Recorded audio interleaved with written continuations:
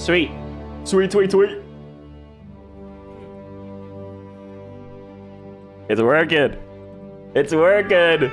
Let's go. Let's go. YourMom.com. I've seen you been streaming lately. I've been meaning to stop by. Fantastic to see you. Yes, we have early access. Early access. The Civ 7. We are officially allowed to show you everything. Literally everything in the game. There are no more secrets that we can leak. Because everything's been revealed so far. Weekday, stream day. Yes, I took off today specifically for this. I hope people at work got informed that I'm off today. Let's go. How do you decide who to play today? Do you get to choose? Nerdy. Are we the baddies? That's how I decide who we play today. I'm sorry. I am sorry. I want to get... So, okay, if you guys want to give me feedback about who we're playing, absolutely. Oops, this is load. But we can pick any leader here. I have an idea of what I want to play, specifically based on a few different elements, but I could be swayed. Sup, Go Pack. So there's, of course, all of our leaders here. We have a starting roster, but there's over 20. How many are there? 4 times. Let's see. 1, 2, 3, 4, 5, 6. 4 times 6. My brain, dude. 12, 24, 25, 26 leaders. 26 leaders for the full DLC pack. That is more leaders that have been released in any previous mainline Civ title. So remember that. There are 31 civilizations, but each of those is split into a separate age, right? So you can argue there's only 10 civilizations, but there still are 26 different leaders, including personas. So for a starting roster, there's a lot of content here. Remember, Civ 6 only released with like 19 leaders and civilizations. So like there's content here. Obviously, there's a lot left to be desired when it comes to the starting roster specifically, right? We don't have a Gandhi. We don't have an Alexander. Of course, Alexander was not in the starting roster of Civ 7 or Civ 6 either. There's no Monty, but Monty was a DLC leader technically as well. But like, there's a bunch of new faces, right? Jose Rizal, or as the internet has collectively decided, is Jay Rizzler. That would be fantastic. What's the preserve gameplay in Civ 7 though? Erudite. You want to know how you play preserves in Civ 7? You play Isabella. Isabella has a wonder spawn bias. Isabella is ridiculous, right? So she has the ability to gain gold every time she discovers a natural wonder, and this is double if the natural wonder is in distant lands. She's all about exploring, very much like Civ 5. Very much like in Civ 5, she was totally busted. To make sure that she actually has a wonder nearby to actually get a benefit from her ability, they just straight up gave her a wonder spawn bias. And Civ 7's spawn bias works differently than Civ 6. It doesn't just place you, it doesn't generate the map and then place its players. It places the players and generates the map around the players and what their spawn biases are. So they'll put Hatshepsut and Egypt here, and then they'll make the navigable river. They'll put let's see, who else has a spawn bias that I know off the top of my head? Pachacuti has a spawn bias to mountains. So they'll place Pachacuti and then make the mountains around him. Isabella has a wonder spawn bias. So they'll place Isabella and then put a wonder right next to her every time. It is the most busted thing I've ever heard. Hey, Carl's in chat. Hey, welcome in, Carl. In the YouTube chat. Welcome in, welcome in, welcome in. The J Rizla. So no more Mindison spawning. Yeah. So the AI tend to. I haven't noticed the AI spawning on top of me directly ever in any of my games, and have not. I have not played the entire game through. I've played the Antiquity Age over and over and over again. I've played a good amount of the Exploration Age. I've not touched Modern yet, which is one of the reasons why I don't feel comfortable making a review video yet, because I haven't played the entire game. How can I make a review if I haven't played the entire game? So, but for the other creators that have made the reviews, Van Bradley's review, I think, is spot on. I think Bose's review video is spot on. I agree with almost everything that they say. I have a couple of minor things I might add, but nothing major that I would add. I think myself as more of a kind of I am a strategy gamer, but I also love the roleplay elements. There's a couple of things that are left to be desired there, but I think that has mostly to do with the starting roster, right? For instance, if you look at certain leaders, like if you want to play as Himiko, who leads Japan, there's no early Japan, right? Japan is a modern era Civ, so that's fine, right? But if you want to have her playing in the Exploration Age, they'll put her to Hawaii. They'll recommend her as Hawaii or Majapahit. Both two island civilizations that are nowhere near Japan. Majapahit is technically the same continent. But like that feels okay. But because like island civilization, sure. But to start her off, they recommend her as with Kamai, which is same continent, right? Or Mississippi, which is, this is a strategic choice, but the AI tends to spawn her with Mississippi. I get very irrationally angry when I see Himiko leading Mississippi. It's just it's silly. It works for most leaders, right? So for Augustus, who of course will be leading Rome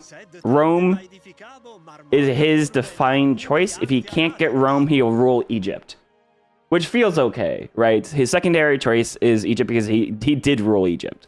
Exploration, he'll transition into the opposite because he had influence on the opposite, but you actually need to unlock that. And in my YouTube game, we didn't do that. Or Spain, because Spain was one of the kingdoms that rose from the same area as the whole Roman Empire, right? Augustus, or the Normans, is a good choice too, because of the same geographic area, rose up, and specifically, but like other civilizations that could be added later, could be civs like the Byzantiums or the Holy Roman Empire, or you could specifically define that as Francia. Or a bunch of different kingdoms that rose from the ashes of Rome, right? And then, of course, in modern, he can lead France or Prussia because Rome had influence on these countries a ton, right? In terms of leaders like Benjamin Franklin, he's, of course, the American leader. But if you lead him in the ancient era, he's going to either play as Greece from the democracy influence or as Rome for the republic influence, because the United States was founded as a democratic republic, which pulled from both of those governments, right? So there's a lot of interesting things that are happening here. It makes me mad though, just a little bit, when I see Hatshepsut, who leads Egypt. If you, the player, decide you want to lead as Egypt, she gets booted off into a different civilization. So a lot of times you'll see like someone as Isabella, right, in the Exploration Age. If you pick Spain, Isabella then has to pick a different civ, which means she is going to end up playing. If she can't get Spain, she'll get opposite, or she'll play as one of the other civs. Which roleplay wise, it gets me a little bit. It's not a big deal. But to me, a little bit. I kind of line up with some of the players that are like, it's weird to see Ben Franklin leading ancient Egypt. But I mean, at the end of the day, it's also a game, and you'll play the game how you want. Pumped to see the gameplay. What's up, Sharksta? What I wanted to do, because of the thumbnail I made last night, I want to play as Charlemagne. Charlemagne is so freaking dope, right? He's a happiness leader, which of course that just makes me happy inside, right? If we're playing, if we're playing as a happiness civ, okay. So, but to answer your question about preserves, sorry, I didn't take my Adderall yet. Isabella gets a wonder spawn, and all wonders you can improve. You can now improve with rural districts. They are called expedition sites, which give you access to the yield on the wonder. And I'm saying expedition sites are the new Civ 7 Preserve. Because not only are you getting the yields of that wonder, specifically if you play as Isabella, you get 100% tile yields from those natural wonders. So it is literally a district you put on wonders to get big yields. That's how you preserve. Take the bait. Okay.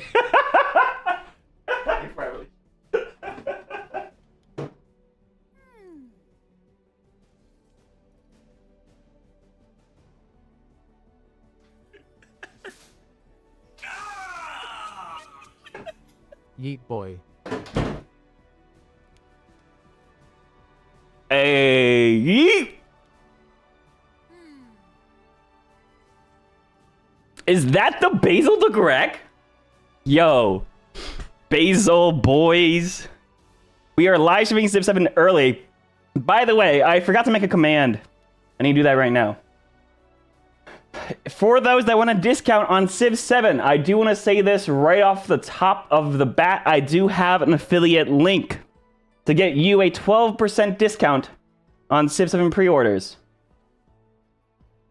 Let me go to my email and get that. I have partnered with Fanatical. This right here is my favorite thing ever. Ever? In the history of forever. In forever? I think about this every day. Really? I think about this all night long. All night long? I stay awake, not sleep. You don't even sleep. Oh, don't. You should sleep. You should really sleep. It's just. Oh my goodness. Okay. Let me get this. And let me go ahead and make the command. Sorry, I know this should have been done beforehand, but it is what it is. Hang tight if you guys want a discount.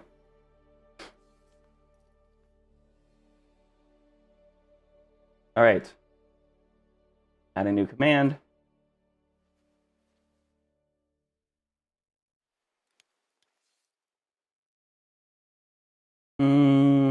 Let me see. This is going to make this.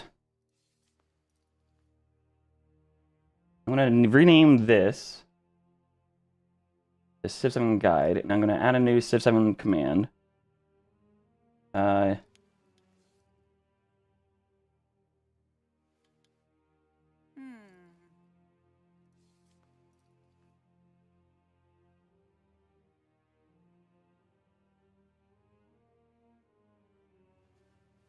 There we go. There we go. We have an affiliate link. This is Fanatical. Fanatical is a officially licensed partner with 2K. They basically get the Civ 7 Steam codes. If you're playing Civ on Steam and you haven't pre-ordered yet, you can get a Steam code from Fanatical.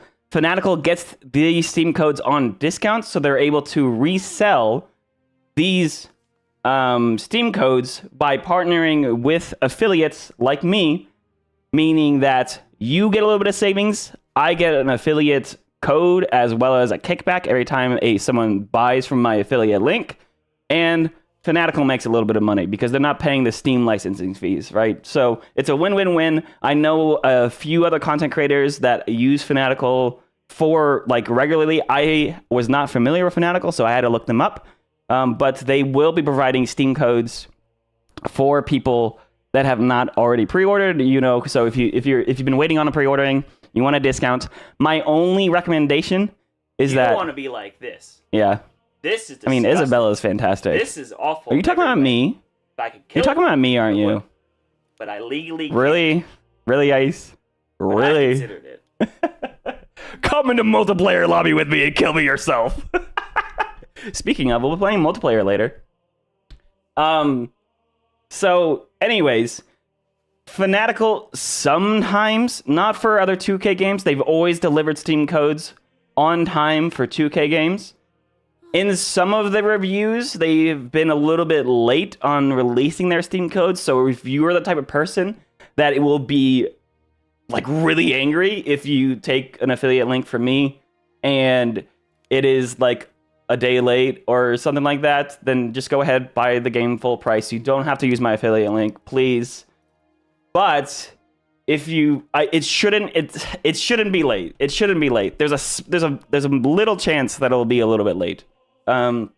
based off of other games that have other reviewers that have been angry about things that are late. So I just do want to say that disclaimer up ahead of time. Disappointment is immeasurable, and my day is ruined. All right, but it is a discount. It also supports me. I had quite a few YouTube commenters asking for me to set up a way for them to buy Civ and also support me in the same time. So that option is available for those that do want to do that. I'll put that link in the YouTube chat as well. I should have put that into the YouTube description. Let me edit that really quickly.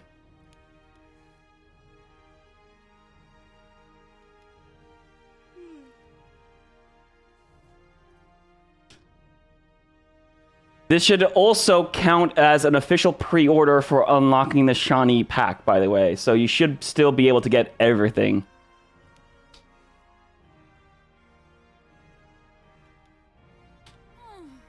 Obviously, stick around for the live stream as long as you want, and you'll be able to see the game for yourself, decide if you actually want to buy it or not. My recommendation at the moment, if you're unsure of whether or not you want to buy the game, watch some content like this live stream.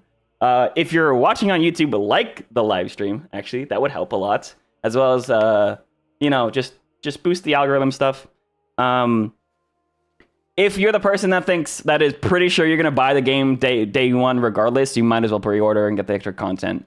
So, they did drops. Oh yeah, it would be nice if we got like Civ 7 drops from watching us Twitch streamers. That'd be cool.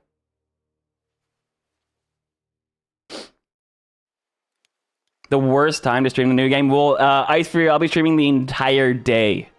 So if you're available at any time today, I'll be live.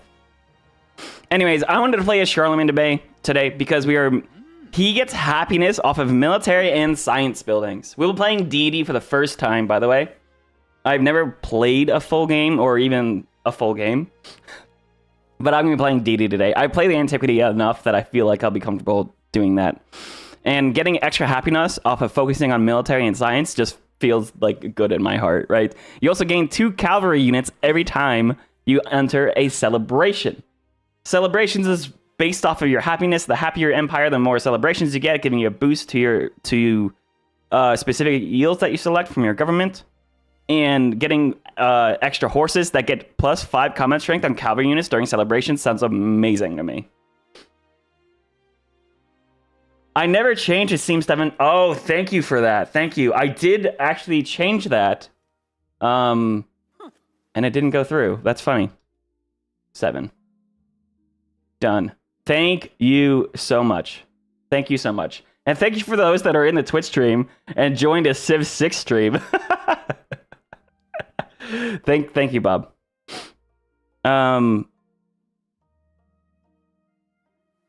Is Civ 7 the most new player-friendly of the franchise? You've never played a Civ game thinking of getting into it. My Aunt Hot, to answer your question directly, thank you for hanging out. I would say yes. Specifically because the tutorial is very good. The in-game tutorial, there's not like a separate play the tutorial in the main menu and then you jump into the game. There's just literally a tutorial menu that as you're playing the game pops up and tells you everything that you need to know.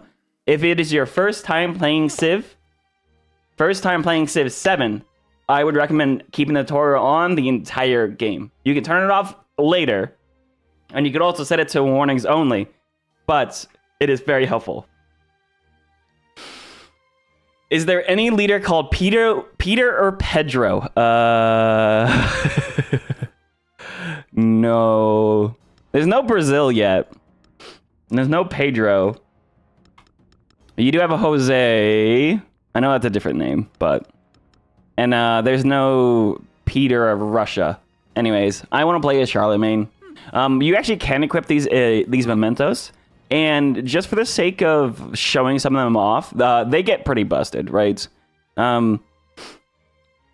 But... like, you can make your troops transport faster. You can get additional settlement limit, but increase the settlement conversion cost of cities. You can get an extra 200 gold at the start of every era. Like, some of these aren't super busted. 10 of the corresponding yield whenever you spend an attribute point. Like, these aren't really that expensive. Free military attribute point, free economic attribute point. Like, you can equip this this equipment to your leaders. Some of them get stupid busted. Like, the Imago Mundi gives +3 sight instead of +1 for the scout's search and lookout abilities. That means your scouts can see goody huts from literally across the entire map, and this is absolutely broken. I can't believe this is a thing. Nerdy wants Momentos nerf. You heard it here. Okay, so there's a lot of things in Civ 7 that are specifically made to be broken as hell. Broken, like, finding the most busted ways to play the game is fun for a lot of players. In multiplayer, that's a lot less fun because it's like, that doesn't even feel fair. Like, you could play as Charlemagne, who gets free cavalry units and combat strength based off of celebration and happiness. And then you could also decide, because leaders are now decoupled from civilizations, you can actually play him not as Rome, not as Greece, but as India, who gets a ton of happiness bonuses, as well as a unique elephant cavalry, which means he'd be getting free cavalry units from all of this excess happiness that are already like 30 combat strength, but then 35 during celebrations, and it's the most busted thing I've ever heard. Like, so like, the role player in me wants to keep him this Charlemagne, the first Roman Holy Emperor. I want to play, like, I want him to lead Rome, right? The most busted thing to do is have him lead India, right? And then later you can transition into the Normans and then into France or whatever you want to do. But yeah, a lot of these things like Momentos are completely optional. You can turn them off, especially in multiplayer. I think they should be turned off in multiplayer because these are unlockable things. I think for the sake of today and having fun and just showing off the game, maybe we just take some, you know? Military attribute, sure, that sounds awesome. Economic attribute, sure. Or scientific attribute. I want to play a very science and military focused game. I think having these additional attributes at the start of the game kind of helps show off the game quite a bit. Show off the Momentos, show off what these attribute skill trees look like. It also kind of leans into the game that I want to play. So I'm going to play with them. That sounds fun. Taking someone through a more historic path and then through a fun gameplay path is definitely one of the highlights. Yeah, so it's your choice. Do you want to play the most busted thing you can think of, right? Or do you want to lead a more historical path, right? A lot of these leaders have some sort of a historical path to lead, right? So, you know, even Benjamin Franklin, who leads America, you can start him in ancient Greece or Rome as the foundations for the American Democratic Republic, and then jump into a specifically like Norman Civ, right? Because Normans were the precursors to the English who did colonize America. Or you can have him lead Spain, right? Because Spain did a bunch of colonizing, including half of the land that is now considered America. And then you could have him lead America. You can also have him lead France, because Benjamin Franklin was a diplomat to France. And you can see there's actually a lot of leaders that have these in multiple paths. Like Lafayette can lead as France, being a French diplomat, or as America, because Lafayette was a military commander, or he, you know, because he helped a... I need to read up on the history specifically about what he did, but he was very important when it came to the American Civil War, or sorry, the American Revolution. The American Revolution and getting France involved. And I saw somewhere that he led American troops specifically, whether or not he was like literally leading American troops on American battlefield, or he brought the French in, or what exactly he did.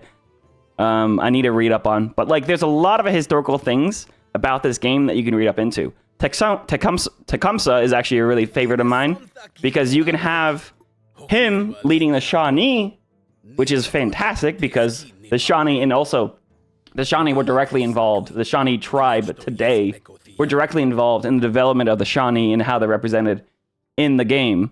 And you can have him lead the Mississippian Native American tribes beforehand, which, you know, if you think about Cahokia or the entire Mississippi Valley of Native Americans and all of the tribes that are there, that's what this represents, which then, you know, can evolve into a Shawnee, which was historically northern Mississippi, Ohio River Valley type of area.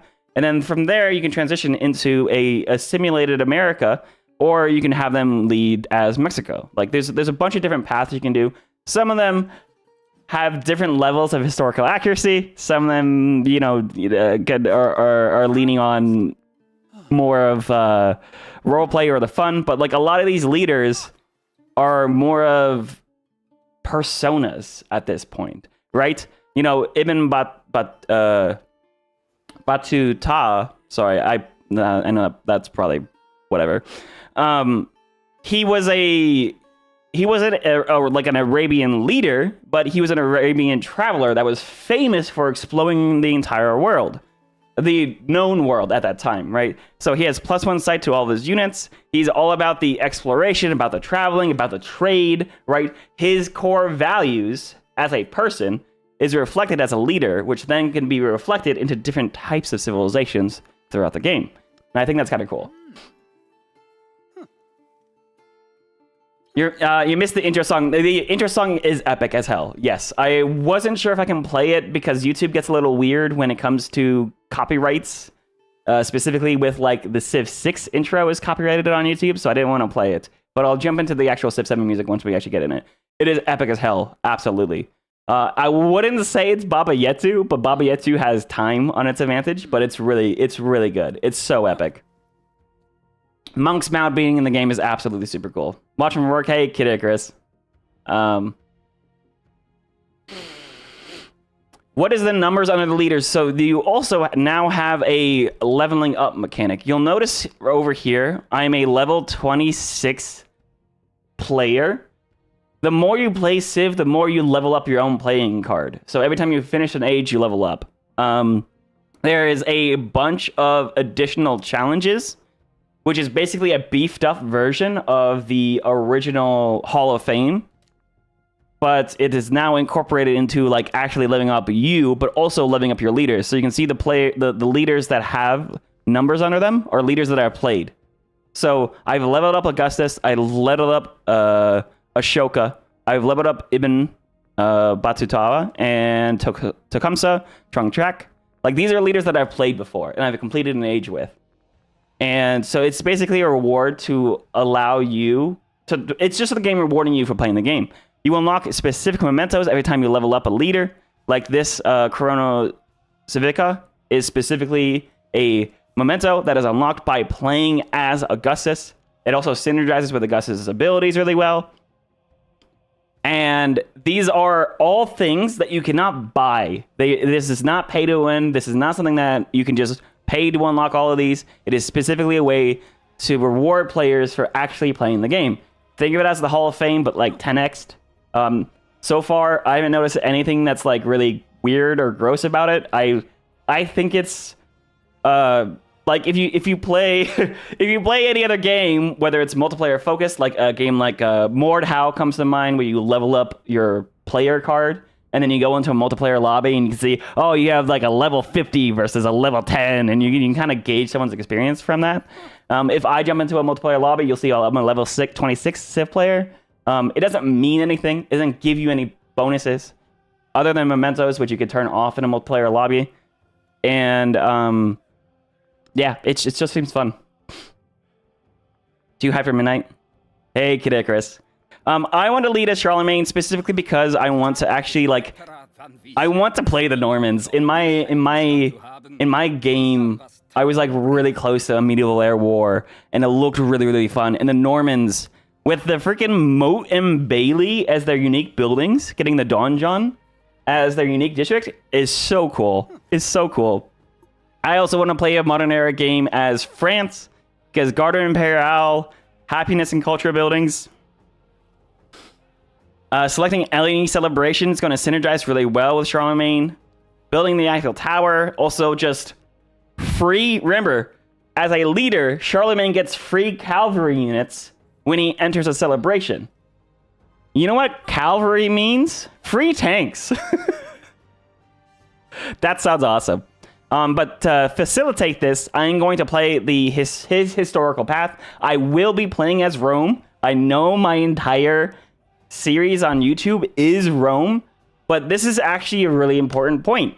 I played Augustus as Rome, which has a very specific flavor. Augustus wants you, with his leader abilities, to give you production in the capital for every town, right? And you can purchase culture buildings in towns. You can also get 50% gold towards purchasing buildings in towns. Basically, Augustus wants you to have one super powerful capital of Rome surrounded by unlimited towns. And he doesn't even want you to upgrade those towns into actual cities. He just wants you to keep everything as towns. While Charlemagne has different bonuses. He has these bonuses to happiness buildings, meaning you actually do want to convert all of your towns into cities so you can build more happiness buildings. And you get a synergy with cavalry units, which is different than your synergy with your legions. So you have a very cavalry-focused Roman Empire as opposed to just the legions. You will have legions, but you're going to have a lot more cavalry. And then focusing on the happiness, how that converts into the Normans later, and then into the French. Every time, you can play every civilization, but with different leaders at every single time. These civs are going to play wildly differently than they did in previous with a different leader. Like the developers were talking about how they played a all-America game in a multiplayer lobby, which means you can play duplicate civs in multiplayer, by the way. They had an all-America game, all with different leaders, and each of these leaders, of course, right? Charlemagne is scientific and he's militaristic and scientific, while Augustus is cultural and expansionist. They are very different flavors of America, of Rome, so I will be playing as Rome. But that's the long answer, right? I'm also gonna play on Deity today. You love how much inclusion there is in the Native American cultures and historical figures, Native American tribe. Yeah, there's a lot more Native Americans for this game. I'm hoping for more paths right now. Right now, it feels a little bit weird because like the core gameplay for like Maya goes from Maya into Inca and then into Mexico, or Mississippi into Inca into Mexico. So you're hopping geographically around a lot, but it's a starting roster. It's a starting roster. Have you noticed a difference in strength between cavalry? We'll get into that when we load up the game. You're the meme about the men that always think about the Roman Empire. Dude, that's the funny thing. Rome is also just like the perfect civ to showcase like civilization switching. Because Rome broke into so many different empires. And also the first turn of the next age is 400 CE, which is like literally when Rome broke up. Oh, we do need a next action key. That would be very nice. I'm gonna play on the Terra Incognita. I need to do a full video about what's the difference between all these different things. Oh, you know what I forgot to test was the age length change. But I'm also going to select which civs we're going to be playing against just because I want to showcase some very specific, cool leaders to play against. Like, I want Frederick in the game because I want a modern-day Prussia. I want to have Confucius in the game because he's just straight-up China and he's always really strong. I'm not going to play Augustus because I already took Rome. I'm going to put Ben Franklin for America in the game. I want to put in... Honestly... I'm gonna put Ibn Battuta into the game, and I want to play in Xerxes because I think he's really cool. So we have a combination of ancient and modern and middle-aged leaders, as well as just a bunch of cool things to showcase here. Cool. Anyways.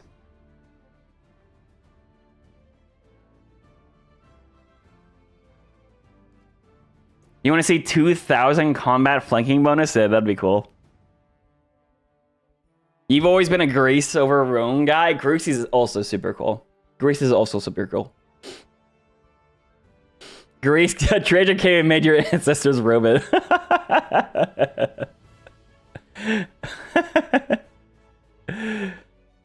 There's so the next action key is, honestly, I haven't noticed it like I do in Civ 6.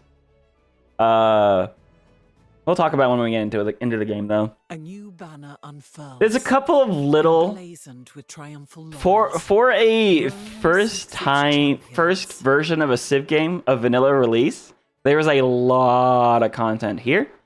I think what feels like is lacking the most is quality of life stuff, as well as UI adjustments that need to be made in the game. I think Bose and Van Bradley do fantastic jobs of highlighting. Also, Potato McWhiskey's, his dual review videos where one is completely about praising the game and one is completely about like crapping on the game and what he doesn't like about the game, and he gets very feels very types of ways when it comes to the UI. Is a totally a thing. Lack of hotkeys, yeah. I mean, so there's some hotkeys. Like, I want to show you just so we don't get too. Like, there's a lot of accessibility features. Like, they do have colorblind access in the game. You could have adjust the font size here. You do have a few of the game graphics adjustments. You can also turn off the skins. I have turned off the Deluxe Edition Scout skin, the Founders Edition Palace, and the Founders Edition Fog of War tiles, because I want to give you guys an ability to see what these look like without, like, to be more representative of what you'll be playing. We need more autosaves. We need a couple different things. There's the... Where's the... I could have swore there was a place where you could set hotkeys. Oh, do we just not have? Okay. Yep. I don't see any hotkey stuff. I think there's somewhere. I don't want to quote, but did I not pick Charlemagne? God.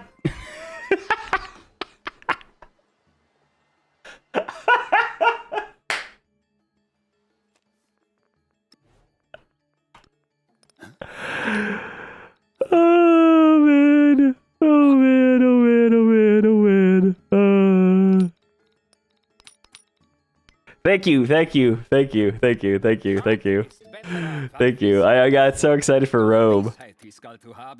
Game speed will set the standard. We'll play Terra Incognita, because I think a lot of people will play in Terra or the Continents and Islands. Oh my goodness. Okay.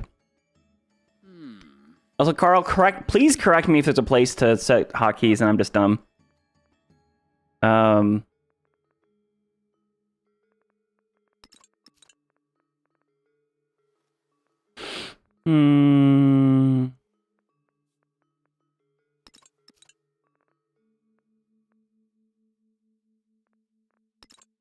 It comes,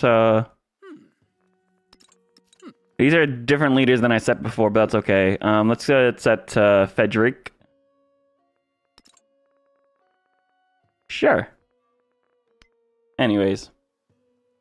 And this is, of course, set to Deity, Standard, Terra Incognita, Small, fantastic.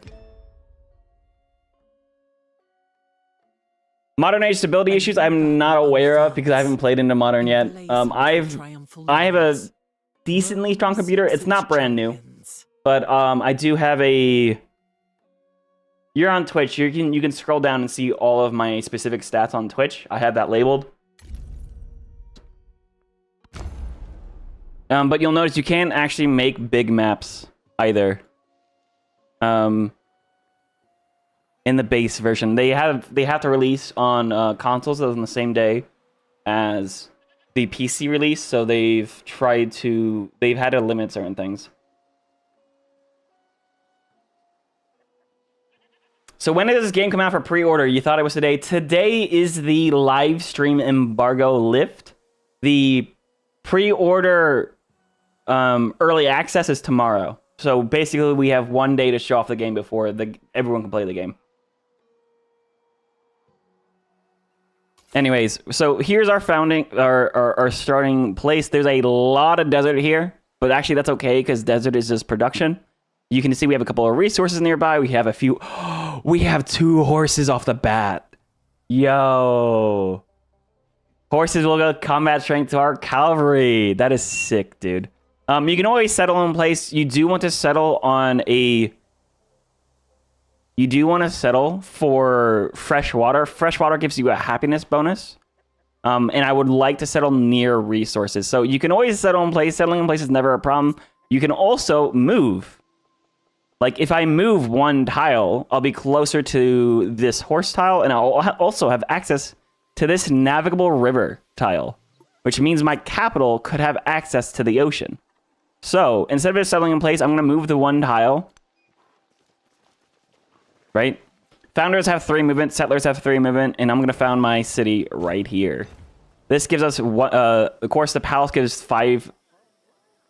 The palace will give us the 5 food, 5 production, and 5 starting happiness. The culture comes from the Roman ability, right? If we look at Rome, you get 1 culture on districts in the capital, and a boost to the Colosseum. Again, the Colosseum production bonus is going to be great for Charlemagne, who has a happiness incentive. Like, there's a bunch of synergies here, even onto the historical path.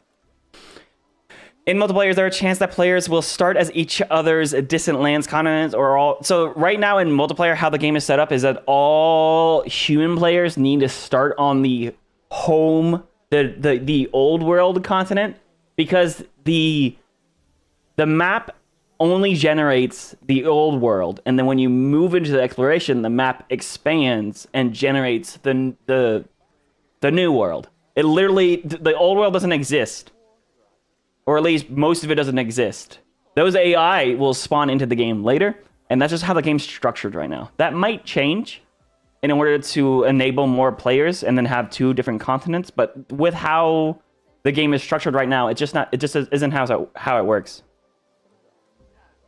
But yeah, so this is gonna be very fun for us. Your first unit is basically 1 production, basically free, so that's fun. But you can see obviously the map is gorgeous, right? Right, so there are hotkeys. Some of them exist. Like turning yields on and off. That's Y, which is the same as Civ 6, so I know what it is. There's other hotkeys like Fortify is F, range attack is R. I always mix up F and R by accident, which actually ends a turn, which is annoying, but that's a different thing. The radiance of the new First thing you do is discover agriculture as soon as you found your capital, and then your choice is the first technologies here. We're gonna go for animal husbandry, so that I can get +1 production on my, or +1 food on my pastures, because we have a bunch of horses nearby. I'm gonna go for double scout opener here, because scouts are just so good. Because you have these special abilities, like the search feature, which increase your vision by 1, but also will highlight where the nearby goody huts are, which will give you a hint about what direction you should go. Like, there's literally one right here. There's 3 goody huts right here. Like, giving you a hint, like, hey, go this way. It's freaking awesome, dude. Like, it's not just getting lucky about going one direction for the other. Like, you know, obviously, if it was a regular game, I would just run this direction and miss all of the goody huts. But now I'm like, oh, no, here's the goody huts. I'll beeline those. That's awesome. Hi, how are you? Yeah. Hawaii, I am very excited to see Hawaii in the game, by the way. One of the first things that I saw in the very first gameplay trailer, it actually shows Hawaii. Not very, very particularly, but you can see very specifically Polynesian-looking military units on a coast. And you're like, that's Polynesia. I didn't know which Polynesian culture they were representing, but it was like, there's definitely like a native Polynesian civ in the game, and I was like so excited for it. First thing we do, there's no builders in the game. Your cities will improve tiles themselves, which is fine. This gives us the pasture, gives us +2 production. Once we get animal husbandry, this tile will improve to get the additional food as well. And then also unlock a certain building, such as the saw pit, which gives additional production on those. So that can be basically a 1 food, 3 production tile eventually. All praise the scout. Dude, okay, so you can take culture immediately, or you can take some gold. I'm going to take the gold because buying a secondary unit, can be very powerful here. Especially if there's a certain free horse unit that I can maybe set up. Like, that'd be cool. Carl knows what I'm talking about.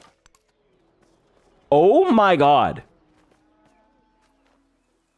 There's 4 horses here. Horse is a very powerful resource. Not only does it give us a flat +1 combat strength to cavalry units, it also gives it a plus. All your cavalry units get an additional +1 against infantry specifically. Oh my god. Okay.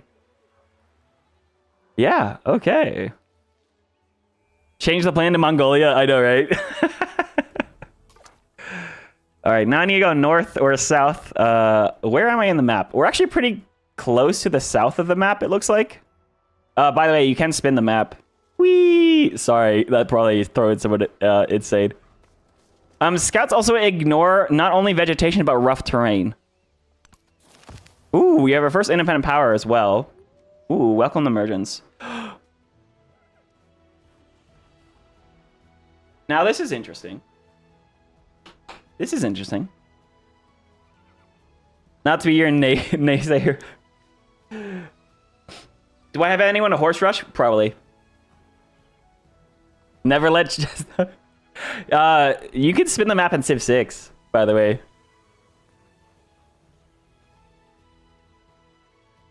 Also, welcome in people on YouTube, too.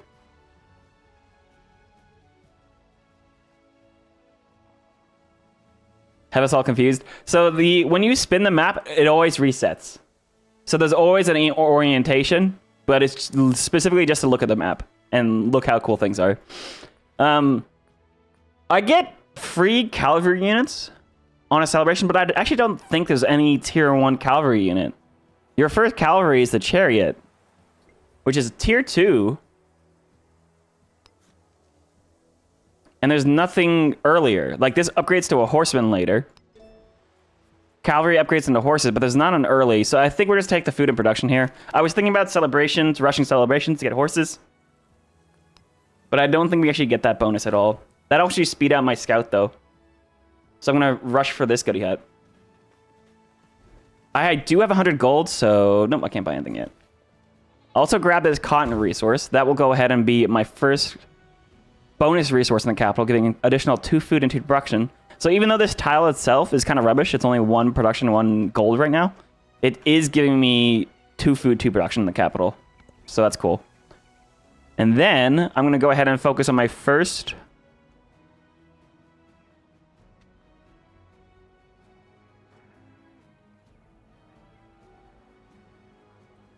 I'm actually focusing on my first warrior too. I'm going to go 3 unit opening here. That's +3, though. No, it's fine. I want 3 units. Is elevation purely aesthetic, or does it have any gameplay effects? It is both aesthetic, but also gameplay. So if you are, say, on this tile... Actually, I'm going to go this way. You can't move. You can't just run up and down cliffs, unless you have an infantry unit that has the commando perk. Commando is really, really cool. There's not like a high ground combat strength advantage, but it does affect like choke points and attack angles and things like that. I can see this is actually all coast down here. And this is Kerma. This is our independent power. This is basically the replacement of both barbarians and city-states. This one is not hostile, which is very nice. Oh, the flood! My scout's already hurt. Gosh dang it. That's annoying. That's okay, though. We have incense, which gives us science. Dude, I want to settle all of the horses. Now, I could have settled it in place to get access to this horse, but I can probably just put another town down here.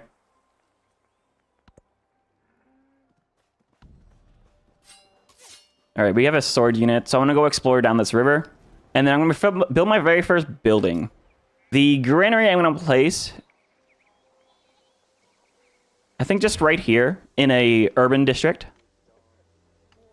And get that built pretty quickly.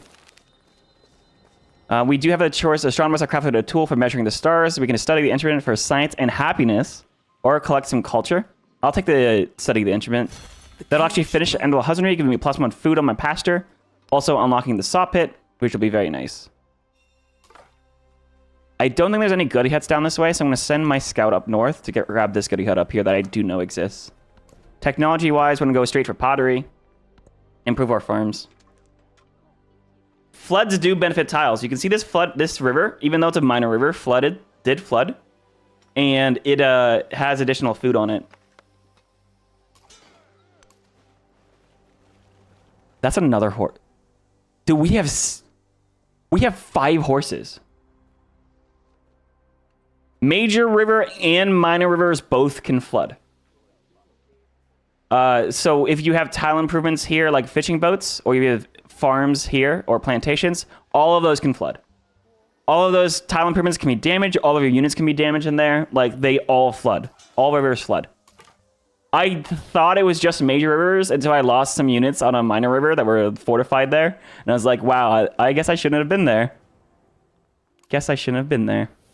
Gold, let's go. And another goody hut up here. Goody hut down here too. It seems like we have a good amount of room, so that's fun.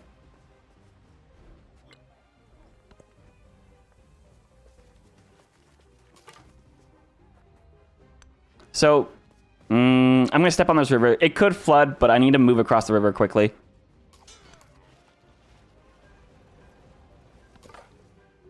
And then also wine. Ooh, look at it. Look at these mountains, dude.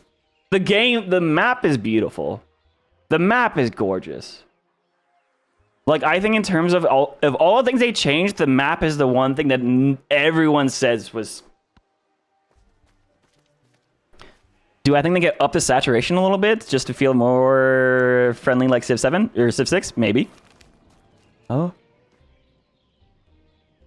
Ooh, look at this. Help a petty warlord that has driven a community of artisans from their home. They've been building chariots. Anyone that helps reclaim their home is welcome to them. So by spending 50 gold, I can actually get a free chariot right now.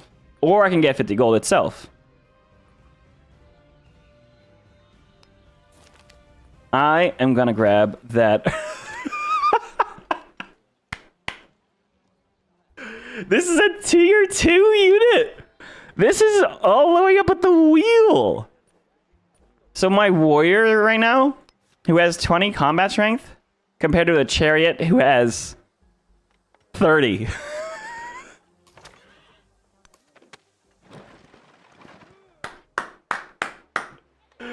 Okay.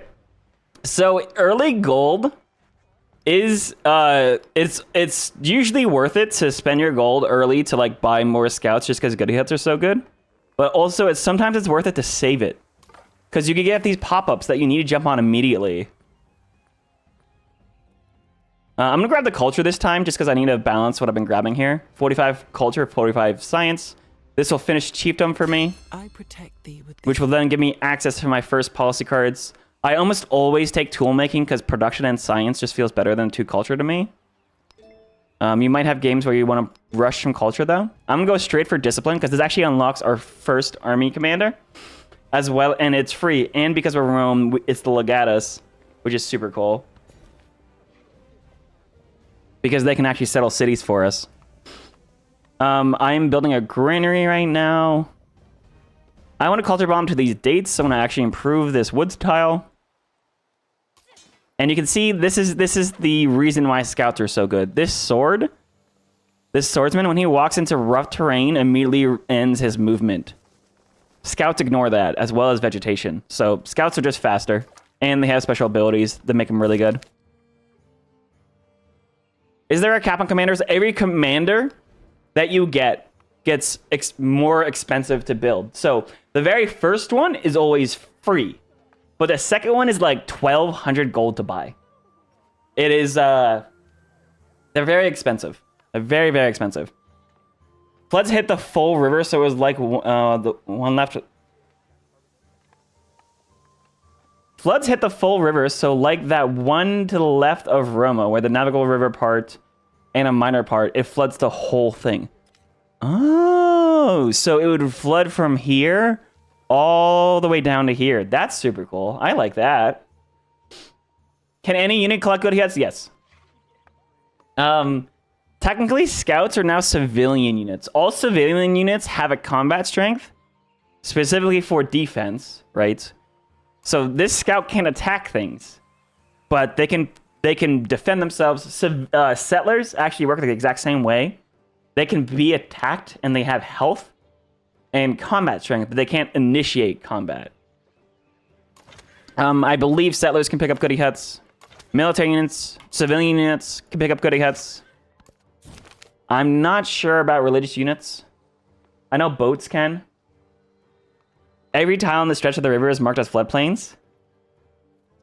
But it's also possible to have some rivers that are not floodplains. Oh, hang on. Flat plains floodplain. While this river is just a river. So this river floods and this one doesn't. This is floodplains. That is super cool, Carl. I had no idea. I had no idea that was a thing. Wait, no, this is floodplains. No? So, oh. Wait, this tile, flat plains are no river. This tile, plains floodplain.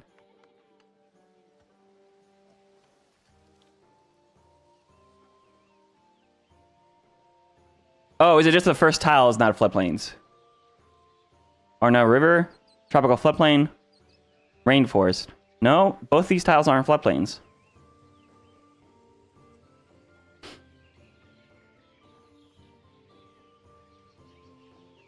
Is it because there's a vegetation tile on it? Now I'm more confused.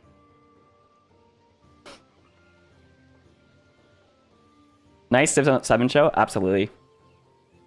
Great people die forever, or do they teleport? Great people can die. I'm pretty sure. I'm pretty sure all great people, so your commanders do not teleport back. They die. Civilian units all die. Settlers can't be captured. They just die. And the great people, like Egypt gets specific great people like Emotep. I assume they're civilian units that can die, but I have not been in a place to test that.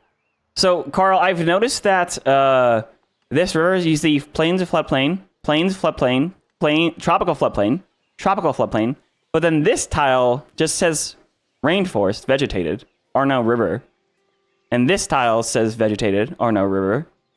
While this river goes floodplain, floodplain, floodplain, and then the first tile just says or no river. So I was like, oh, is it the origin tile is not floodplain? But then this tile's also not floodplain? Is it because there's trees on it? Like, there's a bunch of, there's no visual difference between floodplain and non-floodplain rivers, is what I'm noticing. Like this river, floodplain, floodplain, floodplain, floodplain, floodplain, floodplain. So this origin tile, this origin river is a floodplain, but these two and this one is not. Can be floodplains all the way back to the origin, but not always. Okay, so I'm assuming there's a tile that starts the floodplain, and then anything downriver from that is always floodplain, is what I'm assuming.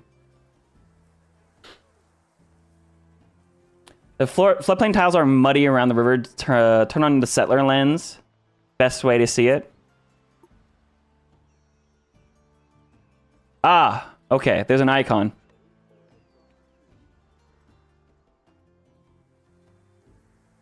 Okay, the icon's missing here, and it's missing there, and... What about this one? This is not a floodable river. Okay. Oh, actually, hang on. This might be the easiest way to see. Oh, okay. So this river is pretty straightforward, right? It just flows. While this one has a bunch of like water pretty much everywhere, right? So that shows off this is a floodplain. This one is real narrow. This is pretty narrow. This is all over the place. Okay, so there is a visual difference. I'm just thick. Dumb. Not thick. Do you still want to settle as much as you want 4 tiles away from each other? No, because now is a population cap. Now you have to be very, very... You have to be very particular about where you settle. You can go over the capital. This is a soft limit, so if there's a reason to go over it, or you have happiness that you can deal with it, you can do that. Oh, excuse me. Freaking nerdy. Let's not make that a thing. The meta for settling is settle a city to make that city as good as possible, right? So you're not going to settle min-distance. You're going to settle somewhere that you can grab as many resources as you can, right? So like over here, we can grab all of these resources would be good settle. But settling like right here on the mouth of the river could be good, but you have a significant overlap between your cities now. It's a lot closer to Civ 5. Thick and nerdy. Oh, God. Oh, God. I'm going to take the happiness for the next celebration here. Actually, do I want the gold? I want to be happy. That's fantastic. This actually gives us the first choice of government. Classic Republic, despotism, and oligarchy. I'm going to take despotism here. I want this science and military because that seems awesome. I also forgot to spend my attribute points. I do have that militaristic and scientific attribute point. So I'm going to spend +1 science on the capital. And military, I'll take the +5 against independent powers. I could have done that a while ago, but that's okay. So you could absolutely argue that the Momentos are going to be a significant advantage, but that's okay. We're playing. There's another independent power here. Ooh. Neither of these are hostile. I could decide to attack them, or I could just leave them how they are. Dude, we have so many goody huts.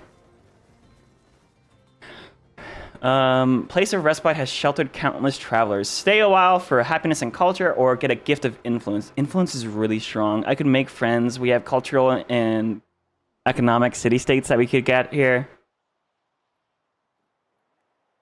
You want to be happy too? True. We're making 5 happiness per turn. I like the culture just to speed up my commander. Though I could immediately become a friend with a city-state here. I need to... Oh, no, I need to kill Kerma. Kerma has these horses. They need to die. I'm going to grab this culture. This city-state we might keep around, though.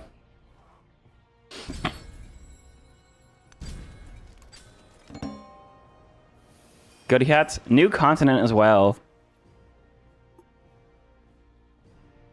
Nice. We're on Antarctica? Hell yeah, dude. Can you choose what independent powers are in the game? You cannot in how the game is right now.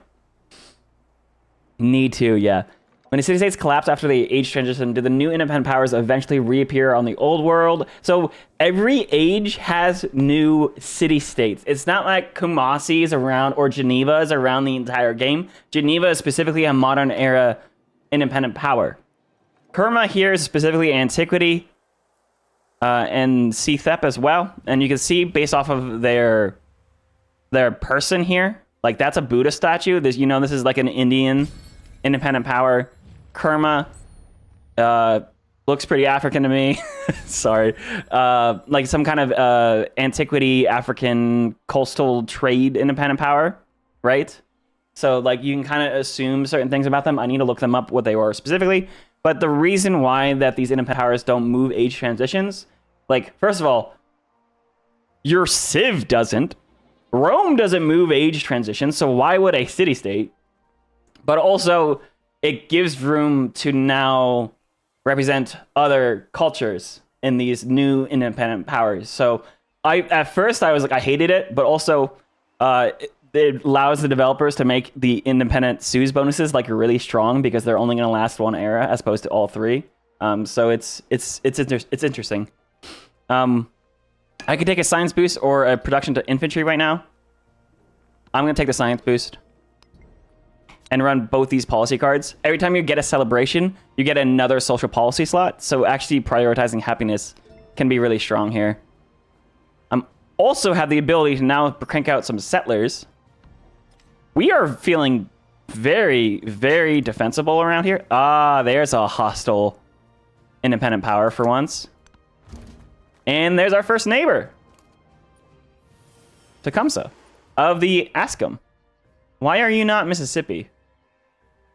There must be another Civ that is playing as Mississippi. I guess... Wait, but I picked the Civs. Why is he leading Ascom? Okay. Why look him up when you have a Civipedia? Oh, true. City-states. Are they here? Pantheons. Government, cultures. Is that civics, actually? So here's the civs. Here's the leaders.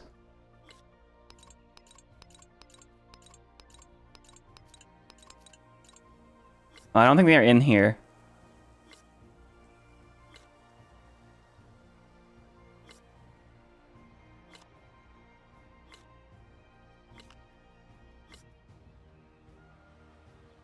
Yeah, the city-states aren't in here.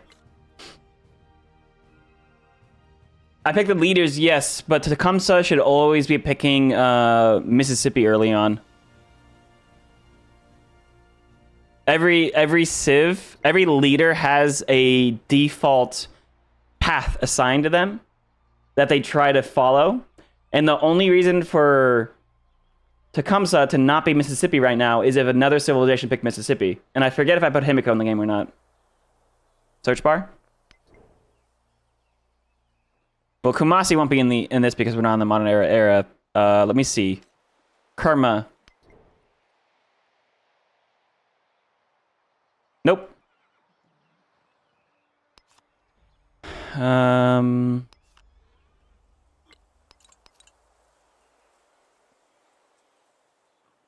That's okay. The Civilopedia is going to be missing some information.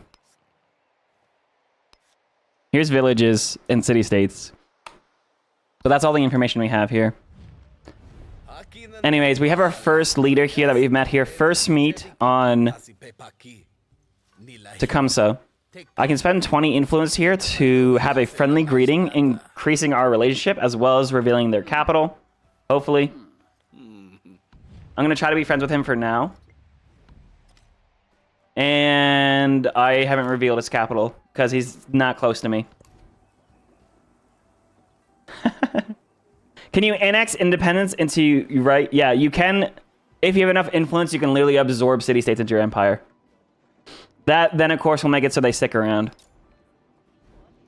Here is something that I discovered recently. You'll notice the saw pit is a production building, but it's also giving us science and culture.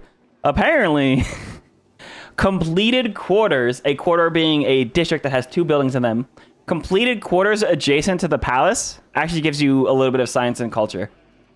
So I could actually rush the saw pit here because it gives me +1 production here. It gives me +1 production on this woodcutter, but also +1 science and +1 culture. And then I'll move into my settlers.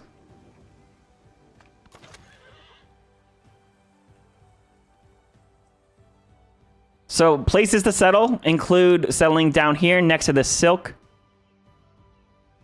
the colin, and the gold. I can settle the horses down here because I can kill Cromer and settle horses up here. You can also befriend an independent power and then promote their growth, which would then let them improve more tiles, and you can just send a merchant to them to grab their resources.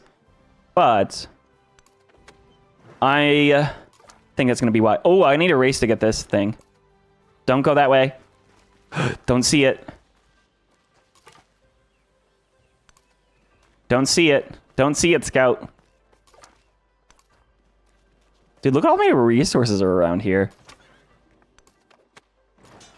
Oh, I'm fighting.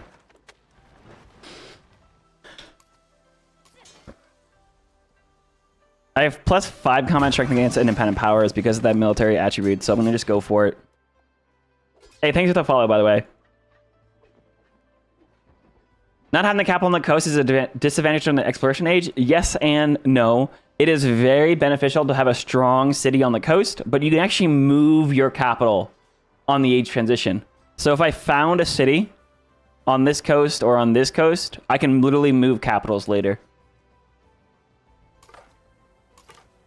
All right. Now, Tecumseh. Don't take it. Yes! Sucker. I can get 30 food or 15 production right now.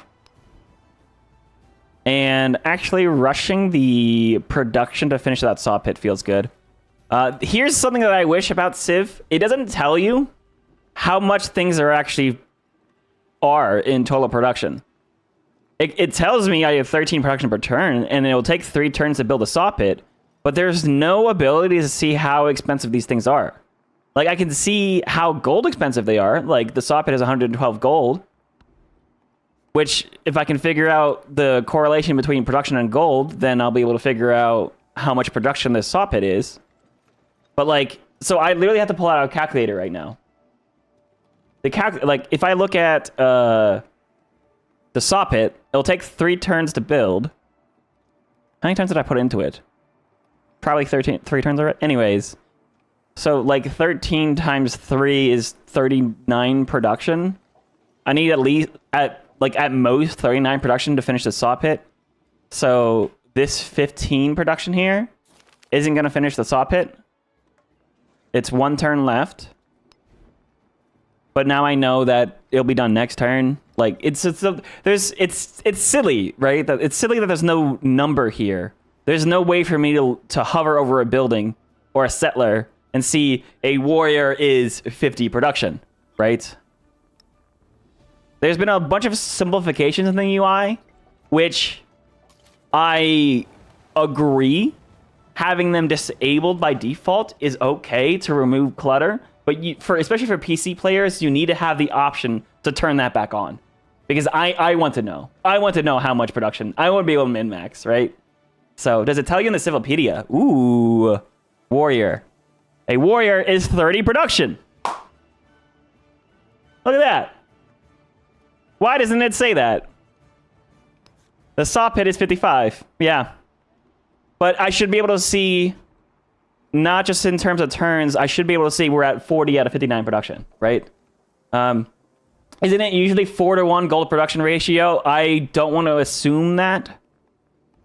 But if we look at warriors, how expensive they are. A warrior is 120 gold, and a warrior is 30 production. So you're right. The 4-to-1 ratio has carried over into Civ 7. So now we know. Now we know that's been confirmed, right? But it's something that you don't know until you test it, right? And that's been basically what I've been doing for the past 3 weeks that I've had this game, is testing everything, which has been a problem because there's no Civilopedia. There is a Civilopedia, right? But the Civilopedia is relatively limited. There's no Civ Wiki online because it doesn't exist yet because the game's not released. So I have to test everything myself, but there's also no fire tuner. So I can't set up things, so I actually have to play the game. And then, the other problem is the game is fun. So every time I would load up a game to test something, I would find myself playing just the game for another 4 hours, and I was like, oh, whoops. Also, I'm going to rush out this culture here. The gold and happiness is nice. I want to get my commander as soon as possible. This guy ran away. I'm going to go ahead and heal. As long as you don't spend your movement, you'll heal. You can also do the heal action where they actually like set up camp. This is actually the cutest thing about Civ 7. This is the cutest thing that the developers have ever done in a Civ game, is having them literally like, well, I don't know, it's cute that he's writhing in pain, but it's adorable that I've literally set up camp with like a watch, right? The guys that are not hurt are on watch, making sure no one comes to attack them, while the guys that are hurt are like literally writhing in pain. Oh no, 3 weeks early access must suck so bad. I know, right? Yeah. Oops. This right here is my favorite thing ever in the history. And there's also just watch. I think about this every day. I think about this all night long. I stay awake. How many hours do I have? Because I'm thinking about this. 47 hours. Which is actually not much compared to other people, which is funny. Also, now that this district is completed, I have a culture on it as well, just because of Rome.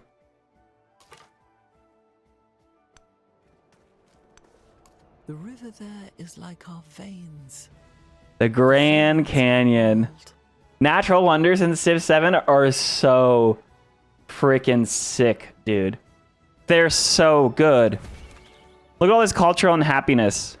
But not only that, if you improve a natural wonder tile, this Grand Canyon, if you improve the tile, you get +2 science on all flat terrain in the entire settlement. They're so good. They're so good.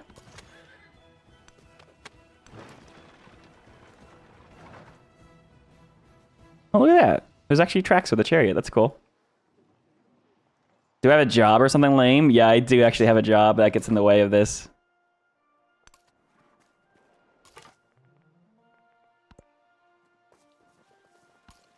Do nothing which is Welcome in, JJ, by the way, and have a good time at work. Now I'm going to run the survey card because +1 to sight of my scouts is just amazing. Because not only is it +1 to sight, but that actually increases your search range as well. Effectively by 2, so you can find these goodie huts.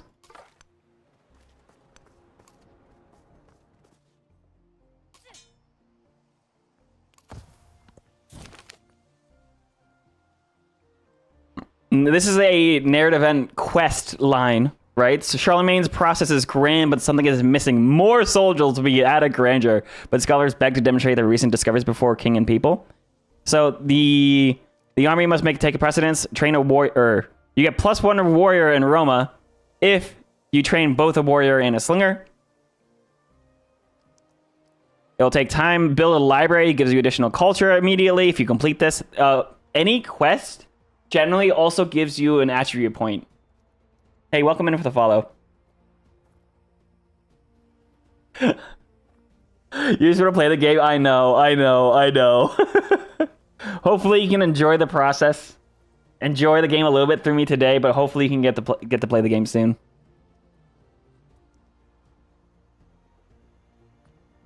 The warrior here is nice. I think I could also just build a library. Let me go for writing here. We now have our legatus. And there's another civ over here too. Uh-oh. Is that Confucius or is that... All the icons get messed up on the... So I see we sell Persia. The China is actually Confucius. Axum is this guy. Excuse me. I do want to send this warrior home.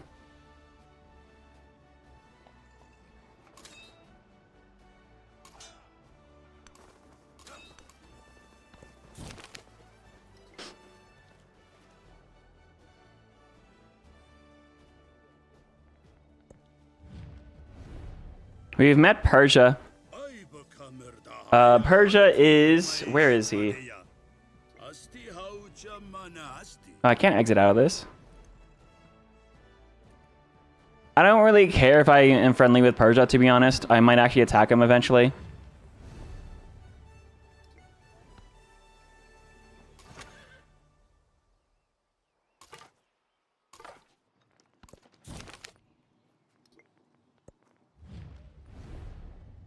And there's also Confucius.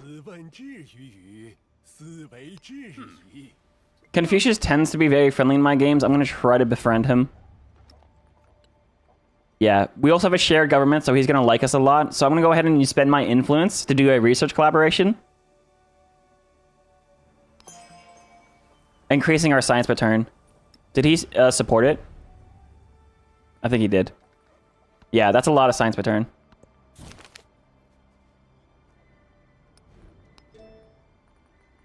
Now that we have discipline, I'm going to grab mysticism as well.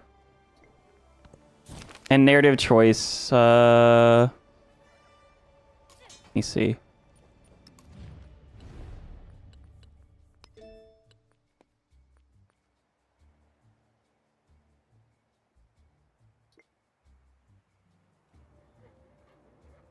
Have I met everyone? No, there's 2 more. Or everyone on this continent, yes.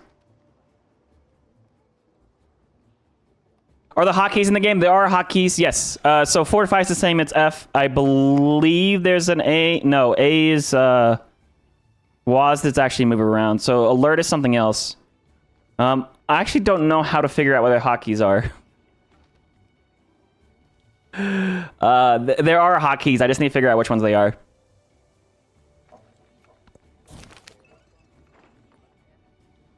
I'm gonna take this military objective just because I need all I need here is a slinger, and I should be able to complete that pretty easily.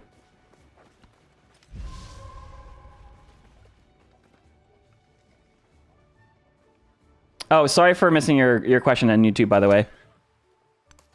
Yeah, here's China. They're already building the Great Stele. And looks like there's a natural disaster up this way. That's where Persia is. He's so far away.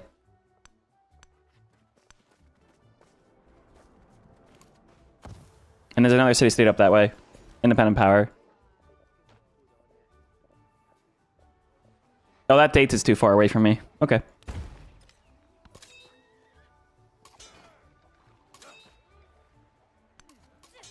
I'm going to move my warrior in radius as my commander to attack the scout so that the commander actually gets some experience for that. How much is a slinger? 120 gold. Okay, I'll have that next turn.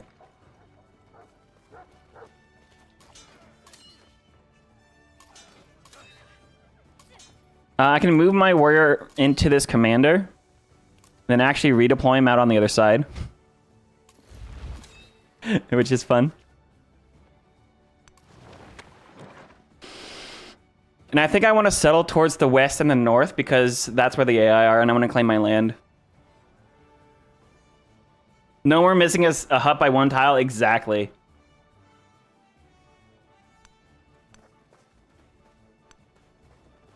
There's some more coast up this way. This scout really should take some time to heal, especially because of these floodplains. But I also have the policy card in for him right now. Let me go ahead and gold buy this slinger. There we are. Apparently this trainer warrior doesn't count this warrior. So I'll need one more. You bet Scout gets confused every time I mention him? Yeah, exactly. We'll kill this Scout. Scout hangs out in the other room, though, so... I'm going to go ahead and melee settle over here, because look at all these resources. I'm going to settle this tile right over here. Now, even though this Scout is here and he's hostile, he's not going to be a problem either.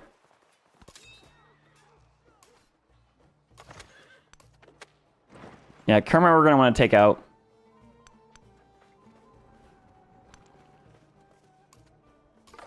This guy's going to heal for a little bit. Take a break. Is he in the tent? That's adorable. Does the game show anywhere what age unlocks you need to unlock a Civ? I haven't seen anything on what unlocks the modern Civ. Yes, there is. If you go ahead...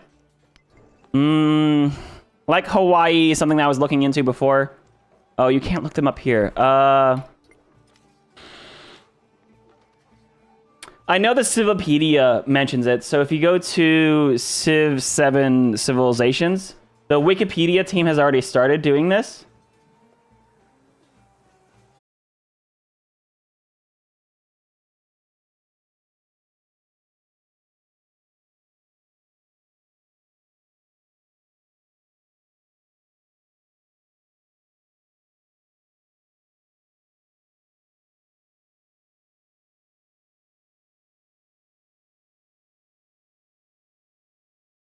Oops. Hang on, guys. Let me fix some things here.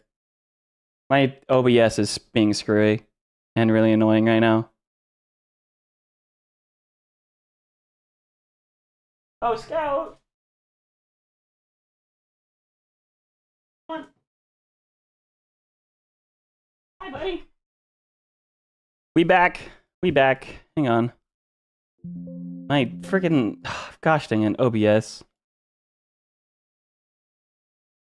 Nothing in my OBS saved, so I need to like reset up like the entire OBS. Hang on. Oh man, I hate it. Oh, I hate it.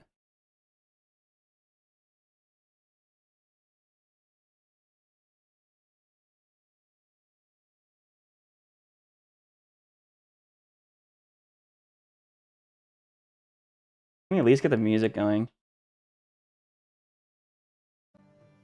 There we go. Hang on, guys. Hang on, hang on, hang on. This takes a second. Freaking OBS. This isn't a Civ 7 thing, by the way. This is a me thing. Alright. Chris is online.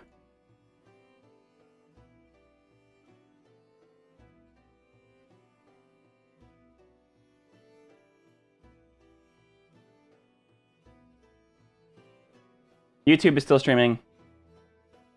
Right? Okay, cool. YouTube is good. Definitely lost a bunch of viewers. Dang it! We were at 34 viewers a second ago on YouTube. Alright, guys. Hey, those that are coming back, welcome back in. I'm getting things fired up again. Of course, gosh dang YouTube chat. Not you guys. The OBS window.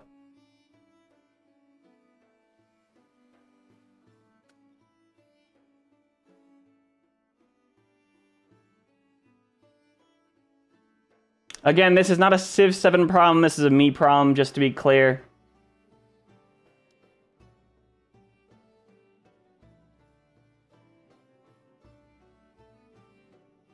Gosh dang, I can't even save. Anyways.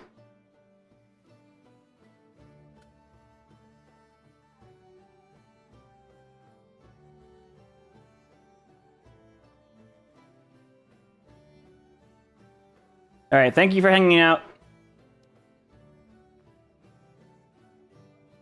Thanks for sticking around. Be back. Guys, if you're on Twitch, I'm gonna play a quick ad just to turn off pre-rolls for a second while I load up the game. Hang out there. I know you guys are just hanging out, but we'll get fired up in a second.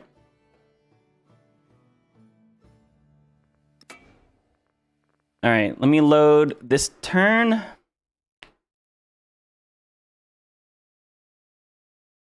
A new banner unfurls, emblazoned with triumphal laurels. Rome seeks its champions. Does XP towards Momentos depend on game speed? I don't know if it scales. I would assume that it doesn't. So effectively, if you want to unlock Momentos really fast, play on online speed. I don't think there's any penalty for doing so, like playing online versus standard. I wouldn't see why there would be. It is, but they don't want you to gamify the like speed run unlocking everything. But I mean, you can. You're a person, so why not?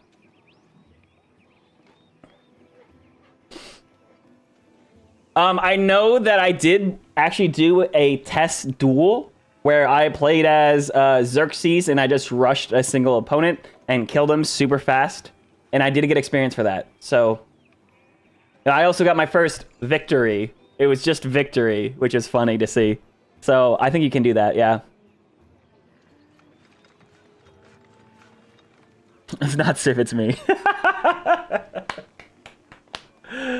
Oh, man. All right. Ads over on Twitch.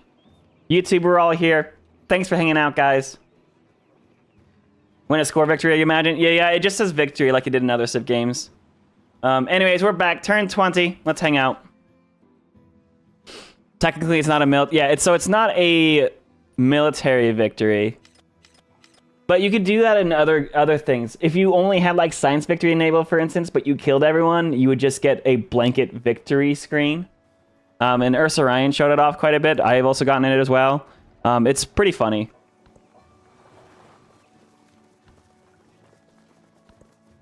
All right, I'm going to accept the open borders from Xerxes. Why not? That scout ran away. I do want to bring my settler. My settler can actually outrun my slinger, which is really funny. And I'm just going to go ahead, unescort the settler, because why not? I actually want to bring my army commander, who is going to pack up the warrior, and then move. Packing up actually spends the warrior's movement, not the commander's movement. For those that find that interesting. Oh, yeah. Look, oh, look, islands. Yeah, Terra Incognita was probably the map I should have played if I wanted to play Hawaii.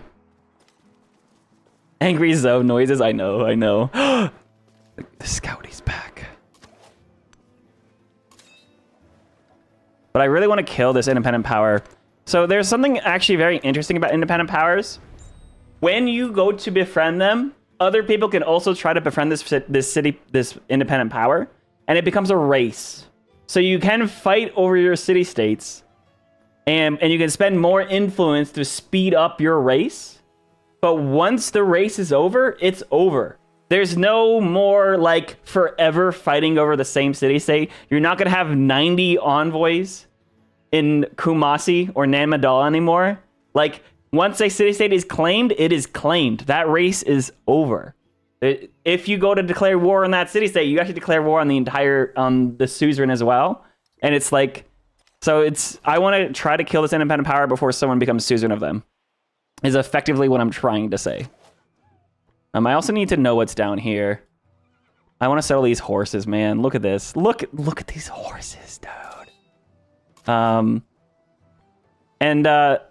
Oh man, that being said, okay. I know I want to go down that way, but I do want to know what's down here. You are pretty far away. I'm gonna ask for open borders so I can come through here. You can actually walk through city centers now too, by the way. City centers don't block you anymore, which is like very nice because that was always really dumb. All right, settler. And I want this guy on the coast.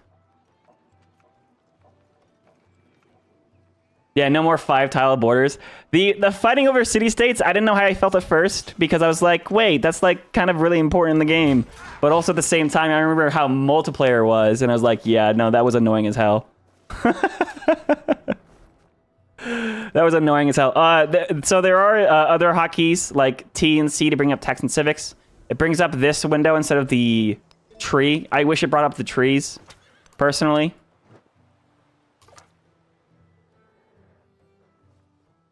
This scout's going to keep on going north. This scout's actually going to go this way.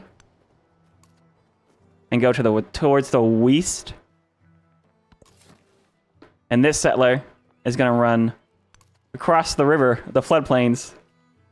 Nothing bad will happen, right? Weird niche question. Can you unpack a unit on the same tile the commander is on, or only adjacent to the commander? Very good question, Anthony. Technically, let me show you next turn. So, to answer your question, let me pack up the units. Spending the units' movement, not the commander's. Now, the commander does have the ability to then unpack units, and you have to unpack units to adjacent tiles. The one exception, though, is if there is no more tiles that are adjacent and still applicable, they'll just pop up on the center tile. So if I go here, and then I try to unpack this direction, let's say I had 4 units and I didn't have sailing yet, there's only 3 tiles that are applicable, so my units would unpack here, here, here, and then on the center tile. And it always tries to unpack infantry first, and then the range units in the back. It's actually kind of smart about it. You can micro it and deploy one at a time if you want to be sure that it gets done right. But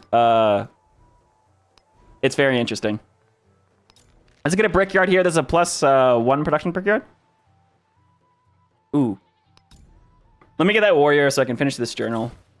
Now, there is the option go settle here. I can also leave this available for China to settle, so I could go conquer that city instead later. Oh, man. Wait, I could just settle here and grab the horses. With these mountains and wine. Ooh, hang on. But there's a river here, isn't there? There is a river.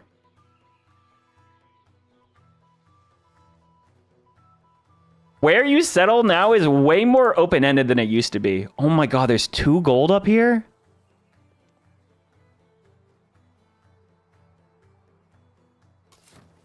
There's no fresh water around these horses, so you would have to deal with a happiness problem. Unless you can find a river down here. I kind of like this mountain settle. It just feels a little bit redundant. Absorb Kerma. That gold is really nice. Look how much room's up here.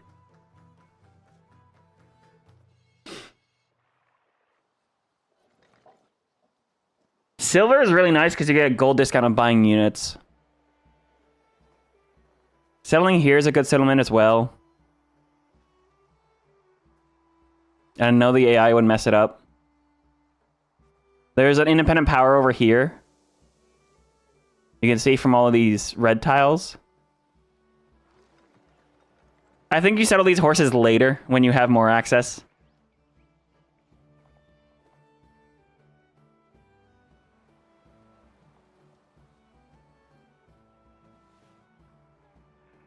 I'm gonna go ahead and settle over here.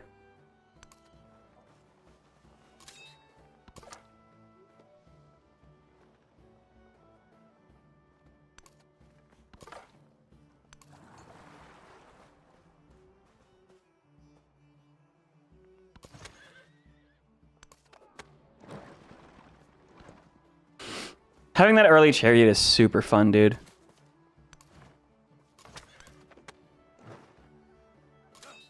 Alright, I do actually want to know what's down here. So while I'm down here, I'm going to bring the commander and maybe go attack the city-state.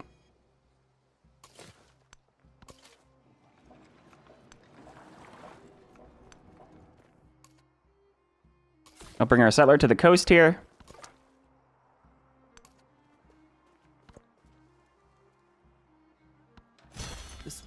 Commanders get additional movement when you have units packed in them too. But there's just a lot of vegetation down here. Alright, I've completed my quest here to train a warrior. It gives me an additional warrior as well. There's a scout here.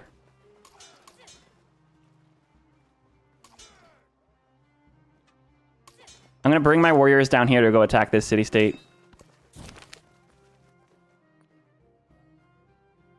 We're going to rush the culture to get our Pantheon faster. And tech-wise, we have writing. I want to go to irrigation and get the extra settlement capacity.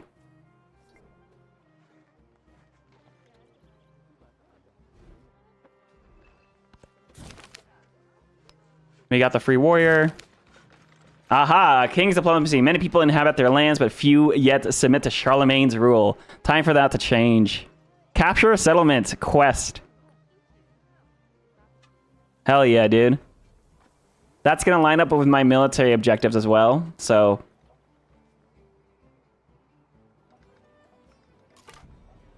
there's hides, by the way.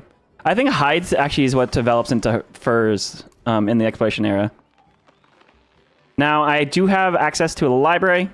Libraries have adjacency to resources, so you can see the library is +2, but it's additional +2 from these resources.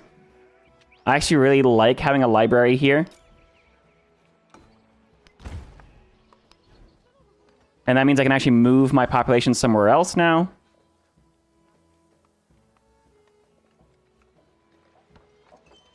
Hello? That's not improved yet. Oh, this district isn't completed yet, so I can't put a rural district there because this district doesn't exist yet. That's fine. Let me settle this town. Immediately builds a road. Grows. Let me grab the... either resource. And grab the silk because it gets closer to the gold as well. Put that in the capital. I'll put the cotton over here to help this town grow.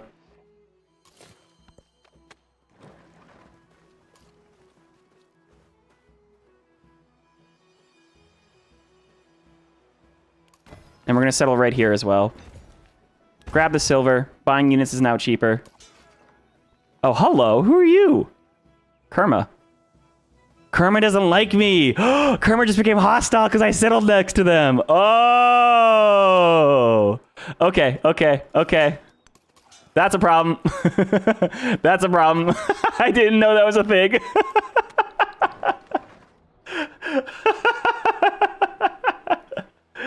Oh, man.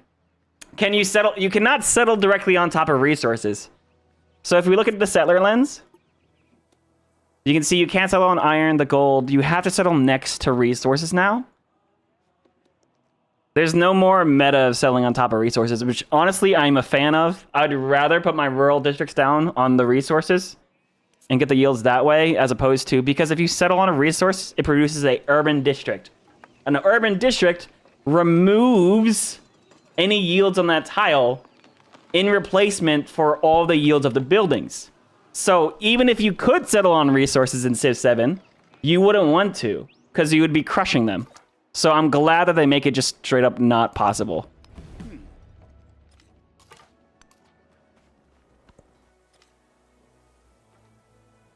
Any word on when modding will be possible? Modding will not be available on day 1 of release, but modding is very important to the Civ developers.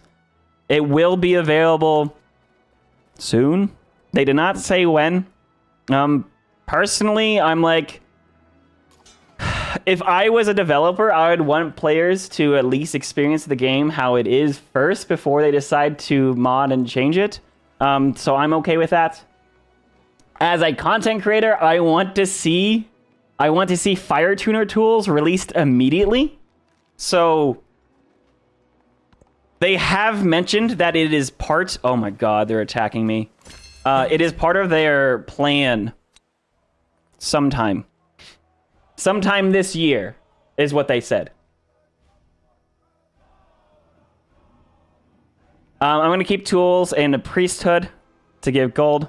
I'm going to have to try to buy a unit here. This is hilarious. I did not realize this is going to be this bad. But let's get ahead and... oh my God, that's hilarious. I had no idea. Now I could... Oh no, independents are... Nope. Can't do that either. That's so funny, dude. That is hilarious.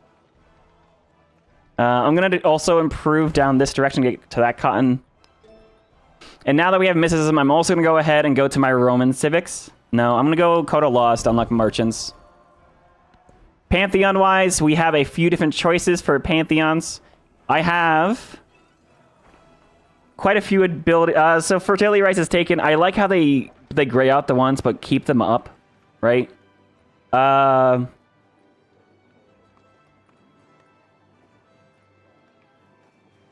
have an Earth Goddess game yet? Natural Wonders? Mountains? No, I don't.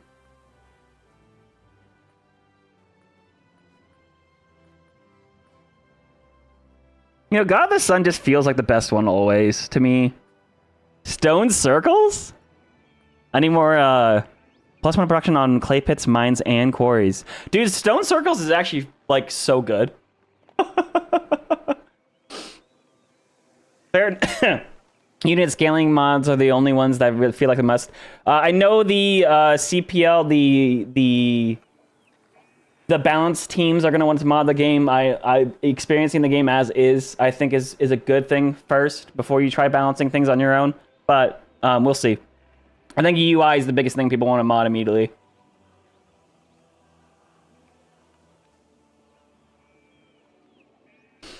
And the bonuses AIs get higher difficulty progressive as the game goes, or is it like Civ 6? It's like Civ 6. There's actually quite... So their boost to things like production is actually less than it used to be. However, their combat strength modifier on Deity is like +8.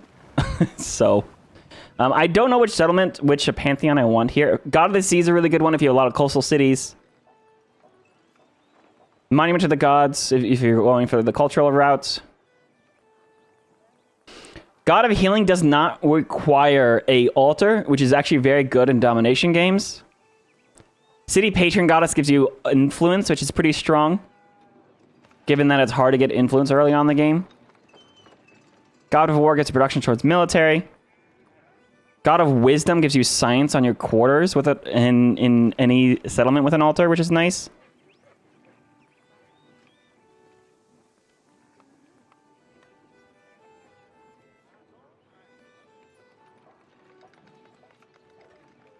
God of the Harvest. Food on farms, pastures, and plantations.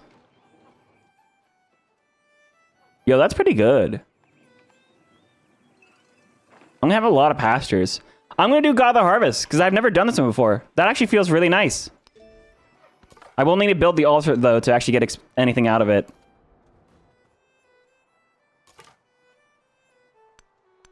Yeah, there's not much up this way. How does happiness work? Looks like a global happiness is back in Civ 5. So happiness is both a local and a global resource.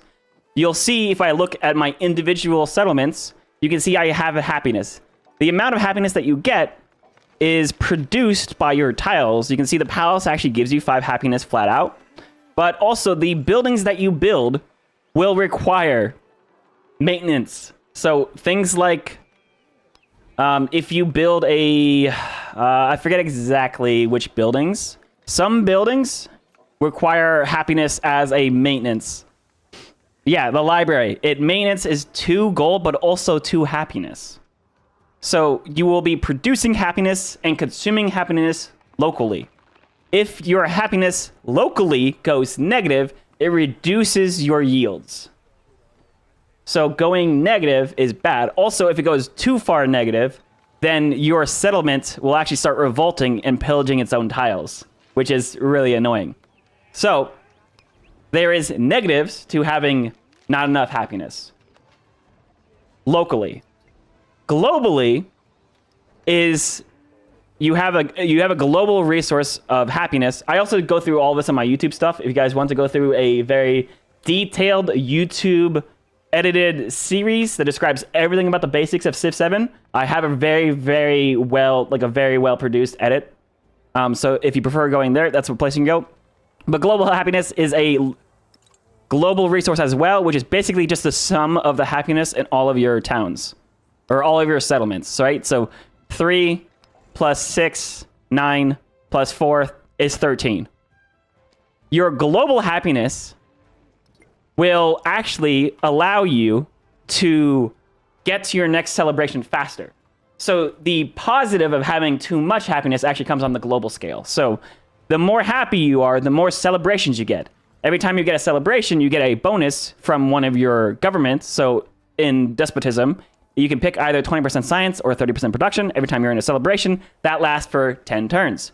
Also, every time you get a celebration, you get another social policy slot. So too little happiness, you reduce your yields and your cities revolt, pillaging your tiles. And if you have too much happiness, which is always a good thing, you get more celebrations and more policy cards and a stronger government. And so there's positives to having too much happiness as well. Consuming happiness seems like a slogan for some. They did bring back We Love the King Day. Absolutely. The We Love the King Day is actually defined specifically into different types too. So if you, for instance, are in a oligarchy, you get a We Love the Council Day. If you're in despotism, you get a We Love the Tyrant Day. And the other one is Classic Republic, and that one's the council? I forget exactly what they are. Every We Love the King is now flavored to the government that you have. I think the feudal monarchies We Love the King Day. Consuming happiness is cake? Absolutely. Yeah, so I need to also deal with this problem. This is I did not know settling min distance to a independent power makes it so that they hate you. That's so funny to me. So let's go ahead and let's also improve some gold. Okay.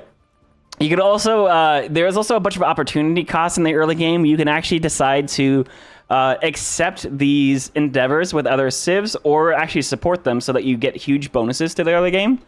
But you have to debate whether or not you want to do these projects. Also, hang on, this always turns off. I turn this on all the time, but it always turns itself off. Always show yields. I actually have to load to get that to load. So you can do these endeavors with the AI to get boost, or you can use your influence on city-states, or you can use it on your war supports. There's a bunch of different things you can be doing with this early stuff. But I think I actually want to spend my influence on this city-state up here soon. So I'm going to only accept this. This will give us 2 gold per turn and him 2 food per turn. But if we have 3 food per turn in every town for both leaders, that's also a really good choice.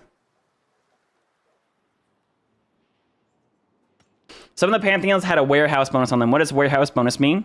So warehouse buildings are your ageless buildings. These are the ones that improve your rural districts. So the granary improves your farms and plantations. The saw pit improves woodcutters and stuff. Brickyard will improve your mines. So those Pantheons, the Pantheon I picked is God of the Harvest, giving us food on farms, pastures, and plantations. So that actually will synergize with our granary and our pasture spawn, which is really fun.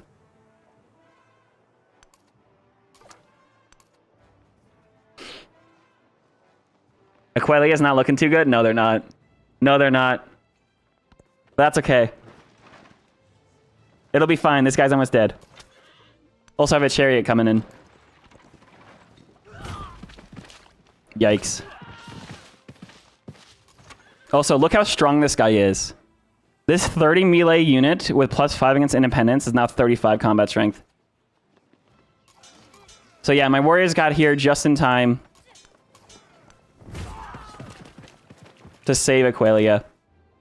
That's so funny.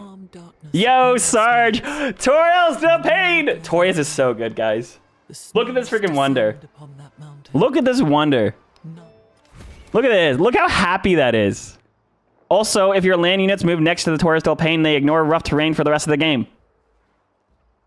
This is the new oh my goodness, what's it called?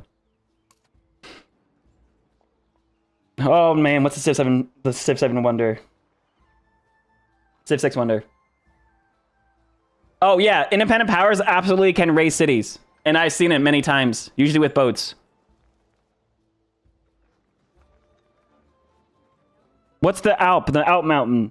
Alp wonder. Why am I blanking on this one? Please someone help me out. Oh my, the boats. Matterhorn, thank you, thank you, thank you. All right, I'll move my warriors up here as well as the chariot, getting ready to kill Kerma. Local festival, I'm going to ignore this as well because I'm trying to befriend the independent power here. Which I can do that next turn. Oh, barred boats. So galleys now have range attacks. Galleys are devastating. All right, we'll come in to kill Kerma next. Oh, Kerma's coming to kill. All right, buddy. All right, buddy. I'm actually going to fortify while I take care of this problem.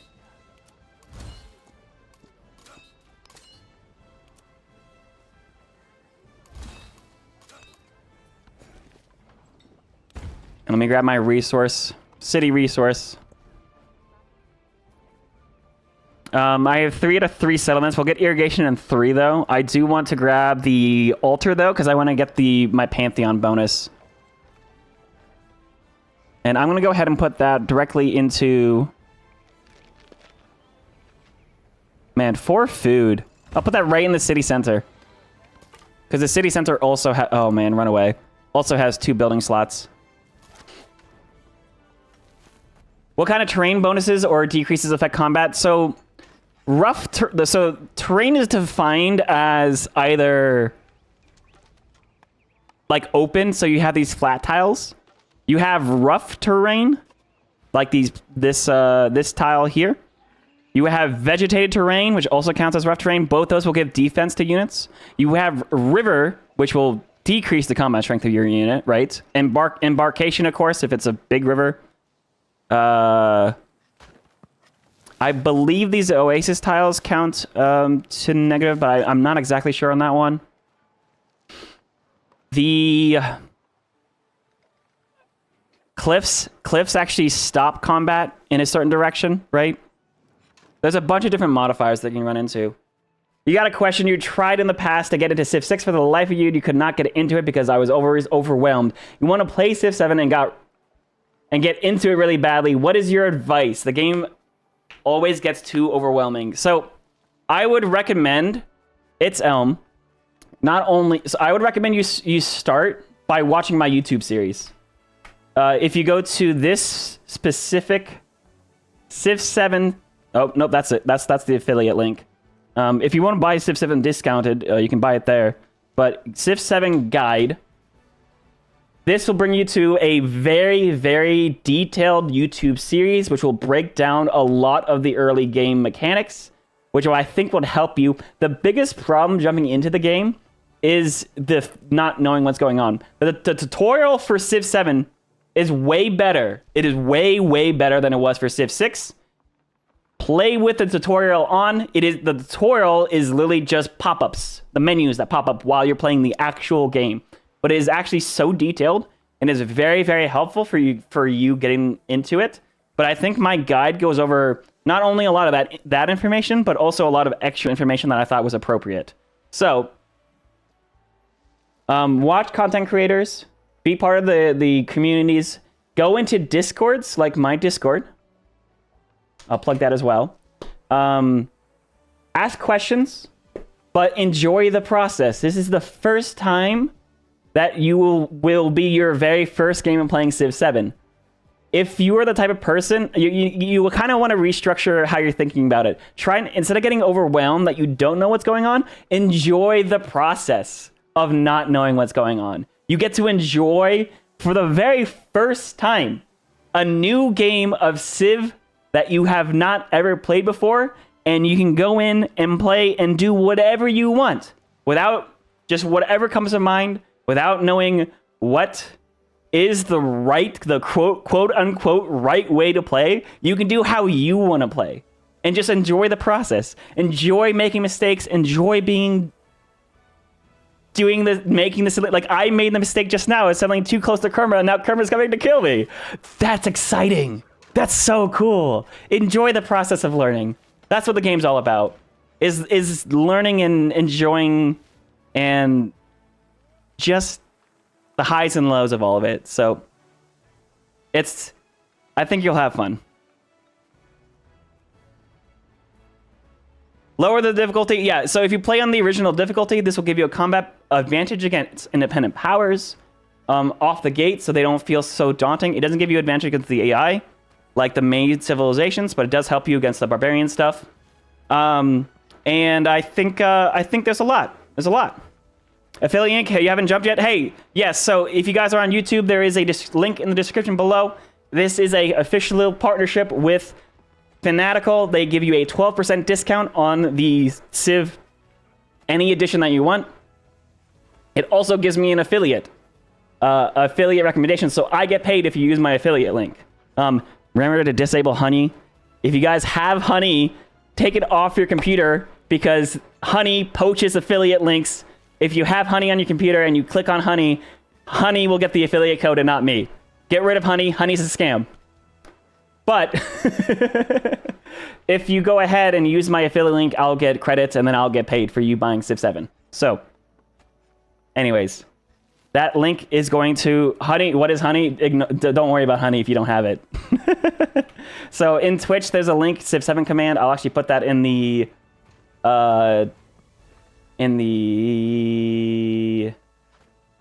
title now.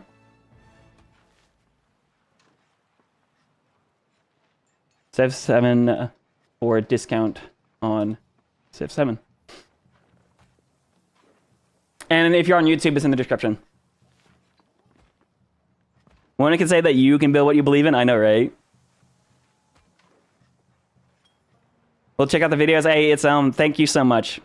I put quite a bit of work into those videos, and I think it shows because there was a really positive reaction to the videos. Very, very positive reaction. I'm going to start attacking this guy. Getting another promotion on my commander. So units don't get promoted anymore. Commanders do. I love this change. The commander promotions are really cool. And it lets your units feel more like pawns or literally like cannon fodder in a war sometimes. And if you lose a single unit, it doesn't feel so bad anymore. But your commanders, if you lose your commanders, now that feels really bad. There's a bunch of different abilities. Bastions gives you defense. Assault gives you attack bonuses. Logistics helps with not only gold maintenance, but also getting more slots on your unit commanders. Looting, it increases your pillaging. Maneuver gives you movement and also the ability to ignore movement. But leadership is actually a really good bonus that can help you in peacetime. With 5% yields when in a settlement when stationed in a district, just helps out for your peaceful sims as well. But also gives you combat strength whenever your commander is using their abilities, and is really fun. I'm going to use the... there's a bunch of things you can do here with commanders. Assault's just really good, right? Assault, giving combat strength. Oh, +3 on cavalry units. Like, I'm going to go that direction this game. At least to start. But yeah, you can see I now have... 19 to 17 on this guy. These guys are fortifying. I love the new fortification system. It is super cool. It is super cool. Fortifying is no longer a flat bonus where you just sit and you fortify and you heal and you get, like, combat strength. Fortification is now the tile improvement. Remember in Civ 6 when you had forts? Remember how you never built forts because they were worthless? Now every single military unit can build their own fort, which is now a tile improvement, which stays around as long as the unit is there. It's super cool. It's super cool. I also have enough influence to actually befriend this independent power. I'm going to go ahead and make friends with them. They're a cultural city-state. I don't want to settle a city here anyways. I'd love to have them as a friend. Yep. So, yep, you can see my fortifications are now improved. These units now have a combat strength modifier. That takes 2 turns to build fortifications. It can be interrupted if you get attacked. So you have to be careful and think about your process. We'll take care of that unit. And now I'm going to also get my units out of the floodplains. I don't want to lose them to a flood. You played 5 hours, really enjoying it? Hey, Loop. Played 5 hours of Loops. Are you a content creator that has early access? Or are you talking about a previous Civ? You love the way I headcanon a bunch of narrative stuff with Rome? Yeah, I'm pretty proud of that kind of stuff. The essence. Oh, hello. Oh my goodness. Dude, leave me alone. All right. Who are you? I even know where you're from. All right. I actually love this military aid proposal. Oh, I can't accept it because I just spent my influence.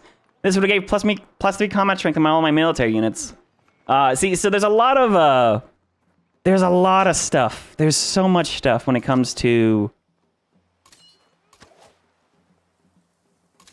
opportunity cost when it comes to commander things. I'm going to actually go kill Kermit. I'm going to bring this slinger back home to defend. And this unit's going to come into the commander. He's going to move up here, and we're going to kill Kermit. It's not worth keeping them around. I'm going to take masonry as well. It gives me +1 production to my mines and quarries.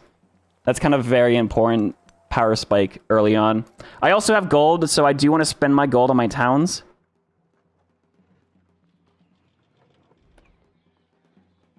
And I'm going to spend it in this place. I want to buy a brickyard. This will give +1 production to all of my mines around here. Production in towns is converted directly into gold per turns, which means I'll actually increase my gold per turn and then also just get more improvements down. The river system here is freaking amazing. I will be moving forward with commander. As soon as I leave my fortifications, these fortifications will disappear unless you place another unit there. So if I place a slinger here, the fortification would actually stay. But you can see I have 25 combat strength against 21. This independent power, you can see they are fortified. They have fortification. It is literally just a unit that's fortified on a tile. So that's cool. We're going to go kill them.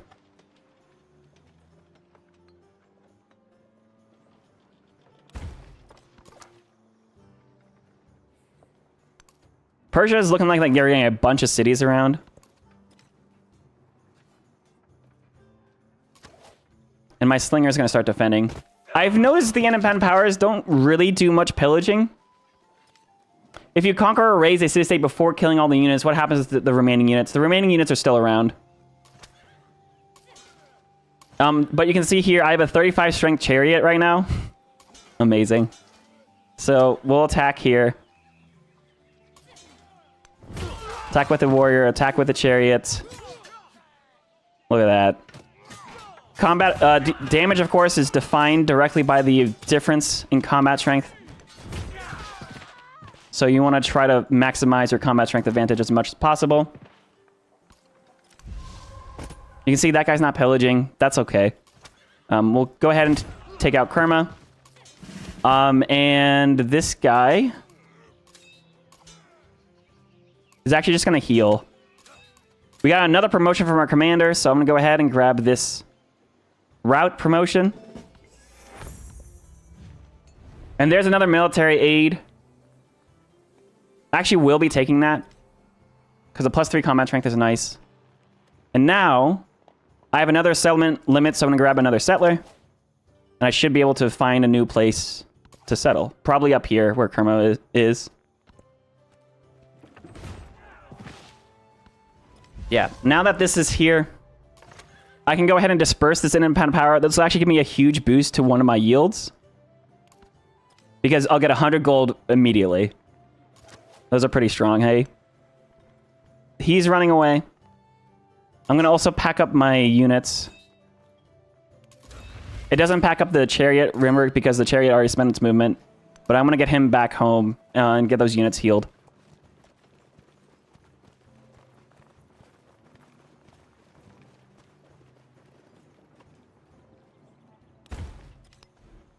Aqualia, I'm also going to buy a brickyard in to get some more production going. Ooh, Seeking the Future. The people of the conquered village look up. So we got this narrative event specifically because we just killed the Kerma. And you get the choice between bringing this person and converting them into a warrior or a migrant. I'm going to grab a migrant here because I want to show off migrants. Migrants are super cool. Essentially, this is a population. This migrant literally came from Kerma. We just killed Kerma, and the population is now coming back into the capital, which can then now work another tile. Like, it's super cool, right? Like, the migration is now in Civ, and I really enjoy that. I'm also going to add the free war support on all my wars because I want to go up to this happiness bonus later. We also have a story to tell. We can grab some influence or a codex. I'll be grabbing the codex immediately. This is a +2 science great work and also the way to get this scientific legacy path. I'm going to mark military and science as my 2 legacy paths here because that's what I want to focus on the most. How do you unlock settlement limits? Very good question. Settlement limits are found in the tech and civic trees. In the tech tree, irrigation gives you access to another settlement limit. In the civic tree, that's where we find most of them. You'll get a settlement limit at entertainment, at organized military, but specifically in your unique civilization civic tree. So you'll notice Rome gets a lot of them. They'll get a settlement limit right here and right here. They get 2 extra settlement limits. That's why Rome is generally considered a very wide and expansive civilization early on in the game. Oh, hello, run away. But depending on what civ you play, you'll have more or less settlement limit. Can you only disperse city states? Can you not keep it as a settlement? So, independent powers, when they start in the game, independent powers are just a unit on a tile. That you can only kill. But if you go ahead and decide to befriend the independent power, after a certain amount of time, they actually develop into a city-state and an actual city. Once they become a city-state, this is no longer a unit fortified on a tile, it is an actual city. Then you can decide whether or not... So if you go ahead and declare war on a city-state and you conquer it, it is a city that you conquer. But if it's just an independent tribe, it is not a full city. So, for instance, let's say this. Yeah, Tecumseh is now befriending the independent power of Moche. Fantastic. Actually, I love that. I love that he's befriending them. This Native American tribesman is befriending this Native American. It feels very... It's not Aztec. It's not Tenochtitlan, right? Because that city-state is actually in the game. But it feels very Aztec Mayan. So I actually love the fact that he's befriending them. But if I attack Moche now, if I kill it now, I would get independent power boost, like just the production or whatever boost. But if I kill it when after it becomes a city-state, then it's a city. My influence. So I could also decide to race him to becoming independent friends with this independent power, but he's actually very far ahead, so I don't want to do that right now. Yeah, run away, dude. Run away. All right, I'm going to heal. You heal faster in your own empire, of course.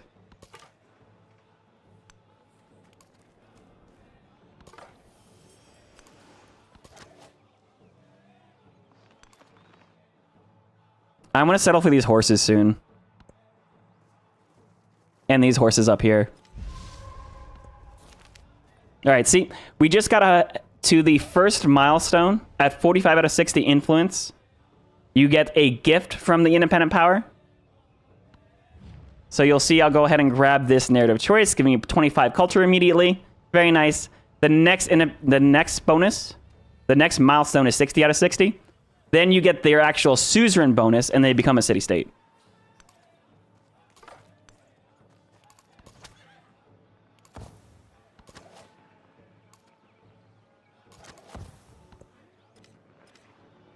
You haven't seen too many videos on people leaning hard into science legacy paths and teaching the tech tree. I feel like 90% of the videos are cultural and military. Do you think the scientific path is less interesting or something else? No, I wouldn't say so.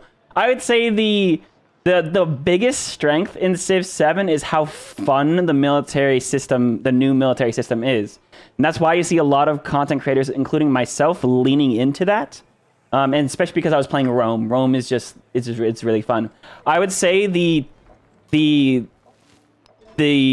technology leaning into tech stuff is still very fun.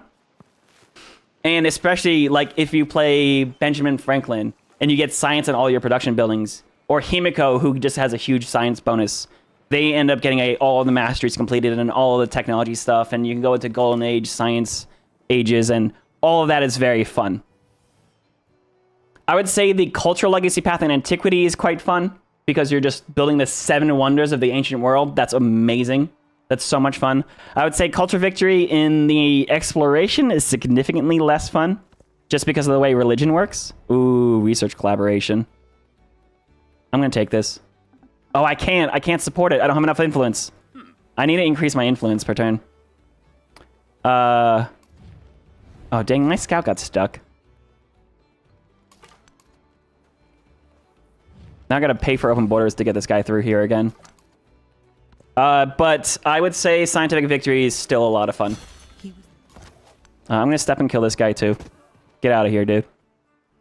And all of my units here are now healed. The question is whether or not I go for attacking city-states right now or I go attacking someone else. I'm going to lean into the mastery of masonry because I get +1 production on my production buildings. This is a really big power spike because you'll notice my production buildings, like my saw pit here, get +1 production. They would get +2 production next. So I really want to get that improved. I also want to save my goal to converting some of my towns into cities sooner rather than later.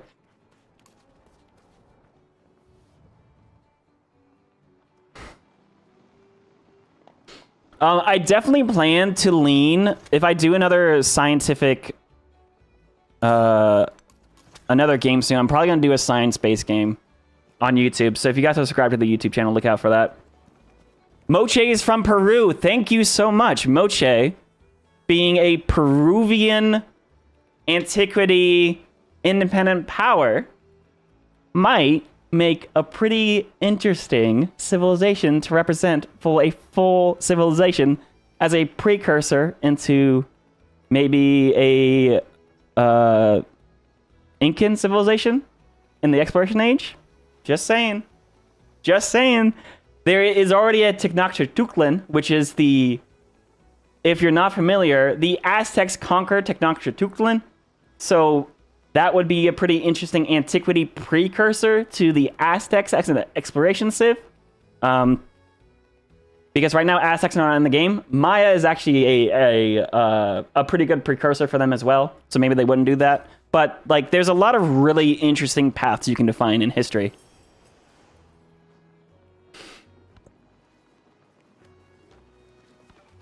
All right, this settlement's going to go ahead and go immediately up here to settle these horses.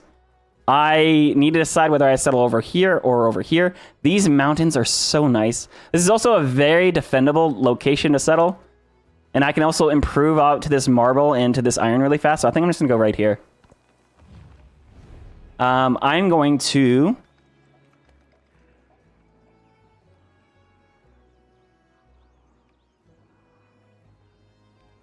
I'm going to accept this. No, I can't. So you can see influence is a very powerful resource, right?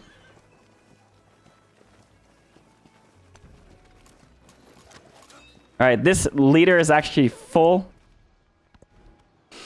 Alrighty, I'm going to go ahead and actually I can improve. Ooh. So I want more influence per turn, right? And I'm going to put my monument with my library here. Maybe? Guardians are very good too. Look at how much food you get from this. This is really, really, really nice. I also have the pyramids. Oh my goodness, the pyramids. +1 gold in production on minor and navigable river tiles in this settlement. Dude, I have so many river tiles here. The pyramids would be so good. Legatus takes 9 turns to build, by the way. So I can get a second army commander, but they are very expensive. So are these wonders. I want to keep an eye out for those soon, but not yet. Right now, I just need to keep increasing my food and production and influence. I'm going to go ahead and put the monument here with the library. Now, the library gets bonuses to resources. The monument gets adjacency to mountains. You'll notice the mountains aren't really that easy to use here, so I'm just going to put these two buildings together, get a quick quarter down, get the early boost. But over here, if I put a monument next to all of these mountains, then that would be very powerful. There's a flood from a minor river. You can see all the mud. Very cool. Oh, by the way, I realize I'm still playing Civ 6 music. Let me actually turn on the in-game music.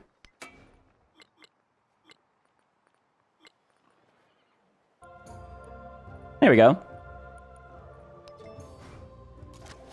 We also have this guy back.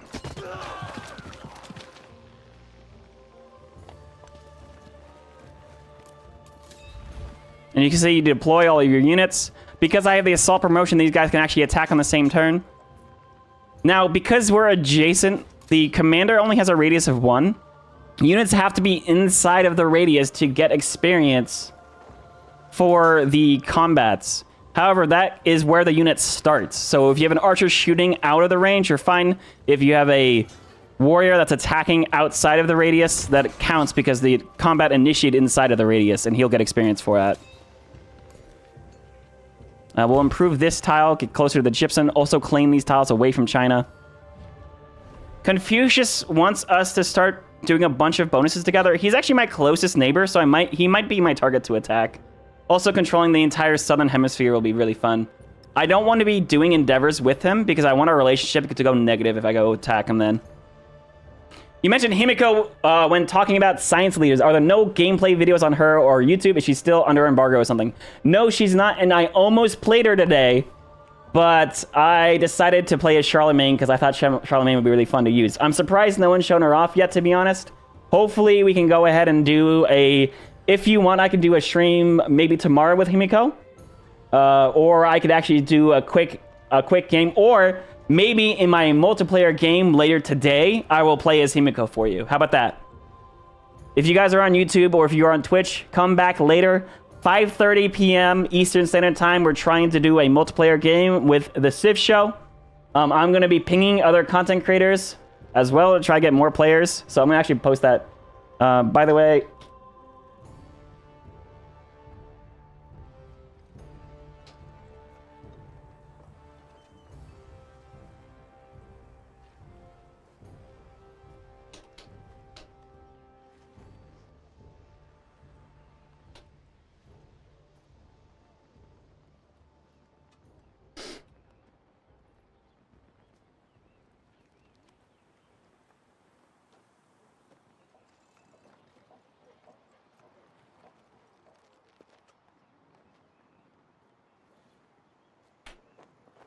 So I'm going to be picking people like Bose and Van Bradley again specifically. Because I would love... Himiko is so good. She's so good. And it would be fantastic, especially against the AI. She can literally accept... So every time you see these AI sending me all of these research endeavors and stuff like that, she can support endeavors for free. For free! Which means she can, instead of just hitting accept, you can hit support at 0 influence, and she gets crazy yield. She's so good. At least that one persona. I love her. She's amazing. But I was very much feeling like I wanted to show off horse stuff today. This right here is my favorite thing. Ever. Absolutely. In the history of forever. That's busted. It is busted. It is absolutely busted. I stay awake, not sleeping. Because I'm thinking about this. I know. Guys, if you want to get in early on Civ 7 before they do any balance patches and fix the most busted mechanics, which there are busted Civs in the game, and they actually like the fact that there's busted Civ in the game. That's actually like, Firaxis likes the idea of having broken things. Like, the multiplayer community is going to mod things anyway, so why not? So... It's literally part of the design principle. We'll take the 20% science here. I want to prioritize my science right now. We'll get another policy slot in. I'm going to settle up here. Ostia, getting these horses improved. Fantastic. Ostia, of course, will be... I want to convert this into a settlement soon. Pavatim's been waiting a long time. Actually, who do I want to be a town? Or a city? It looks like the more you develop in a town, the cheaper the price is in terms of converting it into a city, just because there'd be... So, like, buying buildings in towns will lower the cost of the city conversion, so it's usually worth it. Yo, legend! Long-time YouTube watcher. Hey, well, welcome into the Twitch stream. Guys, if you're watching on YouTube, make sure you hit that thumbs up, but also follow me on Twitch. There's a lot more casual live streams on Twitch. I do try to do these multi-streams for events, but if you want to see the casual weekday live stream, head over to Twitch. Twitch.tv/whiteandnerdytv. There. But yeah, welcome in Ice Tall Chai. What exactly does it change when you convert a town into a city? How many cities versus towns you usually end up with? So this turns into the conversation of towns versus cities. When you use a settler, you are not settling a city. You are settling a town. Towns do not have production queues. You can see my city can build things. My towns cannot.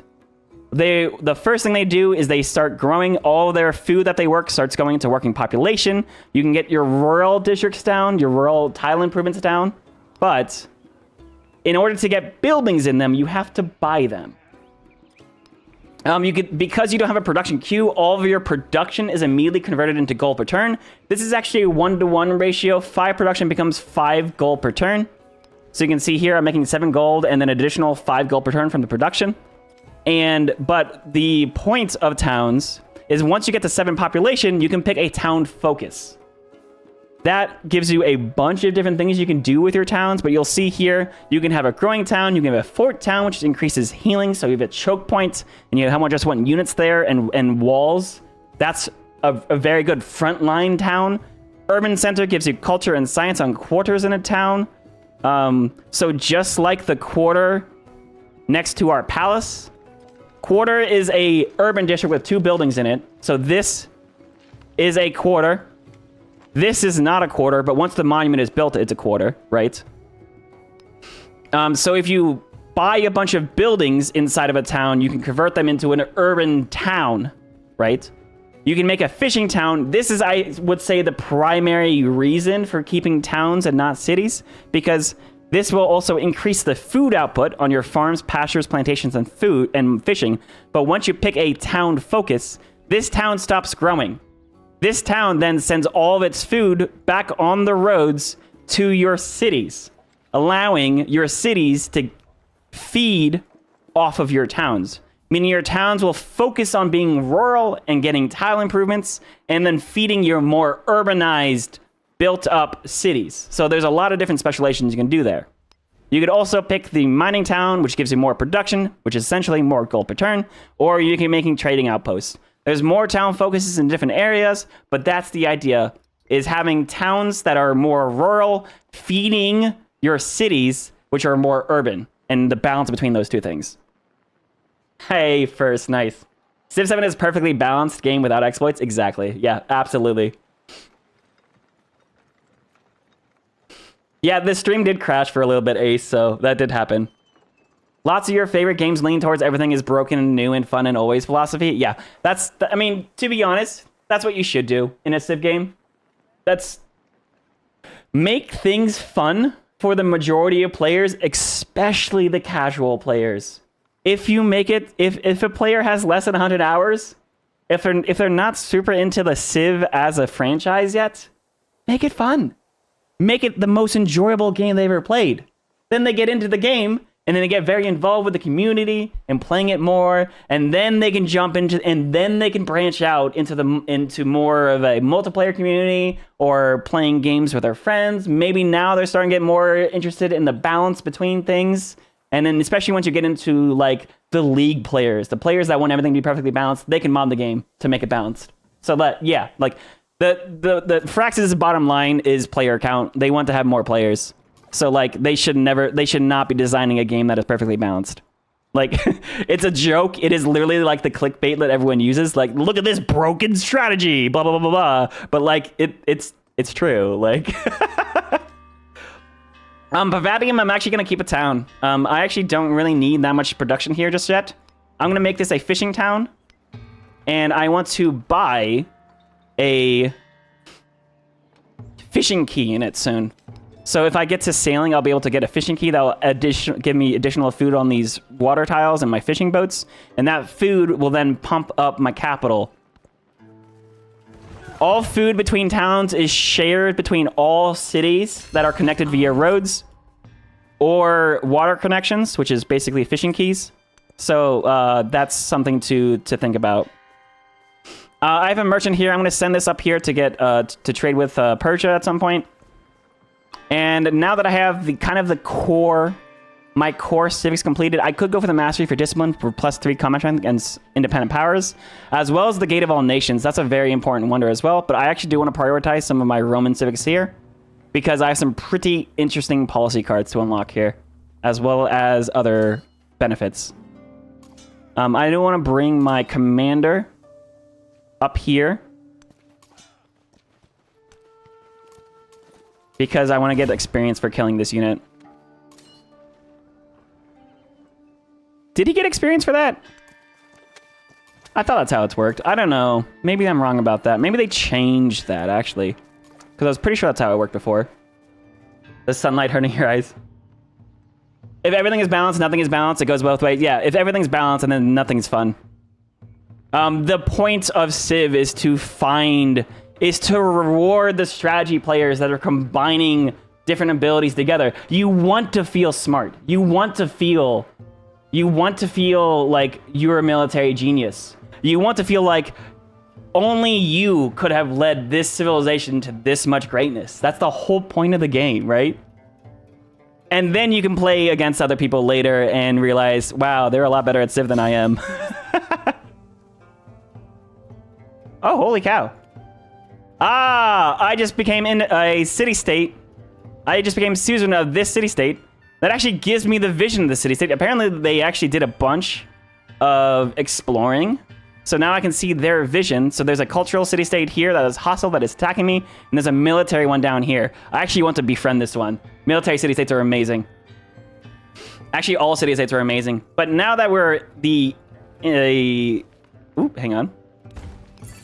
Now that this independent power has upgraded into a city-state, you can see it's an actual city. Let me turn off the yields here. With actual infrastructure, it still has its fortification and its unit. But now we can pick a suzerain bonus. This is a cultural independent power, which means it's going to have culture-based suzerain bonuses. Now, you do pick a suzerain bonuses, but all of these are themed around culture stuff.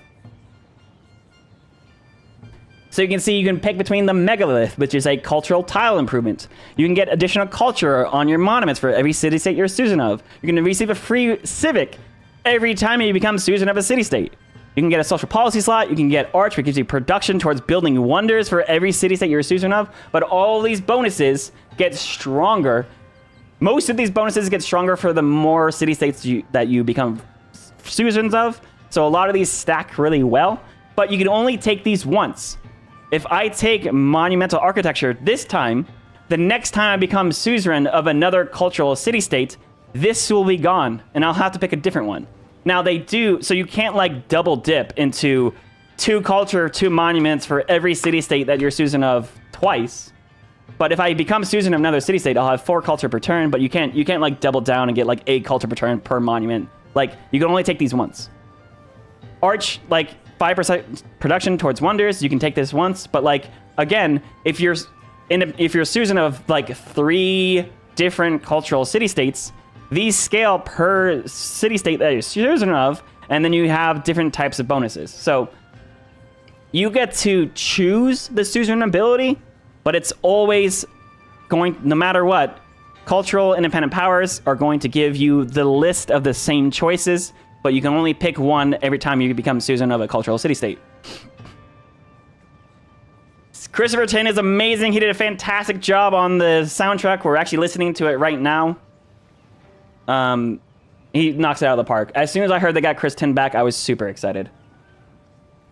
What happens when someone attacks your city-state to declare war on you also? Yes, if you declare war on my city-state, you declare war on me directly. It is not... You declare war on the city-state, and then I declare war on you in retaliation. There's no protectorate war stuff. It is, you declare war on my city-state, you declare war on me. Like, I got to actually play a little bit of multiplayer with, I can talk about this now. I played multiplayer. They actually had, Firaxis had a, I was going to save this for a video, but I decided to delay the video until actually I get a chance to play more multiplayer. But I played multiplayer already. I played multiplayer with Van Bradley and a couple of the Civ developers. One 2K guy, one actual Firaxis developer. It was fun. It was stable. It was great. It was a small game. It was only 4 of us. But like, one of the first things that happened was I played Rome, of course, and I wanted to attack someone, or an independent power that was right next to me. And the moment before I was about to kill that independent power, then my neighbor became suzerain of them. So now it was a city-state, which means now it wasn't an independent power, it was a city I had to kill. But to declare war on that city-state, I had to declare war on him. So I did. Because he was scared of me, because I had a huge army, and I said, what are you going to do about it? So I killed his city-state.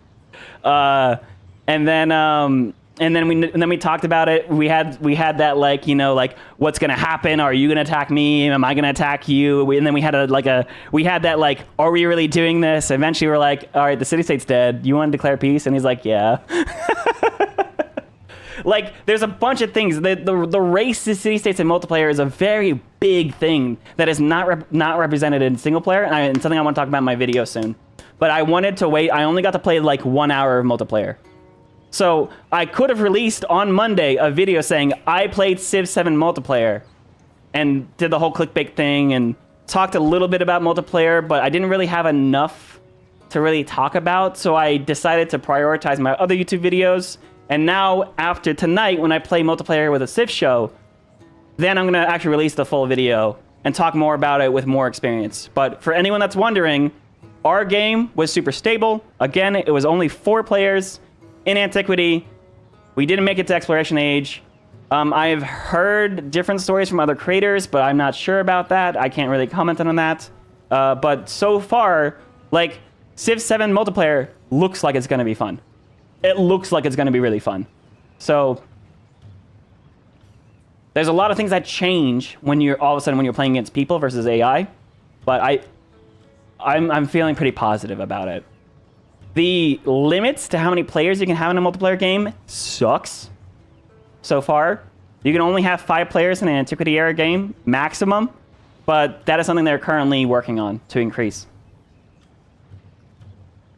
Bully for you, yeah. So excited for multiplayer. Yeah, so for those that are... I know I'll be hosting multiplayer in my Discord as well, as soon as the game fully releases.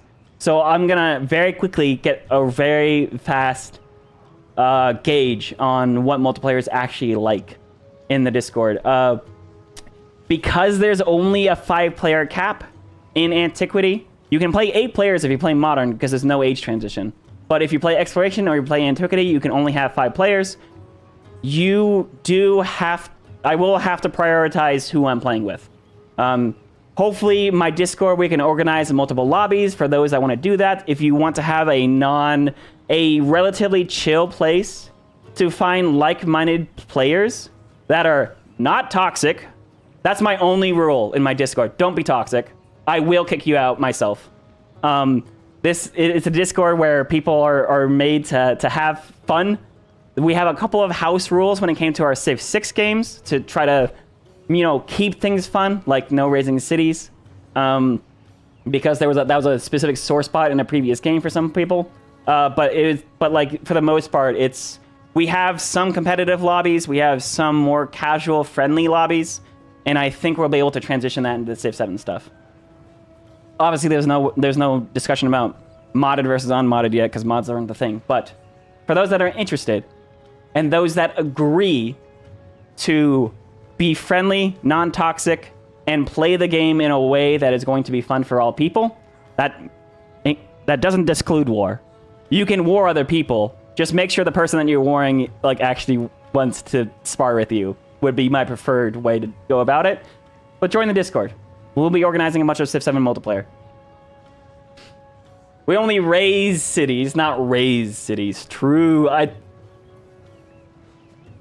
Ice Tall Chai, are you on a marketing team? That sounds amazing. Will you change some of the redeems for Civ 6? Civ 6 and 7.7. Oh yeah, some of the channel point redeems I need to update. Is Riddick allowed to play in your multiplayer games? Absolutely. I think Riddick is... I've personally invited Riddick Acidic to my games. I know he was absolutely a menace in CivGive, and I was all for it. Ask permission to go to war. So, Dorks, what I'm trying to say is that if there's a general rule of thumb in my community, in Civ 6, the optimal thing to do is attack your weakest neighbor, and just steamroll them.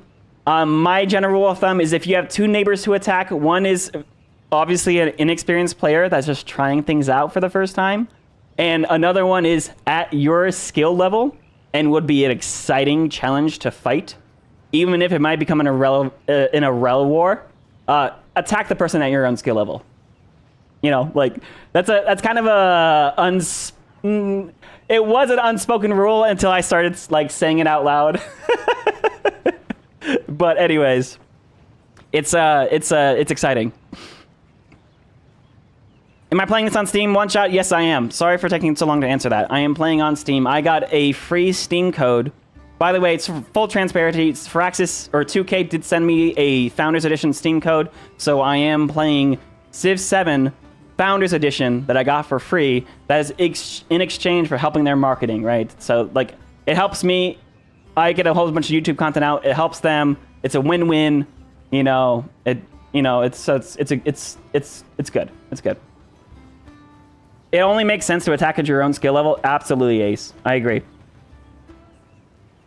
It's all about that Cold War race. Our first Babylon versus Alexander face-off was so much fun. Exactly. That's the thing. Bob and I had this Cold War race. We never actually attacked each other until the very last turn because it was the last turn.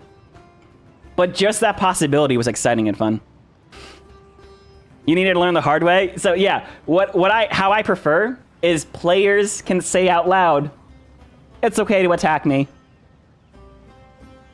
While I know other players are kind of obvious that hey, maybe, we have. Thanks for the subscription, by the way. That is amazing. Ice Tall Chai, you're awesome. Thanks for the support. We have a bunch of community members that want to just chill out, build wonders, build preserves in a Civ 6 game. Don't attack them. They're irrelevant. They're having fun. They're just chilling out.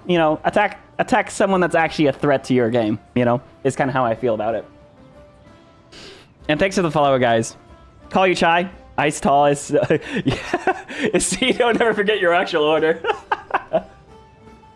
Hey, Lord Zath, things are looking very fun so far. I am feeling very positive about the Civ 7 development cycle.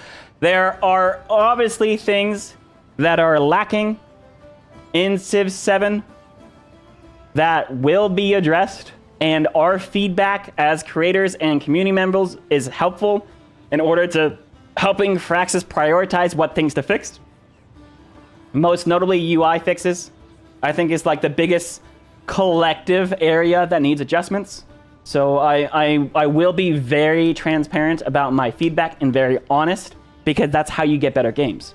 However, I think Civ 7's in a very, very good place for the development cycle, and I think if you are the type of person that enjoys the process of experiencing a game through its development cycle, from its early stages towards the initial fixes to all the way to when they get to the full DLC releases, and you like to be the process, you like to be in that journey, in the community, watching not only the game grow, but the developers grow, the community members grow, the streamers grow. If you like being part of that community and that process, then you should buy Civ 7 now. If you just want to buy a fully fleshed out game with no problems whatsoever, you can wait. That's completely up to you guys. That's a personal choice. I would say that Civ 7 is in a pretty good place that I feel comfortable recommending the game. Obviously, dude, thank you for the gifted sub, dorks. Money is a very personal topic, and a very much everyone has access to their own game, their own money. Money is... the value of money changes per person a lot, right?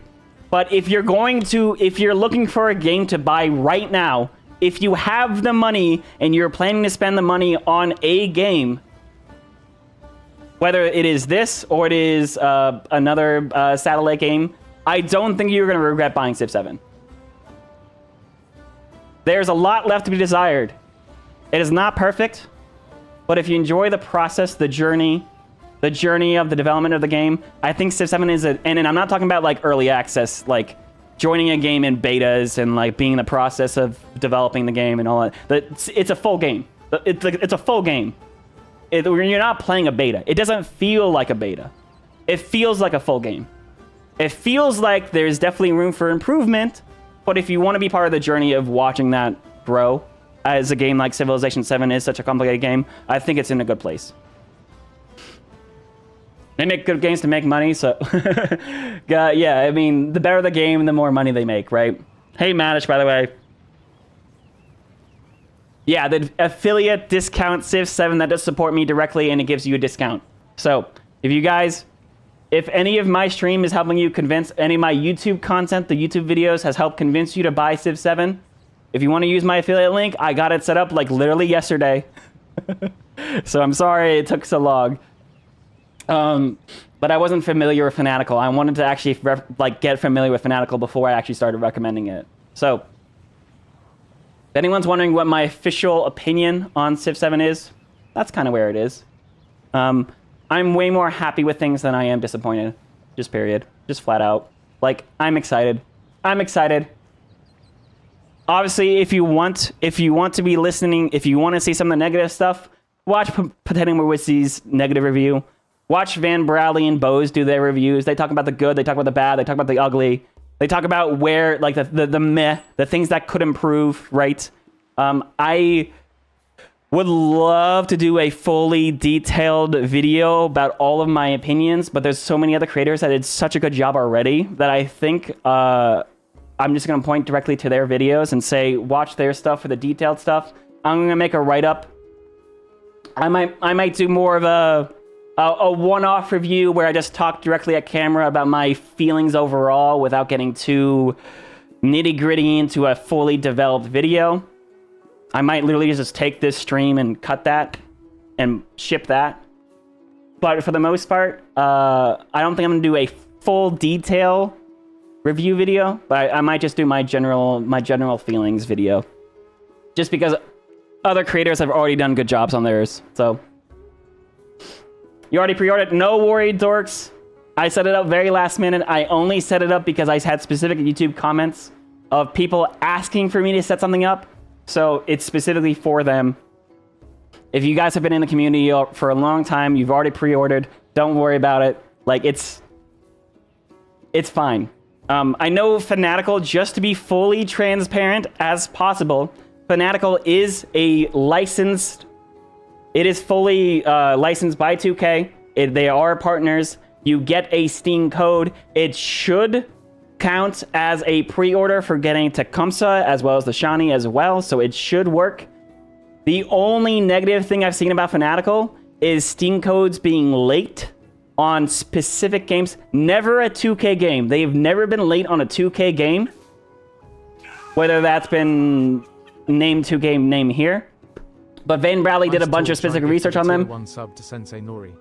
If you look at bad reviews on Fanatical, it's usually because a Steam code was late. So if you are the type of player that if you don't get that Steam code the second that the game is released, if you like were the early bird, like early access, like you might not want to use Fanatical. It should be fine, but I want to be completely transparent that sometimes Fanatical is a little bit late on getting the Steam codes out. It should be fine. You should get it on time. But if it will drive you mad if it's a little bit late, I don't want you to blame me. I don't want you to be angry. If you are the type of person that doesn't want to take that risk, then don't use the Fanatical pre-order. Just do it through Steam. But like, I just want to be as transparent as possible. It should come on time. But basically, if you haven't ordered Civ yet, if you want a discount and you want to support a creator, there is the option to do that. At some point, there's so many reviews and preview videos out there, you just want to start playing the games yourself? Absolutely. Yeah. I don't think I can do a better review than Van Bradley and Bose did. Period. I can do, if someone wants my personal opinion, I will do a overall transparent, this is how I feel about the game, talk of the camera type of video, like Drew Durnell did. Yeah. Do you know anything about support? MNK support on console. I'm not familiar specifically about MNK support is immediately. Like, I don't know what MNK stands for. However, Civ is full releasing for console access on all platforms, including crossplay. So if you look at my save files, you can actually, here, let me see this. Let me see if I can find it. If you go to saves, I have my local saves, but I also have my crossplay saves. You can play a game on your console, save it to your 2K account, and then load it on your PC and vice versa.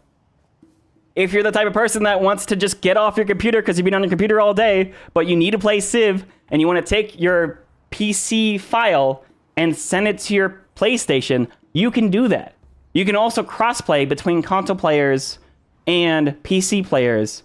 There's like a Vulkan build built into the game. So you have DirectX API. You also have Vulkan API. That is specifically a crossplay API, if you're familiar with those are. But basically, crossplay, I haven't tested it, and I haven't played it on console yet, but it's looking promising. Like, that is their priority. That is why there's not hot seat. That is why there's not 8 players on a multiplayer game at launch. Is because they're prioritizing the console launch as well as the crossplay stuff.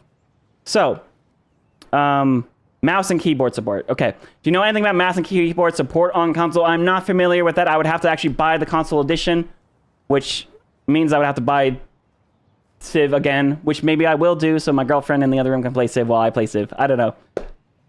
We'll see. I can't give you a direct answer on that, but looking at the UI, I don't think the UI is going to require mouse and keyboard like it did in Civ 6.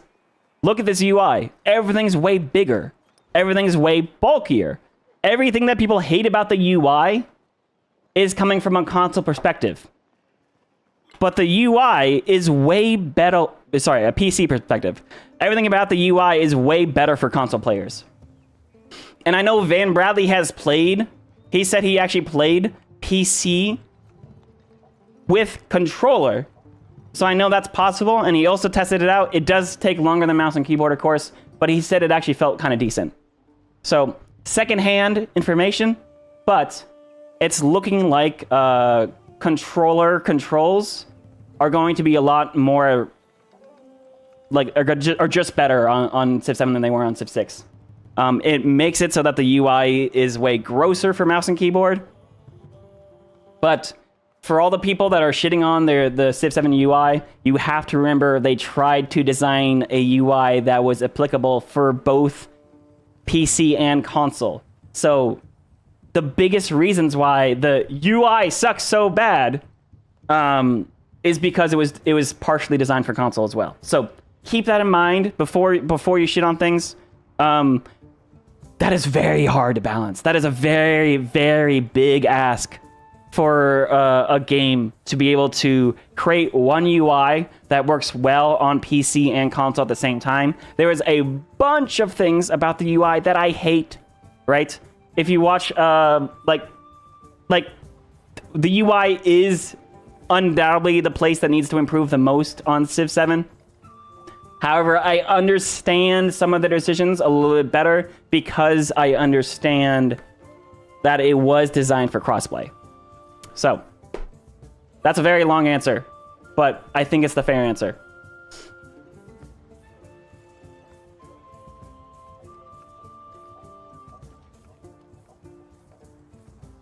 Diablo, yeah. So, digital pre-order, you shouldn't have problems with mail, stuff like that. But, you know, I hear ya.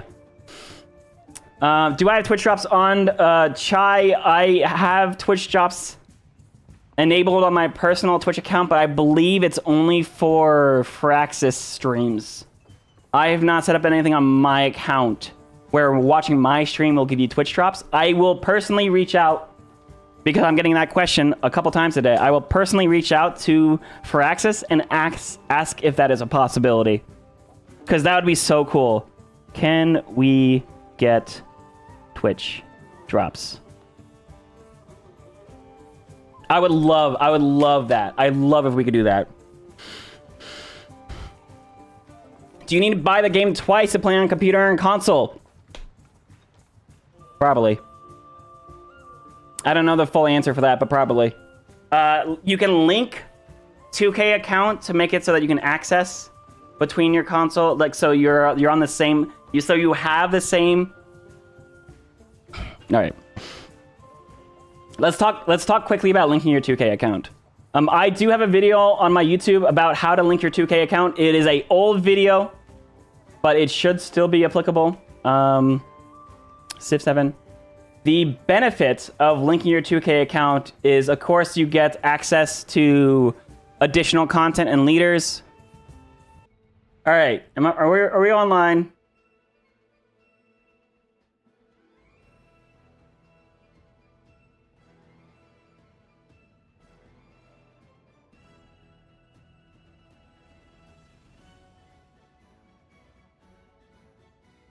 All right, I think we're back.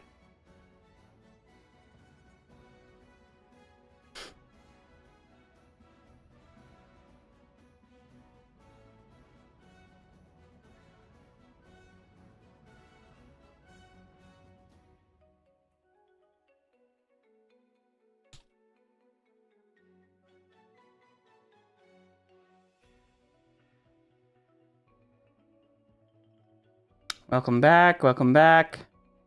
All right, cool. We're back. Gosh dang, dude, I'm so mad. So this is my OBS screwing up. To be very, very clear, I needed time to clean up a bunch of OBS stuff that I didn't have time to actually do. So I want to be very clear about that. I'm looking at some of my OBS windows and they're just straight up not even working, and it's really annoying. And it's really, really annoying.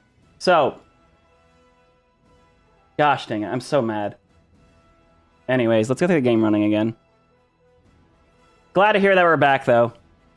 It is specifically my OBS crashing.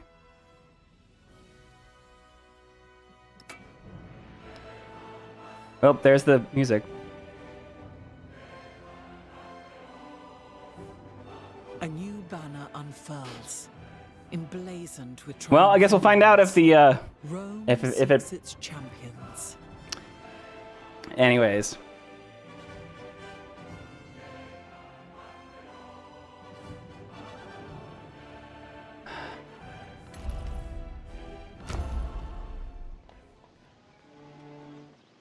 All right. Thanks for coming back, guys. What I was talking about was the 2K support. If you link your 2K account, you can do crossplay stuff. That's how you play against crossplay players. That's how you play from couch to PC. It's all linking your 2K account. Like, there's actually a reason to do so. You also get access to additional content that is specifically labeled. I think the Napoleon's personas are rewards for linking your 2K account. Anyways, thanks for hanging out. Thanks for those that are dealing with this. I'm legitimately mad that OBS is doing this. But let's go ahead and bring our units out. Because we have the assault promotion here, this one we can actually move as soon as we unpack, which is so fun.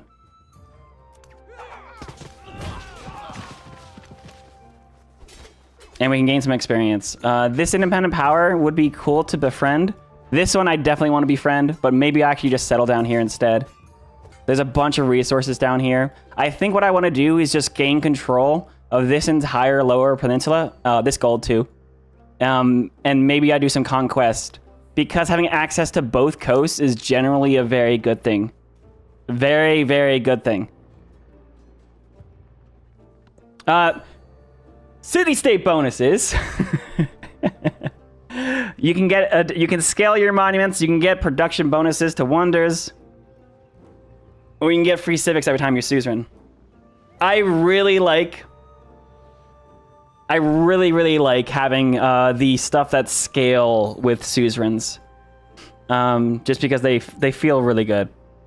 So whether or not that's a monument or free civics, I'm gonna try to suzerain one, maybe even two other city-states, so that I have 3 city-state friends. And if you're playing as Julius, who can go ahead and oh, that's interesting. And can buy monuments in towns, then the monument one is just really good. I show that off in my other game. I think I'm going to take the free civic every time you become suzerain of a city-state, just so that I can grab like civics as we go. That gives us the mysticism mastery, which actually gives us the clan networks card. That's actually so nice. That's actually super nice. We also got oratory, so I'm going to plug in these two. And I'll show you right here. So that includes, the free civics include masteries. That actually unlocks the Mundo Perdino wonder as well, which gives happiness and science on tropical terrain. Yo. That'd be sick in one of these cities. That would be sick in this city, actually. But Asti would probably get that. If you pack your max units, commanders get murked. What happens to units? If your commander has all your units packed inside of it and your commander gets attacked, all of your units take damage. If the commander dies, all of your units like pop out. Because the commander has significantly less damage, less health than your units do. Your commander will die, your units will pop out, they'll all be damaged, the same amount that the commander took. So they'll be at like 60% health. And then you lose all of your upgrades, right? Your promotions to the commander. So your units are, you don't want your commanders to die.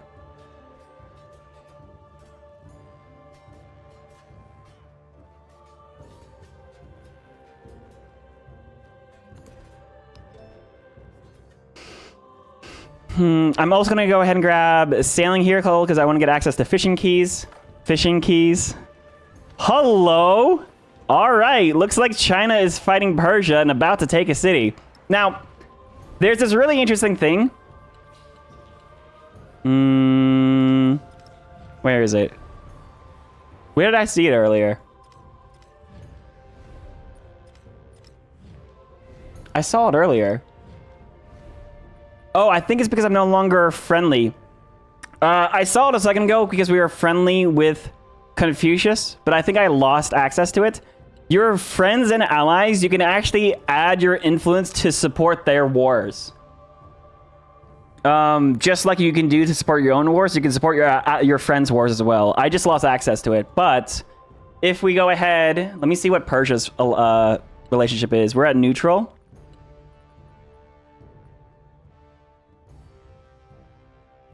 I can give him a military aid right now, which will actually give him combat strength. You can do this to anyone to support their war. But if he's actually my friend, then I can make sure to... yeah, I'm going to try that. Let me go ahead and give him... do I actually want him to win? I kind of want the city to see the city fall. I'm going to try to do a research collaboration to become friendly with him. And then I'll see if I can show that mechanic off in a second. But yeah, it looks like this is happening. Oh, there's a unit in that tile, so I need to go somewhere else. We have 400 gold right now. I want Aqualia to become a city, so that Aqualia can get a production queue. So then you can start working on certain things like granaries, which will get food on these plantations. You can get libraries, you can get monuments, you can get saw pits. Focusing on the production of food early tends to be a good idea. So I'm going to put a production building there. And now that it's a city, you can actually get a boost from our resources. Putting these in during the Antiquity age, you have some city resources that give more food to additional cities opposed to the capital. So that's generally a good place to put those.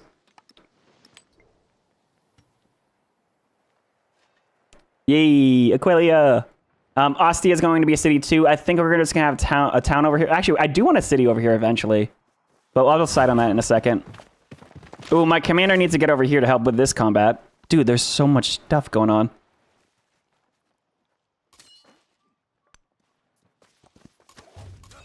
I'm going to move this slinger up to get this attack here. I'm going to move the commander forward.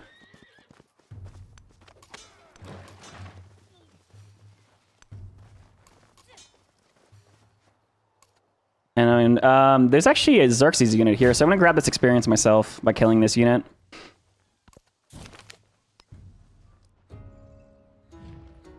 We're at 0 relationship because that Endeavor is currently helping our relationship now. Looks like he's actually controlling that city. To take a city, you both have to kill the district and kill the unit inside.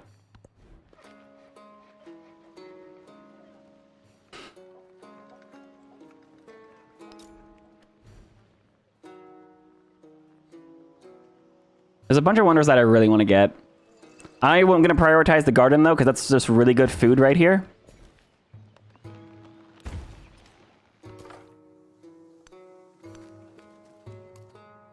These boats are concerning.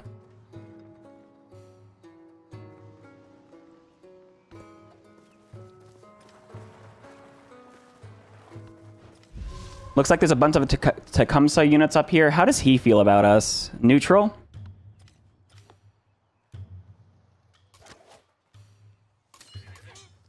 All right, I'm going to bring my commander forward. And keep an eye on your combat strength modifiers when you're making moves, of course. We're going to grab another horse unit here. Improve 3 horses. We have unlocked Mongolia, which certainly is fun. I want to scout China's land to see if they're worth attacking. I think they will be. Look at all that.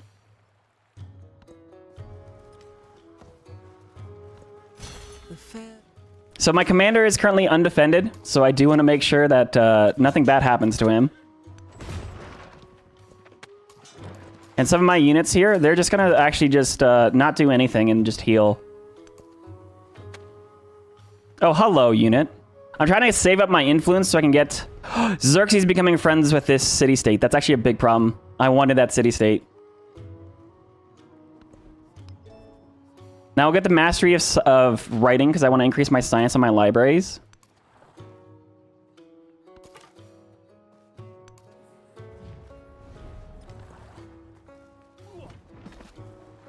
Dude, rude. I don't think independent powers can take your capital. So either I could actually race befriending this independent here, or I could go ahead and go down there and kill it.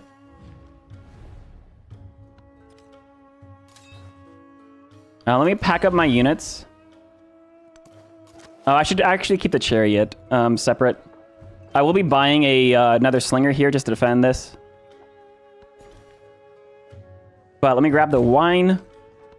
Choose production. I have access to fishing keys now. Fishing keys are quite fun. That'll actually let me spawn boats as well. And Pavatium here is going to buy a fishing key pretty quickly. I do want to get access to my libraries. We have a +4 library right here. I'm going to put that down. And nice, I can actually scout China without going ahead. Hey, Lord Zath, welcome back. Yeah, OBS crash.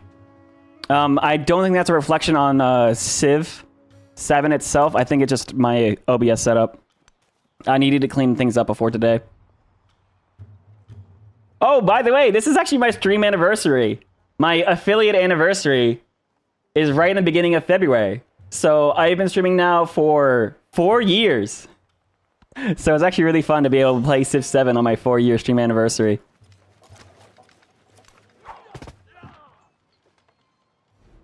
All right, I'll buy a fishing key in this town. Getting even more food over here.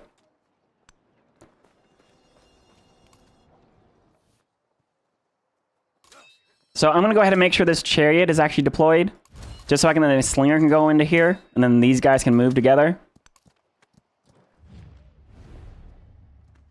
Yeah, in 8 turns, you can see Xerxes will become friends with this independent power. I really wanted to have a military city-state in this game. But you can see I now have a merchant here. I can actually trade with this. Wait, hello. You cannot actually pull up the trade route, your trade route view unless you have the merchant actually equipped. You can see my best trade route, it thinks, is this one with a capital of China. This is actually down over here. And you can see if I trade with this town, Xerxes gets +2 gold per turn, but I get a copy of silver, which means I can actually gold buy my units cheaper, which is actually quite good. Alternatively, I could go to Haran here and get a copy of incense and ivory, giving him 4 gold per turn. The silver is really nice, though. This is eventually going to be pretty nice.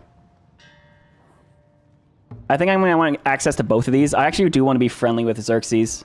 I think he's going to be my ally this game. Is it game worth buying PS5 or no? I was thinking of getting a $100 one to play today. It's, you can't play it today. Today is the live stream embargo. You can play it tomorrow. Tomorrow's the official release of Civ 7. Just to be very clear about that, Mr. Battlefield, if you're thinking about what to play today, can't play it today. Tomorrow is the release. Oh, sorry about this. Yeah, I'll be mindful of that next. Is it worth $100 is a very hard question to answer. I would say Civ 7 is probably the best looking Civ game for a initial release. It also feels like it would be a lot easier to play on console than previous Civ titles because of the way the UI is set up. If you want, you can watch my YouTube series where I really show off the game in everything that it has to offer and help you decide whether or not you want to buy it. I can't give you a yes or no. That's kind of I don't know how much $100 is worth for you.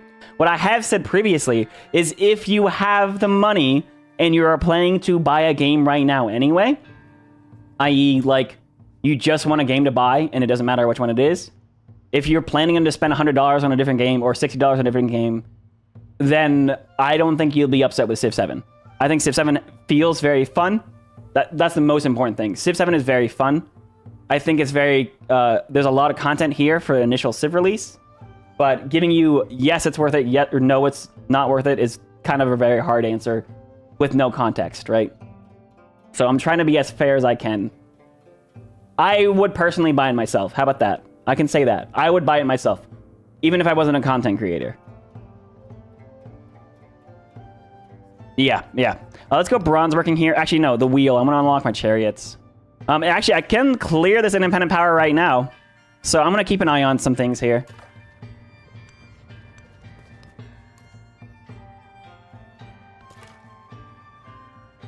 And I'm going to keep my scouts around this area because I want to keep an eye on China. Also, feel free to stick around for the game as much as you want. Ask any questions that you want. I'll try to answer everything that I can. Ooh. That river flooded. Now, here's an interesting thing. This actually broke our brickyard. The district itself doesn't get pillaged. It's just the buildings inside, right? But I can actually repair it for only 40 gold right now. I love that. I love that. I love that. You got the founders because you know your ADHD benefits from DLC auto-downloading. That's so relatable. All right, I'm going to get my commander here. I can even unpack this slinger so I can get a shot at this boat. And I'm going to keep an eye on this independent power and probably clear it if I can't get access to it. Ooh, we have another ability to either get a warrior or a migrant. I'm going to go for the migrant again. I'm going to be focusing on celebrations and horse units anyways. But now I can decide where this migrant goes. And because Aqualia has a tile that I want to improve, I'm going to send the migrant over to Aqualia.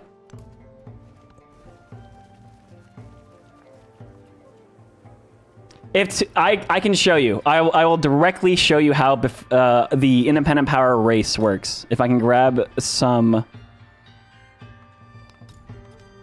Hopefully I can grab something and show you directly.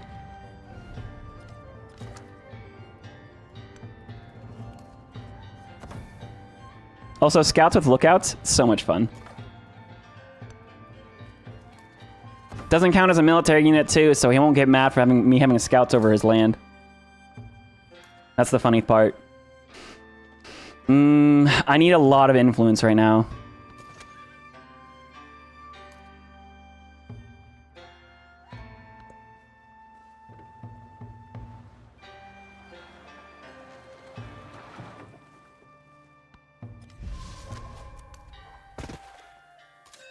I'm also going to make sure my commander actually deploys their units. Just so that, you know, I don't have all the units getting hurt at the same time.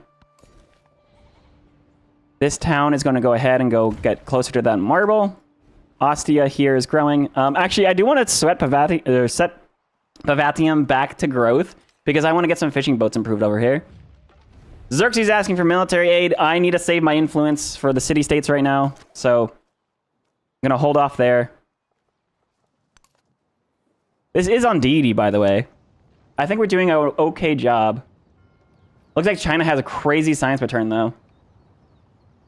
But culture-wise, we are behind. Look how many cities Xerxes has. He hasn't lost a city either. It is it. All right, changing policies. I now have production towards... this is my first tradition, my Roman tradition, which is pretty useful. I can actually get the mastery, get the bulwark promotion for free on my commanders. I'll do that in a little bit, though. Let's get the science. How close am I into a celebration? 14 turns. I really need to get my happiness going. I'm going to give myself some science, then. And I got a cultural attribute point. That's very nice. Because I don't know how I earned that. This will give us +1 culture on all of our palace and city halls. I don't know how I got that. We'll see.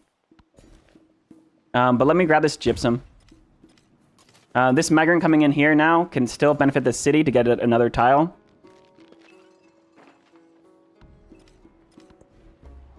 But we've actually unlocked our unique buildings for Rome.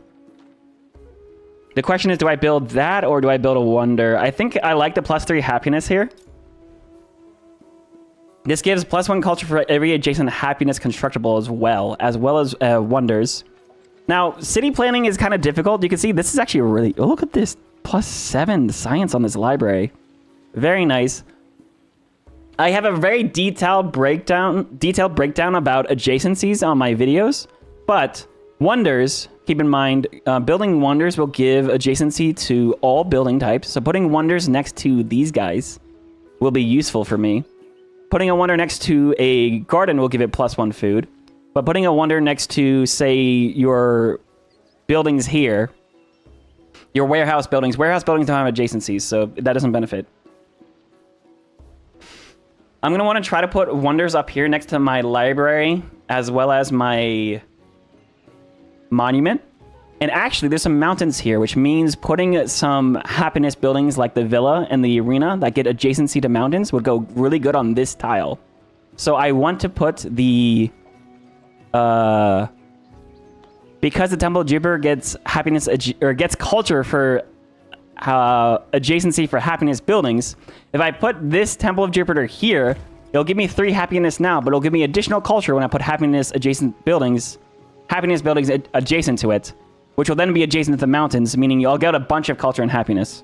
There's no map pinning in Civ 7 yet, which is unfortunate, but it is... so city planning is going to be a little bit difficult for the meantime, but it is possible. That being said, I'm going to put another Temple of Jupiter right over here, and maybe I can put more happiness stuff by these mountains later.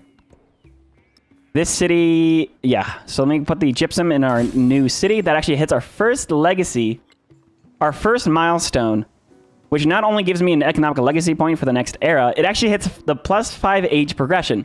I talk in my videos what age progression is, but if you look up here at age progression, on standard speed, on standard age progression, the Antiquity era will last until you hit 200 age progression.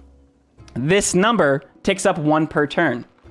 So every single turn, the age progression number will go up by 1. So next turn, age progression will be 68, and then 69, and then 70, like that.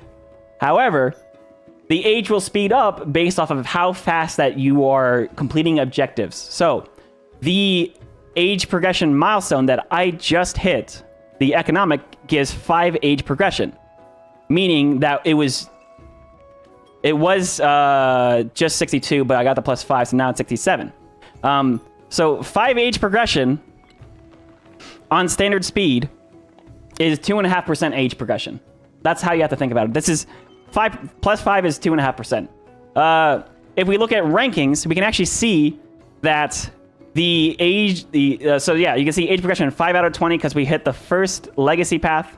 But if we look at military, this age progression here has been hit as well. So you can see Xerxes has hit the first military legacy point because he has 8 points on the Pax Imperatoria. So if you look at age progression, 67 is literally turn 57 plus 5 from my economic legacy and plus 5 from Xerxes. So that's how you keep a track of age progression. It's literally turn 57 plus 10. So if nothing happens in a era, it'll take 200 turns, but the more things that happen, the faster the era progresses. That includes full killing a Civ. If you full kill a Civ, it adds like a crazy amount of age progression. I think that is determined by how many players are actually in the lobby.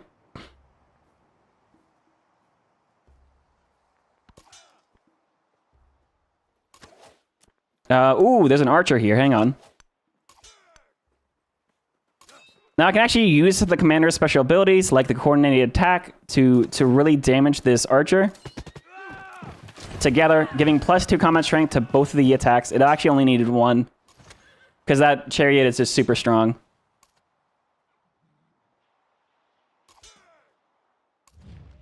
Four turns until this happens.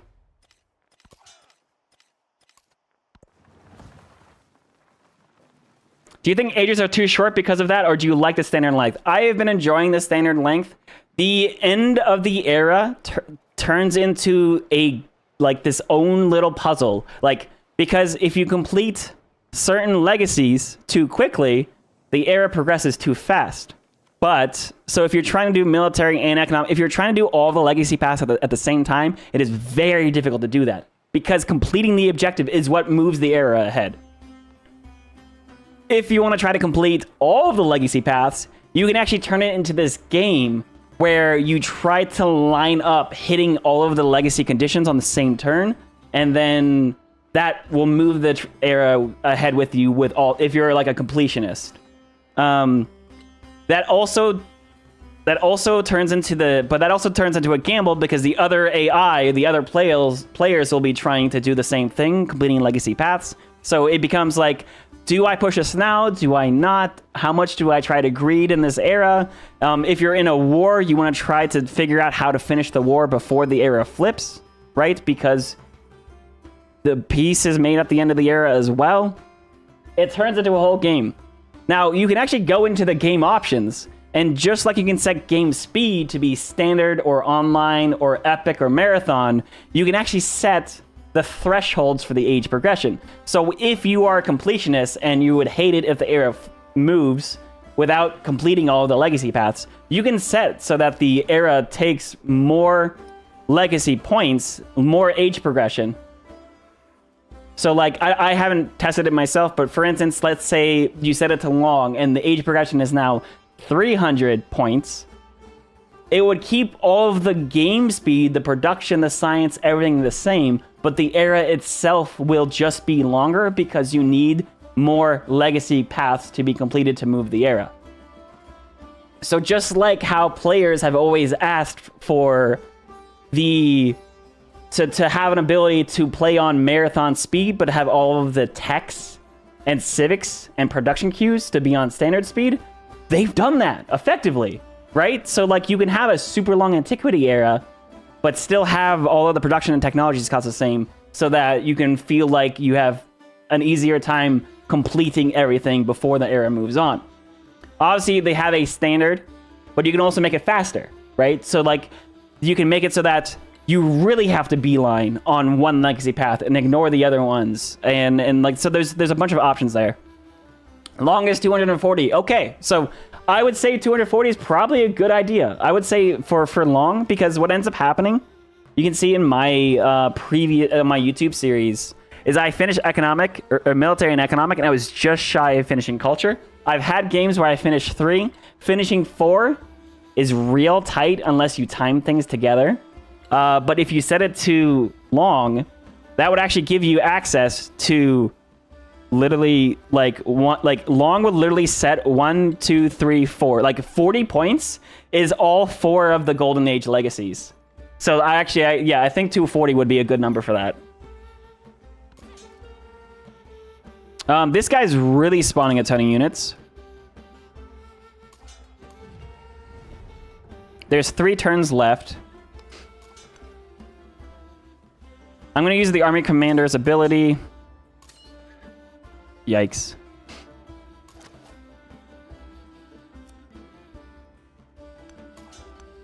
I should really just kill this independent. I'm going to do the coordinated attack to get all 3 of these swords to attack this guy with +2 combat strength. There we go ahead. We got a promotion. And I can actually get the shock tactics now. And this chariot's going to just swipe this archer. So I am gaining experience by fighting this guy.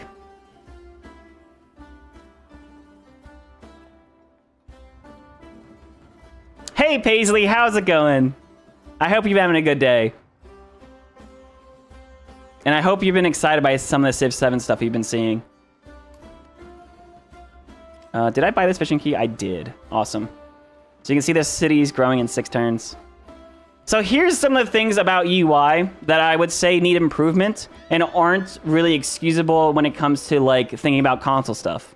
I would say like having these policy cards being big and blocky and moving them like this makes sense on a console, right? I don't like how big and blocky these are compared to Civ 7 policy cards, but it is what it is. I think this probably works better on console. The things about the UI that I don't like, it specifically include like this, like you have an 8 here. What the hell does 8 mean? You have a 6 here. What the hell does 6 mean? Right? In Civ 6, you could see like a little, dude, I actually can't remember what it looked like. But like it was green, right? So you knew it was about food, right? If this number was just green, you would know, hey, this city grows a population in 6 turns. Is at an 8 population right now. Or that town, sorry. This city is at 15 pop, and it needs 7 turns to grow. These numbers should be like green. or have a food icon next to it. While this 4, this should be like brown to signify production, right? Civ 6 does a really, really, really good job of using color to communicate as a communication tool. Like all of your science buildings are blue. All of your culture buildings, are purple.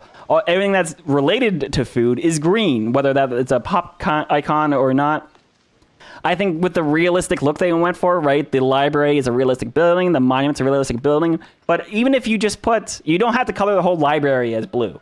But if you just used a couple of these, you can see there's actually a lot of tents here. These tents are like accents that are purple, which signifies that the city belongs to me, right? This city has a bunch of purple that it matches my purple color. While China here will have a bunch of accents that are this light yellow, right? That signifies that. And that used to be way, way more. They used to have a lot more of that in previous versions. They have actually turned it back because I remember the very first Civ title had like these little tents like everywhere. Like it was so obvious like which city belonged to which leader, right? Now that would conflict if you put like, blue accents, maybe that conflicts with like these tents and stuff like that. But like that's a example of something that you could do. I don't know if it's the right example, but if there was just blue like little flags or accents on the library, you'd see, oh, that's a science building. Or if there was like a little like a red or purple flag on the monument, that would show you like that's a culture building. I don't know exactly what the true answer is in terms of dealing with some of the bringing in some of the color coordination from Civ 6 and how well that was a communication tool. And it does help with cohesiveness in terms of how the city looks overall. But in terms of like the UI, like this needs adjusted, right? These numbers tell you nothing, and you can't even hover over it, and it doesn't tell you what these numbers mean. Those are the little UI adjustments that I think like absolutely need to be fixed. Excited and nervous? I mean, that's a good thing, right? That's a good thing. All right. So I now have 170 influence. You can see I'm going to go ahead and click on this guy. There's only 2 turns left, so this won't be the best example. I'm going to go ahead and do a save here, right? Or I could also use a quick save, but if I go ahead and befriend this independent, you see I start my own bar. I'll actually move out of the way. You can see Xerxes' bar is here. He has 2 turns until it becomes the independent suzerain.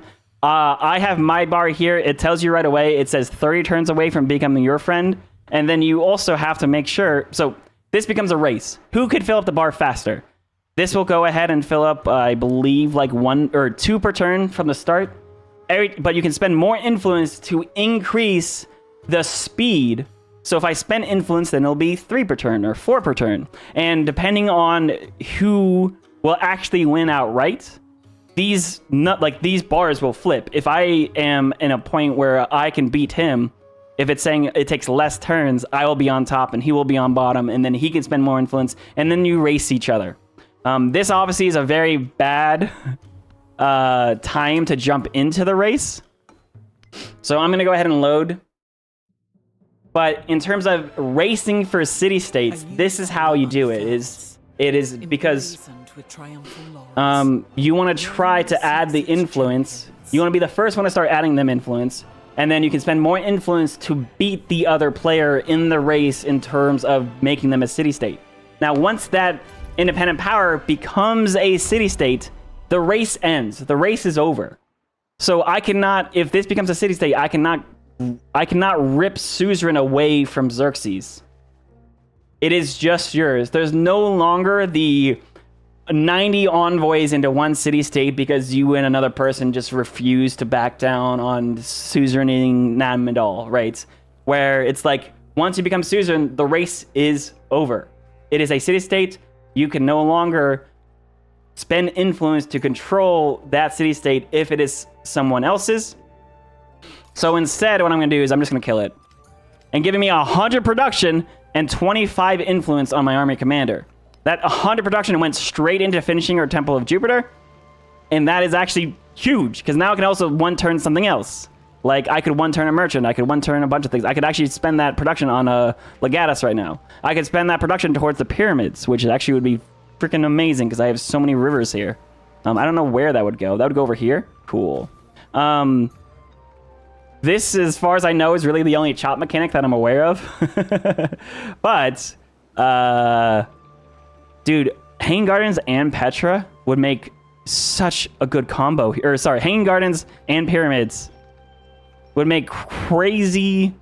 Would give +1 food on all our farms, and then +1 gold and +1 production on all my minor rivers. These tiles and farms would be insane. I could also go for a settler right now, because I should be unlocking another settlement limit somewhat soon. I'm just going for pyramids. I want to build the pyramids. That sounds fun. Can you flip them later? Yeah, no, you can't. You cannot flip them. The race is early. The race, fighting for city-states, fighting for suzerains, is the early race. Once that city-state, that independent power becomes a city-state, the race is over. And actually, I originally hated that decision. Now I love it. Because I freaking hate. Everyone hates when the AI steals your city-states. Everyone hates when you're playing multiplayer and then someone refuses to back down in a suzerain fight that you're obviously winning, but they're still making you spend all your envoys there. I love it. I love it. No one can wrestle this city-state away from me unless they actually come and declare war on it and try to kill it. Which, if they declare war on it, they declare war on me too. So, like, city-state control is way more ironclad in this version of Civ than it was in previous Civs. With that being said, I'm going to actually befriend this independent power instead because no one else is racing me for it. It's, yeah, everything's very different.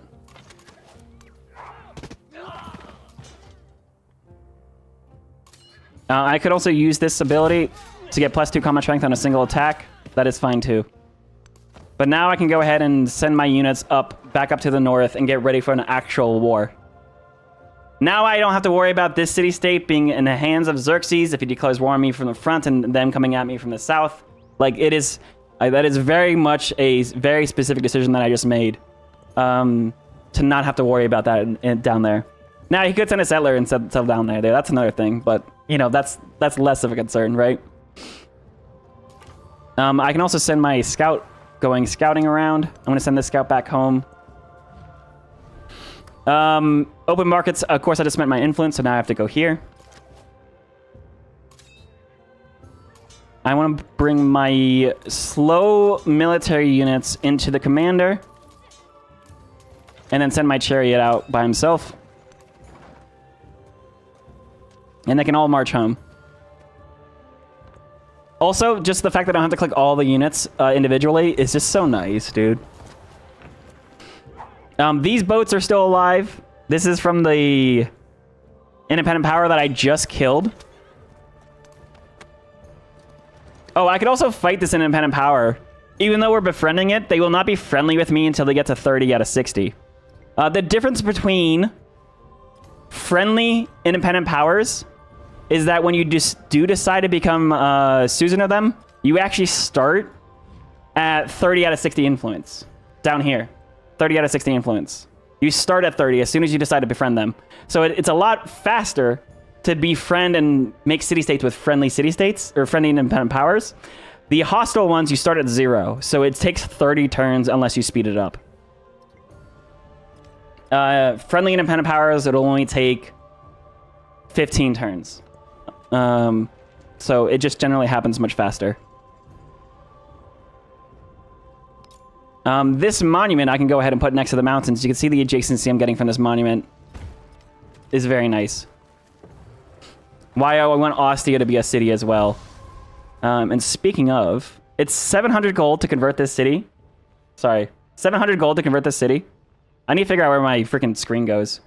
But I'm going to start just putting money into the overall development of the town. The more you develop, the cheaper the conversion gets.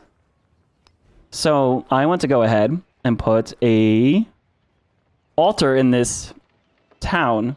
Because remember, my altar gives food on my pastures. See? +1 food. Because of my pantheon. God of the harvest. Feels really good. Speaking of, I need to get an altar in all of my towns. We'll grab that marble resource as well.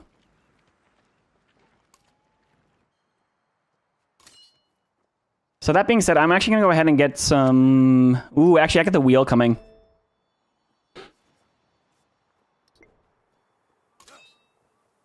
No, let's get some more experience on this guy. Yeah, the city-state stuff is a big change, but honestly, I approve. I like the changes. I also need to make sure my relationship with this guy is actually towards the negative soon.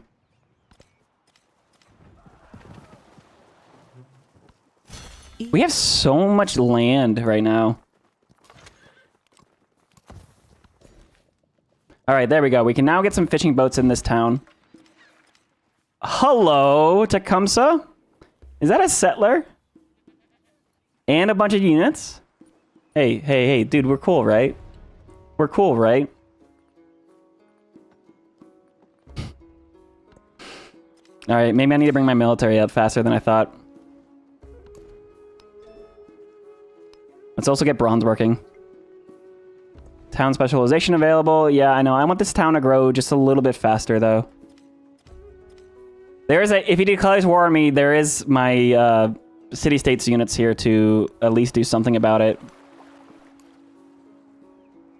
Also, I'm going to bring this slinger up. And also this chariot. I think he's gonna come home. Where are you going? Xerxes hates me. Why does Xerxes hate me? Dispersing... Oh, right, because I killed his independent power. That's fair. That's fair, dude. Yep. I may want to keep my scout towards him, then. Oh, this guy's just stuck now. Oh, there's an island. Okay.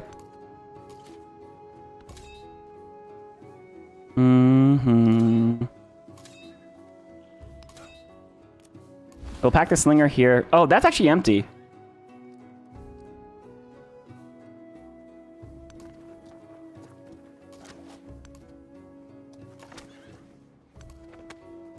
All right, there's no units to kill here, so I can't grant experience, so I'll just bring my guy back up.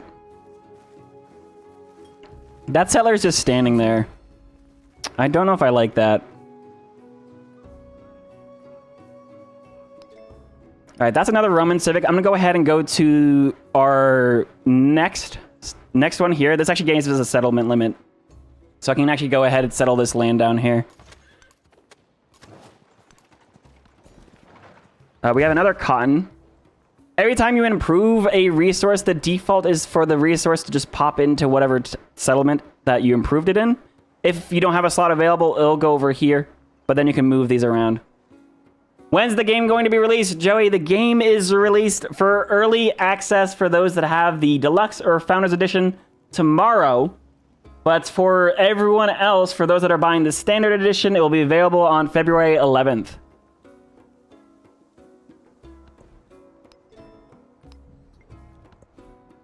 All right, now that we have our Temple of Jupiter, we can also go ahead and build the Basilica. If we put this in the same quarter that the Temple of Jupiter is built, we can actually get our unique form. These generally are just really strong, so I'm going to want to run these as soon as I can. There are actually boats here. Ooh, and Xerxes is here. Is he coming to attack this? I don't know.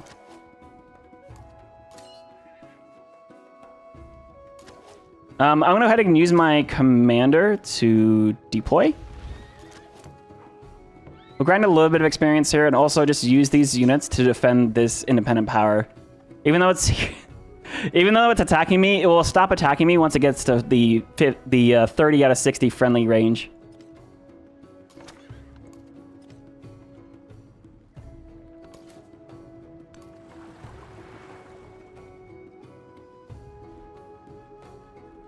All right, I'm gonna go to Pavadium and buy a altar. Putting these on the river is probably not a good idea, but that will give me additional food on farms, pastures, and plantations. So that adds food here. This place also needs to get an altar. Altars don't have adjacencies unless you have a pantheon that gives you adjacency.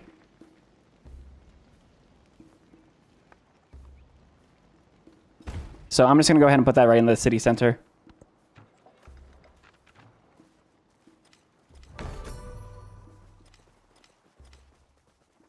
All right, this guy is actually going to kill my slinger if I stay here.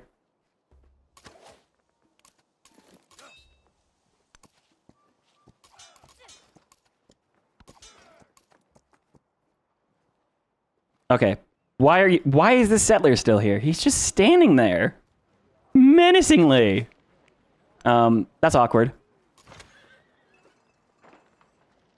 My chariot's gonna heal a couple turns and then we'll deal with this problem. I'll bring my commander up too.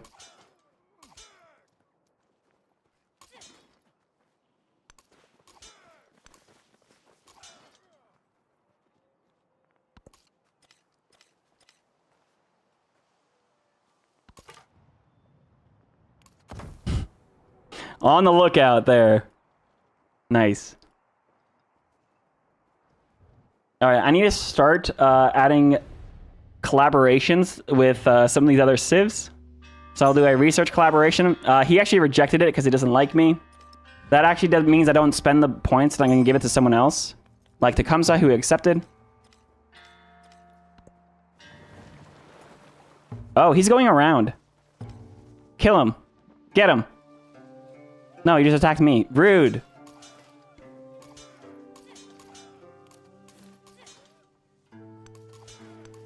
Dude, I'm trying to defend you. That's funny. Are all the other leaders leading the historical civs? Yes and no. So you see Confucius here is leading Han, who is the original China. We have Xerxes, who's leading the Persians. Generally speaking, the AI will always try to pick the historical path of the leaders of the civs. Tecumseh usually leads the Mississippians early on in the game. That means there's a different leader that has Mississippians. I think I put Himiko in the game, and I think she picks them for a reason, because Himiko doesn't really have a good choice for early on in the game.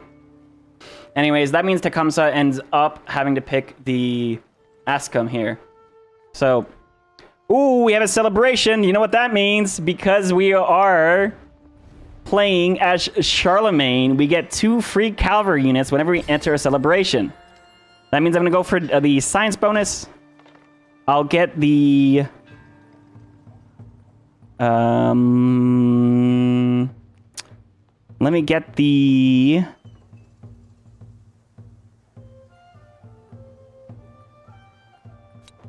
additional culture going.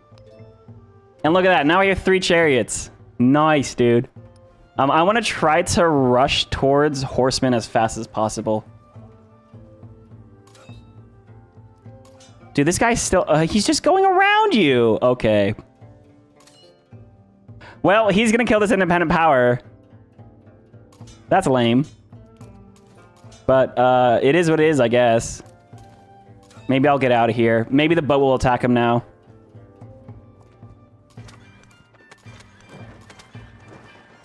But I'll send my chariots up this way to deal with... That's... Where are you trying to settle? Also, this is a problem.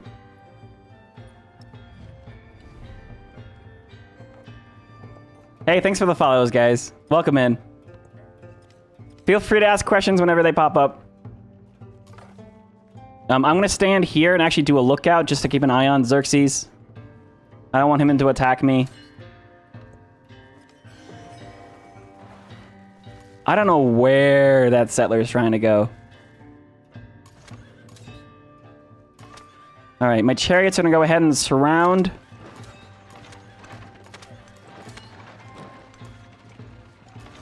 This unit, he is... Oh, okay. So our 47 combat strength. So there's a -2... so the warrior that I'm fighting is 20 strength, but he has -2 because he's defending a river tile. I have 30, -2 because he's a little bit damaged, +6 from the horse resources I have, 5 from the Father of Europe ability because I'm in a celebration, 5 from attacking independent powers, and 3 from shock tactics. So that is awesome. Oh, I'm gonna immediately grab the happiness. Even though I'm in a celebration, that will actually increase the amount of happiness that I have in total to the next next celebration, which means I'll even get more horses. And you can see I'm pretty much just lining up a later era attack. We built the pyramids. Amazing.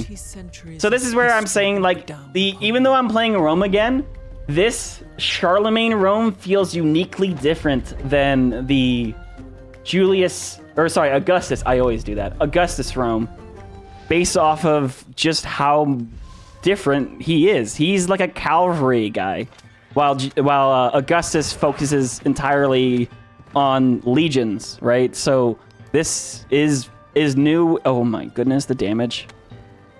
And why I wanted to play him like this. I need to repair this farm. Easy. Gwendolyn Christie is amazing, by the way. Love the YouTube vid, Spencer. Hey, thank you so much. Love for you commenting. Do you think it's possible to win a game on Deity with a single giga capital with tons of... I am sure, absolutely sure, you'll probably see somebody try a one city challenge. A one city challenge, which is just a one city challenge, and they ignore the fact that they have tons of towns. Yeah, I believe that's gonna happen. Let me see. I'm about to get a settlement limit in 5 turns. So let me get another settler out. I'm gonna buy a... Ooh. Ostia wants to buy a granary, because I'm trying to get this town built up and converted into a city. You can see it's only 600 gold now instead of 750.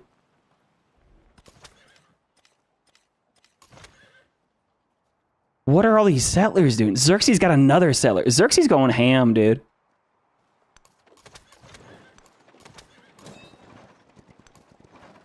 Also, the legatus now has 3 promotions and can actually settle a new settlement. I'm gonna say city interchangeably all the time. I apologize. I should be saying town or settlement, but it's way too much of a muscle memory at this point. So Roma and Aquileia are cities, and the other 2 are towns. Correct. Aquileia is a city with a production queue. Roma, this town can actually change to a farming town now, because this will give additional food and bring these back to the capital as well as Aquileia. And look at that, 4 food, 2 production on these tiles. Very nice. Ostia actually needs a brickyard really bad then. No? Saw pit? No. Oh, wait. It has a granary. Yeah, it already has the boost. This galley's just sitting here in Rome. I don't like that. Actually, because I have the settler coming, I'm going to go ahead and go for something else now. Oh, ballista. Oh, baby.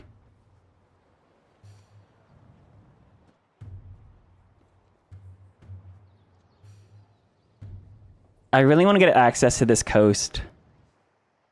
Just so I can get settlements over here for the next era. I could really just fill up this whole area down here.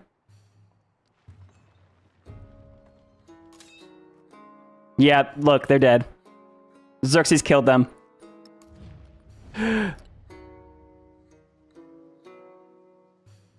That means we both hate each other for the independent powers that we've killed.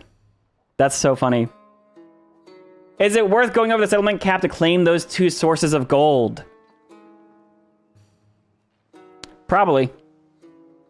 Especially because, like, Tecumseh is, like, totally threatening to settle here with this dang settler. Absolutely could be worth it.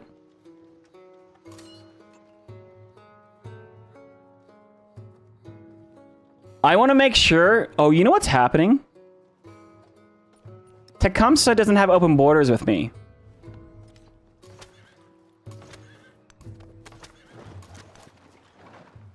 I think this settler is stuck. Specifically because he's trying to get past here.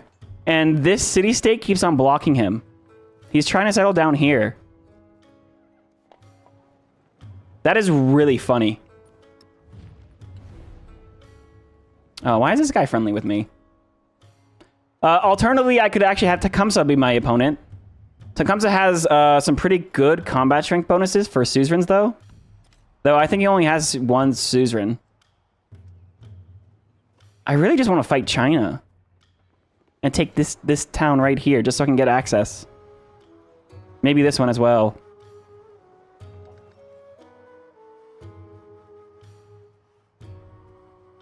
Funny to see the AI still has... The AI is still very... It feels a lot like the Civ...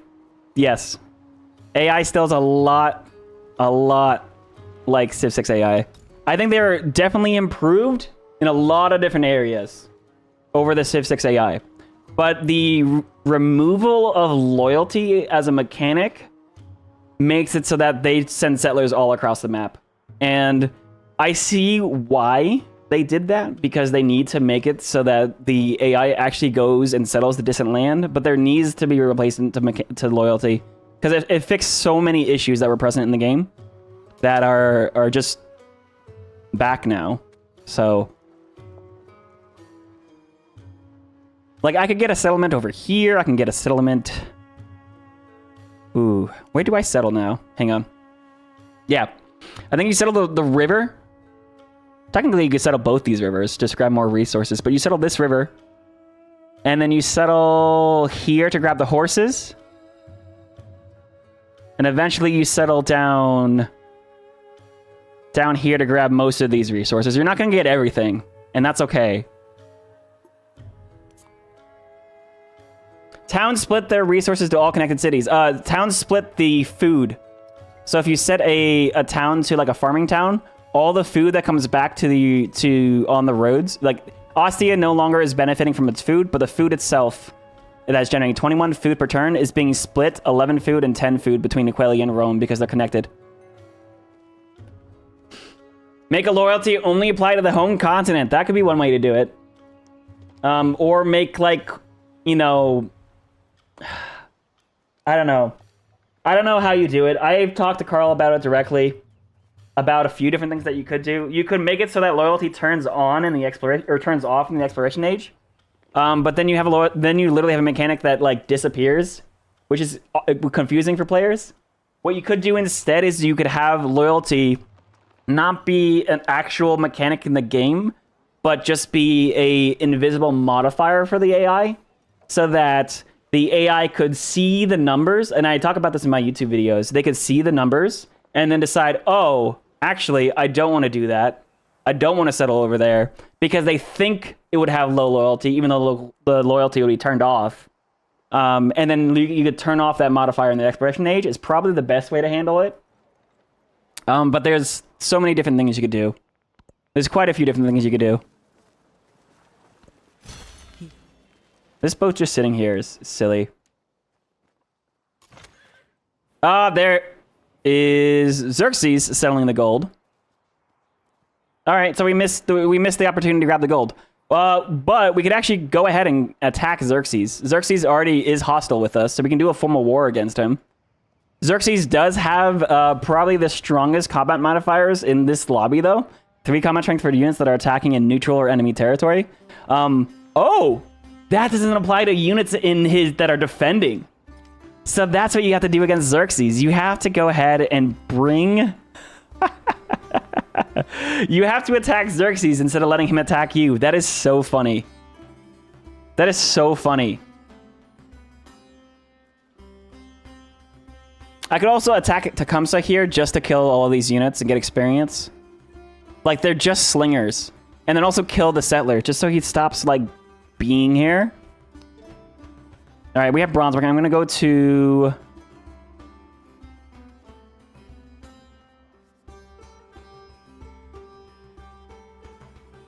military training, because I want to unlock ironworking next.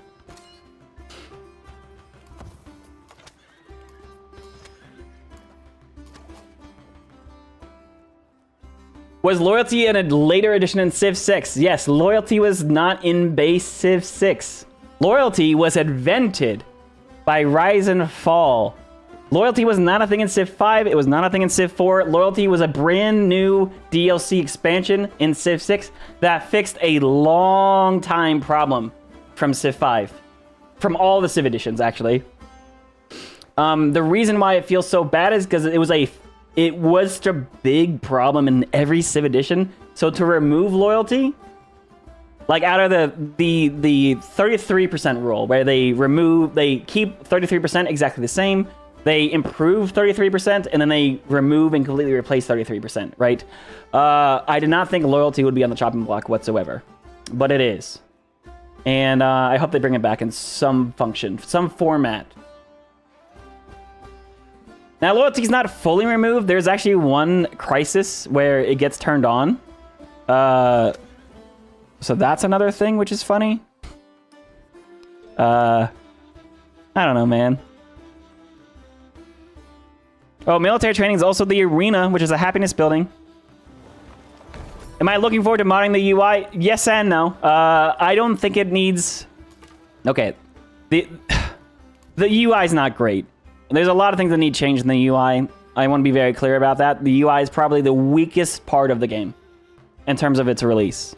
I understand why a lot of the UI is the way it is if you think about crossplay and how consoles are supported on release as well. So I am a little more forgiving than other creators have been about it. But I absolutely agree with all of their gripes they have it at the same time. There's also very specific things like what the hell do these numbers mean? Like the UI here needs to be improved. But... yeah, I mean, the short answer is yes. Modding will be very, very helpful. Modding is going to help a lot.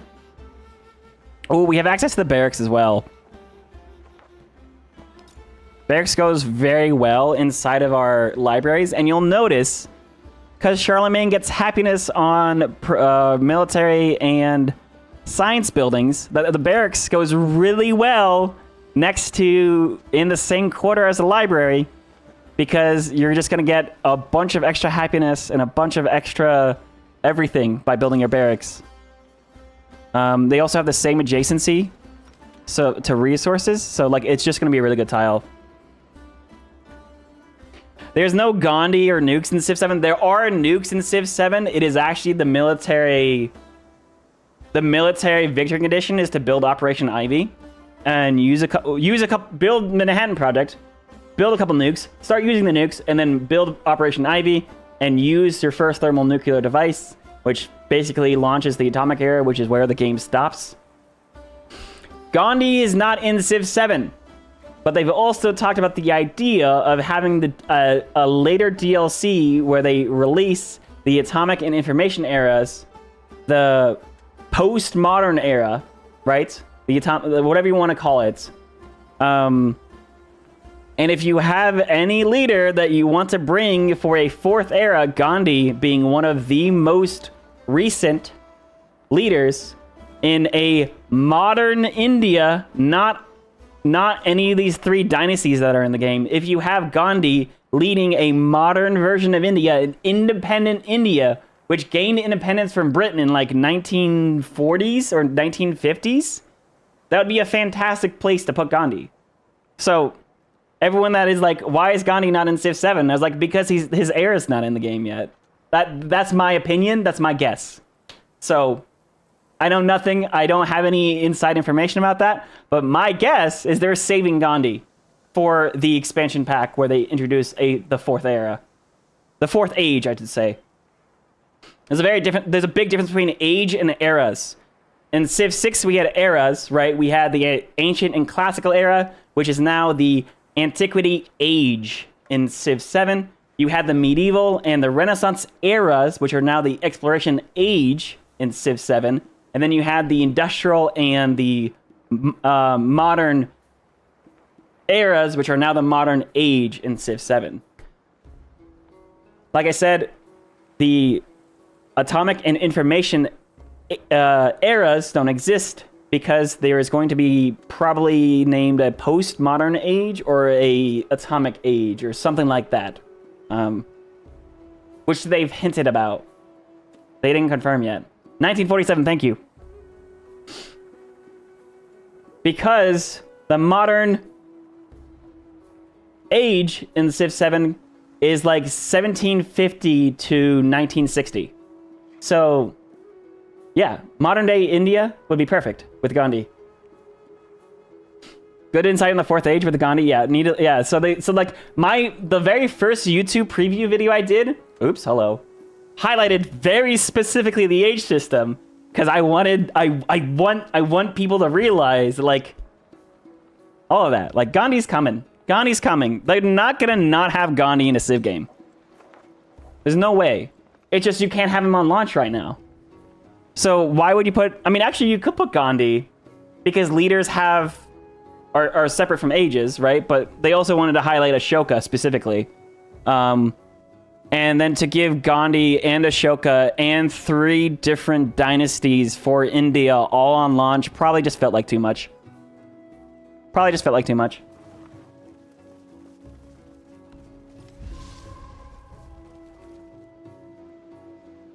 Let you know if you want to play chess sometime? Yeah, probably, Spencer.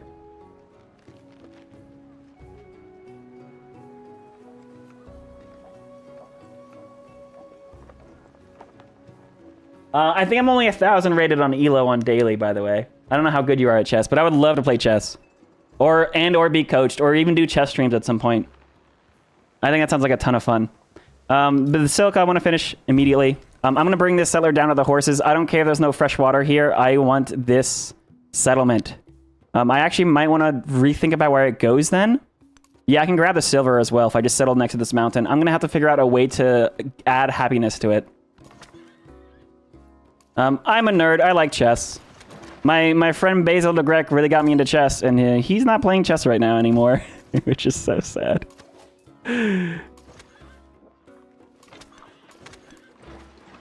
All right, I can also upgrade my units into archers.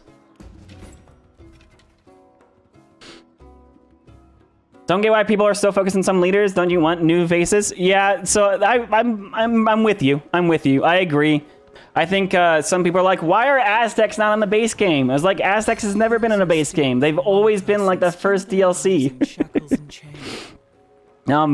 I understand the statement of putting like, why would you have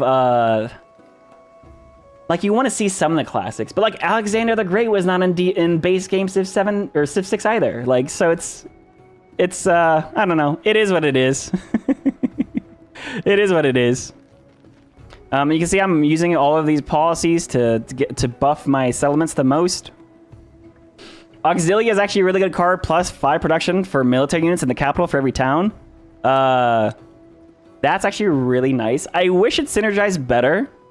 You'll notice the other tradition that they have, training an infantry unit gains culture equal to 25% of the production cost. That is very good. But it's only infantry units. Maybe I'll do that soon. But right now, I actually do want to get a quick archer out. The production bonus does add to archers. You just don't get culture from the archers, right? And then now that we have that, we have the additional settlement limit. I'm also going to go to the unlocking the Colosseum because happiness is everything. I definitely want to take this settlement. I wish it was... Well, actually, no, it's fine. We have this.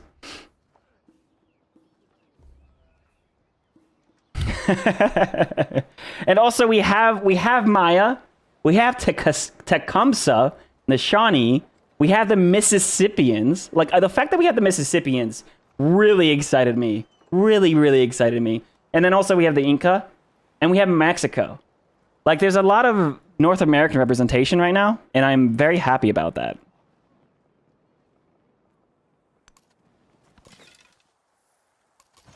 All right, chariots. I need my units to heal. Tecumseh is just really... Oh, did he just leave? He finally left. Okay, cool. Now that the thing is open, that's so funny, dude. Yeah, we're going to settle right here. It's off freshwater. It's okay. Freshwater early is very important. Freshwater later is less important. Pavadium is going to switch back to the fishing town. Because now I want to send all of this food and these fishing boat, all the food from these fishing boats back to my cities. Ostia. Ostia, I really want to convert to a city. The Brickyard. You have to be careful about which tiles you replace with your districts. But you can see, because we have the mastery to masonry, that's a +4 production quarter, which is really nice. You guys are healing still. I need to upgrade these to legions, actually.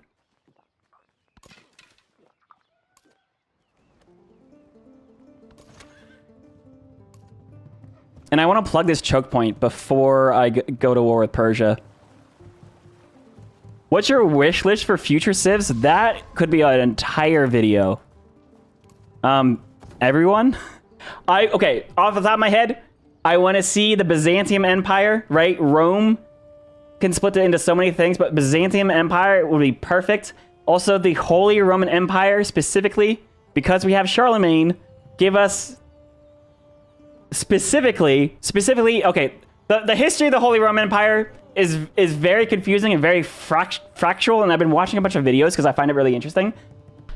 But if you look at Rome, and I talk about this in my recent YouTube video, guys, if you haven't watched my recent YouTube video, the third video covering everything about the exploration age, or sorry, the transition into the age, the video is doing significantly worse compared to the 2 previous videos, so I'm gonna try to plug it as much as I can. I actually talk about the history of Rome and why it splits into these different civilizations, why the crisis is so important, why the very first year of the exploration age being year 400 is so cool, specifically because of Rome, and the history of why can Rome transition into the Normans?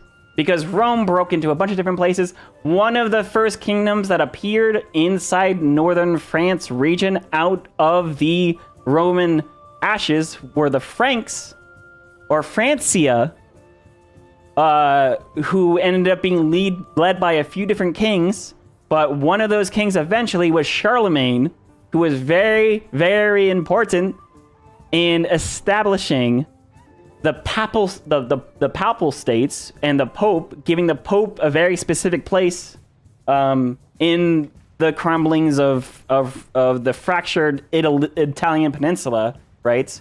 And he did things for the Pope, and the Pope did things for him, but basically the Pope crowned Charlemagne of Francia, or another name is the Carthaginian Empire, I believe, something like that, as the first Holy Roman Emperor, right? And then Francia actually crumpled and split into 3 different kingdoms, including West Francia, and West Francia ended up intermingling with a bunch of the Scandinavian Vikings that settled in the area, right? It's becoming a very unique Norman culture, which was both about Viking raids and adventure, as well as about like European chivalry and honor and all this kind of stuff, which developed a very unique Norman culture, which then, of course, they not only colonized the English Isles, and you have, of course, a bunch of different leaders that, including William the Conqueror that conquered England, right? And ended up establishing a modern, not modern, sorry, the England, yeah, and then you had the kingdoms of Wales and Scotland and all that stuff. But the Normans ended up conquering a lot more. They went and conquered a bunch of Ireland. They conquered parts of Iberia. They sailed all the way to the Mediterranean, conquering parts of Italy to support the Pope, right? And then also conquered parts of Africa and the Middle East and modern-day Turkey, which means they were a fantastic exploration era civ. Because not only are they the chivalry, the knights, the conquering, but they actually did go to distant lands, make all of these different conquering and settlements, and they have moats and like the moat and bailey. Like if you want to feel like the medieval era, you want to be like a king, and have your castles. Like the Normans are so much fun. Charlemagne is so much fun. But yeah, specifically having a Holy Roman Empire, because Francia ended up splitting apart. It ended up being you ended up being other kings that ended up taking up the mantle of trying to reunite a bunch of the kingdoms, and then you have Frederick, right, who was more from the Germanic area, the more towards Germany, and is associated with Germany, which is why when he conquered a bunch of the kingdoms, the Holy Roman Empire is seen as more German than it is French, but Charlemagne specifically was a lot more French. it gets very confusing, and I probably have some of those pieces wrong, but like, it's really cool. So the Holy Roman Empire, you had to decide, is it the Charlemagne Holy Roman Empire of Francia or contra, crap, I forgot the term. Carolingian, I believe.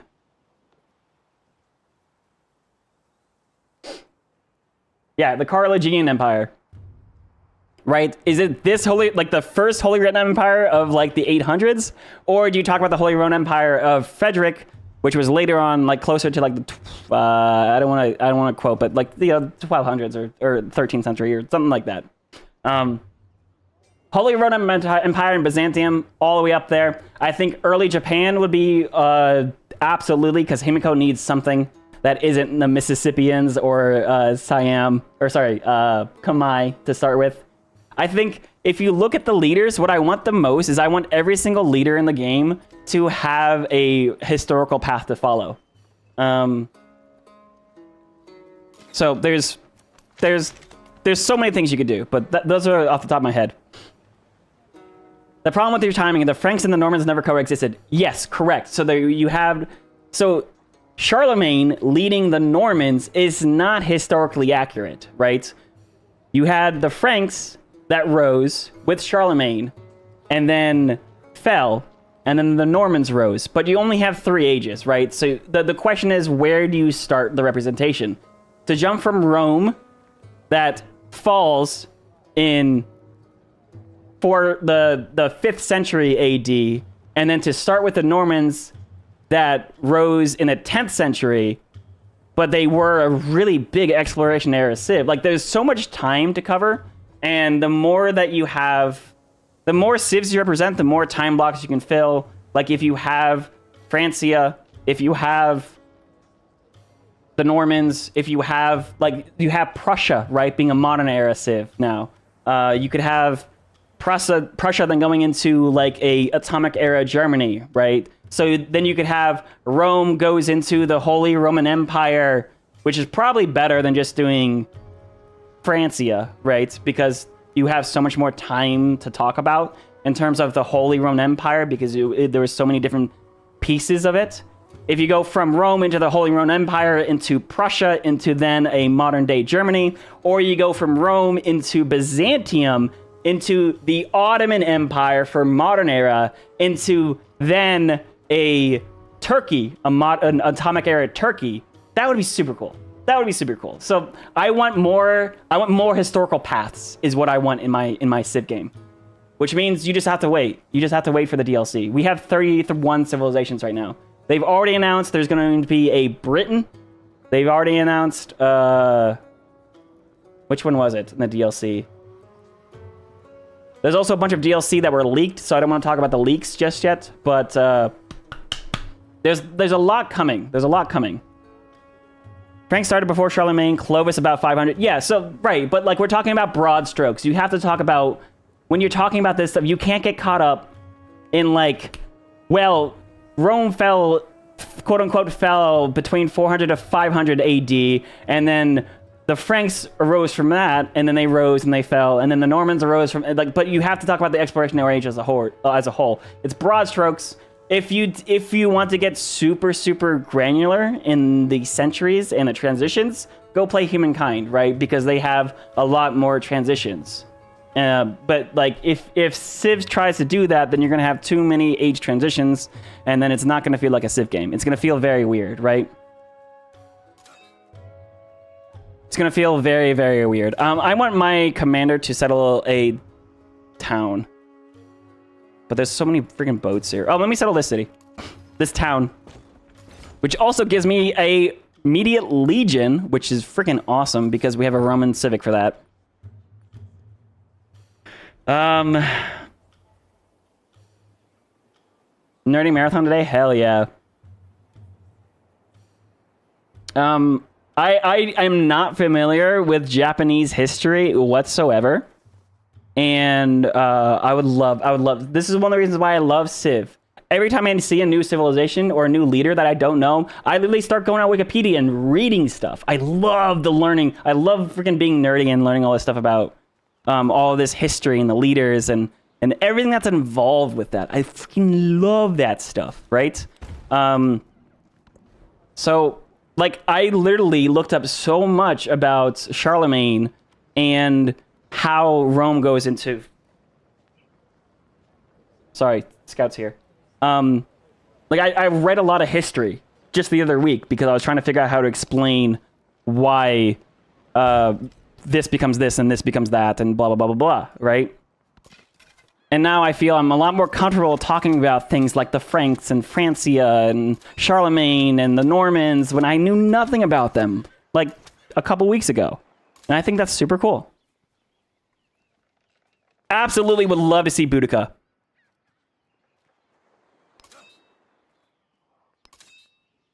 Absolutely would love to see Boudica. Let me see. I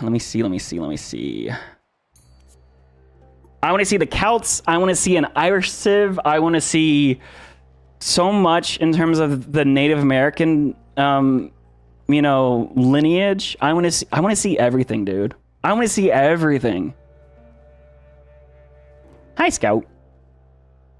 There's a couple of resources that I can't grab from the coast. I'm gonna actually send my commander over here to settle that quickly. There's so many things I want to see, dude. Obviously, like, that's just gonna take time, though. F is the fortify command, so we can build some fortifications. This is wrong. The Duchy of Normandy was established in the late 9th century, early 10th century. That's what I said, though. Not even 100 years after Charlemagne's death. At the time, the kings that were called France, we still use the King of the West Franks as the primary title, so it's fair to say the Normans and the Franks existed at the same time. Right, okay. And this is another interesting thing that happens, is that people start arguing about the history when, in my comment section. Like, someone tried arguing to me that Rome didn't fall. Rome didn't fall until 1450-something. And I was like, that's completely... That's not even... That's just you're arguing terms and like words at that point. Like Rome as in Western Rome, as in based on the city of Rome, fell. But Byzantium, which did call itself Rome, obviously, lots of places call themselves Rome, but Byzantium, or the Eastern Roman Empire, right? Which obviously they have, of course, a reason to call themselves Rome. But if you're going to you tell me that Rome fell in 1453 and argue with me, say no, Rome didn't fall Rome didn't fall at the end of Antiquity. Rome fell in 1453. I'm going to tell you, you're talking about Byzantium, and now we're just arguing about the names of places, and you're not even right. The fall of Rome specifically refers to the Western Roman Empire. So, no, I hear you, 069. I appreciate, by the way, people that correct me in any type of terms that I say, any type of history. I hate being wrong. I love being corrected. So please, correct me, and feel free to correct other people in chat. As long as people are being respectful, like, it's fantastic. That flood, jeez, that freaking flood, man. That flood hurts. All right. So, we're gonna go over our settlement cap right now. But it's okay, because this is gonna be great. Because I want to found a city with my legatus right here. Giving me another legion, by the way, to then send and plug up this choke point while my army commander comes back over here. Now, going over the settlement cap is fine. All it does, it gives you a -5 happiness in all of your settlements, which means this town itself is actually at -6 now, which is a problem. So I need to buy an altar here, because if it stays unhappy, it's going to be a problem. That also slows down my celebrations.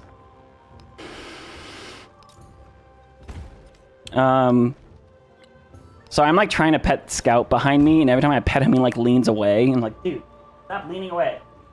You wanna come say hi? You wanna come say hi? No, you don't. Come here.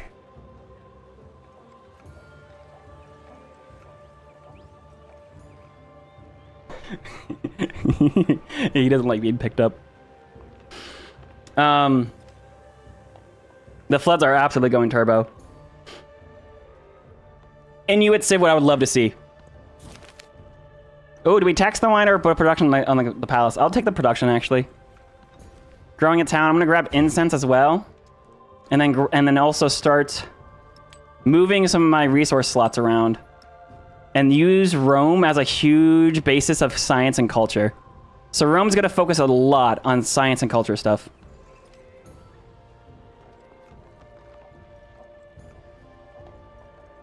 AI still makes a lot of mistakes when it comes to any type of military aggression and settling. That still happens. That's a problem. It is what it is. Maybe we just decide to be allies and friends with Confucius.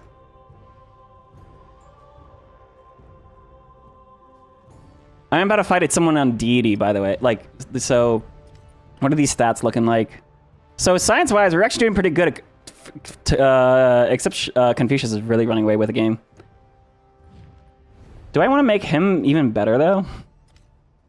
I don't know. Choose production. So we can actually build a villa for happiness. Actually, we're actually pretty low on happiness right now. But also the barracks is giving us happiness, so that's fun.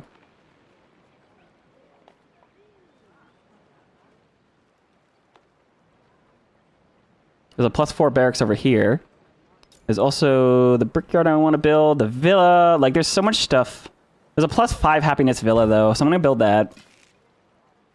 I'm bringing my archer up this way, too. Yeah, there's so much. Xerxes is an easy target. Xerxes is he's certainly unhappy. If we get the loyalty crisis, it would be easy to grab some of his cities, though. I'm going to improve these horses, though. That's so nice. The altar I want to get. Increase the happiness here. -3 now. So I just need a way to increase the happiness here. And we'll be fine. Someone built the terracotta army. Also, I think I want 2 army commanders this game. So I'm going to try to prioritize getting a second one. Just so I can get an army commander here and over here.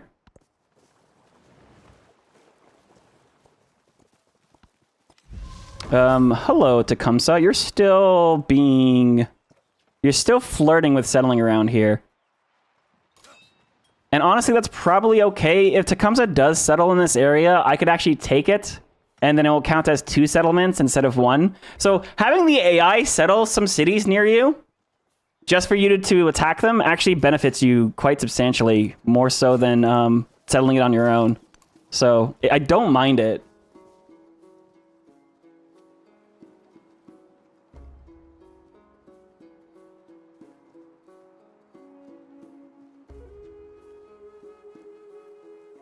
I think Perkin069, I think you are starting to argue less over like history and more off of classification and like where do you make the boundary? Like what box does this fit in? As opposed to something that sounds like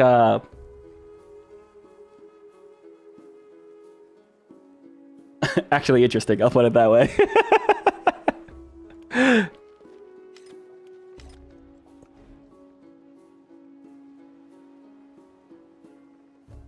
I actually do want to start getting some merchants as well. I think Aqualia is a good place to do that. I have a ton of influence, by the way, so I want to start spending my influence. And I'm going to go ahead and start doing that with, yeah, Confucius. His science return is going crazy, but that's fine. Let's go to open borders as well. He's the most friendly AI with me. So I think he's going to be my pocket friend. It sounds awful, but that's funny.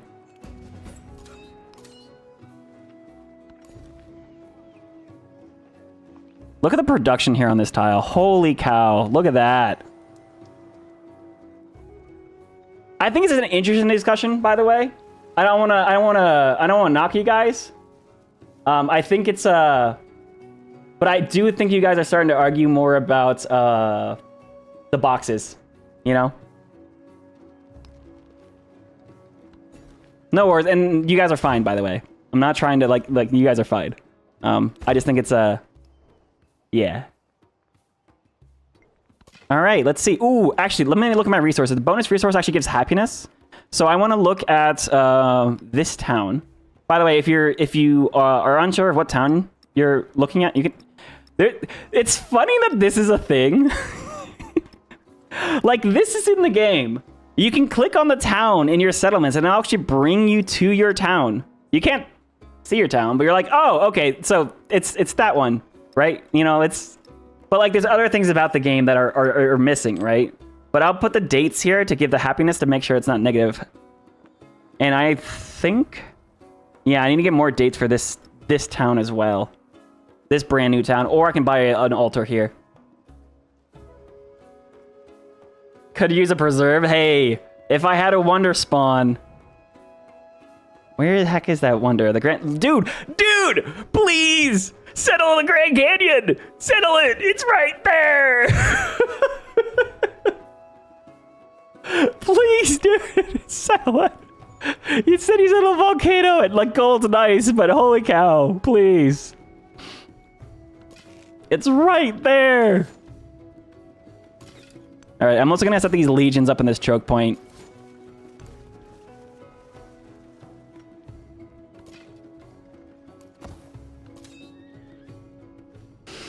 And honestly, I don't think... Let me see. He's already hostile. I don't think I need to even upgrade these guys to legions.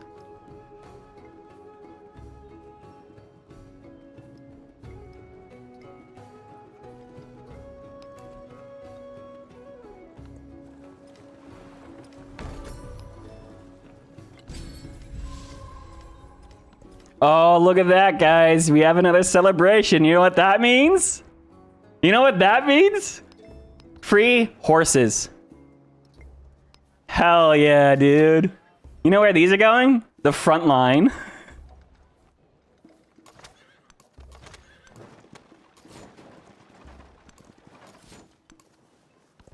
Amazing. And now I actually have an interesting bonus. Goes to Rome. You actually get the ability to either produce range units or legions faster. I might actually just take the gold. I'm a horse civ. I don't need these, but I'll take the gold for upgrades. Sure. Must be in friendly territory. Oh, okay. Well. Also, oh, we're friendly here.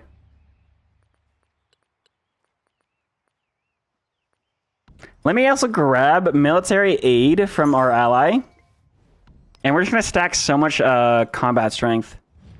Because I can also do a declare war here. We have 1 free war support from our military attribute. And because it's a surprise war, it's a formal war. If I was to do a surprise war, like if I declared war on Tecumseh here, because he's our friend, if I declared war, it's a surprise war. He gains, and because he's our friend, we're backstabbing. This is actually a really big problem. Because not only do they gain 200 influence immediately because we're backstabbing them, they get 6 war support to my 1. That means they start with +5 combat strength on me, and all of that war support turns into unhappiness in my own cities from war weariness. So declaring war on Tecumseh right now feels really bad because he's my friend. Same thing would happen if I declared war on Confucius. Look at this. Right? But if I declare war on Xerxes, who is currently my formal enemy, I don't have to deal with that. Because everyone in the world's like, yeah, you should declare war on that guy. Basically.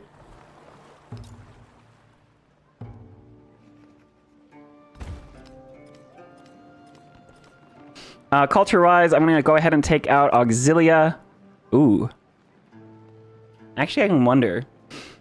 I have a bunch of influence. I'm going to actually plug in my traditions here. And I think Ostia... I still want to convert this. I'm going to go ahead and actually start spamming archers in the capital. Because I want to get the... a nice defensive front.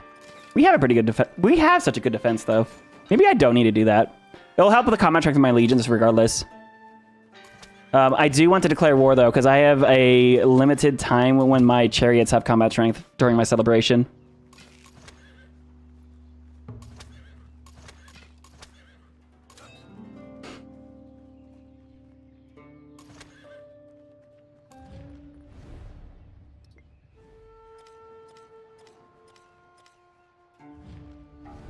Check it out. Let's just do it.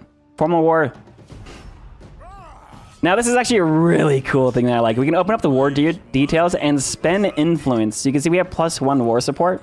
But if I spend influence, I can actually swing this further in my favor, giving me more combat strength, but also giving him war wariness and dealing with happiness effects in his own area, in his own towns. Yeah, GG Xerxes. And now we got the war music as well. Amazing.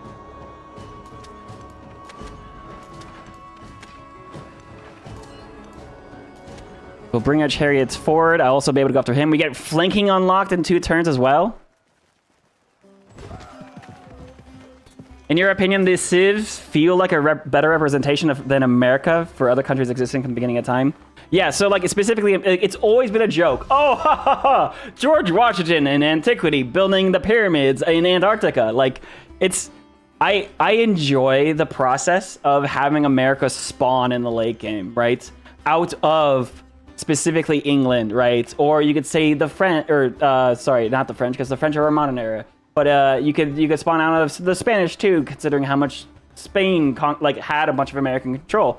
Or Native American tribes, considering that the Native Americans, regardless of the history how it was, were more or less... What happened to the Native Americans was bad, right? But more or less assimilated into the overall America, right? So it's I think there's a lot of cool things that happen. I'm gonna kill this immortal, by the way. Oh, I didn't even look at the combat strength there. Oh, fighting into the tile gave me experience. All right, I need to relearn how experience and commander radius works, because I don't know how it works now. But we got a promotion. I guess it's fighting into a tile. This actually gets us to the bottom of the assault tree, which is actually super cool here. Because not only do we get advancement, infantry and cavalry units within the commander radius have first strike, gaining 5 combat strength when they're at full health. Super cool. But we actually get our first commendation point as well, which means I can now grab merit, giving +1 combat strength, or +1 radius on the commander radius. I love merit, specifically because look at this radius now. This affects way more units, but not only that, now this commander gets a lot more experience and can actually get a second through the second tree even faster. It's super cool. I love it.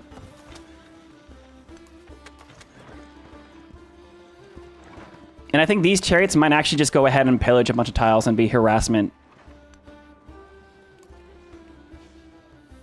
What age do you think the Vikings would fall? I would say the Vikings would make it Antiquity. That's hard. That's hard, right? Because it depends on what you're talking about in terms of Vikings. The height of the Vikings was like the Norman conquest, if you think about the, or pre-Norman conquest. If you get, depends on whether or not you count the Normans as Vikings, right? But the Viking age was specifically like, correct me if I'm wrong, because I'm probably gonna be wrong here. The Vikings could absolutely be early exploration, but I think gameplay-wise, they would make great for Antiquity, because the Vikings being... When was the Viking Age? Was that the first few centuries? The Viking Age. The Viking Age was 793 to 1066. Yeah, so... Early exploration would make sense to put them in, especially because the Vikings are all about exploring. But also the thing about the Vikings is that they explored before anyone else did. So it would also make sense to put them in Antiquity. Because... when did... and then give them abilities to enter deep ocean early? No. I think you put them in exploration era, and then you give them bonuses to sailing the ocean early, right? Maybe cartography makes it so your ships don't get damaged in deep ocean, right? Something like that. I think you put them early exploration. I think Antiquity is too far. There could be probably some Scandinavian Antiquity civilization that you do set up, but if you talk about the Vikings, right? Then I think you put them exploration.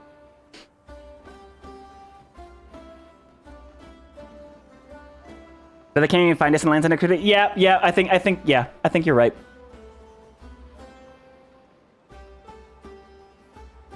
War music, you're right. I think you have a Scandinavian Antiquity era Civ, and then you have the Vikings for exploration age, yeah.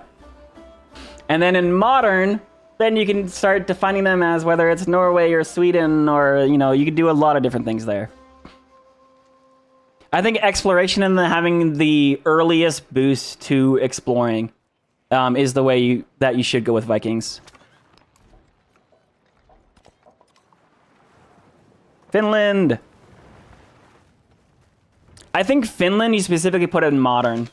Or actually, I would have to look at the history of modern about when did the Soviet Union, like what time, like Finland was, I'm not good at Scandinavian history, but I know Finland was controlled by Sweden at one point. I know Finland was controlled by the Soviet, or not, they famously fought off the Soviet Union. There's a bunch of different, it gets, oh man, history gets so confusing, dude. We're gonna unlock ironworking very early this game. And I'm gonna focus on my happiness buildings. So let me go for the arena. And we have a +6 arena all the way up here. Huge mountains. Which means a monument right here, or a wonder here would be really nice. Isabella leading the Vikings would be hilarious. We have a merchant doing the fog busting here. We also have access to cotton, wine, and dyes. So how this works is that China will get the gold per turn, and then I get a copy of all of his resources, right? Ooh, 3 happiness? Hell yeah, dude. We're getting another legatus, by the way, because I want 2 army commanders eventually.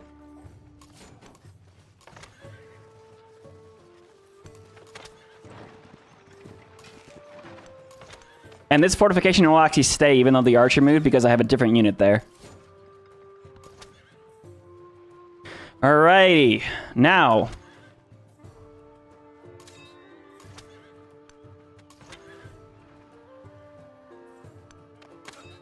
So I need to actually start deploying some of these units. So. Oh, you can't shoot that guy. This settler being stuck here is a problem. That's just straight up a problem. Let me get the warrior. Ooh, actually, no, the chariot's gonna go here. I'm gonna deploy a warrior here. This is where, I mean, you can do some micro when it comes to the commander stuff, which is really cool. Again, an archer here. Oh my goodness. 55 combat strength chariot. Holy cow. Dead. That gives experience to this guy, or it should have. It didn't. Huh. Does the increase of the commander radius not affect experience? Because if not, I think it's a lot worse now than it used to be. Anyways, I'm going to fight this guy. That's a commander. I'm going to kill that. Anyways, I need to increase my settlement limit ASAP, so I'll get this one. We got fortifications here. Sami has Antiquity. So Sami is this a Scandinavian civilization? Is it true that each leader has a lot more unique things other than ability? Yes. So Diane Fire, I'm assuming what you're talking about is not only do you have the leader abilities, you have the civilization abilities, but then you have what are called attributes. Attributes are exactly the same across every leader, but the trees are the same, but the way you go down the trees will be defined about how you want to play each leader. So, for instance, I had a cultural point giving me culture on my palaces, but specifically, you can level up this tree to give you production towards wonders or civic masteries, or give you a bunch of boosts to culture, basically. I have a couple of things in war right now, so I have free war support. I can ignore happiness of unrest in settlements if I take a city. Like, there's expanded attributes, there's scientific ones, there's diplomatic ones. So the way you tech out your leader will be not only defined by how you want to play a game, but each leader itself will be marked as one of these two different types. So Charlemagne is a let me see what he's defined as a militaristic and probably expansionist actually, but I forget exactly. But every leader type has like a way you would go down, but by completing narrative events and quest lines, you can actually get more of these attribute points to spend. So right now I have the King's Diplomacy as a quest. If I capture a settlement, that will probably give me a militaristic attribute point as well. Old ethnic group of Scandinavia. Yeah, so that's really cool. And you can do a bunch of different things with the Scandinavian people. The Scandinavian people settled everywhere, right? They not only settled Norway, they also settled a bunch of Germanic and Francia and Normandy, right? They settled a bunch into Eastern Europe, right? You had, they touched on it when it's Varangian Herald, talking about the Varangian Guard. A bunch of them went to settle on England, but then also like you have Iceland. Like the Scandinavian people went in a lot of different places. So having an Antiquity Scandinavian people would actually be very nice. Would be very, very nice for a game like Civ 7 that is all about branching of history and branching of civilizations. Just like Rome can branch into a bunch of different civilizations, a Scandinavian people can then branch into a Vikings, or they could branch into a bunch of Eastern European, or like the Normans, or a bunch of different places. Like, it's really, really cool. That's really cool. You didn't realize the Finnish independence was so recent? Yeah, so the Finns are like the Swedish Empire. When I first heard about the Swedish Empire, I was like, what do you mean? What do you mean the Swedish Empire? Sweden isn't big. And I was like, oh, Sweden used to control Finland and other things. And it's like, oh, okay, cool.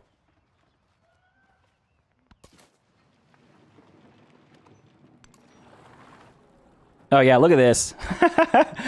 Dude, having access to this city and a canal through here would be really nice. But he's my friend. He's my friend. You don't hurt your friends, right? Also get our chariots.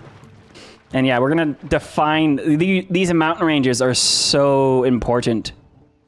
It's so important. And also the city-state here. In terms of the like figuring out the choke points and where to set up your natural borders between civilizations is really important, especially against civs that are aggressive and against deity AI and all that kind of stuff. Sweden was a menace in the 18th century. Yeah, so there's so much I don't know about Sweden. I think about Sweden, I think about how Sweden's been represented in the past. And I think about their diplomacy and like the bringing, like the World Congress stuff they do. And then you look at Civ 5 and you realize, oh, what was his name? The Civ 5 leader for Sweden? He was an emperor. Like there's a lot. there's a lot, right? We can also do some pillaging, damaging a mine, healing my unit, and then also giving me a little bit of gold.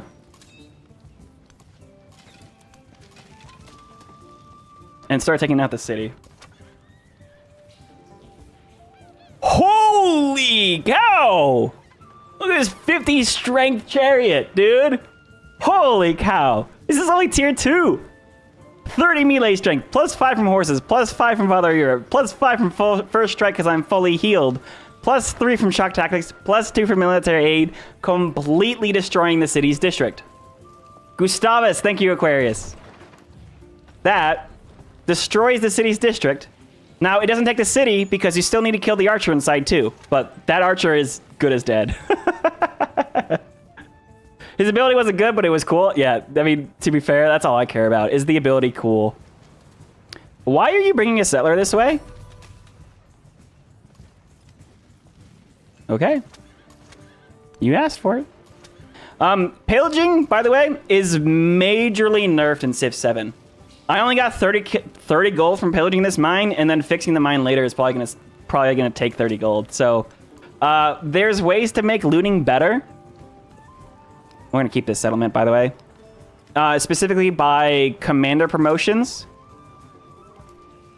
Like logistics gives you 50% more yield, but The meta of pillaging from Civ 6 is way weaker than it used to be. I don't know if I think that's a problem. I don't know. I'm gonna pack this guy up and then send the commander down towards the south to then plug up this choke point and deal with the problems down here. That actually fell so fast. That was so funny.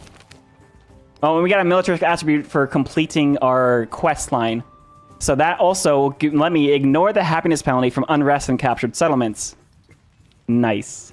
If I keep going through the attributes here, you'll see there's a increase of settlement limit. There's also things called legend unlocks, +5 combat strength to all units against districts. This is generally speaking at the end of a tree, but they're really good and they're called legend unlocks. And I don't know anything about them other than they're there and I want to try them out. Pillaging mentioned in Aqua. Yeah, right. I will be spending more influence to keep the war support in my favor. Someone did ask me about whether or not they're concerned about how easy it is to add war supports and get like +10 combat strength. Like asking if it was capped. And it's not capped. Not hard capped that I know of. But it is soft capped. Every time you spend influence, the next one gets more expensive.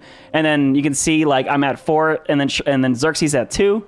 Because he's spending influence, which brings it back in his favor, and then this just gets prohibitively expensive. I don't think war support is very strong, but I don't think it's at the point where it's like it's gonna, you know, kill you.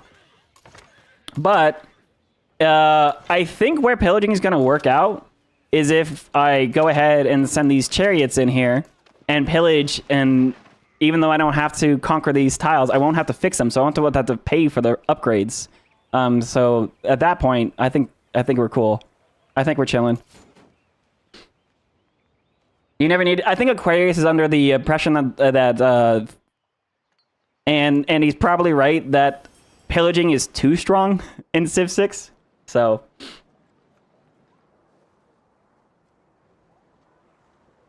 You wonder if you see a Civ leader with strong pillagings? That's when you add the Vikings. That's absolutely when you add the Vikings.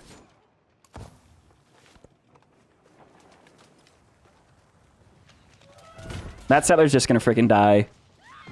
Nope. Yeah, it couldn't. That's too funny. All right.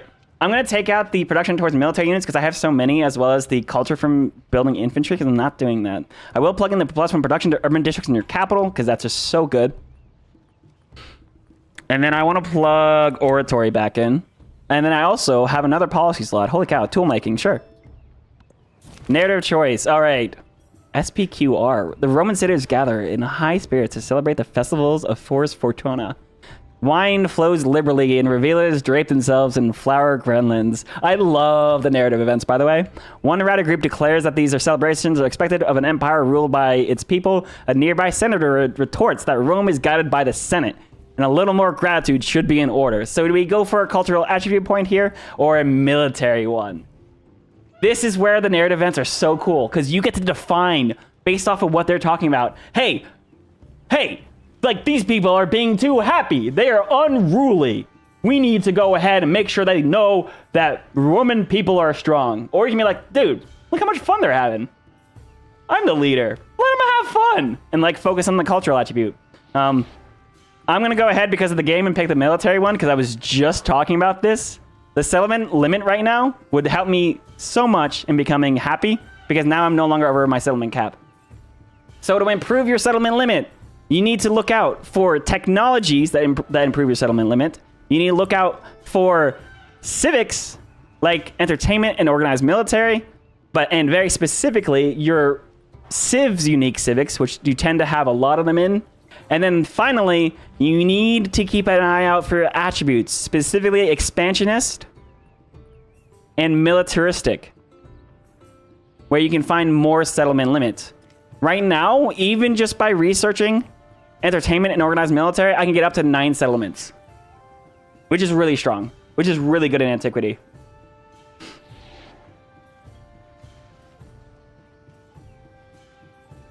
How am I feeling about the new Civ? I am enjoying it.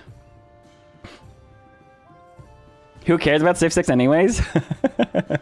I am very much enjoying my time inside of Civ 7. I think it's just fun, dude. It's just fun. There's a lot of things that can be improved. Oh my god, you're killing my city-state. What happened? You didn't have any units here. Oh, you're immortals here. Ooh, okay. We need to stop that ASAP.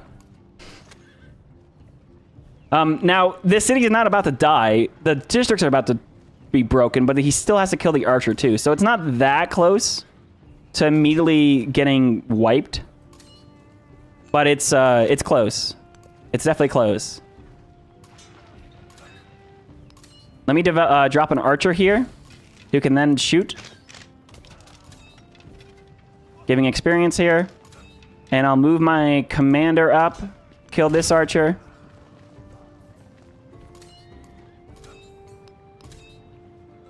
Ooh, and I can actually upgrade my units inside of here. So let's get a couple more Legion. Nice.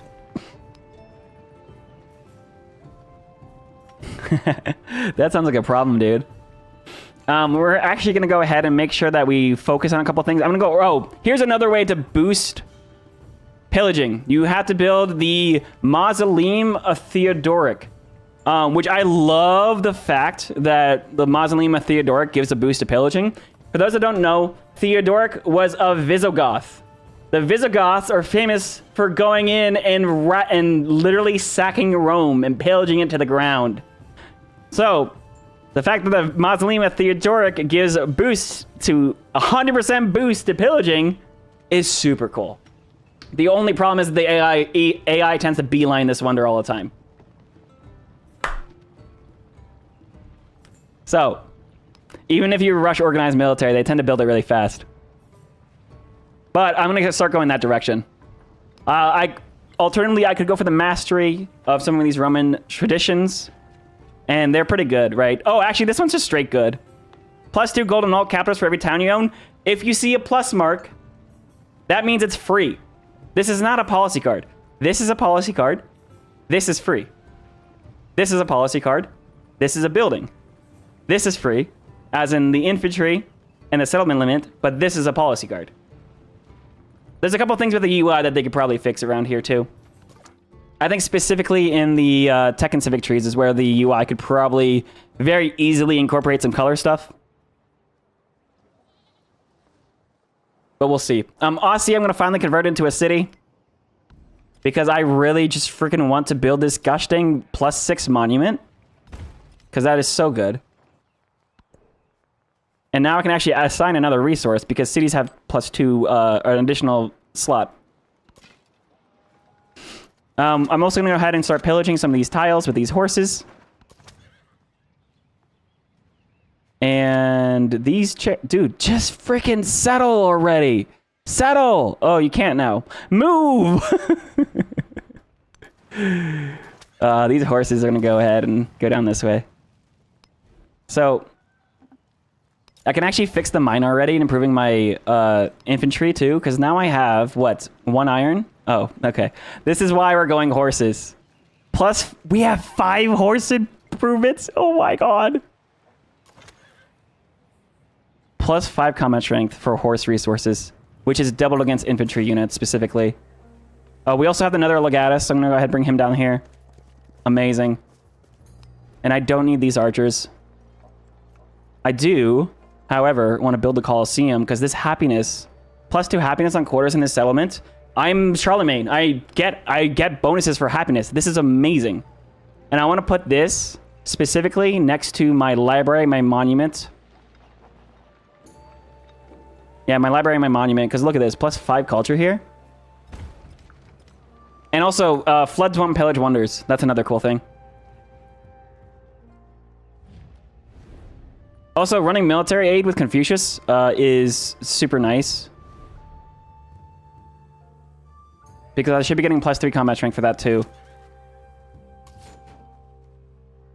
Oh, +2. He didn't support it. He just accepted it. Okay, that's fine.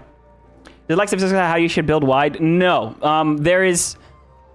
It's not like Civ 5 where the answer was tall, and it's not like Civ 6 where the answer was always wide. The answer is fill your settlement cap as much as possible, but there is now a bunch of different things in the game that reward playing tall versus you have the choice between tall and wide. I think what is the easy way to answer that. I know a lot of people talked about it in other videos, and I did in my YouTube series as well. But like the answer is you can do both, and it feels good to do both, depending on exactly what your... Oh my god. Plus 10 from horse resources. Wow. 50 strength chariot. Dude, I don't even have horsemen yet.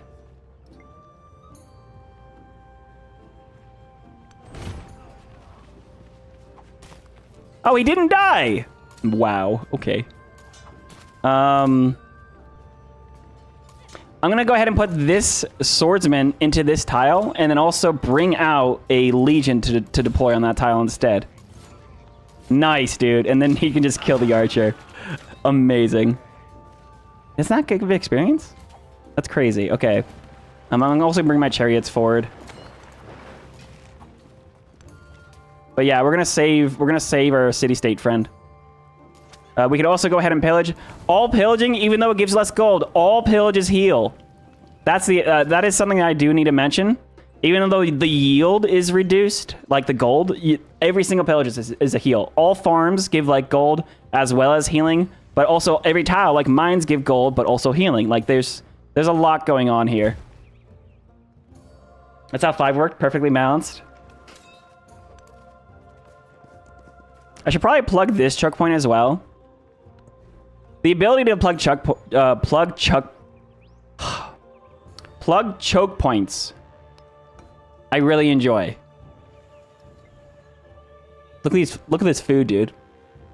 You'll notice I set a lot of my towns to the farming focus. I just like it. I think it's the best one. I think it's really good because I just want my cities. Look at we're 20 pop already in Rome. Does pillaging give yields outside of health and gold? Yes. The pillaging is completely determined what you're pillaging. Royal districts almost always give you a little bit of gold. But if you're pillaging buildings like a library, it's science and healing. If you pillage a barracks, it's science and healing. If you pillage a monument, it's culture and healing. So I would say pillaging rural districts, a lot less important. Considering that you're going to need to pay if you're conquering a city, specifically. If you're not conquering a city, pillaging is just good, period. Like, no, there's no reason not to. If you're about to take a city, deciding what to pillage and what not to is more interesting.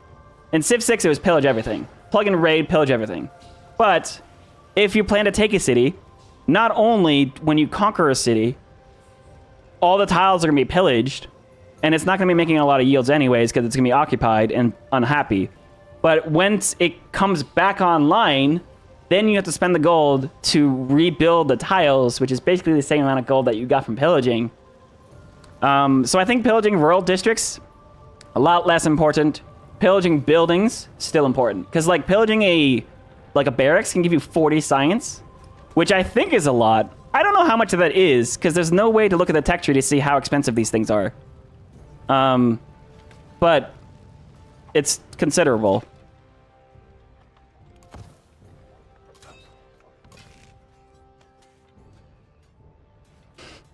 I can also use my reinforced army feature. Instead of walking this archer to the commander or walking it around all this stuff, I can actually just tell it to reinforce. No, it's not working. Button's not working. I don't know why it's not working. All right. Sorry. I was trying to show something off. I think it's more strategic. And this is Deity. This is Deity. So you can see if I'm fighting... This is Deity, right? Deity, yeah. Let me load the next turn. So we can start looking at the combat strength ability, modifiers.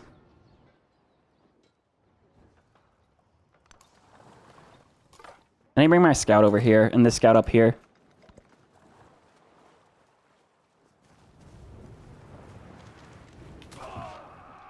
Uh-oh.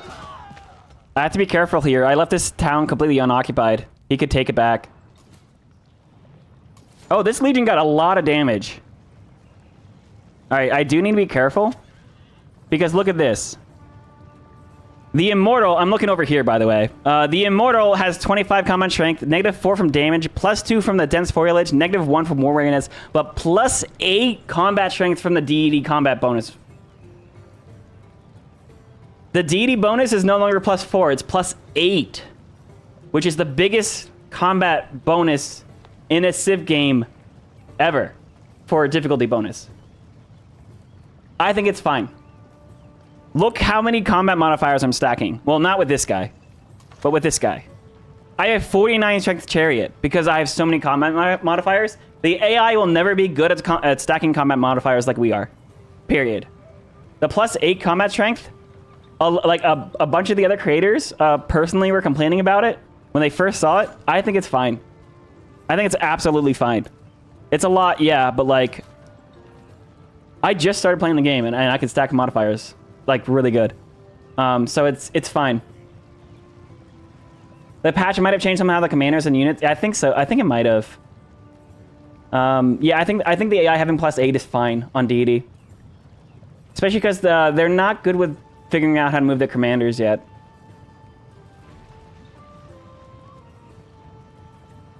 Can you change the town focus later? No. When you pick a town's focus, you cannot change it to a different focus. You can change it back to growth if you decide, actually, I want to get the salt improved, but you cannot change your decision about what the town focuses on is a age tournament decision. You can change it when the era flips. Then you can decide, actually, I want this to be an urban, like if I say, hey, Pavatium ends up with a lot of urban districts, maybe I want to make it an urban town now. But you have to wait for the era to flip for that. So these chariots that are alone are definitely taking some damage. Especially because there's no commander here. Like, the archers here are pretty dang strong. Oh, did they fix the... There was a bug where chariots weren't ignoring zone of control. This is just the vegetation, though, and the rough terrain. Ooh. This guy might die. Alright, let's take out an archer while we're at it. Amazing.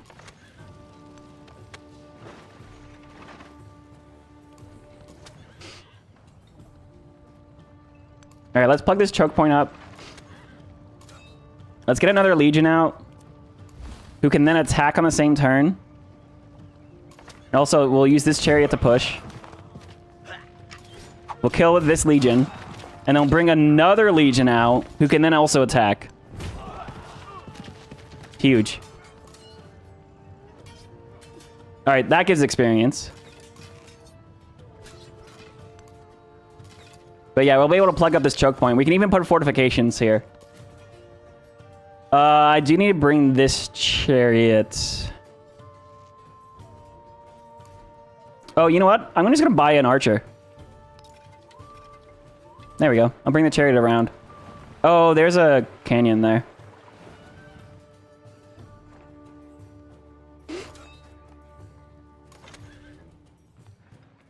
Also, if anyone's wondering what the Immortal bonus is, they don't have range attacks now, but they do heal every time they kill a unit. That's what makes them immortal. I want to do a video specifically about what's every unique unit in the game.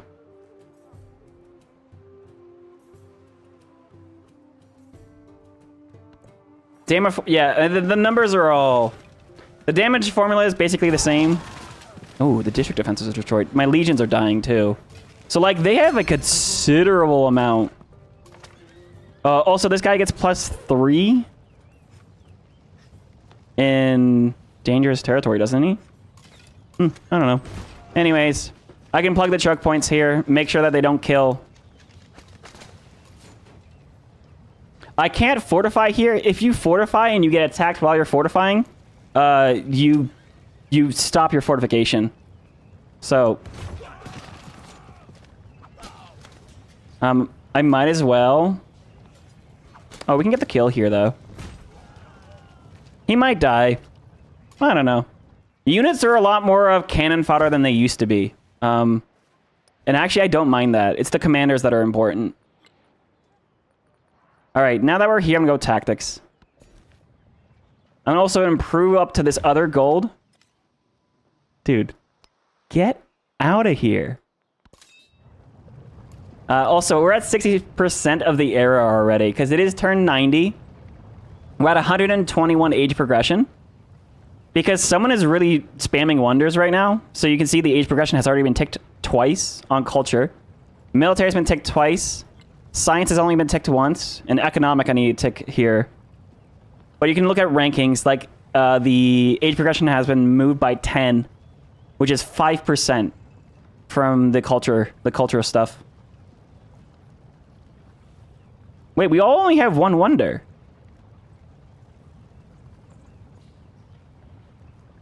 Who's moving the ancient wonder? Huh. Wait, is it the other... Okay. Is it the other continent? I thought they didn't exist. Distant land civ? Okay, so this is how... This is confusing, because the obvious answer is that it's distant land civ. However, what we've been told is that the map is only so big.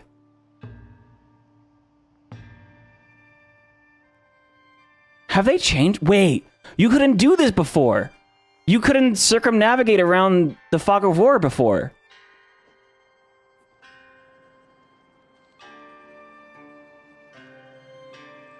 I think they've done this already. So, okay, so what we've been told throughout all of the development cycle is that essentially the distant lands don't exist yet. When you first load into Antiquity, what happens is that you have the home continent, and these are the only civs that exist. The map doesn't exist over here yet. You can't sail that way, and that's fine. You also couldn't do this. You would hit the edge of the map. But, so what we were told was that when you hit the next era, the map expands. The map, the distant lands are then generated. The new civs then come into the game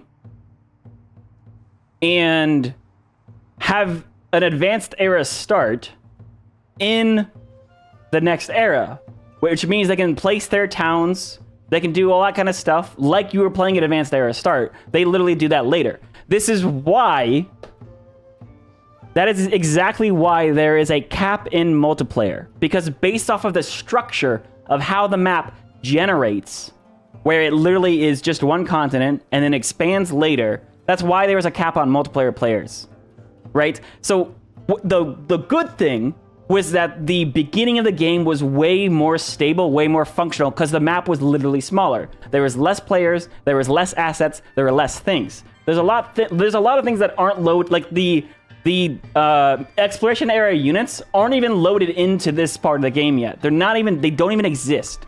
You can't even go to the Wikipedia and go to the unit section and look up tanks because they don't exist in the Antiquity era and they're not even loaded into the game yet.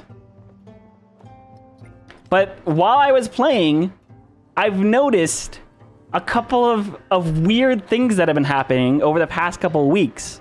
Because there's certain civs like Ibn Battuta who gets +1 sight, and then you can use like the +1 sight on scouts and their search function. And what I could do is that I could get enough vision that I could see the distant lands and I could see the islands there. I was like, oh, okay. So the map actually that stuff's already generated. It just we can't get to it yet. And then later they populate the civs and everything and the city-states on it. But then at one of those games, I found a city-state that was in distant lands that I could not interact with yet because, like, I saw it with a scout and I met it, but I couldn't interact with it because it wasn't loaded in yet. And I was like, that's awkward. Okay, wait, so he does exist and he's there. I can't interact with it, but it's generated. And now we're looking at the age progression, and someone has built all of these wonders, and the age is moving forward, but It's not anyone I know.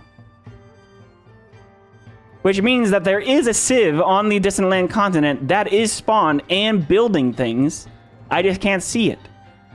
So, the problem with the way they structured the game, it was very good. It kept things stable, especially for consoles, right? The Switch, because this game needs to launch on the Switch. They needed to do a lot of game optimization because the game is very heavy to make sure that the game actually runs fine.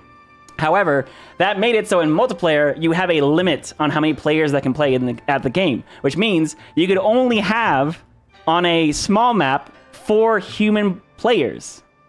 Because the other players couldn't play on the other continent because it didn't exist yet. What happened is that the game expands, the AIs are generated, they populate, and then that made a lot of people mad. They're like, no, I want to have my 8-player multiplayer game in the Antiquity. Because if you start in a modern era game, you could play with the full 8 players because there was no age transition, right? But I think they've actually already updated how things are working in behind the scenes, because now, I've never seen this before, by the way. I've never seen, and AI love building wonders. AI love spamming wonders. So I've never seen this happen before, where someone has literally built 1, 2, 3, 4, at least 4 wonders on the other continent because they actually exist in the game. So what I'm trying to say is that because they are now functioning on the other continent, you could actually enable players to have an 8-player Antiquity age game where they are working on 2 different continents. And this is something that they said they are currently working on. On launch, it is only limited to 5 players cap, but sometime this year, you'll be able to play with 8 players in multiplayer from Antiquity. I think there's a lot of behind-the-scenes updates that have been happening. So I think that is actually come sooner than I expected. If you guys didn't follow what I just said, I think they did a lot of behind-the-scenes updates to make sure that they can get the multiplayer release of 8 players in Antiquity a lot sooner than they originally planned because of the feedback, including mine. Can you scale UI down? Yeah, you can actually adjust all UI stuff. You can actually adjust the text too. Look, all text is now bigger. That causes a couple problems when it comes to policy cards. So I don't like doing that. But there's also UI upscaling. Right? I'm playing on 1440p, which also helps with this. But scaling the UI helps with the tech tree a lot too.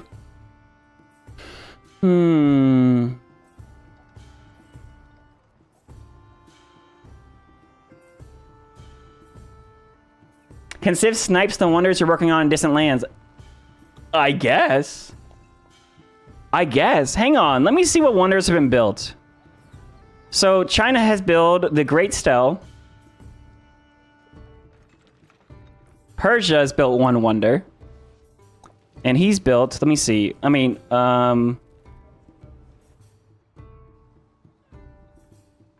okay, you can tell whether or not a settlement is a...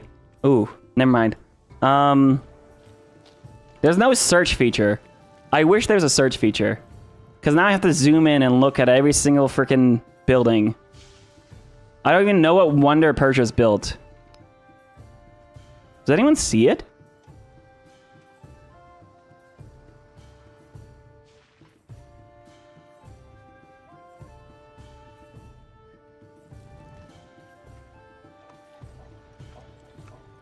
Ascom has built the Gate of All Nations. This was a wonder that I actually really wanted to build. It gives you +2 war support for the entire game, and it's really good. I don't know what Persia's built. Half Island. Let me see, actually. Hang on a second. No, he hasn't built a wonder. Persia hasn't built any wonders. Oh, this only shows you the top 3. Why does it didn't show you all 4?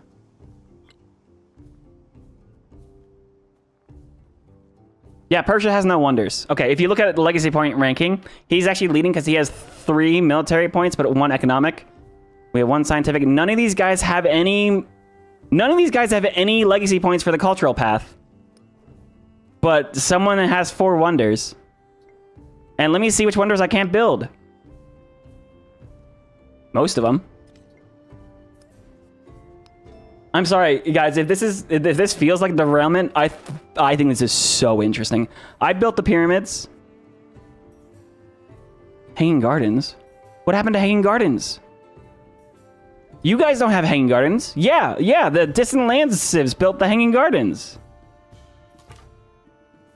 Okay, by the way, super happy about this. If it's not clear. Good freaking stuff, Firaxis. That's awesome. That's so cool. There's been a bunch of updates that have happened, like the map was updated at some point recently.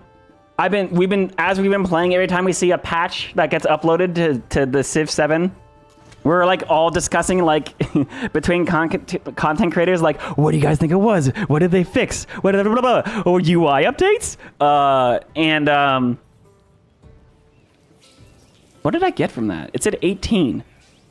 This is another UI thing that needs to be fixed. Everything you pillage brings up white text.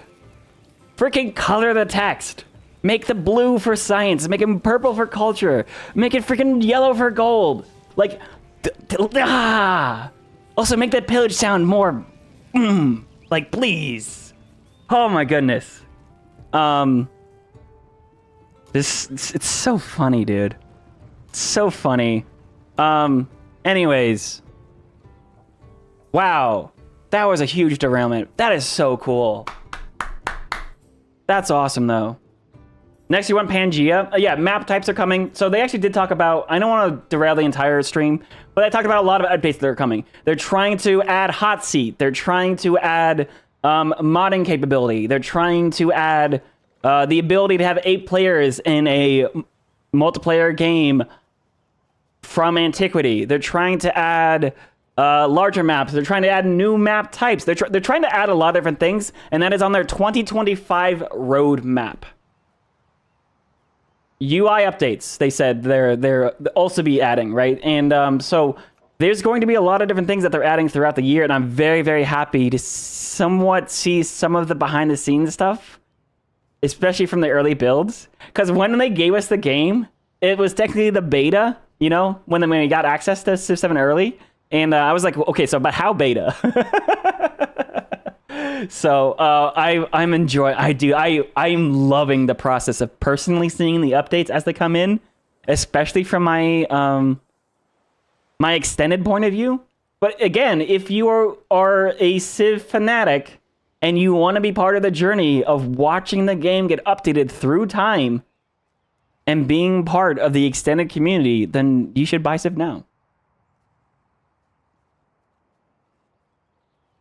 Earth map would deal with ages. I think Earth map could deal with ages just fine. I think the biggest problem with the Earth map... Oh yeah, you need distant lands. Like a lot more islands to settle. But distant lands includes other continents. So for instance, if you were the Normans and you want to settle the distant lands, you could settle... Oh wait, you would have to settle North America. You can settle Africa and count as distant lands. Even though that's pretty far from Normandy. You would have to update distant lands to mean other continents as well.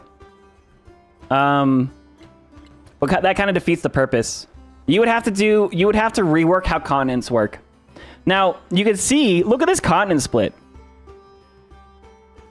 And also, look at where all the mountains are. Look at this mountain chain that follows the entire continent split. This is Gathering Storm mountain generation that follows continent splits. I love that. That's great to see. I know the Civ 6 CPL multiplayer community does not like that. They actually like the original classic standard mountain ridges. I love this stuff, especially against AI. Like choke points. Look at these choke points I could fill. That's amazing. That's so much fun. That's so important. you would have to...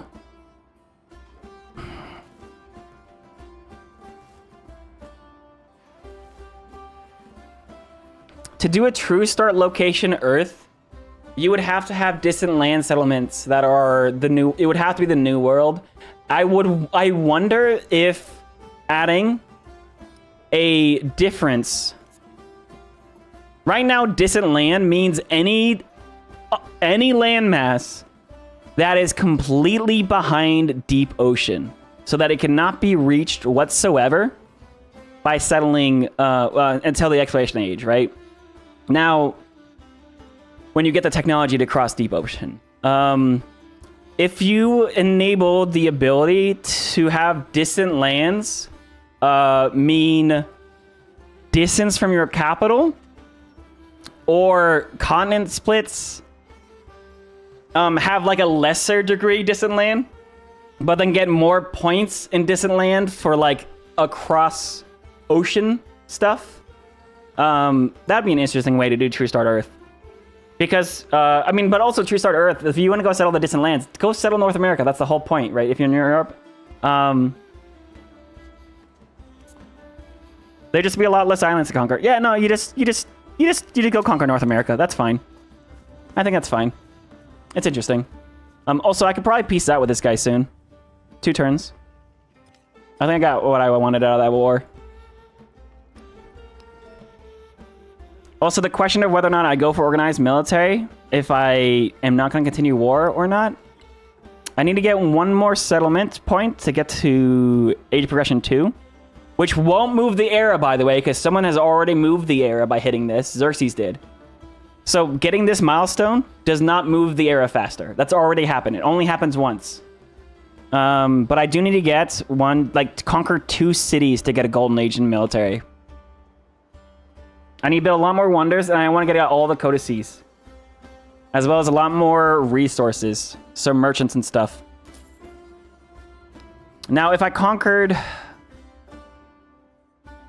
It just Tecumseh, like, settled here, and I conquered that. That would be very fun, and then I could settle 2 towns here and get it. I don't want to settle past this mountain choke point, because it just makes defending a lot harder. Let's get this chariot back home. Look, hey, we saved him. There's a camp here to pillage, or a woodcutter. Also, I might actually bring the Legatus up. Oh, that's a legion. Whoops. And then having these scouts as forward observers to see if they're coming is so cool. I love that. Does the body of water count in the middle of the land count as a lake or a sea? This is a lake. This is a lake. So if you have a river that flows into a lake, a lot of lakes have river access to the ocean. Going from the east coast of America to the west feels like distant lands, to be honest. Yes and no.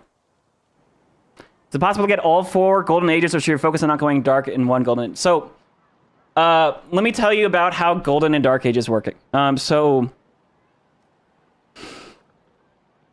if you complete all 4 legacy paths, and you unlock golden ages in all 4 legacy paths, you can still only pick 1 golden age.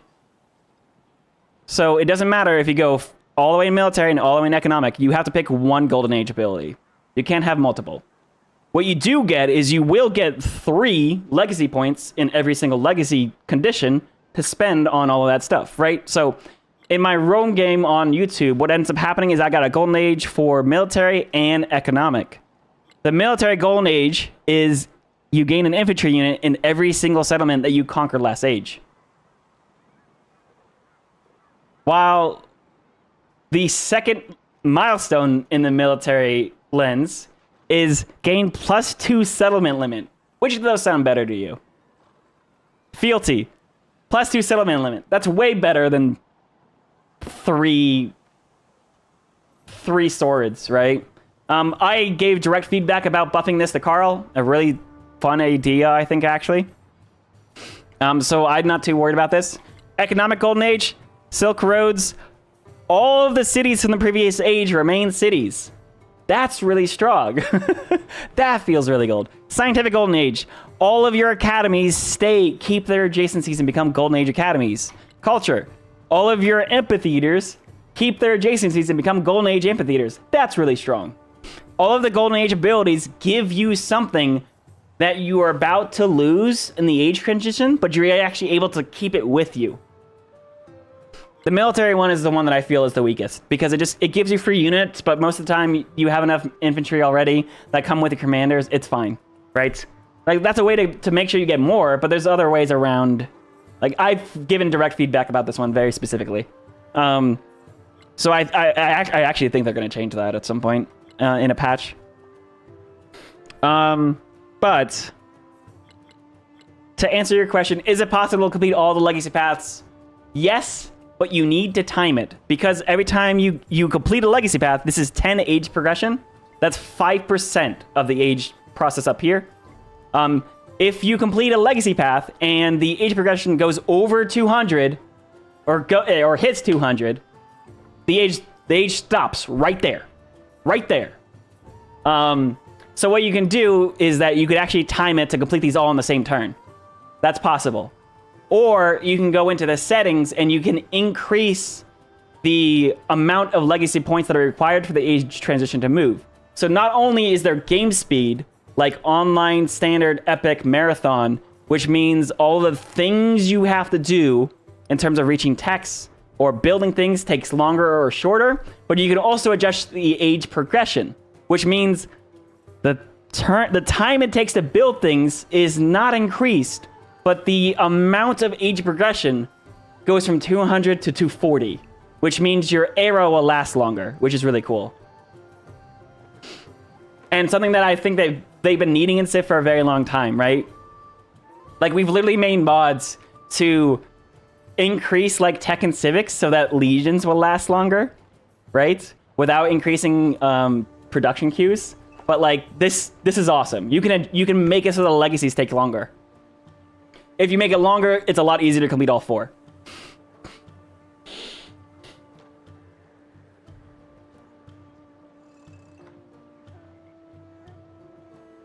More ideas for Pangea, etc. Maps, treasure fleet points could be adjusted or not only distant but terrain traveled over. Could employ some of the math from Civ 6 trade routes. Yeah.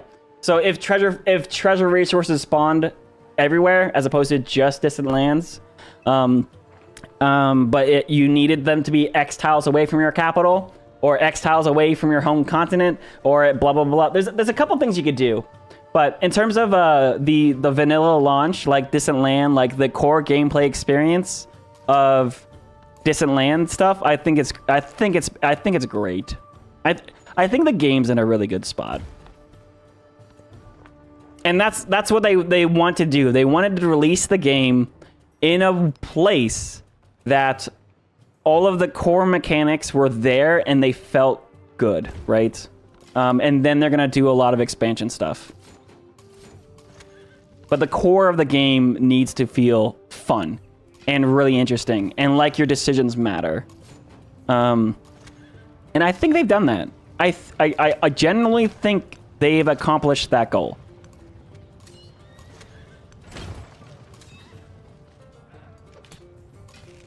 I'm gonna bring my archer here, and we'll bring our legion from my commander. Bring him backwards.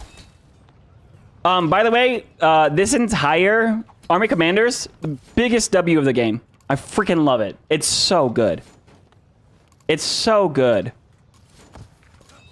Also, we can build fortifications. Like, dude, there's so much. There's so much about this game. There's so many things in this game that just feel like huge W's that I try not to get tied up on some of the L's, like loyalty. In my personal opinion, I think there's so much about Civ 7 that is good compared to things that are worth complaining about. I think the things that are worth complaining about are worth complaining about. And I think the feedback is very important, but it's also important not to get too tied up in that, because like players see that and they think, oh, the game must be bad, but no, the game's great. It's just oh, that volcano just went off and killed my unit.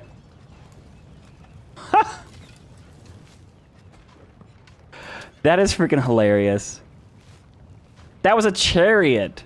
Aww. Man. 112. Hey, you want peace yet? Okay. Peace is the only time you can trade cities, by the way. He'll give me a city, dude. Which city is that?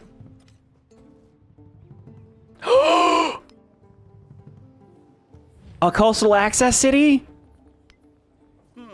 This is a Chinese. So these colors are important. The colors that that you see around these icons means that this is a city that he settled. This red icon shows that he didn't settle it. This is a Chinese city, and he'll give it to me. He won't give me his own cities. Sorry. Down here. He will accept a blanket peace. He won't give me his own cities, but he will give me China City for peace, which is here, and has Western coastal access.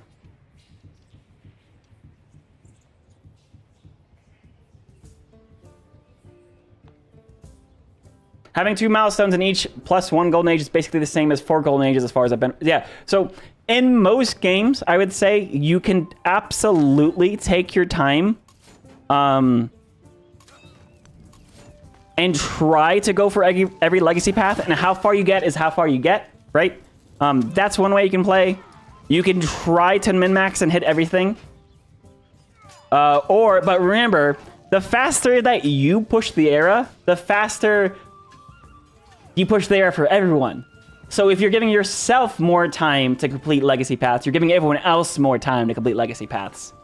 Which means sometimes there's actually a benefit to rushing the era. So like if you go super hard on science and you hit future tech, that adds 10 age progression right there. You can do this multiple times, giving you tech boosts in the next era as well as wildcard attributes. So instead of completing everything, it might be advantageous to just push the era and screw over everyone else.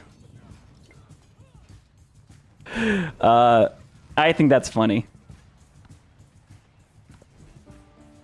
There's a lot about this game. There's a lot to figure out in this game, and I freaking love it, dude. I love it. This is the very first time that we get to play a Civ game having no idea how to play the game. Having no idea what is right or what is quote-unquote wrong, and just having fun playing the game and doing whatever it is that comes to your mind. I think that's awesome. What were you saying about no loyalty being an L? No loyalty being an L is absolutely an L. Having no loyalty in the game is an L, period. That is probably the biggest L. Gameplay-wise.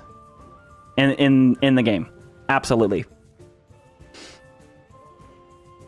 Also, I believe if you conquer a city in a peace deal, it counts as 2 for your military Pax Imperatoria. So, maybe actually just farm a little bit more XP here.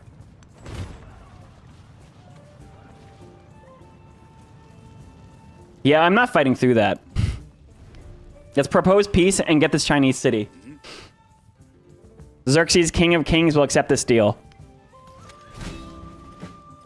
That, of course, counts as 2 cities. Let's go.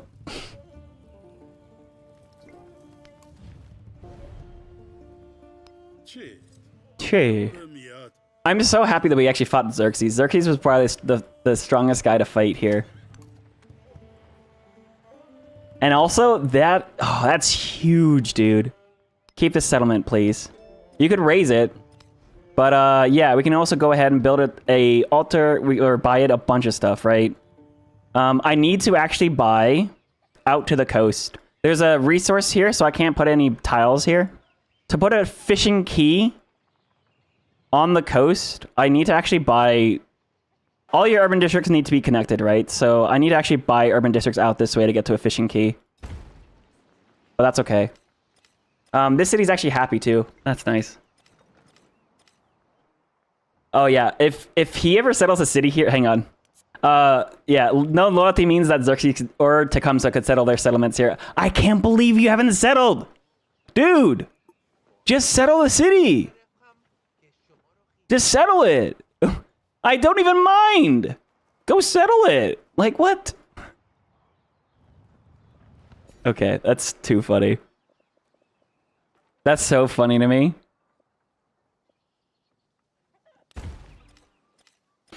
All right, we're actually at 8 out of 7, so I do need to get that loyalty cap. As Rome, I often skip entertainment, even though it has a settlement cap, because you already got Colosseum. Oh no, happiness and all rites and rituals, +1 happiness in all settlements is really good. And speaking of, I think most of my conquests for the era might actually be over. So I'm gonna switch up that way.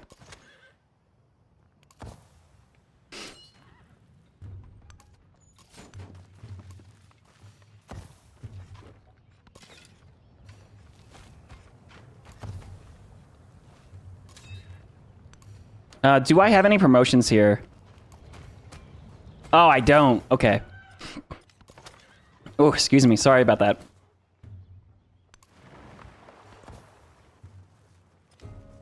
Oh, why is that not working? Oh, sorry. My sounds are off. It's free real estate. Oh, there's iron up here to grab. Mine. All right, fishing keys, merchants.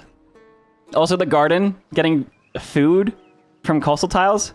You know what I need? Oh, I really need markets. I know I was going for ironworking. Oh, man. Look how defended China is. Look at these great walls, dude. Oh, you know what I need? Look at this coastal access. All right. I went beyond the mountain chain. I need to get my army up here. I need to get to horses. I'm going to fight Xerxes again. Just not for a little bit.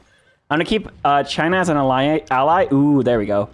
We can now be an ally. You need to be all the way up to helpful to become an ally. Your relationships actually matter a lot in this game. Which means I can move my scouts up here now. That also means I'm just gonna pack up while there's a peace deal. Are we the baddies? Yes. Yes, haven't you figured that out by now?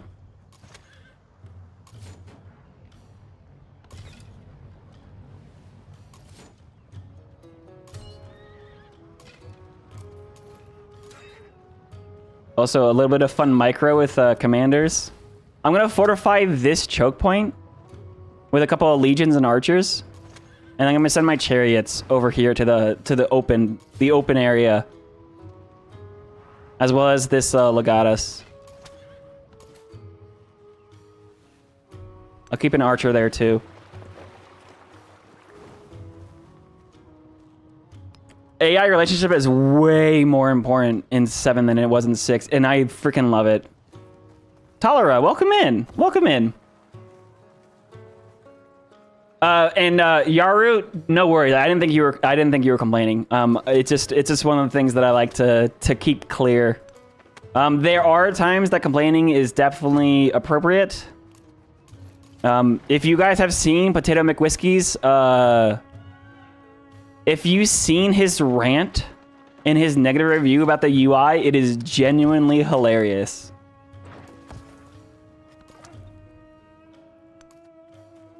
And I think it's also appropriate. I thought it was funny because I was watching. I was like, someone said it. Oh, we gotta wonder. Colosseum. Colosseum, Rome shall stand. Giving happiness in all of our quarters in the capital. That means I'm going to stack so many quarters in the capital and make it super strong. With it shall fall the world. Now, you know what I don't know? Town specializations. Does the production specialization give you production in your capital, or is it just gold per turn from the town? I think I've been completely... Oh, yeah, I've definitely thought about that wrong. Oh, opening night of the Colosseum. When you build the Colosseum as Rome, you get a very special narrative event. Do you hold a staged battle event to give +2 combat strength to all your melee units? This includes cavalry. It says melee. That means infantry and cavalry. Or do you host chariot races and get 50 happiness to the next celebration? That's 1 turn. I'm going to take the determined ability. Determined abilities don't stack. Just in case if you see it in 2 different places, you can only get it once. Oh, there's another wonder. That's what this town actually wants to build.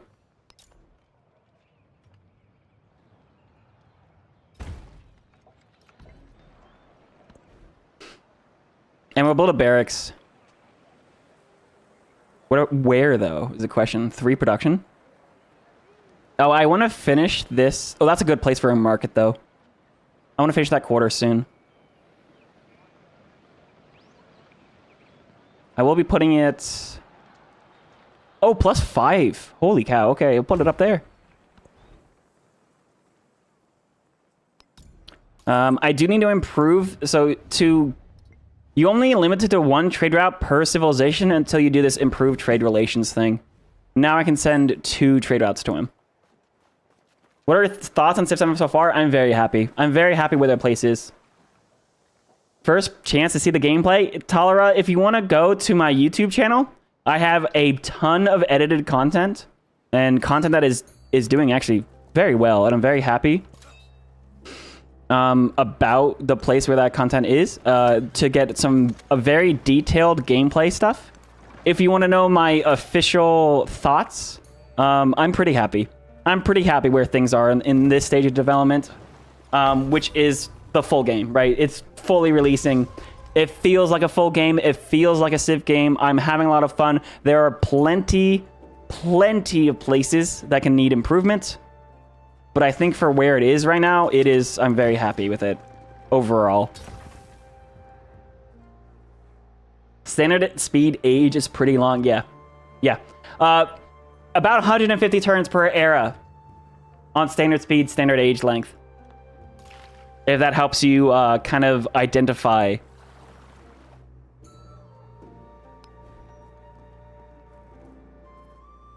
This town actually needs 2 happiness, so I'm going to buy the altar.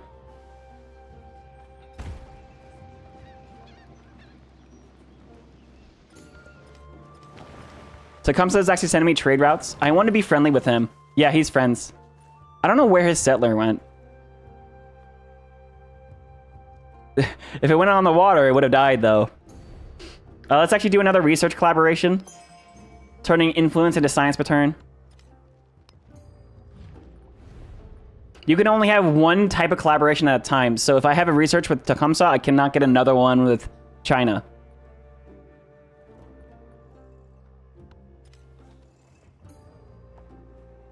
In terms of multiplayer, online speed feels fine. Online speed is twice as fast, and to be honest, feels great. I think when I first started playing, I was like, I want to play online speed because this is taking long as hell. But ooh, let's go freaking arenas, dude.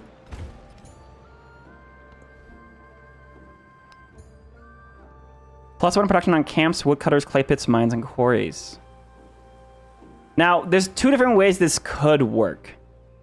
This does add +1 production to all of our mines, right? So +1, like these become 3 production tiles. My question is, does that production get converted into gold per turn?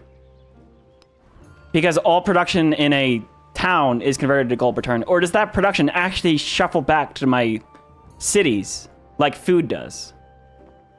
So let me actually do... We have the autosave. I don't need to do a quick save. Let me set this. Actually, another town focus that you would want to look at here is trade outpost. Because it would extend your land trade routes all the way up this direction. Does doing an endeavor like a science agreement with others also boost relationships? Yes. It is the easiest way to help your relationship. So we have a shared government. We have a first meet that went well. So I said hi, right? I spent the influence on that. Endeavor with another leader. His leader agenda. We settled too close, right? So that's negative. Borders touching, that's negative. Trade routes increase relationship. War against a mutual enemy helped. Mutual trade helps. Like, the endeavors very specifically are how you help your relationship, and sanctions are how you hurt it. Very much on purpose. I can also start doing espionage actions. So, for those that are wondering about spies, this is reworked. I can steal technological advancement. I can steal tech right now. It is a 100% success rate. 100% success rate. But the chance is whether or not he notices. The 50% chance for him to notice. If he doesn't notice, there's no penalty. If he does notice, you'll get a negative penalty to your relationship. So, stealing tech is actually very, very beneficial.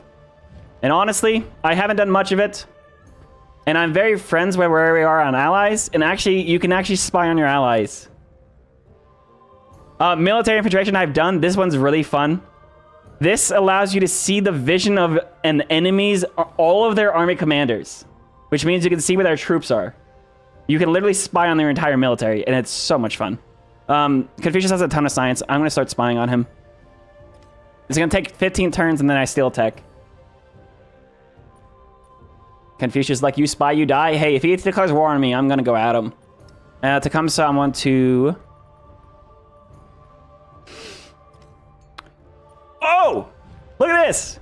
I can tell Tecumseh, hey, why are your troops on my border? I can denounce their military presence. That makes him either say, oh, I'm sorry, I'll move my troops off your border. And locks him into peace for 10 turns. Or he'll say, you're right, I'll declare war on you. But then he gets massive penalties. It's worse than surprise wars. So, these troops on this border, they're getting annoying, right? They're getting annoying. Let me see how this goes. Denounce military presence. I accept you to denounce military presence action. That doesn't hurt our relationship at all. It just forces them into peace. No, I'm not sure about that. I don't know anything. Are you sure about that? Would be very helpful in multiplayer. Yeah, no, this military infiltration for 40 influence in multiplayer would be game-changing. Game-changing. That's awesome.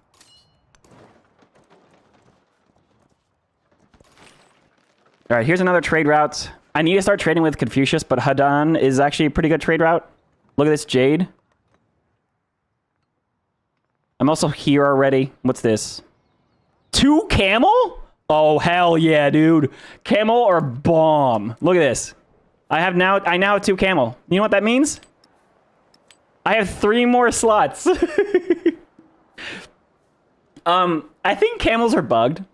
I don't know if anyone's even, like, said this. It says camels increase the resources that can be assigned to the city by 2.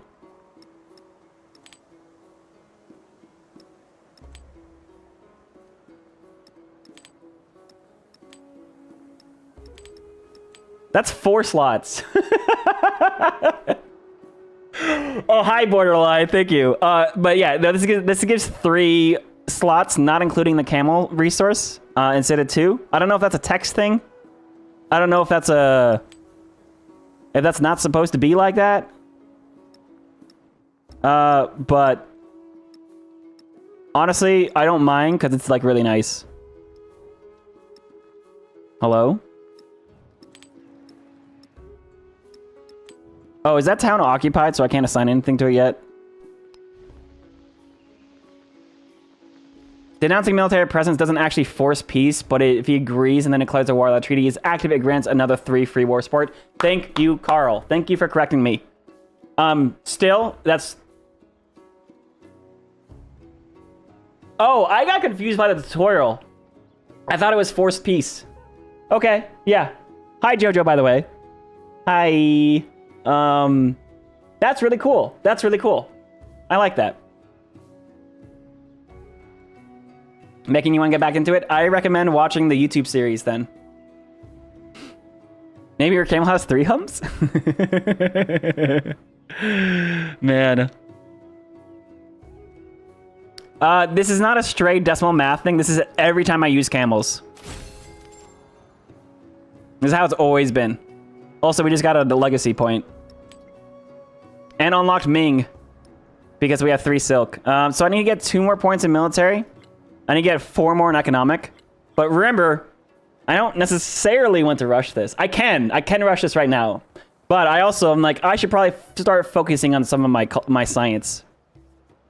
Right? Getting all these masteries done. I'm like beelining on horsemen because I wanted free horses on celebrations. But we'll see. When's my next celebration? 5 turns? I need to speed this up by 1. 1 turn.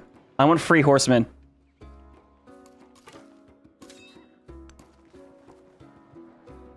I would love that. I would love that, dude. All right. Make checks to see what the tutorial says. I think so. Carl, I want to be clear. Carl's been amazing. Carl's DMs have been open this entire time, and he's been dealing with me, messaging him, and all of the other creators messaging him about, hey, how does this work? Hey, how does blah blah blah? Hey, is this supposed to be this way? Hey, I hate this. Yada yada yada. Sometimes I'll report something that's not even a problem, and I just want to say thank you. Thank you for dealing with me when I'm wrong. Is that boat a problem? No, it's not. Okay.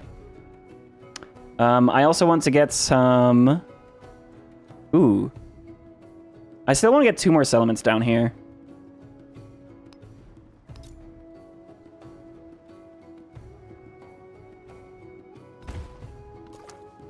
Get a fishing key there. I'll set this up here.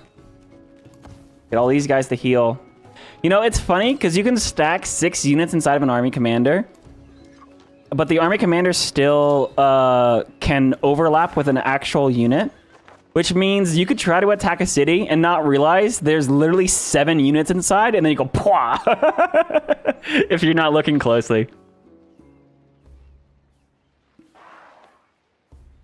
Oh, logistics, I'm sorry if you thought you could play today. It's very specifically has been announced that you get the early access to Civ is the 6th.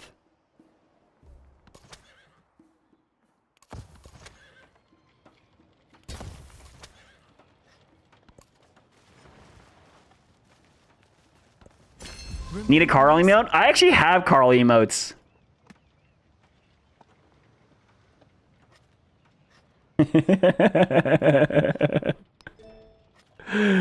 All right, Roman civics. Actually, do you want to grab yeah, entertainment here. This policy, 2 happiness in all settlements, is really good for me. Carl Jam. All right, 400 gold. How many? Let me start looking at my resources. We have 3 gold, 2 silver. You know what this means? This stacks, by the way. I have a 60% gold discount on purchasing buildings. That's so nice. That's so nice. And we still have 5 horses. That's insane. I love the resources in Civ 7. I think they went really freaking hard in the Monopolies game mode and made everything, specifically the tourism stuff, like way too strong. I like where the resources feel in Civ 7. Genuinely. Like, oh my god, more camels!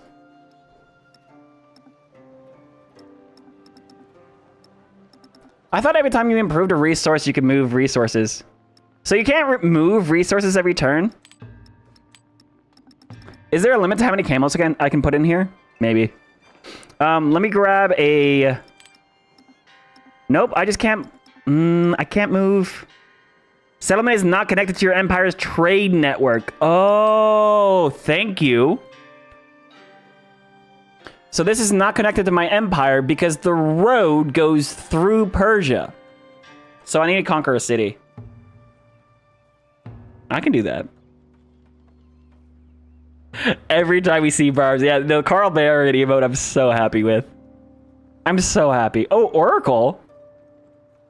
Every time you gain... hang on, let me see if you can see this.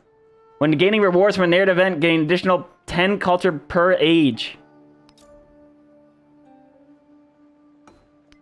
Yeah, that feels pretty good, eh?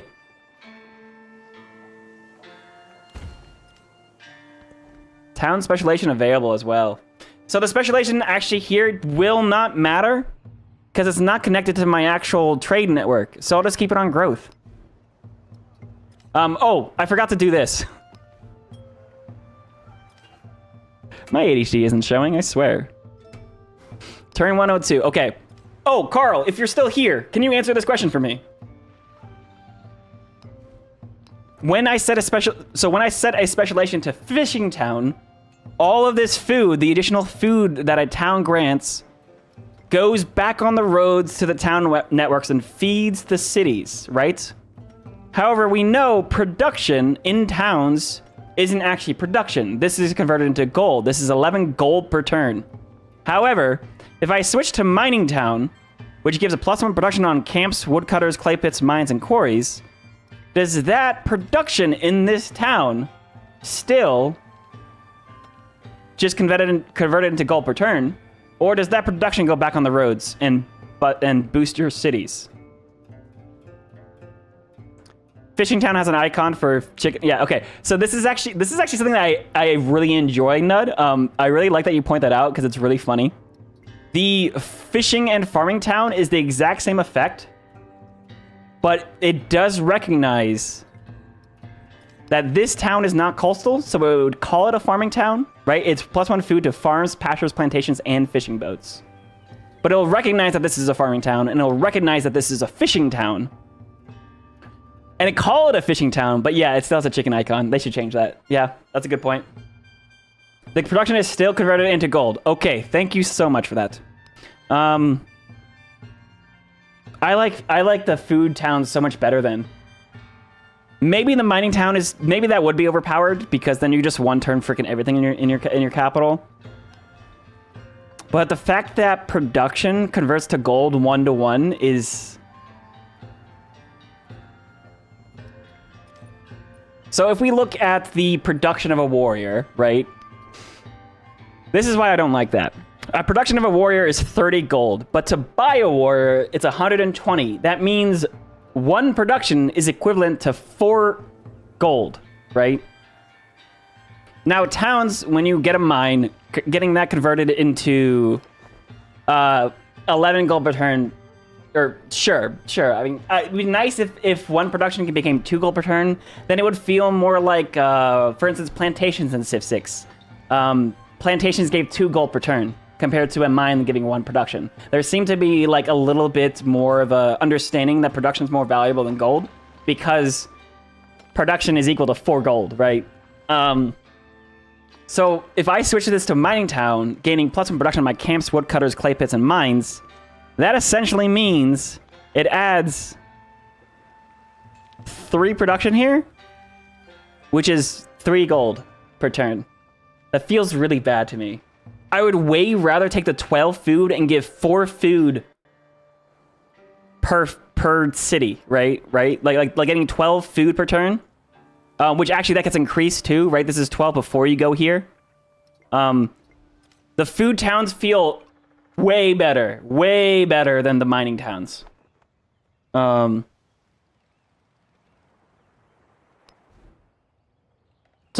I don't know, feedback. See, I mean, it would be nice if I don't know if you send them the production back, but maybe you just make it so that this is 2 production instead. I know in exploration it's 2 production, but yeah, it just doesn't feel good. I'm never gonna make a mining town, even if there's a ton of mines and it looks good. I don't know. I don't know. It doesn't feel good to me. If you go mining tune, the food is still sent to connected cities? Oh. The distinction is whether or not the type of improvements you have the most of. You know what? Okay, I take back everything I just said. So so if you said urban town, okay, if you said any specialization, the food goes back. So there's 12 food per turn always goes back to the cities. Split between 3 cities, that means 4 food per city right now. If I set this to fishing town, that'll increase the amount of food. In this case, it's only by 1, right? So it's only 13 food. In a town like this that is making a bunch of food, maybe it's better. But even if I switch it to urban center or mining town or whatever, that food still goes back. Okay, I've been thinking about this the wrong way. So, what I can do is set this to mining town for additional 3 gold per turn, as well as 4 food per city. Or I can set a trade outpost. Oh, you know what I need to know, Carl? Is freaking how does trade routes, like what is the trade range? I think Bose had to test it, and it's like 10 tiles on land, but 15 on water. Numidia, who's this? Did the crisis start? The crisis started. We hit 78% progression. Okay, that's funny. If you have 1 food improvement and 4 production improvements, you're gonna go +1 from farming town, but +4 from mining town. Yeah, Carl. Yeah. Oh, I take back my feedback. I think it's worth it. It's absolutely worth it. Yeah. For some reason, I thought food only went back when it was a farming town. So I think absolutely it's worth it to make a mining town now. I still think mines in towns should produce 2. I think maybe when towns have production, it could be converted into twice the gold, as opposed to one production to 1 gold per turn, right? Maybe you guys have played around with that. Maybe that this is already the proper balance. Maybe I'm coming from a very first impression thought process, considering that 4 gold is equivalent to 1 production. But who knows? Who knows? Maybe it's something that is interesting to think about. How do city-states' borders grow? Very good question. So look at CTHEP here. CTHEP is now a city-state. Sending envoys don't exist anymore, so they don't grow tiles that way. But what I can do is that there is a city-state promote growth project. Promote the growth of a city-state by helping it generate food. It generates an additional 15 food per turn while the diplomatic action is active. You can also boost their military, creating a military unit for the city-state. You can levy city-state units, and I think there was a point. Can't you gift units or something? Or is that just for civs? You can also do an incorporate ability, which will bring a city-state into your empire, which is pretty expensive. But if I go ahead and I say support their growth, they'll gain population, and they'll start improving more tiles. Actually, wait, look. This is their tile. Yeah. So if I want them to grow, that's how you do that. Like, for instance, if this city-state over here, this independent power that used to be here, if I wanted them to improve that wine so I would get access to it, or this hides, you promote their growth. That increases their population and then lets them improve tiles, and then you can send merchants their way. Man complaining about balance -1 day into release.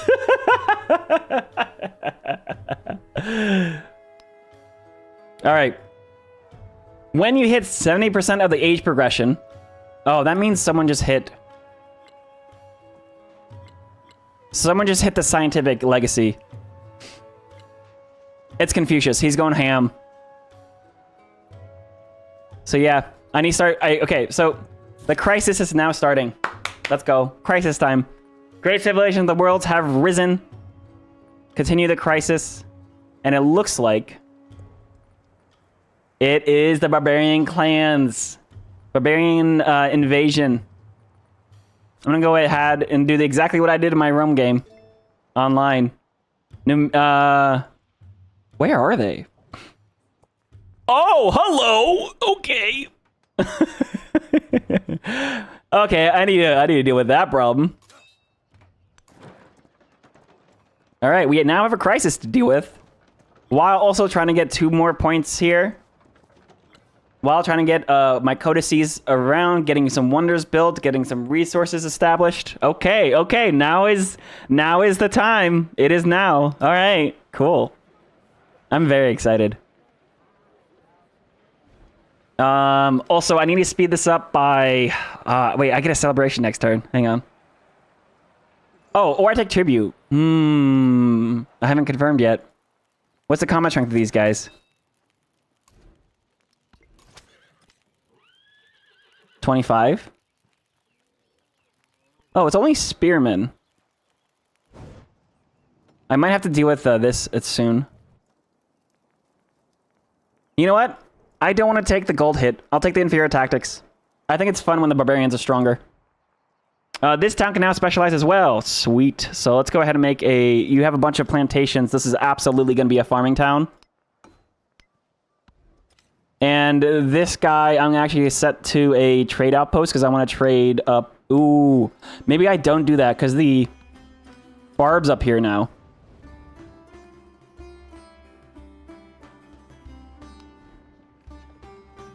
Let me buy a merchant. Oh, I can trade up to him anyways. Okay, never mind. Okay, I can reach him. I don't know how I can reach him. I don't know how trade route range works, but I'm going to set this to a mining town.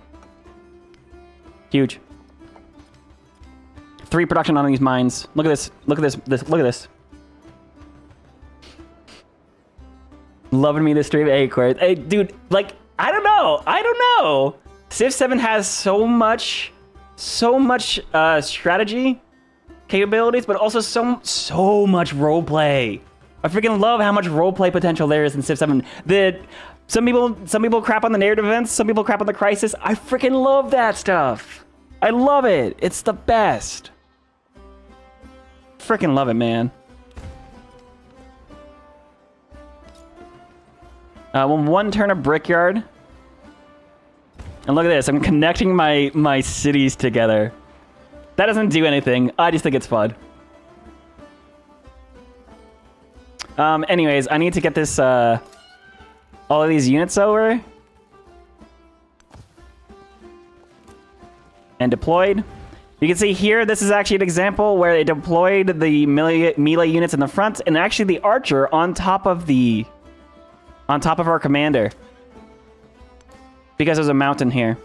I do want to delay my celebration 1 turn to try to get the free horses. I don't know if I'm going to be able to do that. 1 turn left. How do I get an immediate science bonus?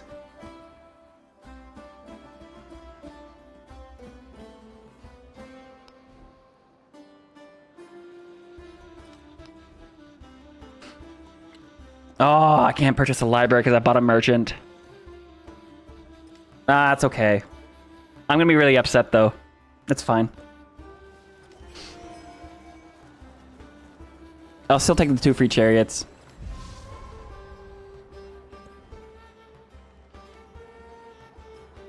Oh, I could have done research initiative last turn.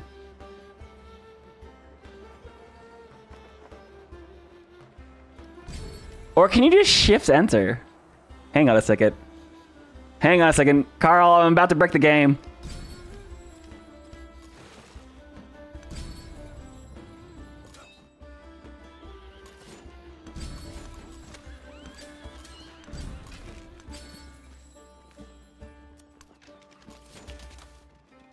Oh man, look at that.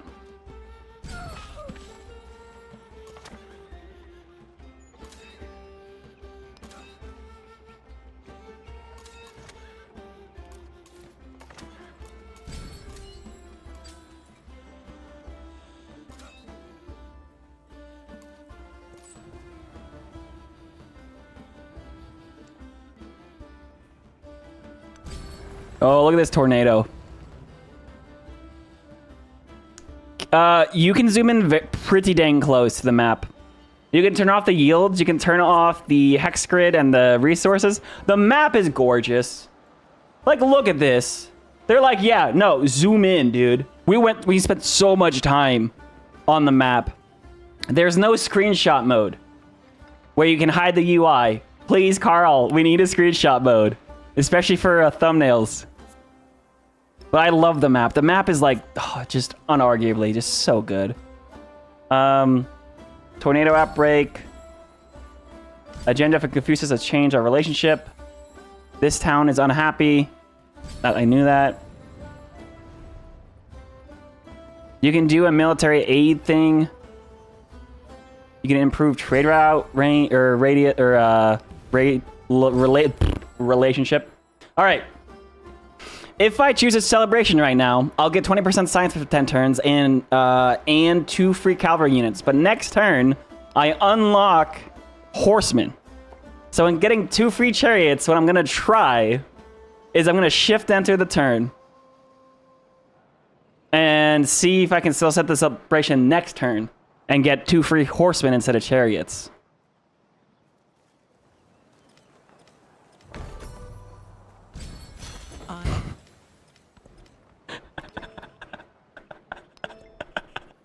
I can.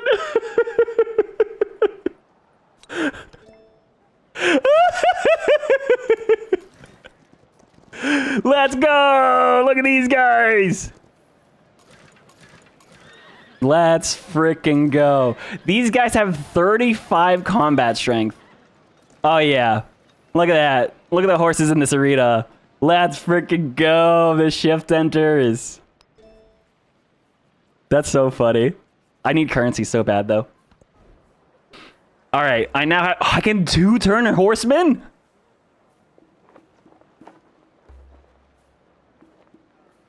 I can also build a legatus in 4 turns, by the way. You don't want to be like this. This is disgusting. This is awful in every way. If I could kill it, I would. But I legally can't. Let me adjust the focus so you can see how ugly I this is. considered it.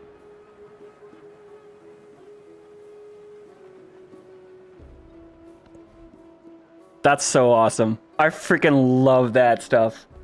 Let's go, dude. That's so awesome. Oh, damn. Okay. That's so funny. That's so funny. That's so funny.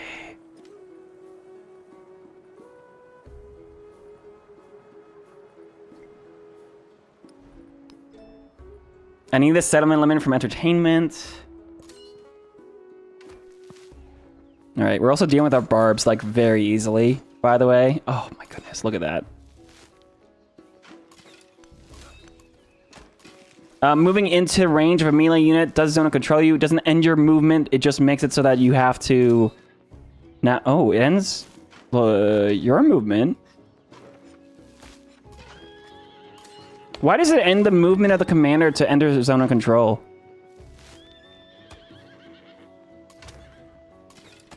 Oh, well. Oh, wow, you one-shot. Holy cow. Okay, that was amazing. Let's freaking go. Let's go, Sarge. Thanks for the clip. Don't do anything for 20 minutes? Okay. But that means, oh my god. Oh my god. Our celebration's now, too, so I need to upgrade my horses. We're going to war, guys. Hang on. Give me gold. 50 gold. Oh, it's 110. Okay, next turn.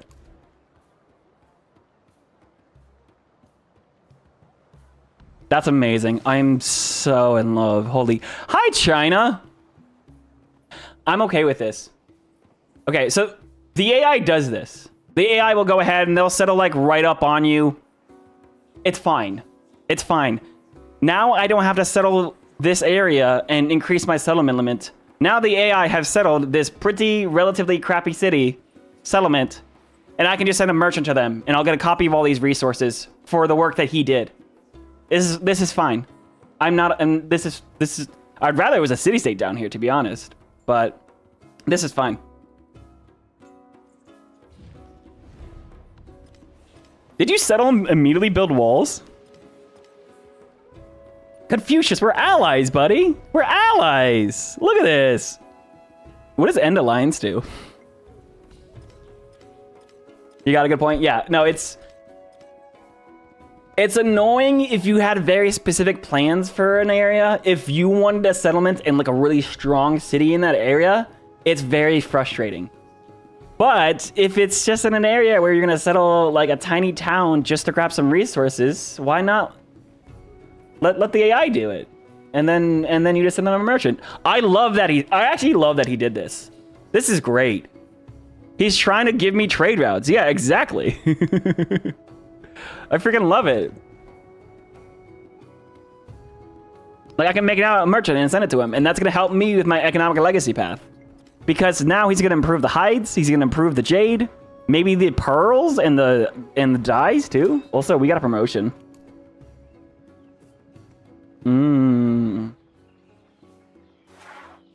Now we already have an assault commander. I love freaking maneuver. Maneuver makes your units so fast. Next commander provides +1 movement to while on land, and ignores terrain movement. So when you pack all of the units together, he can just move a whole army really fast. He adds additional flanking. Then you go and also go ahead and make all of your land units inside of your radius ignore movement or terrain movement, which means all of your units are super fast. He also makes him apply zone of control. That's really fun. I'm torn between logistics, just because having regiments giving 2 unit slots is really good, as well as the 50% from looting, or field medic, which allows your units within the command radius to heal +5 in enemy and neutral territory, or survival training, right, where your land units with the command radius gain the commando ability. You have fighting up and down cliffs. Where's the heal even when attacking? Yes, Bastion, Resolute, gives land units gain... they heal 5 even after they attack is also a really good one. I'm going to try to get to regiments, because we're about to have an aerial flip, and I want to have as many units pack into an army commander as possible.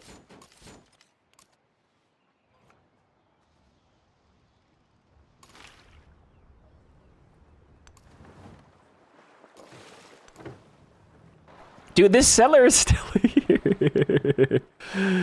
If the AI improves new resources, do you also get those if you have a trade route with them? Yes. Yes. So what a trade route does is it establishes a road connection.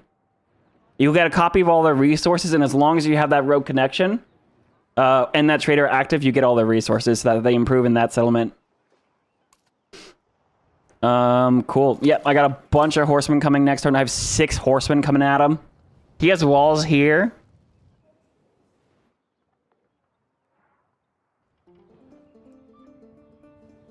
I'm actually really happy this town's here. Now I don't have to feel like I need to settle that.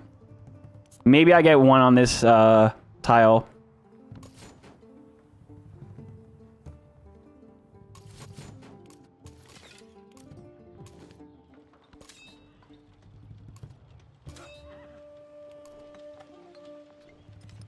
You know what I do need new? I need soon is the... free bulwark promotion on my commanders, just to have an ability to settle another city. All right, we'll trade here. Give us more resources. Look at this. Just stacking the jade. We also have salt. Yeah, I need this town. He's actually building walls right now. Or built walls. Okay. Well, I think that won't be a problem.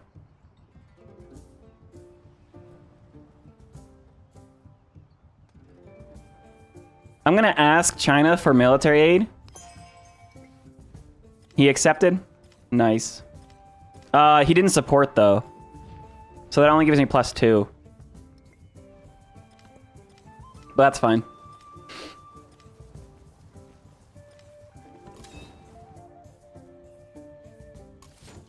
Also, I have access to level 3 legions now.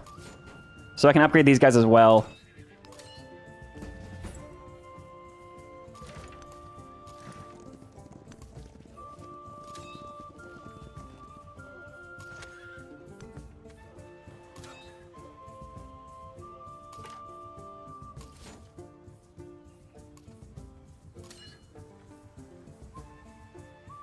Alright, I need to keep an eye on this area specifically. I need to know if any units cross that river. Dude, I freaking love scouts.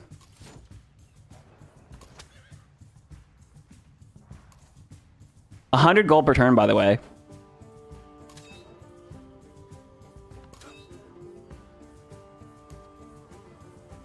Does Scout love scouts?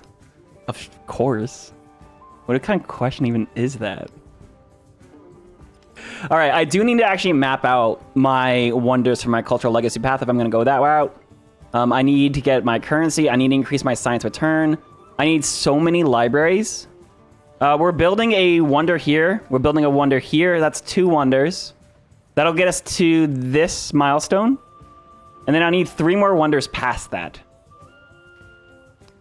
Pavatium actually should be a city at some point, given that it has my best coastal access.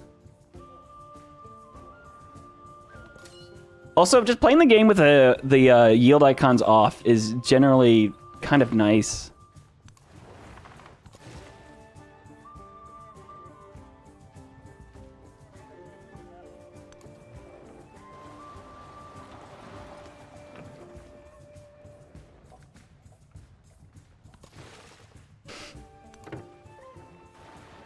Oh, hello. I didn't mean to go that way.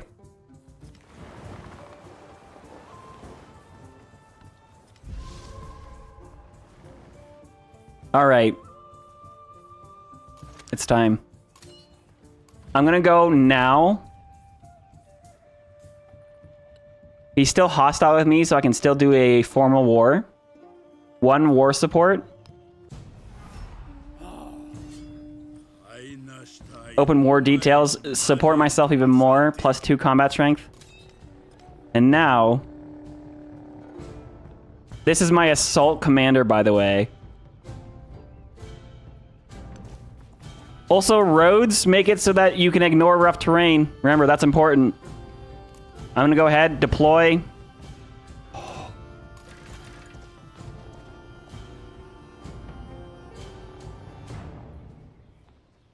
$55 combat strength. Let's go! Oh my god, dude. 60 combat strength against infantry.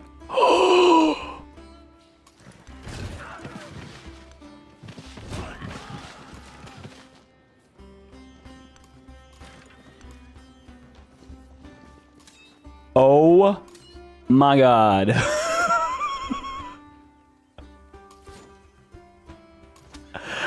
Dude, another horse. All right, I'm gonna bring this commander forward because I want him get him leveled up too, but I need to make sure that he can actually run back on this road and defend in case they come from the north. You could also use the reinforce ability to get horses over here faster. So I'm gonna actually reinforce here. Reinforcing is always faster than actually moving on your own. Which means now I just have even more freaking horses here. You can actually go over your limit in terms of reinforcements.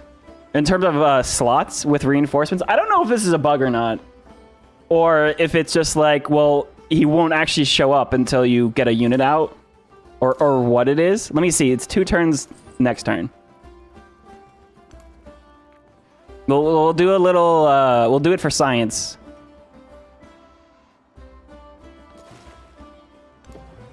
Oh, hey. That's not what I wanted.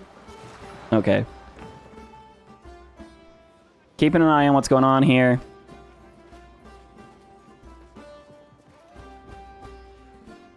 My light is great.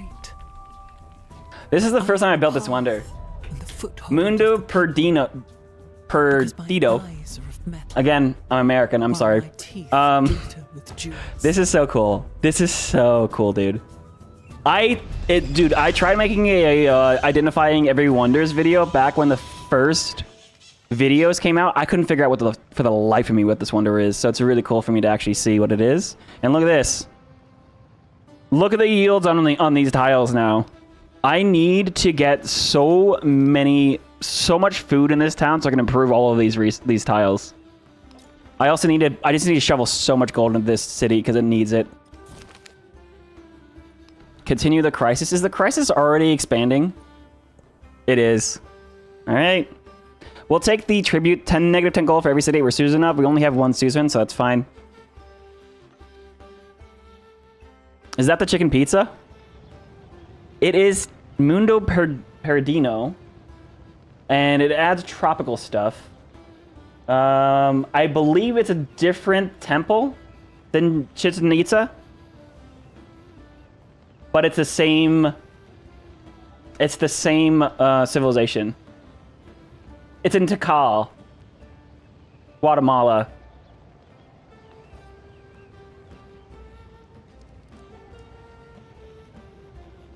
Which is actually, I think... Yeah. So, the same area. I think if we go to Chichen Itza...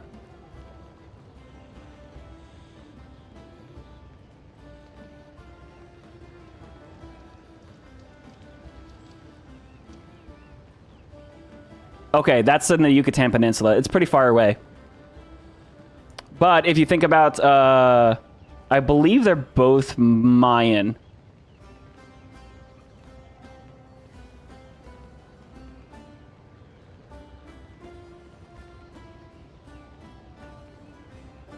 Maya, yeah. But basically the effects are, it's a science chicken pizza.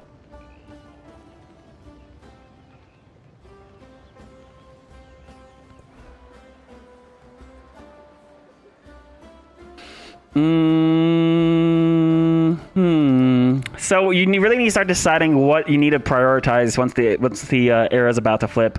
This should be easy to finish. I need to increase my science per turn so much. I wanted to play this as a science game, and the era is already about to flip. Oh yeah, let's just work science then. Let's send this over here. Improve trade relations. I need a barracks and a library ASAP here. A 4 production. 5 science. Yeah, that feels pretty good to me.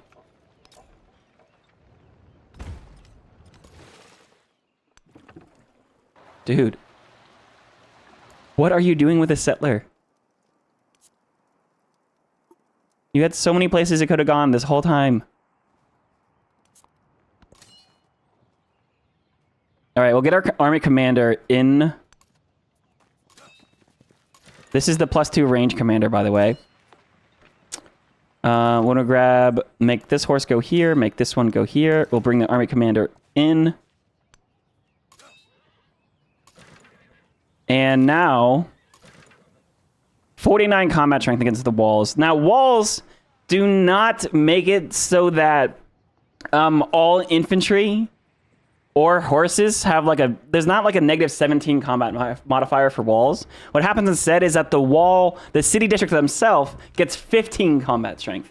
But there's not really, as far as I can tell, there's not a benefit for infantry versus horsemen attacking walls.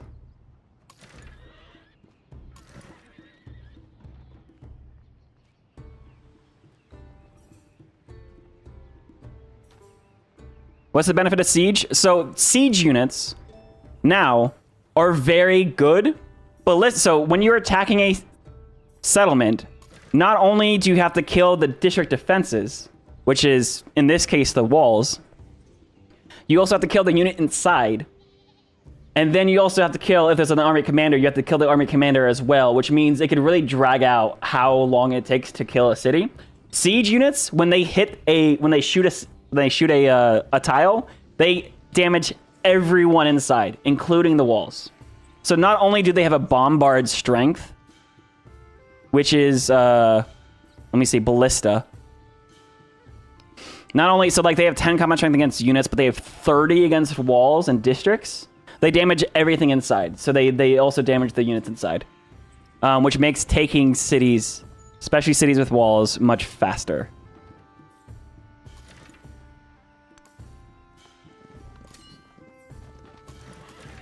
But actually, this commander needs to deploy its units. Oh yeah, so these actually, it said 2 turns last turn. It still says 2 turns. I think it's because it's going past the limit. So I need to deploy my units, which of course have to go in the back. But let's go ahead and use our. I don't even know if it's worth pillaging mines, to be honest. I did just say I want to put money over here, so we'll do that. But let's go ahead and start attacking the city.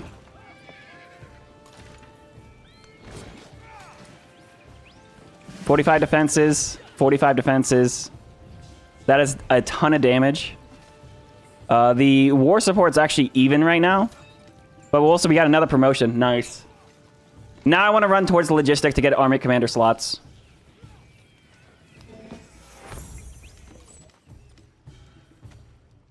I'm trying to get up here. Yeah, I just want to go by that.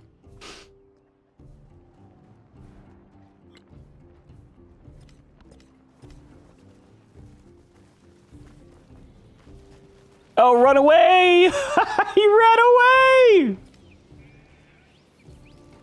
Do range units get a negative modifier? That was the... No. No, they don't.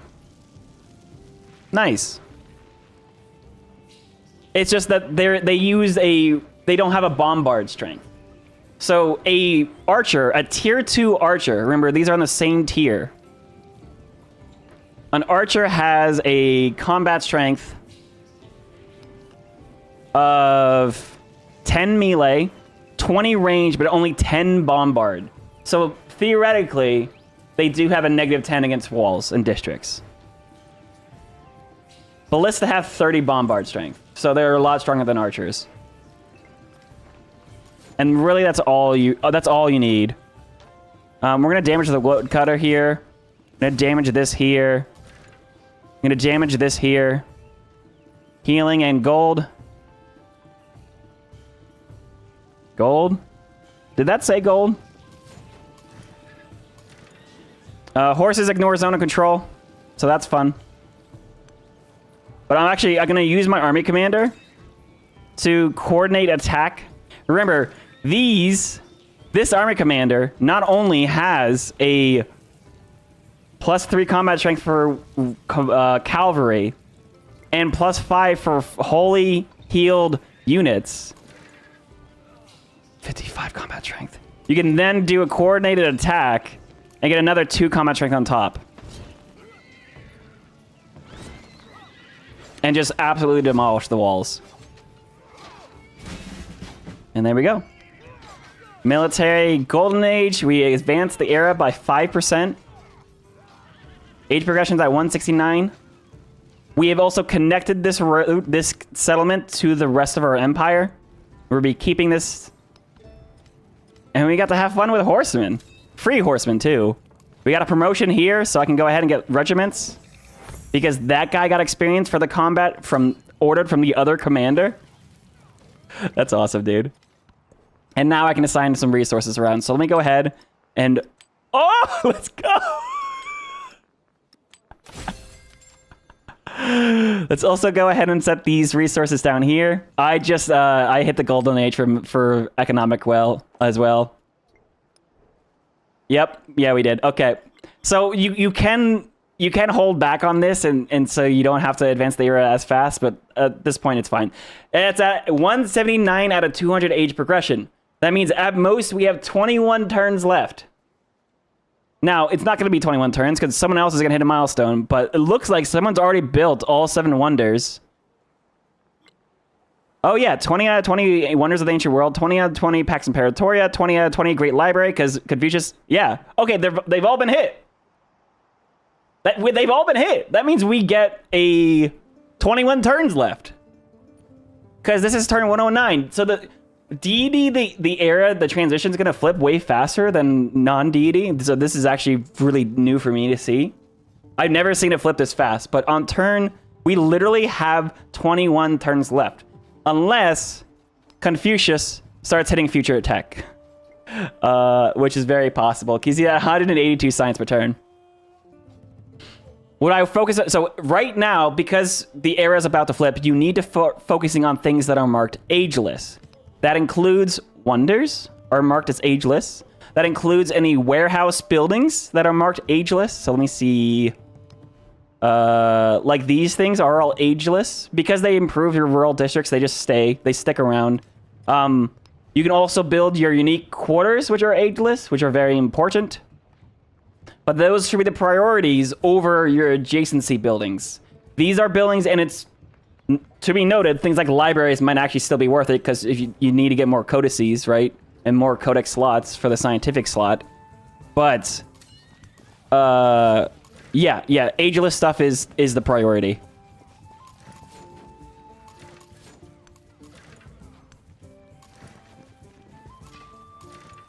My goodness.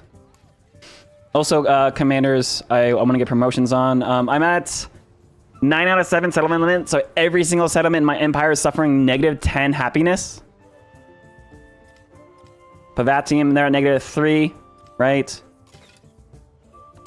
So I do need to increase my settlement cap.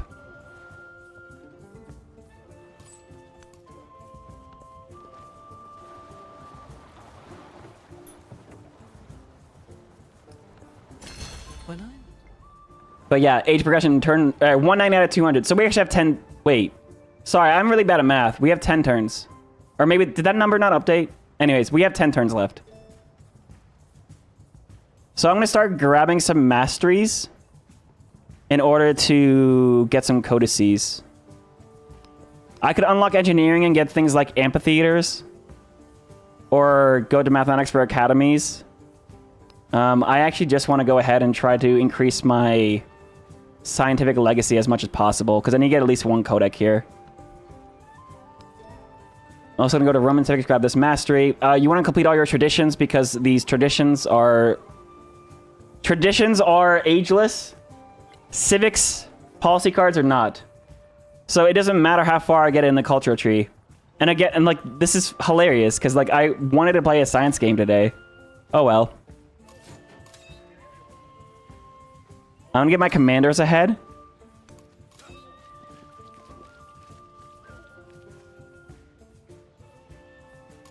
Oh, whoops. Oops. Huh? Oh, hi, Confucius. You have a unit there. I'm gonna set this commander here just so that he can actually get experience for this kill. Because look at this.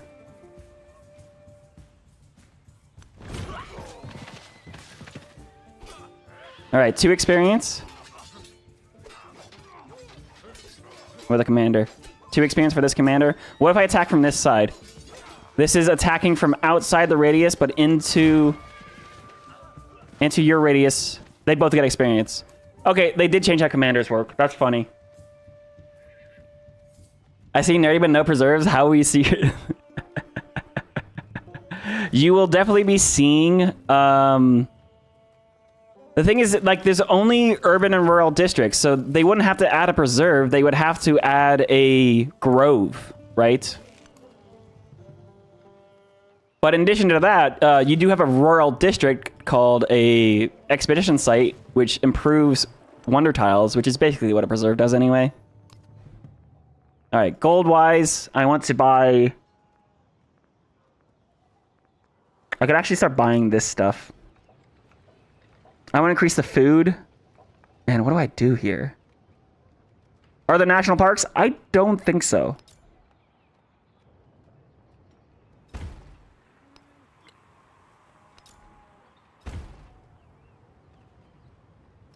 Let's get a library there. 5 science, nice. I need to convert that town into a city.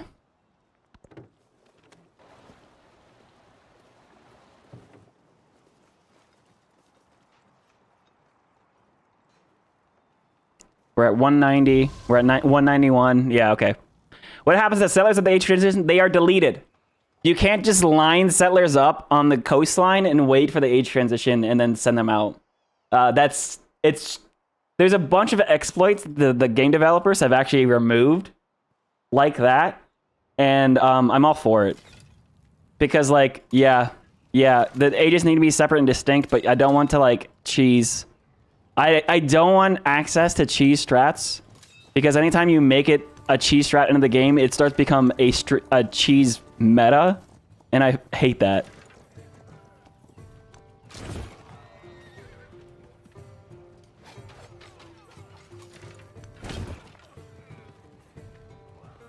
I don't know what determines experience in terms of kills like this.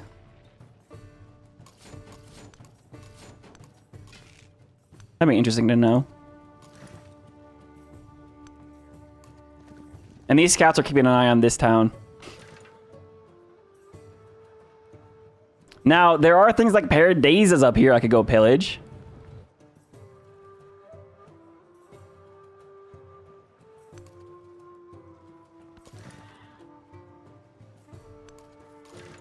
So we're gonna pillage until the era is over. Now, it's very important that you keep a track of what units are going to transition into the next era. When you move into the next era, you only keep 6 units with you. It's a flat number, 6 units, but you can increase that with army commanders. Army commanders can bring as many units that are in their slots.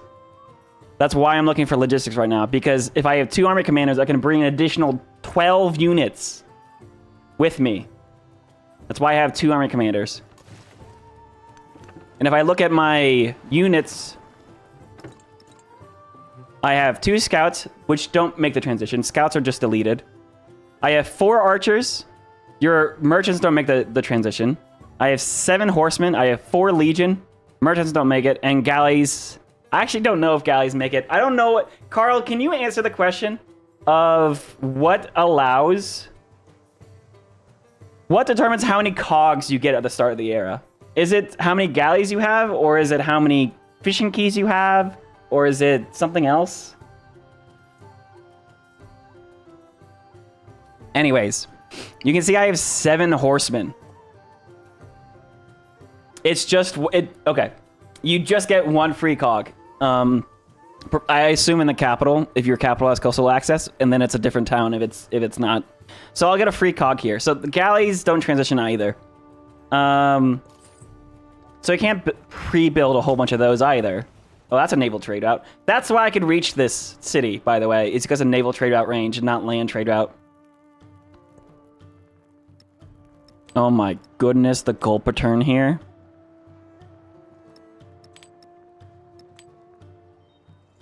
It's only 54. Ooh. Ooh. What's this? Pearls and dyes, though. Alright, I need to keep an eye on my unhappy towns. Oh, I just increased my settlement cap, right? 9 out of 10? Yeah, 9 out... Yeah. 9 out of 8? Cool. Now, my decision right now is whether or not I put... Oh, another thing that transitions are walls. If you don't know what to do, you can build ancient walls. These should transition on the era flip. Actually, I'm going to go ahead and complete this market, because markets are really good. Markets also give you resource slots if you needed them for the end of the era. Let's see. Cultural. We'll about to hit the second legacy here. The Golden Age actually doesn't really matter too much to me, because I don't have amphitheaters. And I don't have academies. When you're playing on Deity, you're not going to get all the legacy paths. You have to prioritize.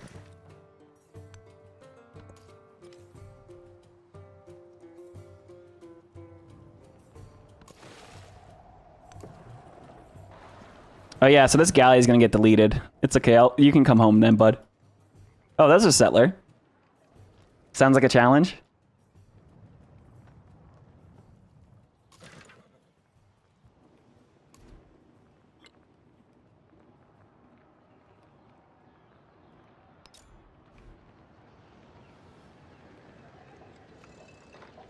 So it's funny because the Temple of Jupiter gets a cultural adjacency for happiness constructs, and the Basilica gets influence for cultural constructs, which basically means cultural buildings and happiness buildings, which means next to monuments and villas. But I can't put it there because of the wine. Oh, I can put it over here, though. Hell yeah, dude. Nice. Yeah. All of your cities really want to make sure that you actually get your unique quarters down in every city because they're so strong. All right, there we go. We got the first legacy point. If I can hit the second one, that'd be great because that'll give us access to Collector of Knowledge. I count the There we go. Oracle time. Amazing. I understand the Amazing, dude. And hear the voiceless. Oops.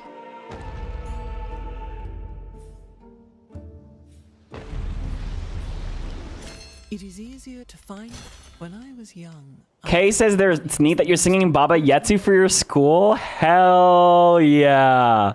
That's awesome. That would be the most, honestly, the best freaking banger to sing at a school event. Also, we have a ton of science overflow. We have so much science overflow that it says 0 turns. Wait, on everything? What happened? I thought it was just from like these cheap masteries, but no, it's like engineering too. What happened? What did I do?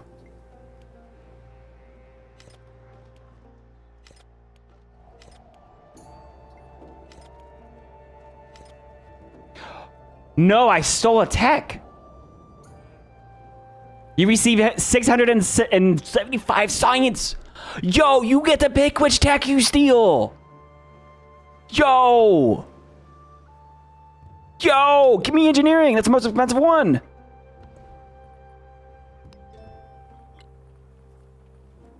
That is awesome.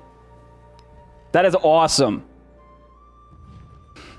Dude, I need to steal tech way more. Holy cow. Did he notice? He didn't notice. He didn't notice. He didn't. Espionage report. Yes. Action succeeded. Spy remained hidden. Dude, I've never done this before. This is awesome. I freaking love it. Holy cow. Dude. And then you can immediately open it again to steal again. That's so good. Holy cow. Spies seem powerful. You don't even need a spy unit. That's the best thing. And it never fails. That's the thing. Espionage never fails. 100% success rate. It just is the chances on whether or not he realizes it. Holy cow. That's so good. Rip Paul indeed. And it's influence, yeah. And it's cheap. It's 80 influence. It's 80 influence to steal attack.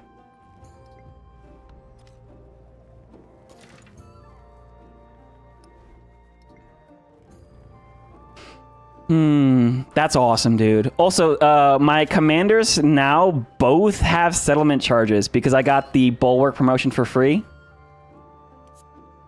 So I can go ahead and try to place down 2 more settlements before the era flips. So I'm going to send my commanders home. Because next era, they won't be legatus anymore and they won't have promotions.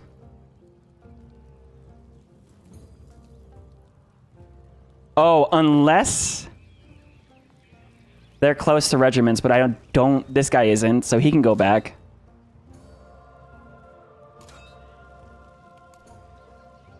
This guy already has it. Okay, cool.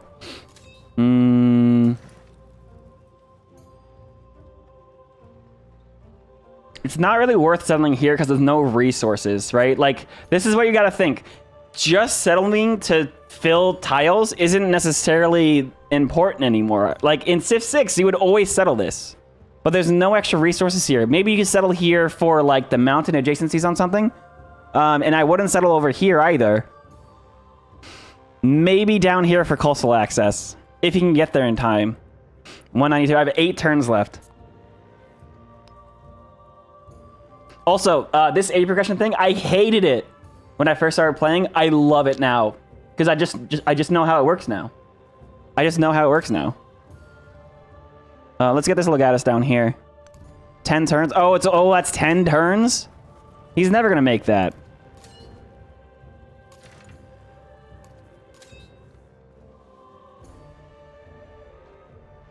Four turns here. Oh, man. They could just keep fighting. They could absolutely just keep fighting and get experience for next era.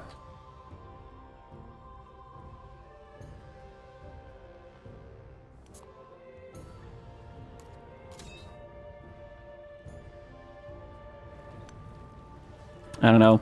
This guy's gonna keep fighting, I think. Because there's no point in settling up here.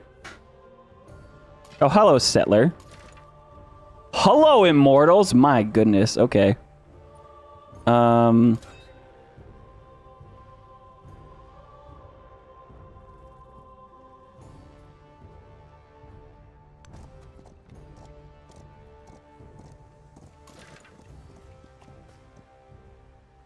Their chariots have 41 combat strength. That's pretty good. You've been flipping back and forth between genuine joy and cynicism, but with the influence being all over the damn places in these cases. Yeah, Aquarius, I think you're gonna love the game. I think you're gonna find ways to break it immediately. Yeah, but I think you're gonna love the game overall.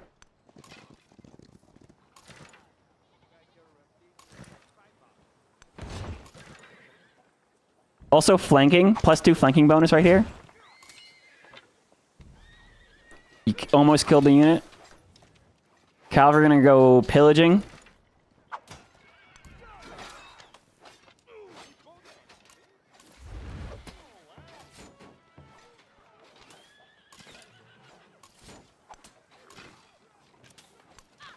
Might as well kill a settler while we're at it.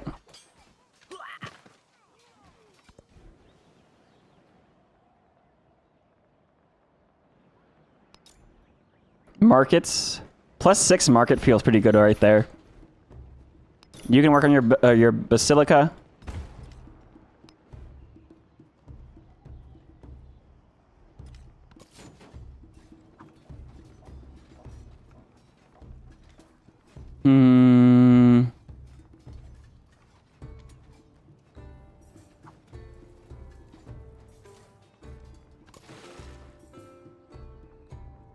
Alright, this guy's just gonna come home because there's nothing for him to do.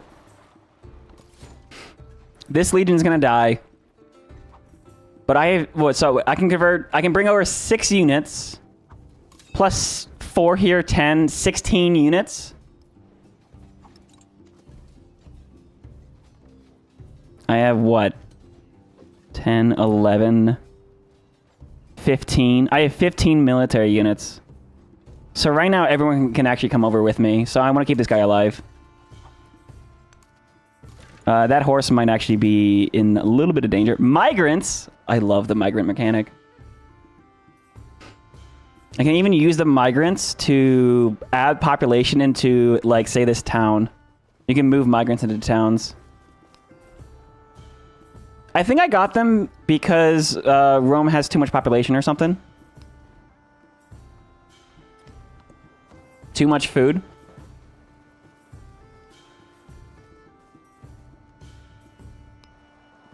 $192. Oh, policies I haven't switched. I need the happiness, absolutely. Hang on. I forgot rites and rituals. And I need to plug in...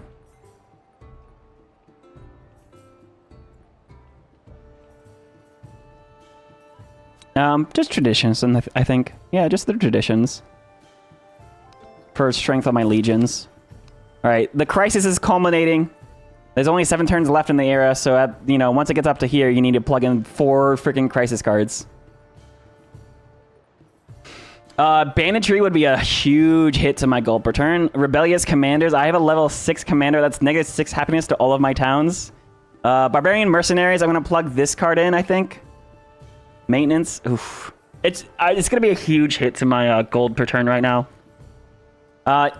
Funny thing, if you get organized military and get conscription, your legion's baseline at tier 2 only costs 1 maintenance, which means conscription brings it down to 0, which means that the policy card 100% increase to military units, 100% times 0 is still 0.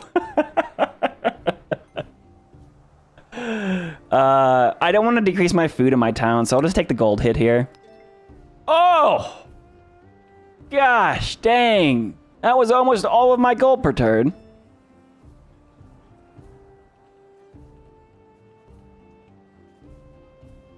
Wow, I definitely need to hit a lot more freaking spying in my games. Form an alliance, I'll accept that. Can you select any Civ combo with your leader, or are you locked to only historical? No, you can pick anything, Kid Icarus. When you start, you can pick anything. When you evolve in the age transition, you need to either unlock it, whether it's from your leader pick, or your Civ pick, or is from something you did in game. So you can't pick anything mid-game, but to start the game, you can pair any leader with any Civ, yeah. The game will also tell you when what historical picks are and what aren't, too. I'm gonna go ahead and grab the mastery to military training because there's another codex there. I have 7 turns left, so I have to be very careful. Science, I need 1, 2, I need 3 codex though. I don't know if that's gonna happen.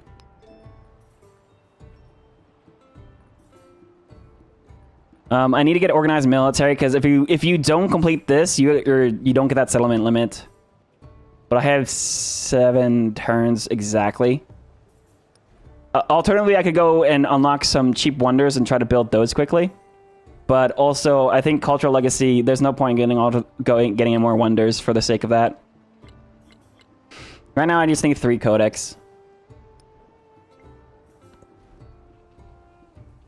I could build amphitheaters. Ooh, blacksmith. Bath? What bath is giving me science? Ooh, that bath is fun, actually. And grab the bath. Amphitheaters would be fun, though.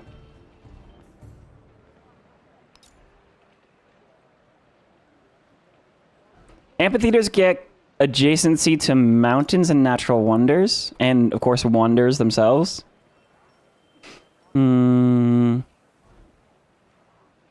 Oh man, that tile's so good. How long am I shooting for? The whole day.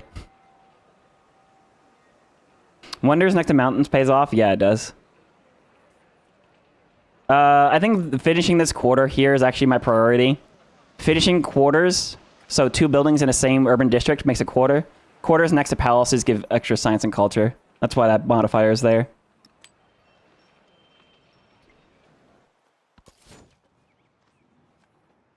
Alright, so we're gonna go ahead and run through here. Pillaging farms gives you a little bit of gold, right? Where's my commander at? Here's my commander. What am I doing with this guy? Am I actually settling a crap town?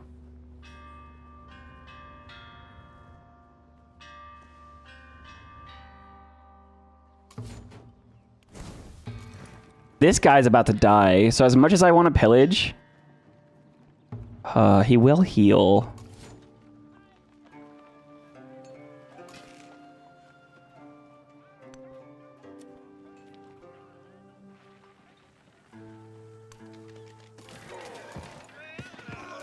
This commander is going to do a joint attack on this archer. Oh shit, it moved all of the units to... That's funny. Okay. That's really funny. I didn't know it worked that way. Pillage here for healing.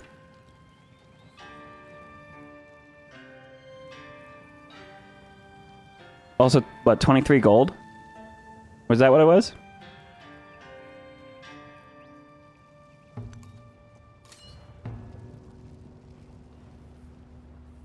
I'm trying to walk this guy through. Alright, wait. I'm trying to walk army commander right through the freaking enemy. What am I doing? Clustering unique quarters adjacent to each other, all of them designing to benefit. There's so much to figure out when it comes to... districting. Losing a horse isn't worth it here. Yo, what's up? Canadian Moose Plays, welcome in. How's it going? How's your guys' raid? Or how's your event? Welcome in, Raiders. I'm whiteandnerdytv. I stream a lot of Civilization. I actually have the pleasure to have some early access to Civ 7. Streaming this, guys, for you. The game comes out tomorrow in early access. If anyone hasn't pre-ordered yet...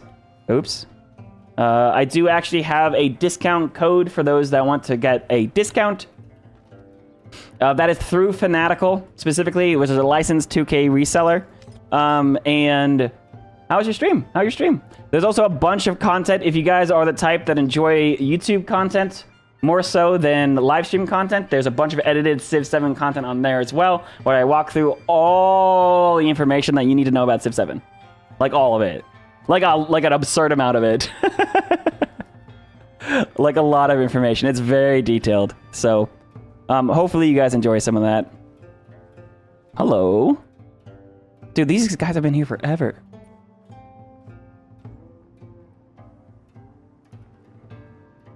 Gold-wise, I need to buy... Let's see. I need to convert this town into a city.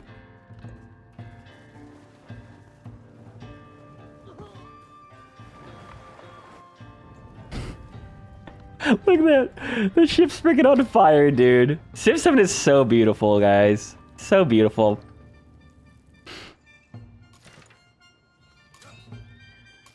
I definitely do not need to lose any horse units. So,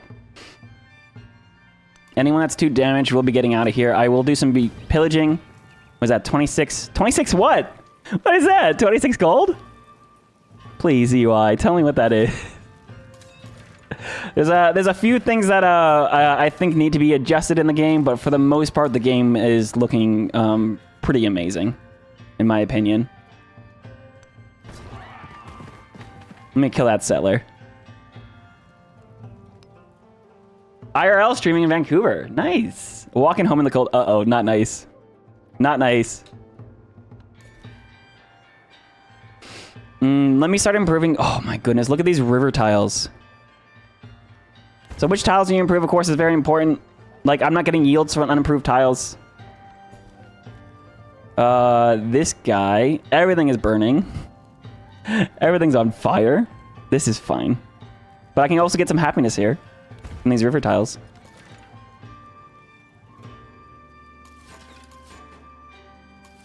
I need to set this archer forward, right? So I can shoot this guy out of the water. Oh, man. Don't say that you don't have the money. You can absolutely wait if you don't have the money. Absolutely wait.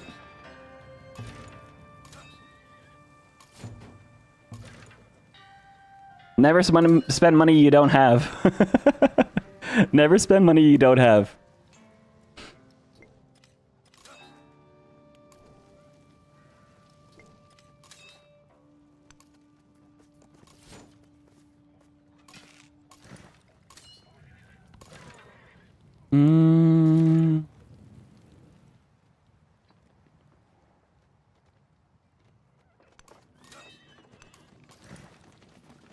Oh man, these freaking archers.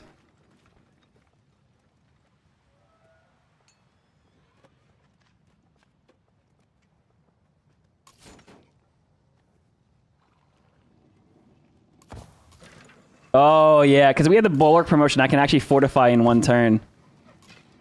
That's huge.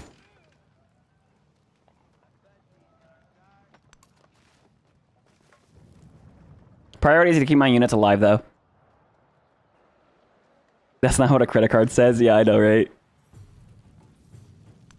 Alright, you're gonna heal there, inside the walls. They're still not coming from this direction, just for maybe a chariot. Command units.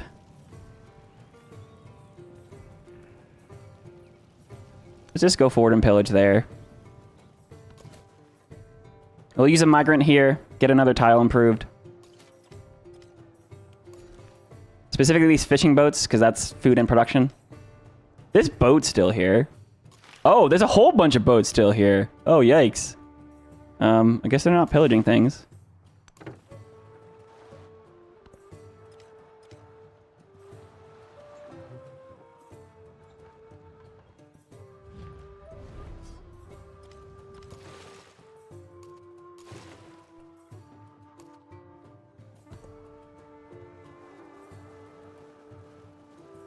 Hello, Confucius. What are all these chickenoos doing? What are all these chickenoos doing, dude? If you guys have any questions specifically about Civ 7 stuff, I absolutely will be answering all the questions you guys have. But also, specifically, if you guys... Ooh, this guy took damage. Man, I mean, 40 strength horsemen, though.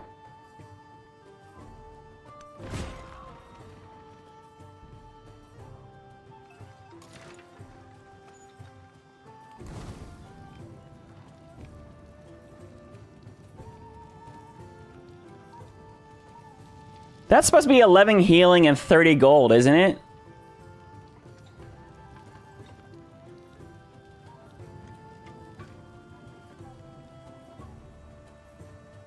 Very confused by the pillaging. Do I have top of the line hardware? You can see my hardware down below. It's not top of the line. It used to be top of the line, but not anymore.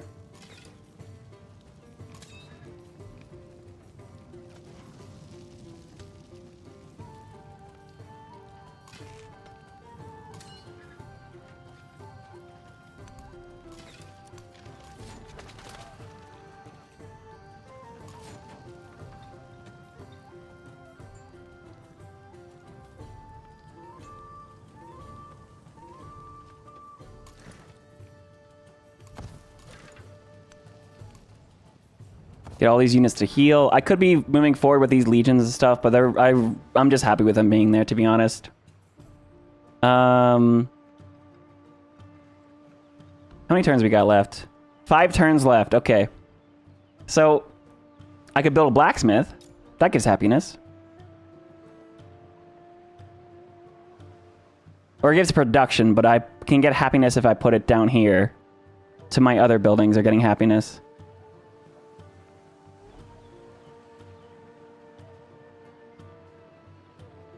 Adjacent resources, okay.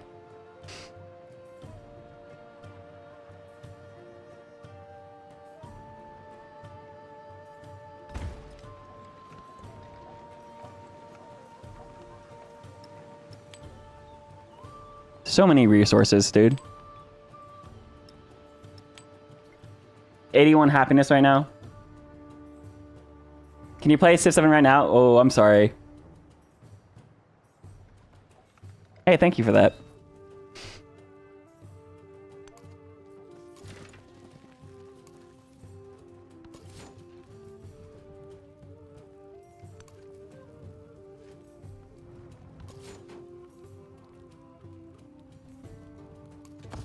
Bulwark fortification. Dude, the bulwark promotion is actually super good.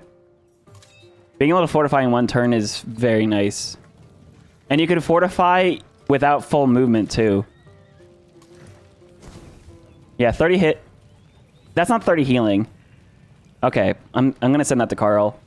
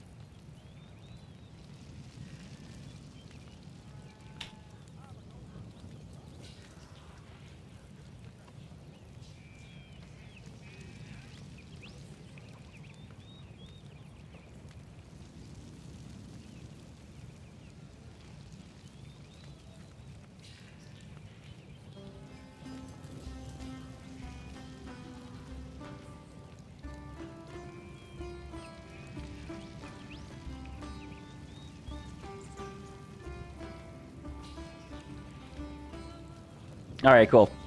Is that the Grand Canyon? It is. The Grand Canyon is in Civ 7.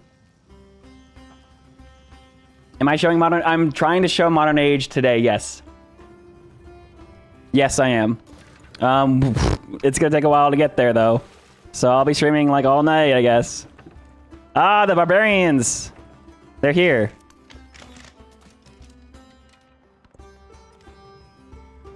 All right, please don't die. That guy might die.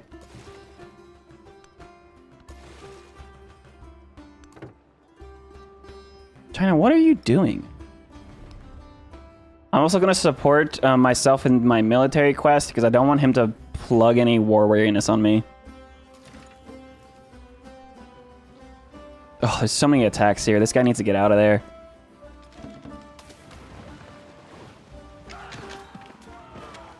Oh, sweet. Okay, he didn't die. This guy didn't die either, but they still need to get out of here.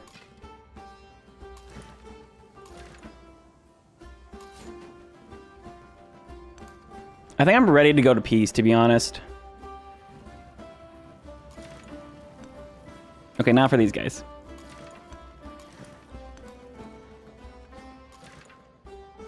There's just too much up here to... The pillaging is really not worth risking losing my units.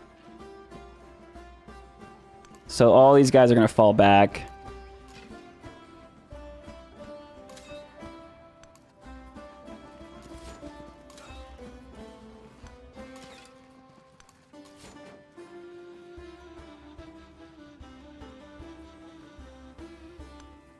This guy's going to pack into a commander because I don't want him to die.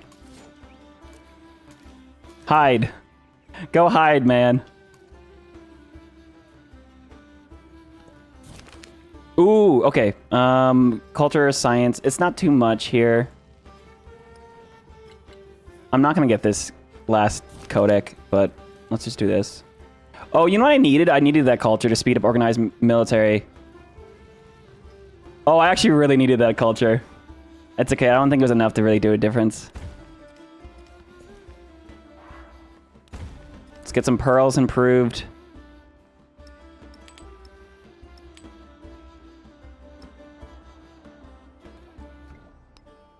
Aha! There's another settlement. That's okay. That's fine.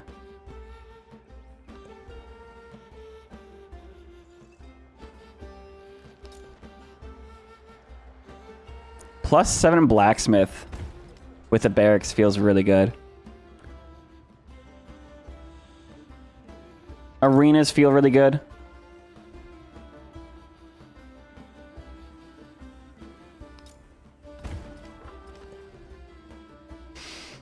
This town can actually change. It actually does have a connection now. I still need to get a fishing key in this town.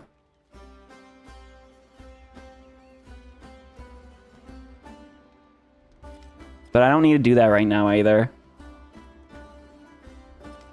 What do you have? You have a ton of camps or woodcutters. Yeah, let's increase that gold per turn. Thanks for the follow, guys. What natural wonders have I found? I found the Redwoods. I found the Grand Canyon. I found Torres del Paine, which is up here. There's a bunch of them that I don't know how to pronounce. Hey, Malm, how's it going? Hey! Do I still want to play multiplayer this night? I do. Oh my goodness, it's that time, isn't it?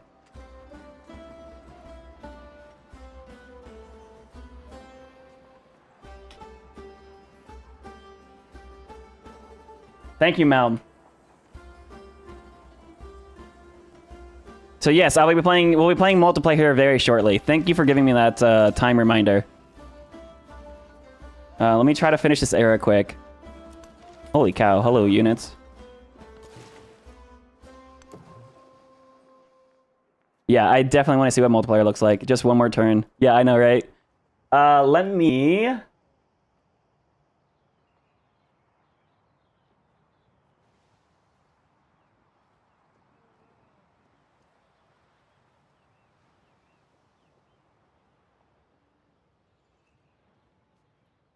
Okay.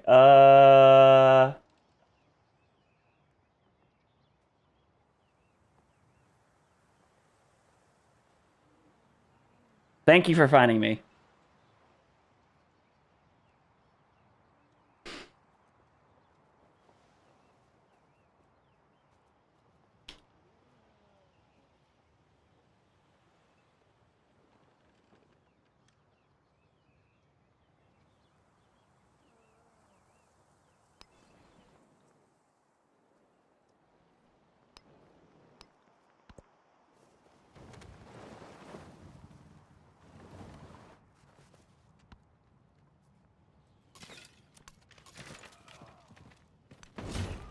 Kill that unit, get some experience. Oh, I'm so tempted to go kill that narrative. That guy. Lead in the water. Oh, no. 137. All right. Oh, now he's coming. I thought I moved here last turn. Yeah, 30. That should be gold. Okay. Anyways, what is it? 3 turns left. So there's a lot of min-maxing potential here.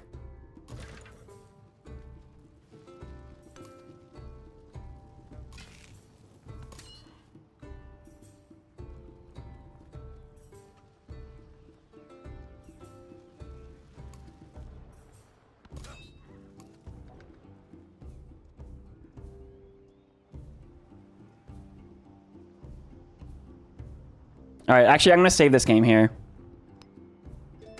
Let me go ahead and reach out to these guys. Guys, if you are hanging out, we'll be switching over to multiplayer here in just a few minutes.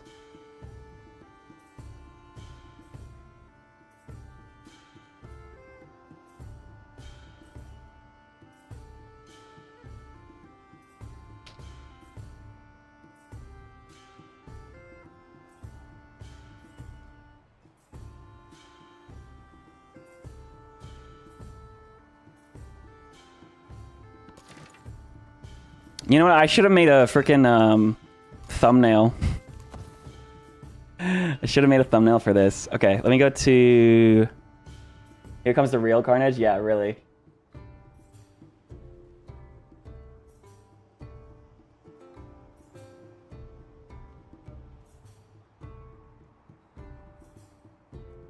Malmo, I think we're going to try to ignore organizing in my Discord.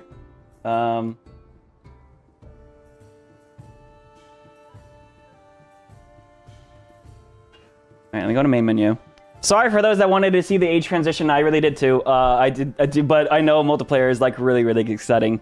If you guys want to see the age transition, please, if you want to know anything about it, what it's like to change eras, I did make a full video on YouTube about it. So that should be helpful for those that are like, I wanted to see the transition. Alright. Oh, I guess we'll know if we get demonetized or not. Hang on. Let me change the... I'll change the title here in a second, too, to multiplayer. Okay. Boom.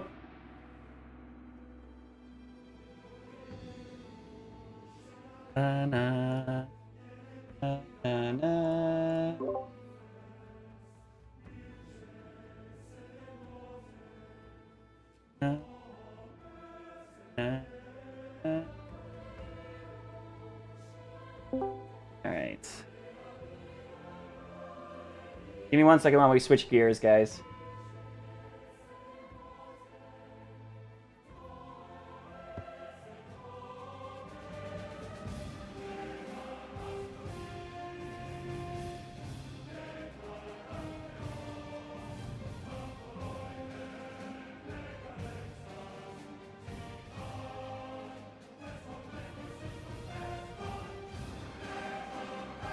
I don't know if the theme song will cause meeting issues or not, and I actually really hate that it's on right now. Because I have no idea. Thank you. Okay. Because I don't want to, like, demonetize the entire stream, you know? Alright, cool. Hey, Zozo, how's it going? Hey, buddy. Hey, are you excited?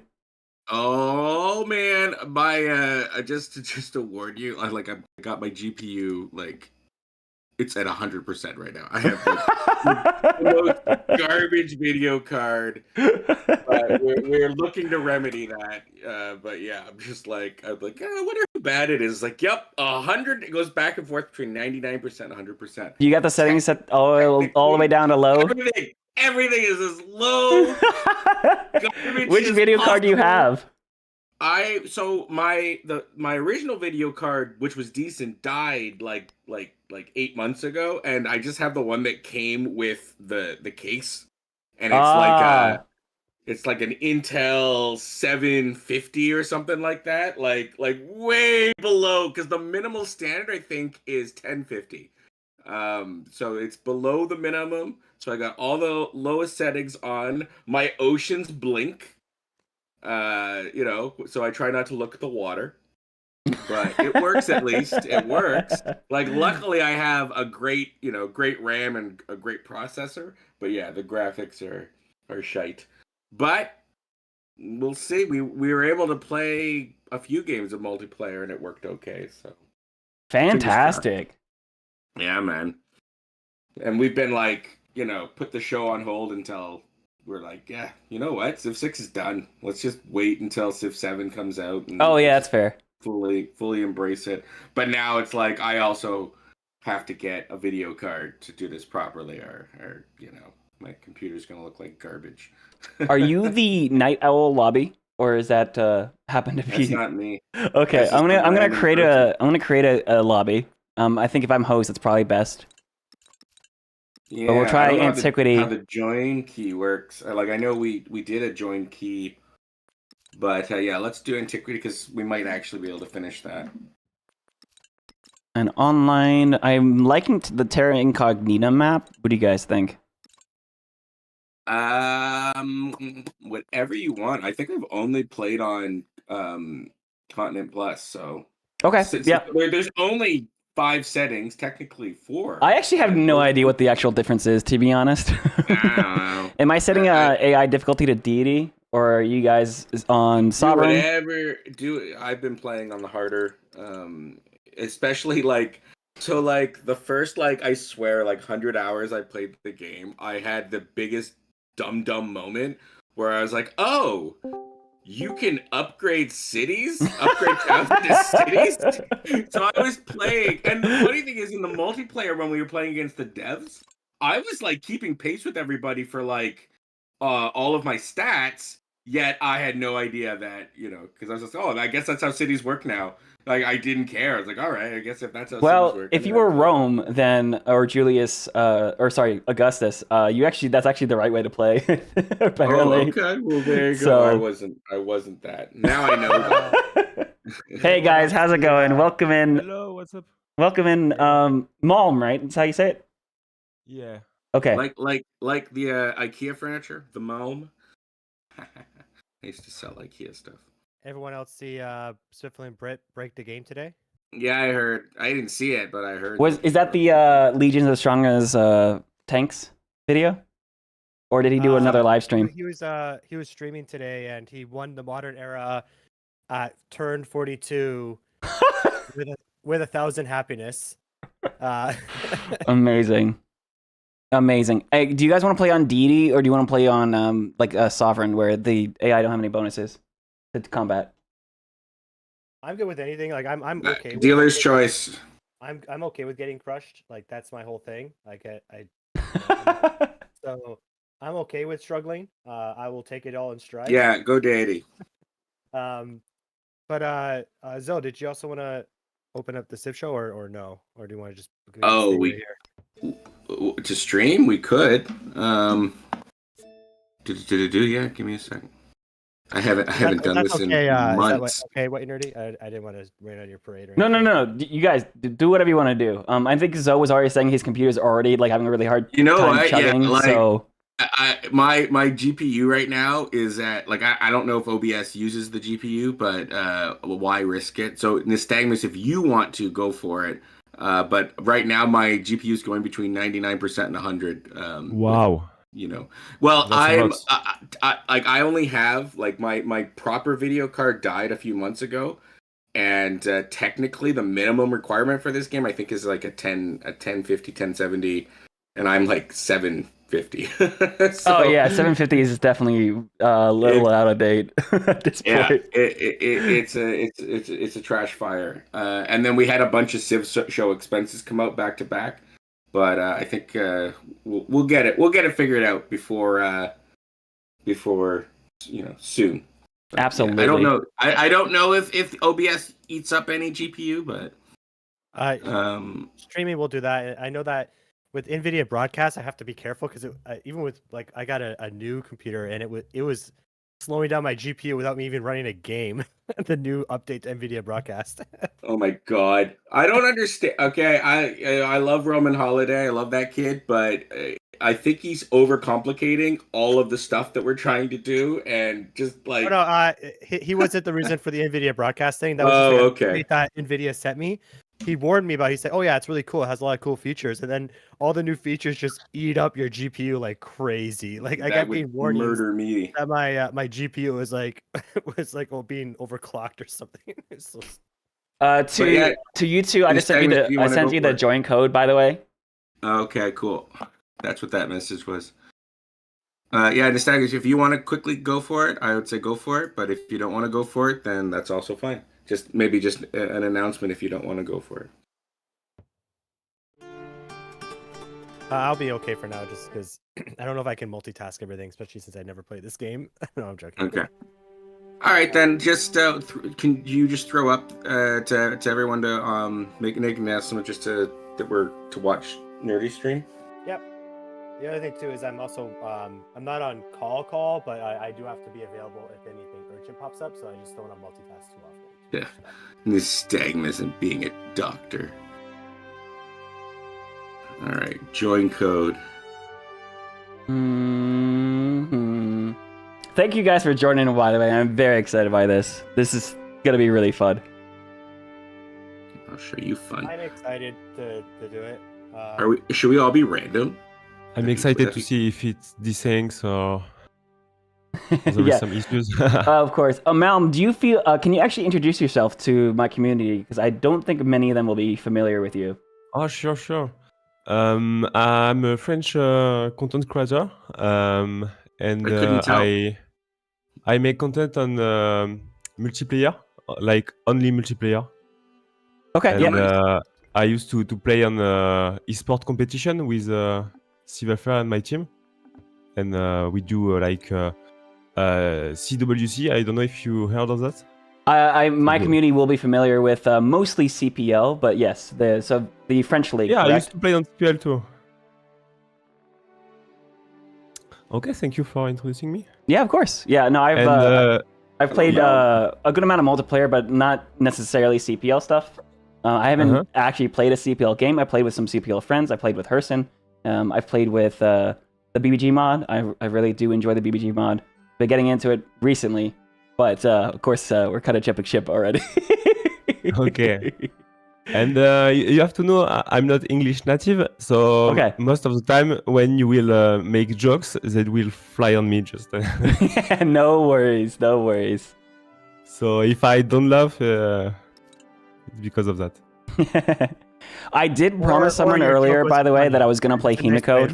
I did promise someone I would play Himiko to show off Himiko, so I will be playing Himiko today.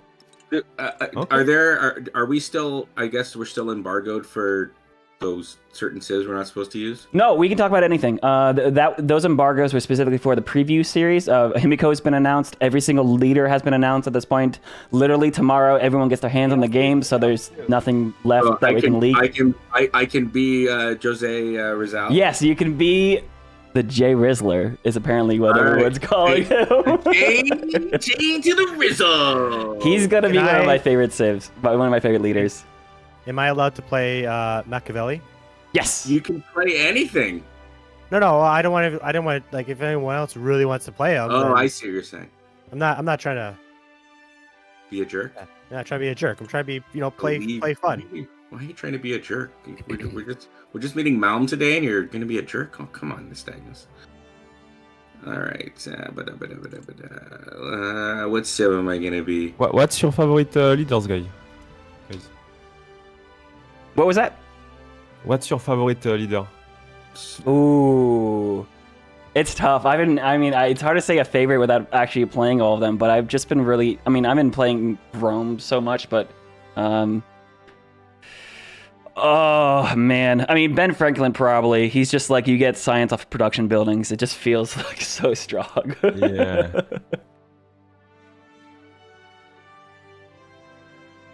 I think I would play a random. We're gonna be a nice friendly game. Are we playing with AI?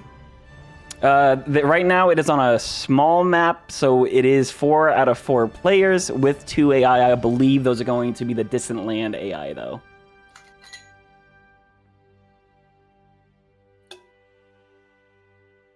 Hey, so I know that the embargo lifted, and we have some fantastic content creators come up with some very interesting ways of presenting their reviews. I have to say. Yeah. My favorite is still right now is Potato McWhiskey, where Yeah. he put 2 videos out, one where it's just like all negative, and the other one where it's all positive. He said the negativity one, but I really think that's just because the negative one was just way funnier. It was funny. The negative one was really funny, but also I feel like there's gonna be a lot of creators that just are like, "What do you mean he doesn't like it? There's no way it could be that bad," and it probably just got more clicks. It's they're tied for a while there. The 0 out of 10 is, I think, way above the 11 out of 11 or 10 out of 10. By the way, guys, I did turn off Momentos because I know that not everyone's gonna have the same access to Momentos. I feel like multiplayer probably having those off is probably gonna be the way to go. And then we have the standard rule set, small map. Ready up whenever you want.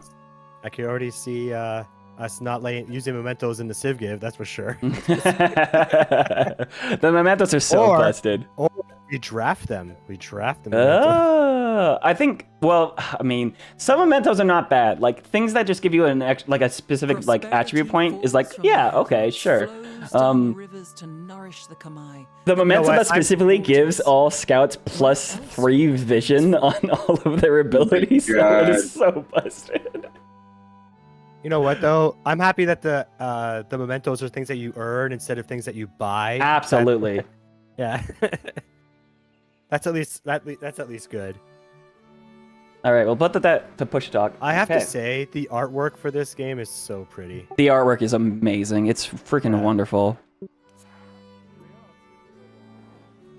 Oh, I'm immediately seeing there's a chat now.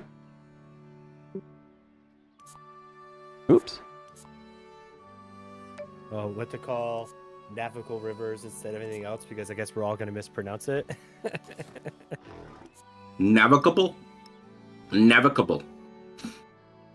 I think we settle in place. Settling in place is fine here. We're playing as Kamai. I do like how now you just start with just the founder, right? Like, I like the choice between Scout and Warrior, absolutely. Mm-hmm. Or between Warrior and Jaguar. Oh, the starting bias is tied to leader, not Civ, right? Oh. Alright, I'm just playing the Kamai with no river, so it's okay. But I think it's because Himiko has a spawn bias. I don't know. Let's see. Prosperity I desync. I desync. I'm loading. At least in multiplayer, the reload is very fast compared to Civ 6 when you desync. Gosh dang it. Actually, speaking of the UI, you know what I really miss? I really miss being able to click on a tech down the tree and it'll just path it towards it. You need to be able to add. They need to add the queuing of text for sure. Why don't you swear about it? This is the I'm part of a show that does not allow swearing, and I've been. Oh, okay. I've been finger wagged for swearing on the show before, so. You swearing in general is weird, so it must have been a good reason.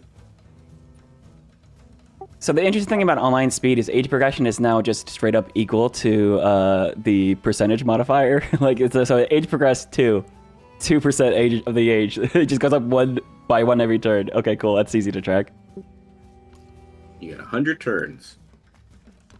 Yeah, it matters with desync first turn. Yeah, but you know. So we are playing across continents, right? Like there's a few things happening here. Yeah, so right, because you're across continent. We have 2 Canadian, we have 1 French, we have American, right? So there's a little bit of that. When I played with, we actually did do a multiplayer game with some of the developers, and when I played that, it was super stable. Yeah. We only had a couple desyncs. It was pretty good. I had 0 desyncs that day, and I was like very impressed, and we were very happy with how fast everything ran. I think we had like 2 or 3, but like we also had that Roman Holiday was joining us from England, and that may have contributed slightly. Also, so far, whenever I've played in it desynced, I've never had a problem with the AI randomly taking over my thing and then doing a bunch of stuff. That at least that's not a problem. Yeah, Himiko Machiavelli is really interesting. We have a China, Unless I'm wrong, and that's totally happened. Greece, to other people. Maya. You can actually see I didn't rush for the religion. civs, but not the leaders, Sacred which is Path, funny. Like in Civ 6. Is Sacred Path still in the Pantheons? I don't think it does the same thing. Oh, they have the same names. They just don't do the same thing.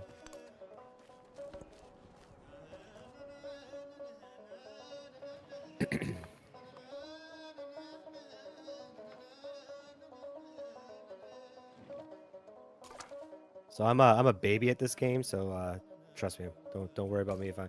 The one thing that's always scary now is you never see how strong people's military is now. Oh yeah, military strength is completely hidden. But and Zoe was saying this during the Civ show review that's currently in the works. That diplomacy is like a lot more fleshed out. Like, Which navigable rivers is very obvious. Demand the AI, they're big. Surprise war you or not, based on like them having troops on your border. I saw Van Bradley playing the game, and that was like an option where like you could spend influence, and if they're like amassing troops, they either have to like promise not to declare war, or they immediately surprise war you. Yeah, there's a ton of influence things now. You can also spy on the troops themselves. Like you can like literally see like, hey, I know where all your army commanders are because I just spent a little bit of influence to see where all your army commanders are. Yeah, espionage is like seriously awesome. Big step up. Also, I need to look at the Kamai's abilities. District on rivers cannot produce So what's or everyone's remove like, natural. favorite first government there? Depends on the game. Yeah, it does. It really does. Like So I need to go Classical settle Republic rivers. when I was going for my culture, because I had to build wonders, right? So.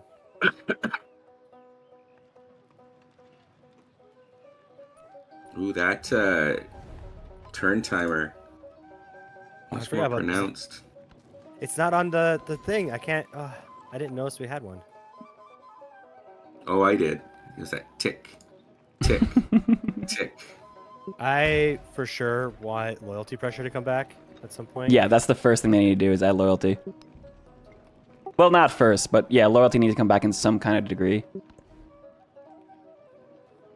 Oh, I can get settlers already. Awesome. We have gold, or we got culture and happiness. I'll take the culture and happiness to try to rush the... Oh my goodness. I met a civilization. Choose a government. We're gonna go despotism. Oh god, the timer is so fast. Oh, I had raised disables. No way. Wait, what? Oh, okay. Hey, well, thanks for coming. So I was talking with because I know everyone was like kind of rude. It has to be set up beforehand on YouTube. It's not that it had to disable it. It just needs to be approved. Gosh dang it. Okay, that's a pain. I'll reach out to him directly about that.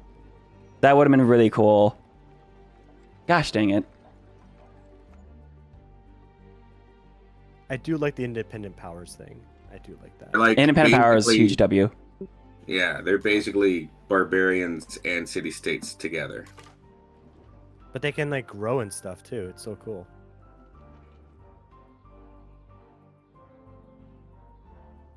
But you can still open like diplomatic relations with them.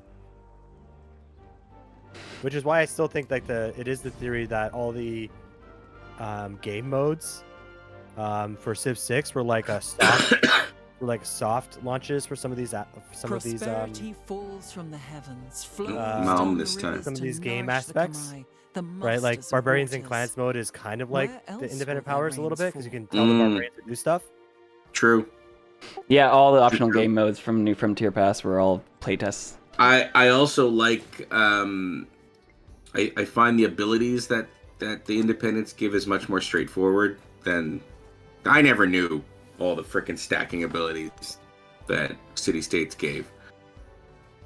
So I appreciate that it's like very, very specific. Oh, I can't even settle there. Let me go settle this river. Well, looks like I met Raising Zozo. Me. Technology, I'm gonna go masonry. I'm gonna just go to prioritize the production improvements or tax as soon as possible. I need a couple of military units to take out Cirta, probably, unless I decide to befriend them. For production. I'll take that. Monopolies and corporations, yeah. Oh, someone in chat asked, like, how can you tell which rivers are navigable? If they have a larger width. Zozo. Yeah, big rivers.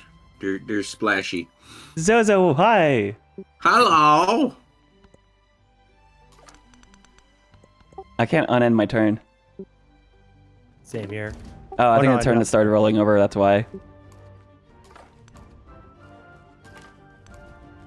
Oh, hi, I have multiple friends. A friend is just an enemy you haven't met. Man, I love this lookout tower thing. Let's actually produce a couple units here.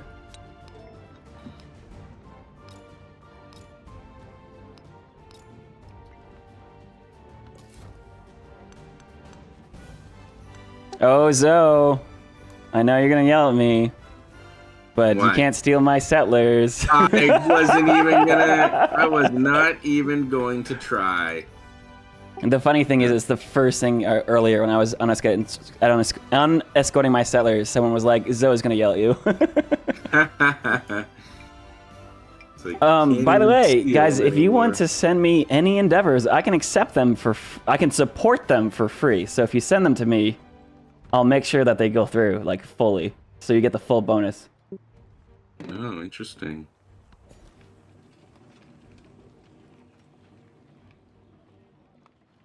Oh, I'm having some trouble with these, Independence? Yeah, run away. Oh my goodness, a lot look of at all them these around me. horses, dude. Yeah, they seem to be. Oh, there's gold everywhere. here. Ooh, but I need the river settle.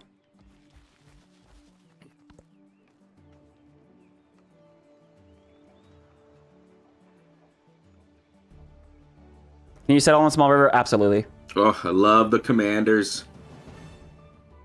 You can settle on small rivers. You can't settle on the major rivers. Just settle next to those.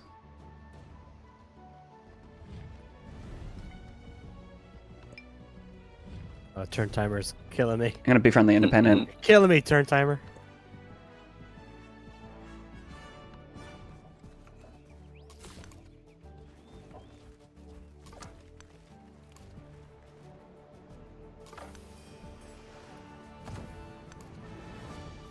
There are someone's borders. Up. There's someone. Oh, I see a settler.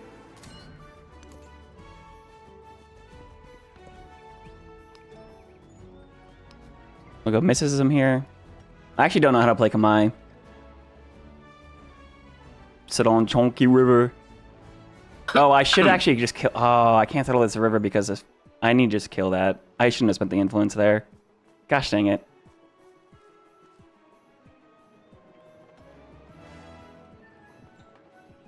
I'm gonna make a couple mistakes. That's okay. They're not sending me any deals though.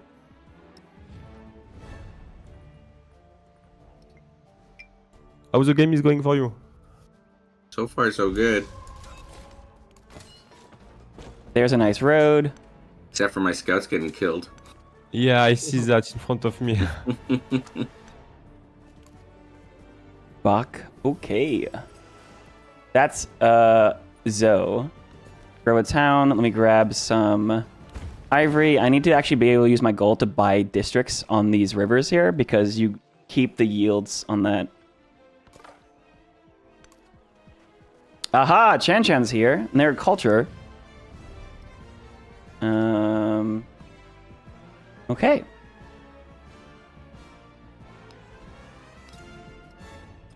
We start spamming units. All settlements automatically build a road, yes.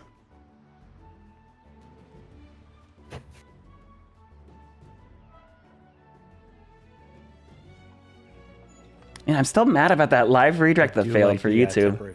I know I enabled that. That's annoying. They make taking cities harder. Zoe, you got barbs coming. Yeah, I see them. I see them.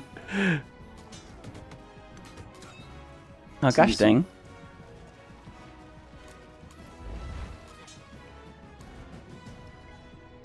Celebration, 1 turn left, so I'll just finish that slinger out.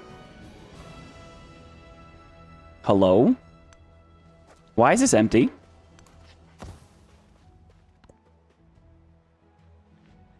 Oh, because Nystagmus is fighting them.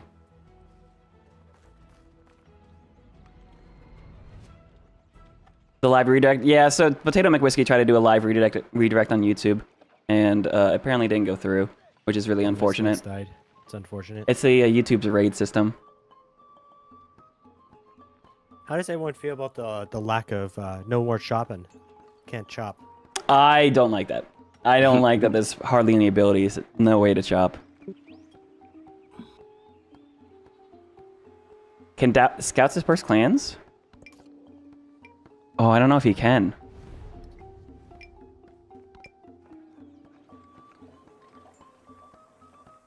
Regardless of whether or not I become friends with this guy, I'm gonna level up some of my units, which will be nice.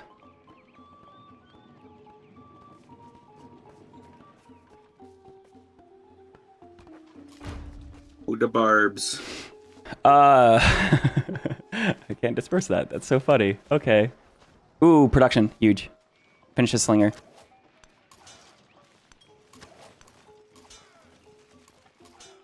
There's also a slinger I need to keep an eye on. Let's do a command attack. Attack with both units.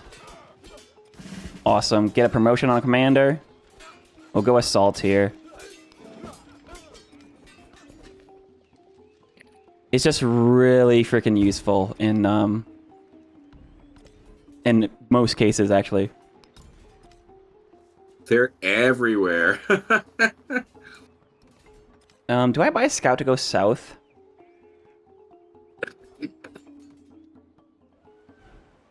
Do I save my gold for buildings up here? I think I do.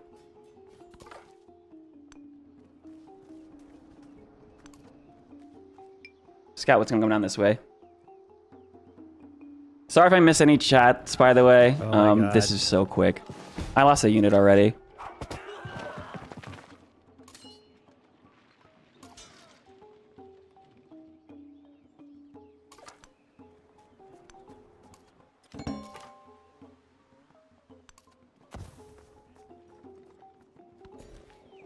Grab the sheep. That's going to help this town quite considerably. Choose attack. Let's do the masonry mastery, because production on my production buildings is really useful. My Poodlechet archers, they're cheap. Oh, yeah, that's huge. Get them right away. Everybody wins. No, not the people attacking me, I guess.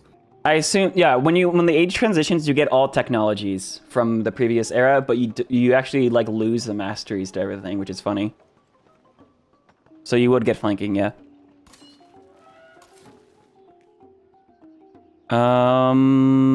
Okay, there's another hostile city-state coming down this way. So I'm actually going to go ahead. I'll take that suzerain. And I need to get my commander back here and fight this direction.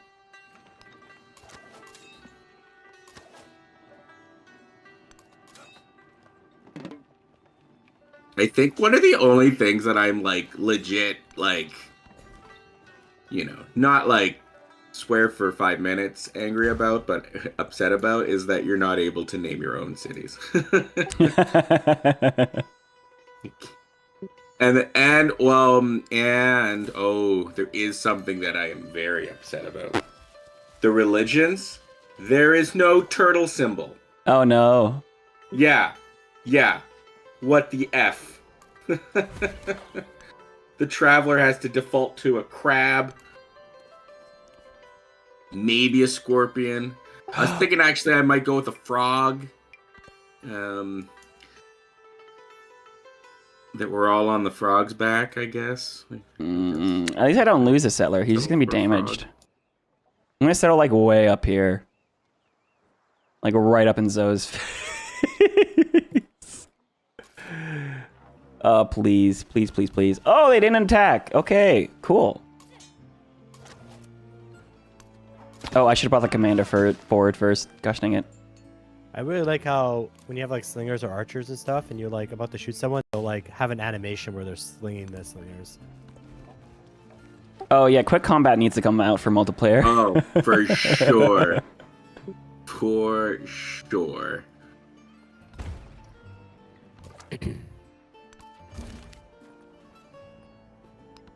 All right, let's get a. Ooh, there's a Civ. We did level up. It's just a mountain. Settle on the 10 pop. Settle adjacent to a mountain. I can do that. Yeah. All right. Let me look at Kamai Civics because things like the beret are going to be really useful for us. And then I need to get the.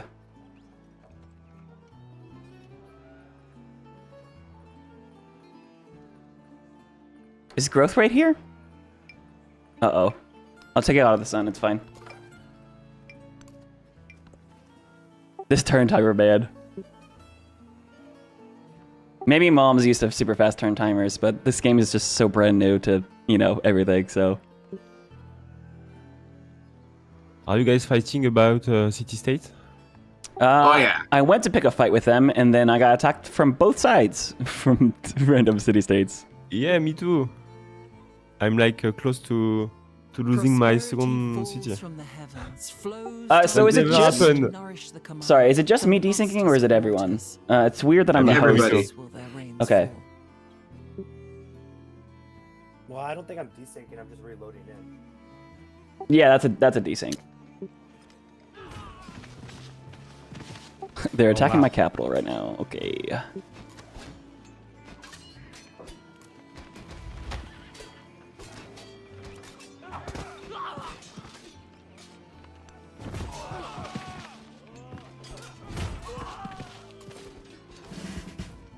Oh, I can't settle here because of Chan Chan. Gosh dang it. Kill me. They're trying to surround my capital right now. There. I'm being very aggressive with this settle. This is so funny. Let's get gold. That actually means I can now buy something. Yes, I can buy granaries for cheap. Which means not only so the Kamai, you're not removing the 2 food from the tile here, so you get a lot of food on these river tiles. Because their ability, districts on rivers do not remove the natural yield of the tile. So if I put a district here, you get +3 food and 1 happiness as well.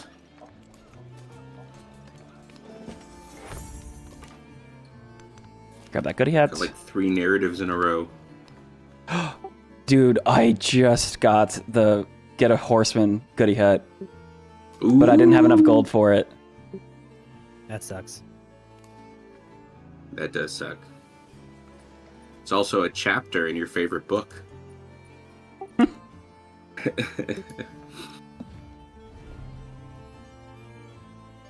Oh, I got Iron Ray at the right time now too. Now that my infantry units are gonna have +1. I've got like a huge army of archers now, so I think I'm okay. Hey mom, if you send me any endeavors, I will accept all of them or support all of them because of Himiko's ability.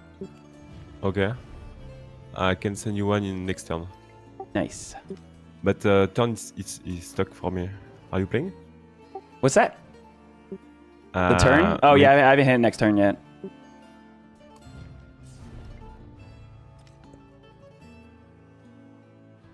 Oh my goodness, the desyncs.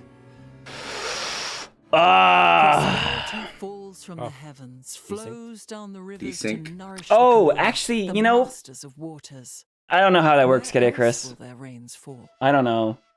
I know settlement limit Did we didn't just do a increase or random Civ? decrease. Is that what happened to? I think it's locked at the end of the era. No, Or something. some people chose. I chose mine. God, there are too many. I like the commander thing though, when you can like focus fire and stuff. Yeah.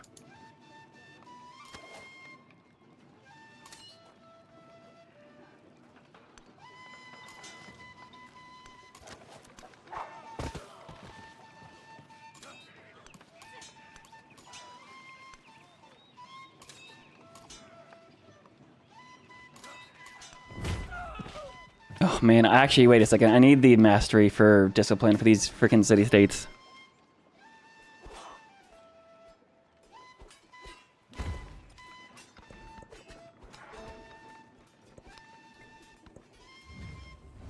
There we go. Himiko can support research collaborations for 0 influence. Here, look at this. Support for 0. Freaking amazing, dude.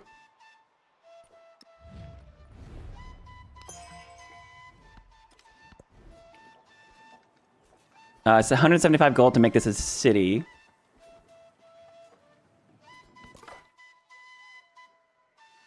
How did your game go earlier today, White and Nerdy? I know you were streaming earlier. Quite a bit of fun. It's been a really strong game with Charlemagne, and I had horsemen that had like what 60 combat strength. It was ridiculous. Nice. So you did kill a tank. Yeah. It was one-shotting everything. It was absurd. You know, the funny thing about a tank, getting killed by a warrior is, even though that's dumb, that totally reminds me of like earlier Civ, because that could happen. Specifically Civ 4. Yeah. There was totally always like that 0.5% chance.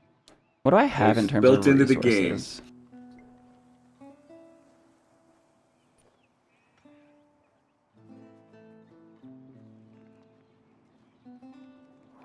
Oh my god. Oh my oceans. Which turn are you playing, guys? I want to know.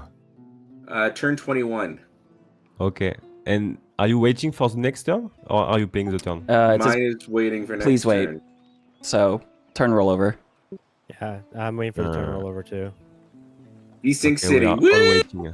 Okay, guys, do you want to continue to play this game through the desyncs for the sake of seeing if it ever goes away, or do you want to try a reload? Do you want to try a restart, see if we can just get like a solid game? Or I'm wondering. We can start the lobby experience, and we can check on the version we have that on the menu.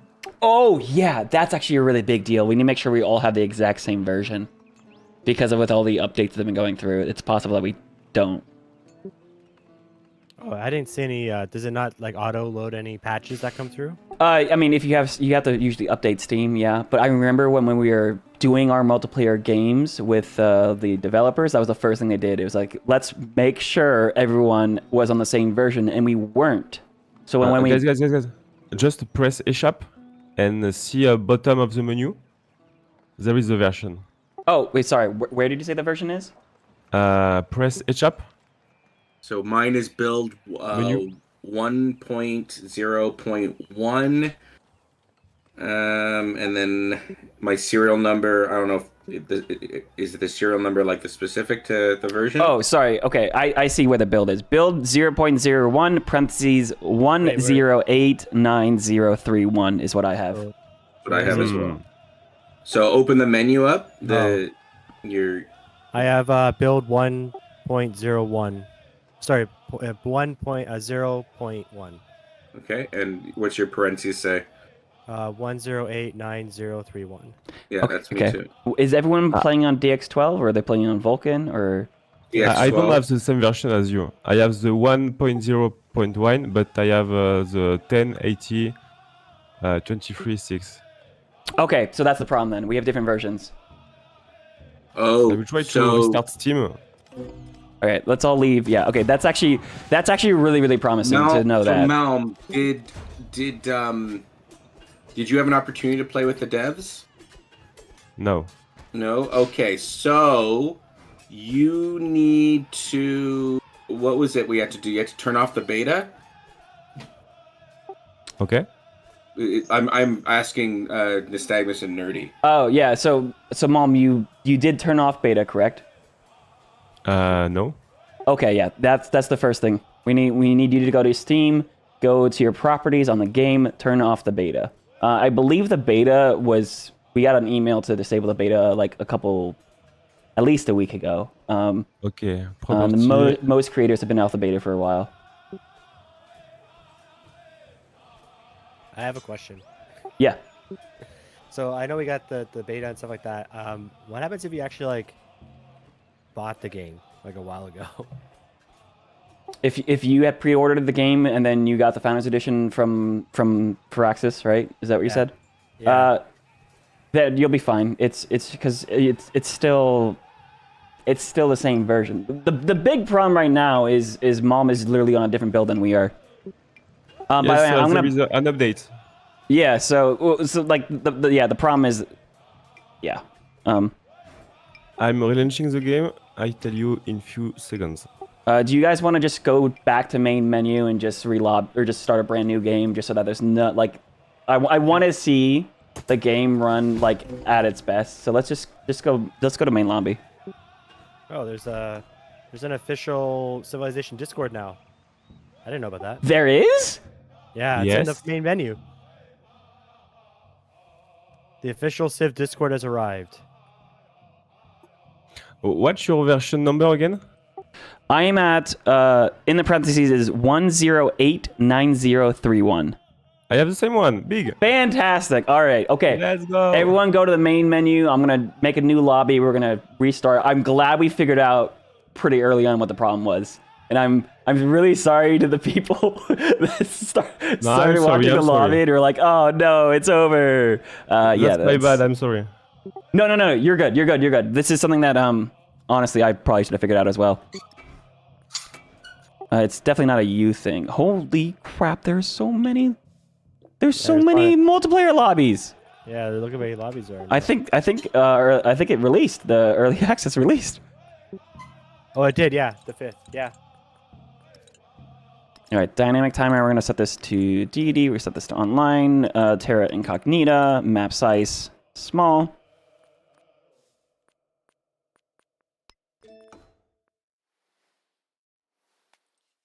So same game or new game? Yeah. New game. We're gonna start a brand new game. I don't want to have any of the issues from the previous game My start carry over. was so shitty. Yeah. I think I wasn't having fun either. That was pretty rough. Sorry, I just have to step away a second. I've got a sick kid downstairs, so. I'll still be Machiavelli, so. Okay, I am the only human left. Nice. I have the new join code I sent to you two. Perfect. Mom's already in here. Perfect. Did Mom resolve that issue? Yes. All right. Yes, my version change. So we can blame it on the Frenchman. Yeah. Kinda. I kid. I'm so glad we figured out what the issue was, though. Like that's very quickly. Yeah. Oh wow, there's like so many people online now. Yeah. Yeah. It released. Early access is released. Oh, so by location. I think there's. I don't know if it's like. Oh, that's what it is. Probably it's another part of the world because it's tomorrow. Yeah, let's actually change the turn timer. Actually, in the East Coast, I guess like in Japan. Can I not change this from the menu? Oh, crap! I didn't turn off Momentos. Okay. All right, I just want to remind them.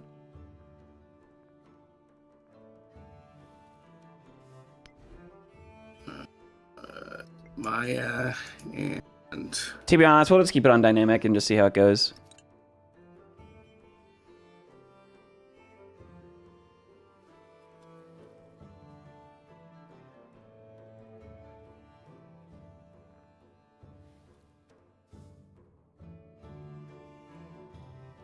I'm still using the developer or the one they sent us. I haven't activated my other key yet. I don't know how different the game is, but Ah, I see. We got a Pacha Cutie now. Yeah, I'm gonna switch. I'm gonna go with someone I'm more familiar with. Not that like Jose wasn't. Actually, you know what? I kind of did like how many narratives were popping up with him. Thank you so much. When gaining rewards from narrative events, gain an additional 20 culture and 20 gold per age. Yeah, you just love narrative events. Yeah. I that was kind of neat. Hey, choose Memento. I forgot to turn those off. I can't. Too late. I can't go back and turn them off right now. I guess we can just not choose them. Yeah. Fine. He accidentally put Mementos on. I also can't go back to change any rules, like turn timer. Yo, hello. Ivo, welcome in. Welcome in. What's that? That sounds like something we should do a dev report to, so they can add that to the game. No. We should just do a 0 out of 10 video, and then. All right. When you guys are ready, just ready up. Oh yeah.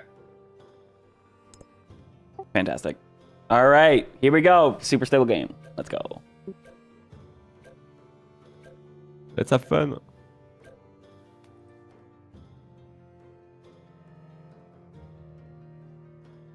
How much are you guys open to war today? I'm just gonna put that out there. Yeah, I'm do what you want, man. I will take everything in stride. I do. Yeah, we're just having fun here. We're not gonna remember it the next time you're on the Civ show. You know, we're not gonna do that. Yes, we will. Oh, sweet. This spot is leagues better, by the way. Oh wow, mine is too. Did you put better balanced start on? Man, we have rivers, everyone. I'm actually gonna move my founder one turn and then settle somewhere else. Ooh, the turn 2 settle. Hey, I Boom. found it so far very rare that you actually need it, but yes, I have had it a couple times. Boom, we got early access directly from Firaxis, so I'm playing all day. We have 1 day early access. Your early access should be releasing based off of... But for the most part, I've been very happy. Like for most people, it's February 6th. That gets a little bit weird when it comes to time zones, so I know some people are playing right now. But yeah, Firaxis specifically gave us early access. That's why you see us streaming.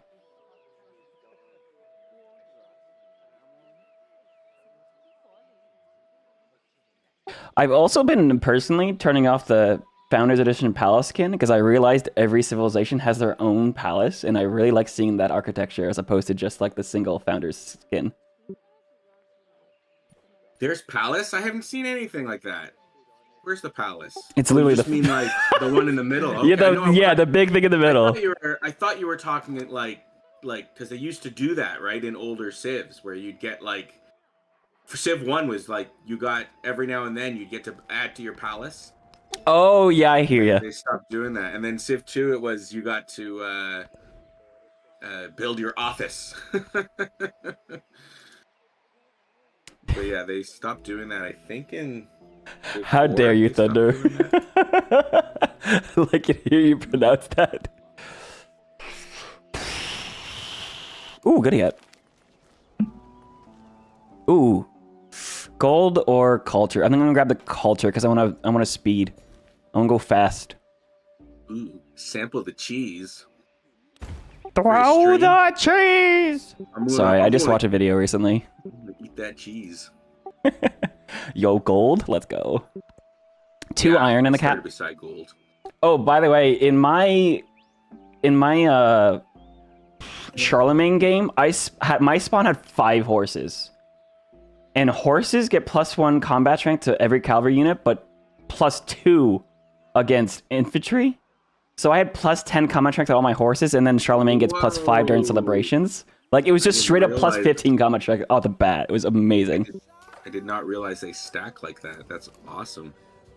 Oh yeah, strategic stacking is huge. Well, now that I know, it's just like strategic though, right? The normal. So yeah, so strategic resources, instead of requiring like iron to build swordsmen, now they just increase the combat strength of your swordsman. Right. which I think is a Right, right, huge. right. It's Yes, fantastic. yes, It's such a good adjustment. I did know that. Ooh, look at this. Look at this, dude. Oh my goodness. Oh my goodness, these granaries. Kamai is Now, real fun. Definitely something that I find a little like that could be a little better pronounced are the new versions of the goodie huts. I'm finding I'm always missing them. Oh, didn't the snackers just drop? He might have. Oh wait, he said he had a thing that would come up, right? Yes, he may have said that. I don't really listen to those sorts of details. I leave that to the nerds among us. His internet dropped. Oh, that's bad.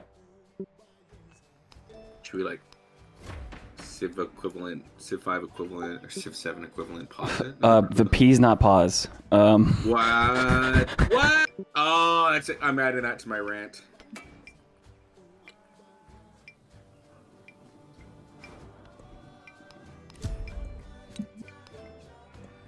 Hang on, let me see if I can turn off the game timer.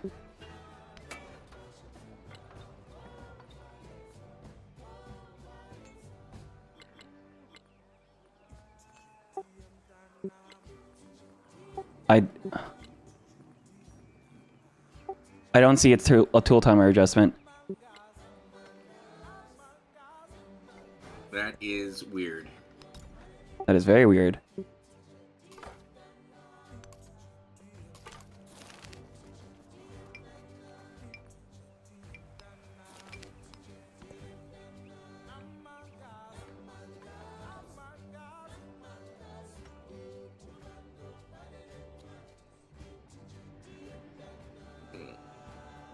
Da na na na na na na na na na na na. You know, if I was a smart live streamer, I would have had a graphic ready for the launch for that.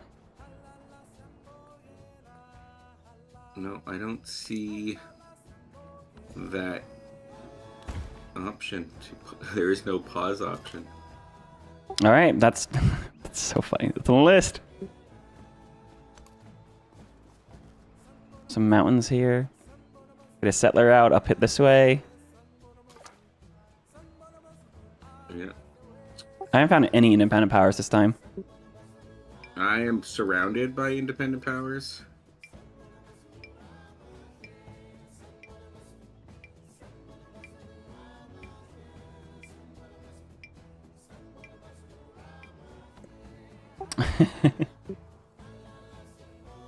He's resetting his router. Wow. All right, I mean, let's play it. We'll see what happens. I mean, maybe the AI is doing a good job for him. Oh, I met the Machiavelli too.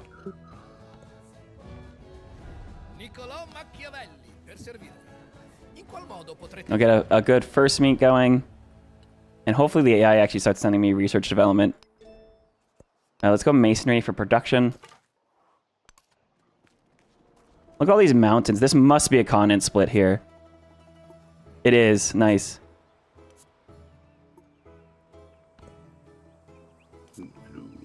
Malm, I got a question for you. How do you feel about the mountain chain generation? Because I've noticed it is based on continent splits, so it's like the Gathering Storm mountain chains. I don't really think about it. Okay. I see them, but it's not an issue on my games. Okay. I was wondering because I know a lot of like CPL specifically turns that off. Yeah, but there is not a lot of mountain in Civilization 7. I'm sorry, what was that? The mountain generation is okay in Civ 7. Instead of Civ 6, you can have like a lot of mountains, like 30 or 40 mountain tiles. Oh, right. The problem is like the combination of New World Age on top of the mountain chain generation, right? That's a wonder. Hell yeah. I don't feel blocked by mountains. Good. I've been fighting my games. I've been like settling my cities with mountain chains to defend like an entire front for myself just by plugging chokes, which hasn't been fun.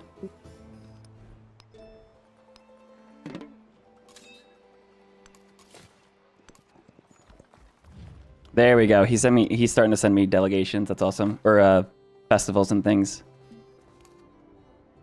Right, there's the city-state.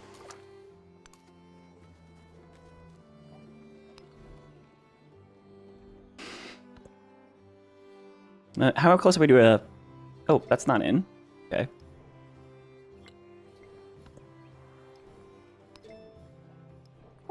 I slotted my policy card, but I didn't hit confirm, so it hasn't been applying this whole time.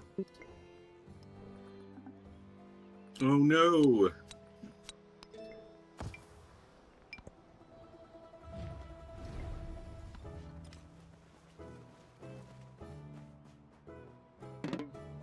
I hate that the avatars talk to each other and not me.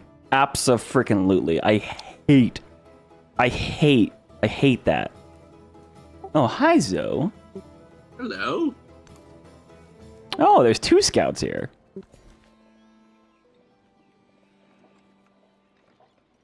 Wait, I got jaguars everywhere.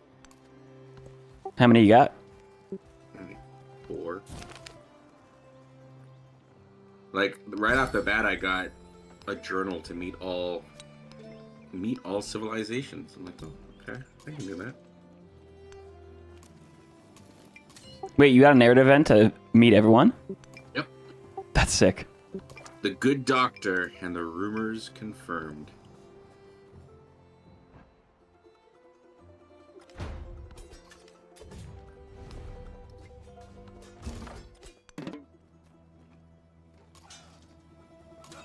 Wow, the Wonder Settle.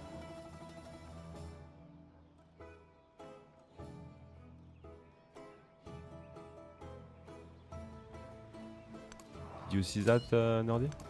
Sorry, what happened? I settled on the Wonder. Oh no, my wonder. Beautiful. It's okay. So I guess you and I are the ones that are between the mountain. Like I can use the mountain range to defend from you specifically. I will not play aggressively. Oh yeah, are you a sim player? Not really, but it's the first He's just being multiplayer nice game, to you know. you. He's just being nice. Just being nice, fair. He's your guest. He's being nice. Even though you did just say, what does everyone think about war? I actually do really want to see what war is like in multiplayer, so if people want to go for it. Then go for it. Show us. Present them.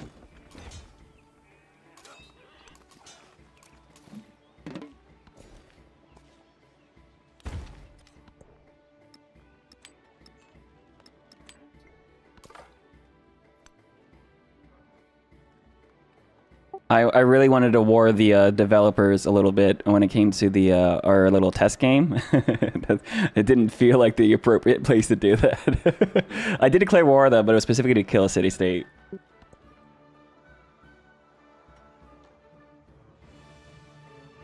Did you did the multiplayer game with devs? Yeah, so I was able to play with Van Bradley as well as a 2K and a developer Fraxis contact. Mm-hmm. And we had a ton of fun. I thought it was very fun. It was a very peaceful game, but like I was having a blast. Like it felt like just playing with your buddies. Yeah, we had a good time too. We played with Chris and what's the other developer's name? Trevor, maybe? I can't recall. Yeah, and it was incredibly stable. Like we had played no desyncs, and actually the game is running fantastic right now. I feel really bad that the people earlier were like, uh-oh. 2 turns left in the celebration. All right, let me get some more units out then. His electrical panel tripped. Ooh, okay, he's befriending there. Moche, I'll get a friend here. How much time did you play with devs? It was like an hour. It wasn't much. We didn't get to the end of the era or anything. Also, only few turns. I think it was like 80 turns, but it went pretty quick. Yeah, like It was like because it was a timed. It was like when like ours was started at 5:30 and ended at 6. This was early game in the multiplayer. Like it was like literally an Antiquity exact, still. Like hour and 20 minutes.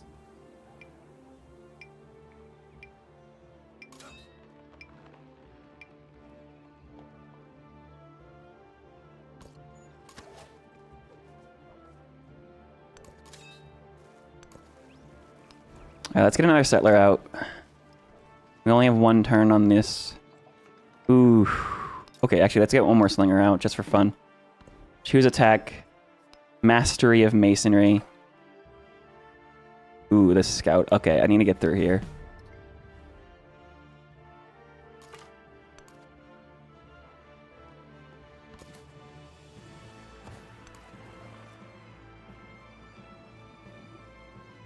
Buying a new CPU. I mean, I don't know. I don't know. Maybe? Maybe? I need to know what's down here, actually.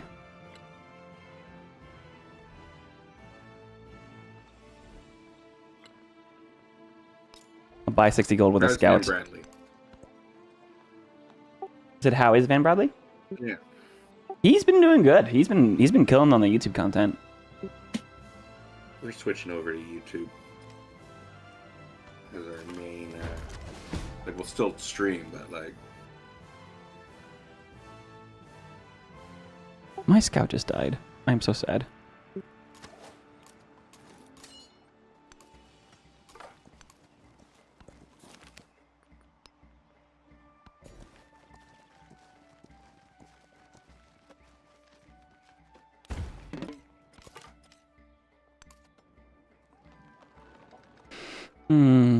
All right, so let's go attack this independent power up this way. Yeah, this is so smooth right now. This is fantastic.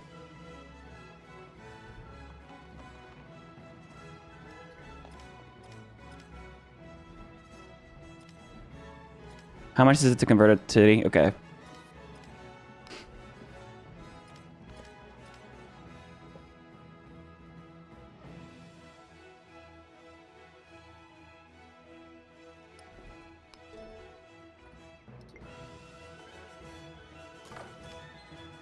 Why is Slinger over here? Whoops.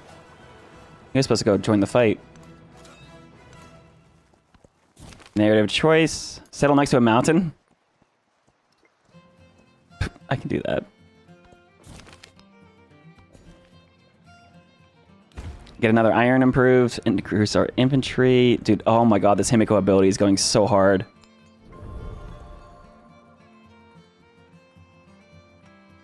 Ooh, wait. Can I do Earth Goddess? Happiness from mountains? Oh, no, mountains are so good for everything else, though.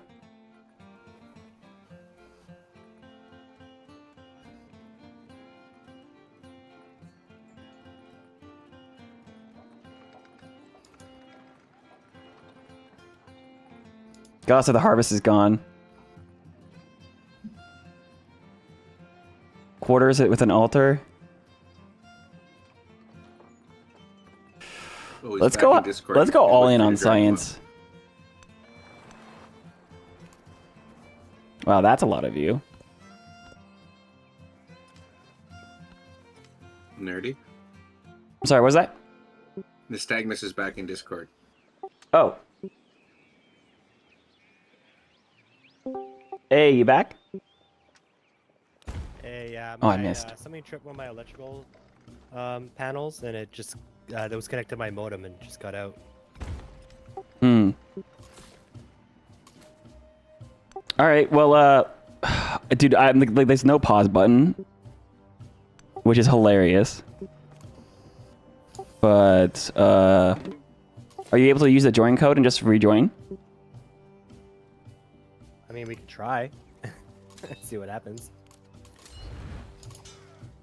Yeah, this turn timer is so fast too. Your AI is doing a great job. Can you unjoin? I just need the join code. Do you know what it is? I sent it to you guys already. It's in the DM I got sent to you. It should be the same one. Let's go for the hot join experience.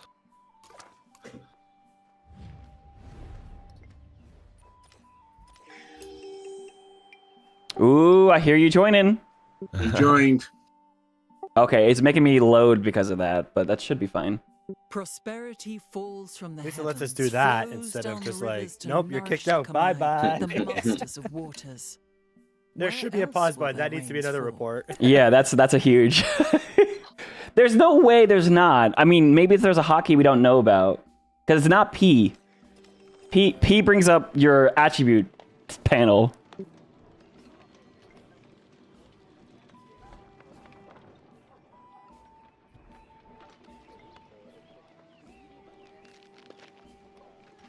I don't know.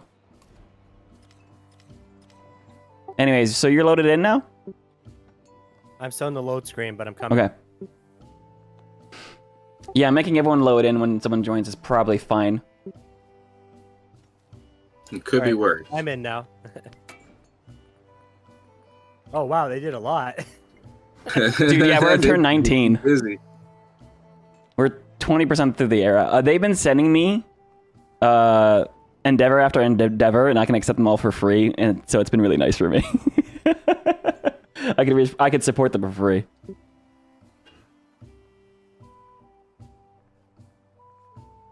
They've been escorting settlers and everything. Oh. I'm way better than you. Oh, I found the join code in the menu. Quick save.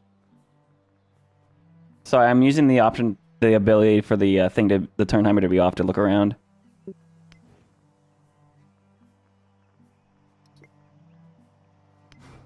Hmm.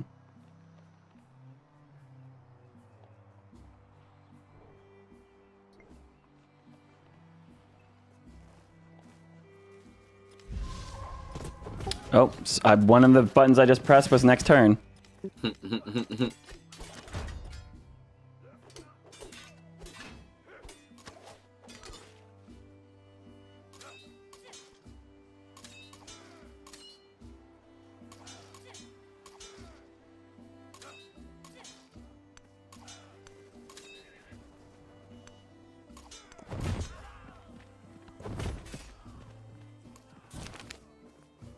Ooh, give me the influence. Nystagmus.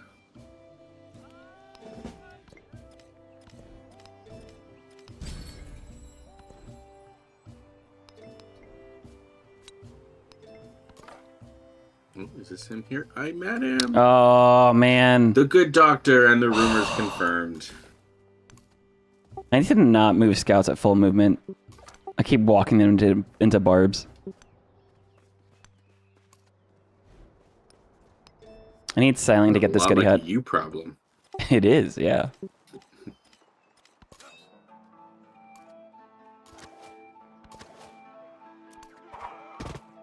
Oh, I'm about to lose this slinger, I think.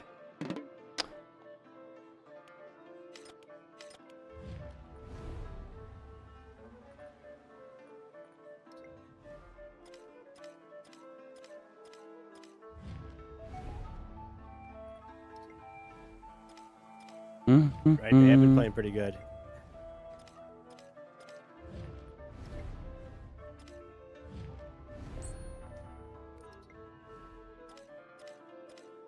Oh, that's already a city. Okay. I'm gonna spend my influence on racing for this city-state. Actually, no, I'm just gonna kill him, aren't I? That's a really good settlement spot.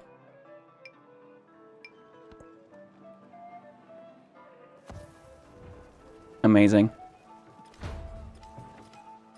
Oh, they didn't kill me. Sweet.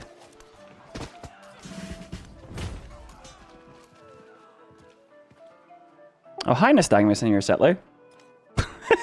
Settled.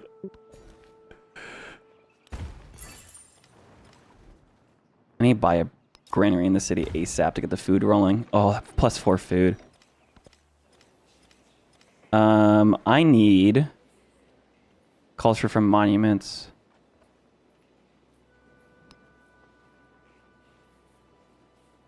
Or just free civics, maybe? My turns are No, very culture from fast. monuments is easier to control. how do you have 26 science as Imiko? Because I am supporting research agreements. Game genie. And if you send any to me, I'll make sure to accept them.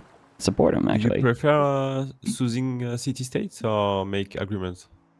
So I'm finding I like, man, I do both, but Himiko being able to support anything that you send me means I can spend my influence on city-states instead. I won't fight you for any city-states that you're currently trying to go after if you send me any type of No, I'm asking in your games, like... Oh, yeah, I don't know. I don't know what the answer to that is yet, to be honest. I think they're both strong. But city-states, like, if you get locked out of them, they're gone forever, right? Susan's last forever. So I think the answer is go for city-states first. But I'm not sure. The bonuses are pretty significant, and that you get to choose between, like, 5 is pretty helpful. And, like, having that, like, some of the bonuses are critical. Like, there's one, like, get a policy card. That's huge. Mal, there's another wonder next to you, by the way. Yes. That's Is so my nice. settler coming on the wonder next turn? Maybe. Scientific attribute, huge, dude. Oh my god. Let's get irrigation and get some settlers out, eh?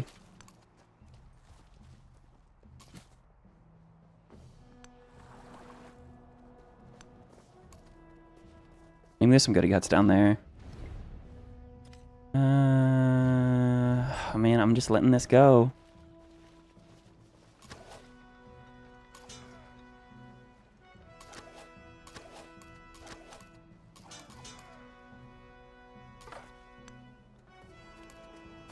Ooh, there's one. No one's befriending it. I'm going for it. I find with multiplayer, the prioritizing the city-states is probably going to be the way to go, because, like, just people. Like, racing city-states.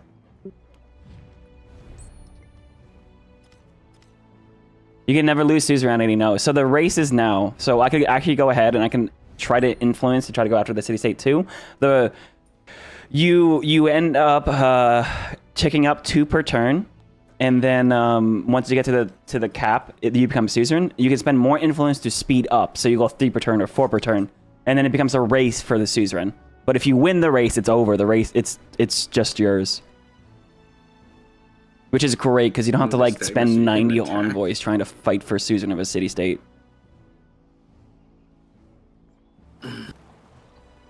I like that you can go over volcanoes.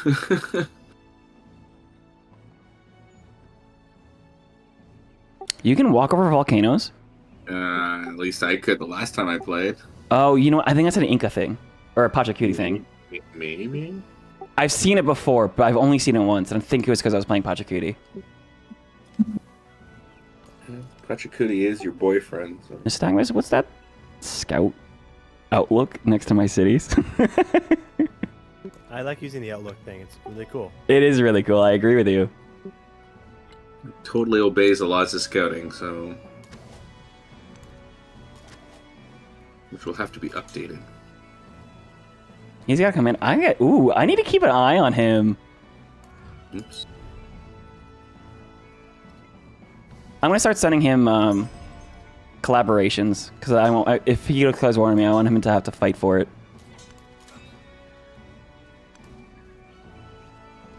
All right, let's settle this nice coastal place. Narrative event, science, sure, awesome, yeah. Start 4 diplomatic endeavors. God, all these new settlements. Absolutely. What is a boy to do?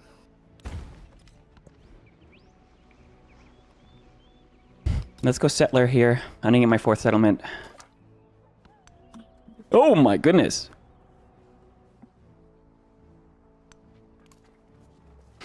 I'll accept that, Himiko. Oh, being able to support the trade map for 0 influence? Nice.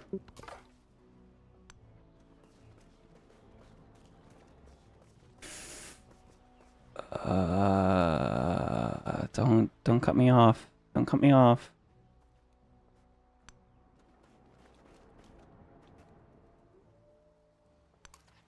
Go hide. Oh, I got sailing right. Over there, Zoe. There was a good hit over here, wasn't there? There was. Yeah, I can go get that. I can't wait for that to not to be an independent power. I can't do anything until next turn because I already ended my turn. Hold on.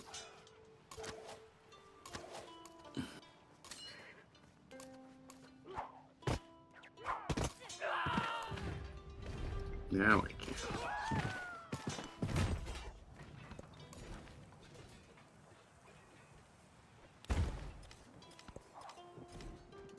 Yeah, let's go writing now. And oh, do we have so much iron? 1, 2, 3. Trailing I in don't have any technology. horses. Thank you. Amazing. Thank you for letting me know. That's so mean.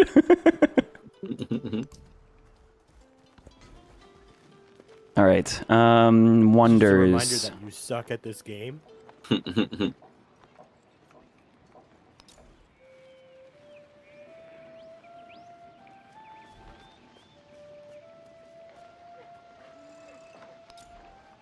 I like this garden here.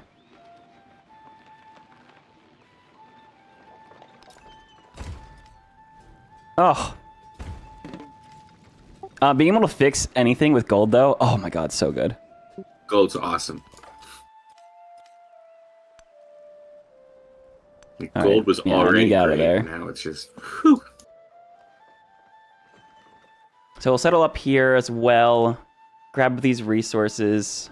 There's wine, dates, iron. I'll settle between the two rivers then. What's a Panucci? Pachacuti thing. I can settle in the mountains too, which is funny. Very convenient. I think I'm gonna be very close to this Roman Machiavelli.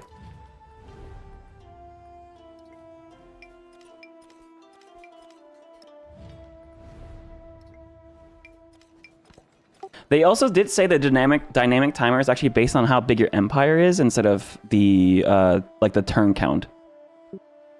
Interesting. Ooh, Go trade back map. and change that up a little bit. 20 food or for 25 gold? Sure.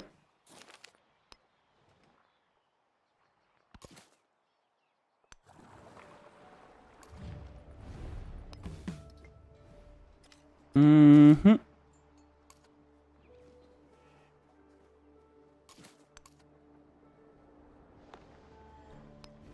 I need to convert this town so soon. Hello? Oh, he pushed me.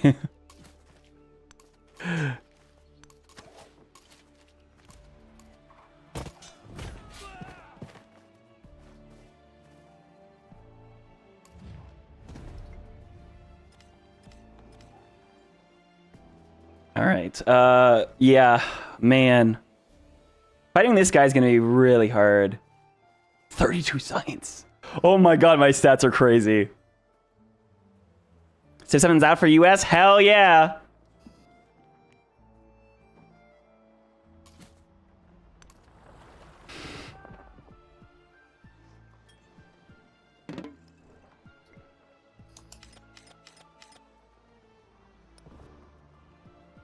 Alright, is anyone going for anything yet? Not yet. Not specifically.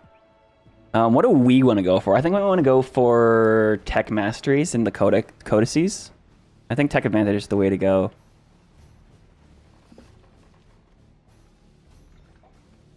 Also, just the fact that there's just so many like oasis or watering holes, so like there's fresh water like everywhere, is like a welcome ad. Well, now, yeah, especially how critical it is. Because if you don't have it, it makes your citizens angry. Yeah, can you tell me what's the difference between settle on fresh water and not? It's a +5 happiness bonus to settle on fresh water. Okay. Because I look at the production and the food and I see nothing but that was yeah, it was one of the happiness. first things I tested because it's not an encyclopedia, but that's what it is. Something your mom's watering hole.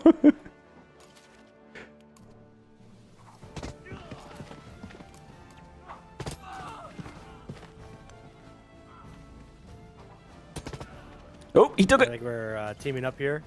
What you nerd? I see.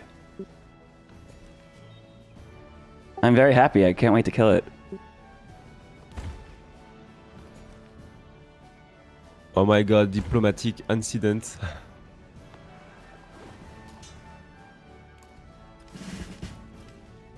That's a promotion.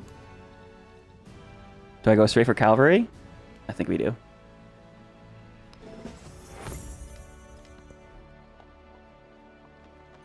Now, do I build any wonders? I think we might. Hagen Gardens? Oh my god, Hagen Gardens is so good.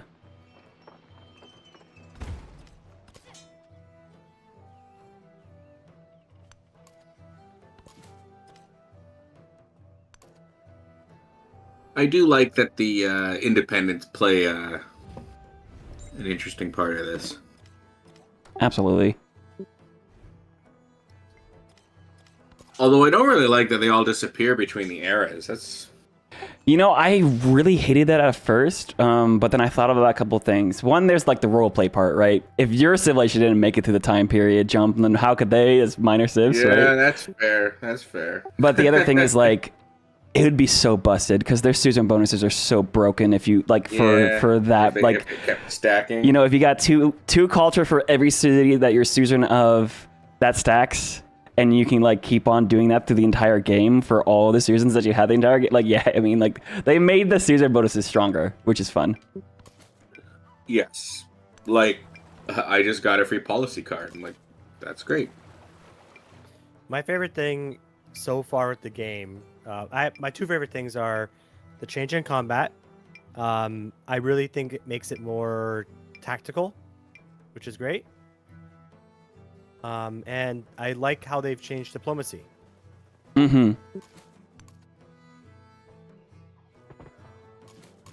I like camels. I think they're so cool. I love camels. So, Also, have you noticed camel says it only gives you 2 resource slots, but it gives you 3? Well, because it doesn't count its one. No, it's 4 total. It gives 4 total. It gives 3 plus its original slot. It's so funny. Is it like a glitch? I showed it to Carl, and he's like, Oh. It's Foolish either the devs. text, like the text needs to be updated, or it's one or the other.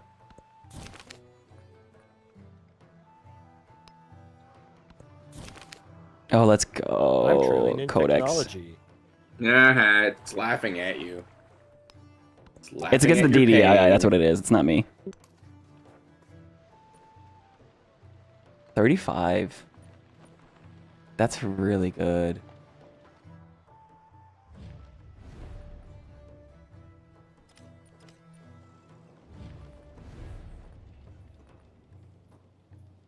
Hang on. Do I want to be friendly with Zoe? Oh god, Zoe, you're gonna get screwed if you do this. Holy cow. Okay.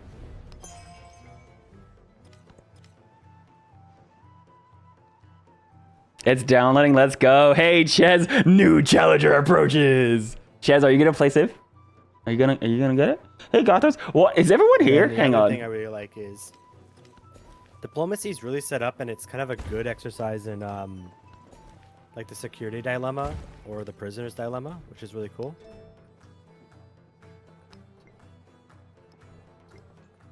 +4 combat strength begins on floodplains. Ooh, that's fun.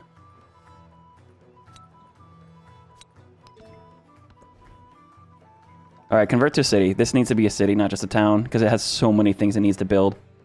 Oh my goodness, look at this. Look at this. +6 food garden? Oh my god, yes, please.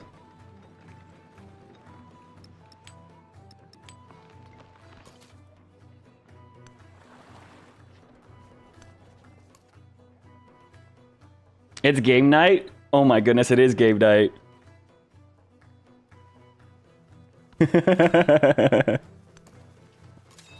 I completely forgot.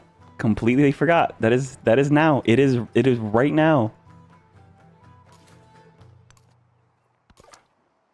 I could have just organized this with you guys. Everyone like that slingers now have 2 hex range. Oh, dude, range. Yeah, +2 range is amazing. I like. Yes, please. Especially because slingers last longer now. Also, galleys have a +2 range attack.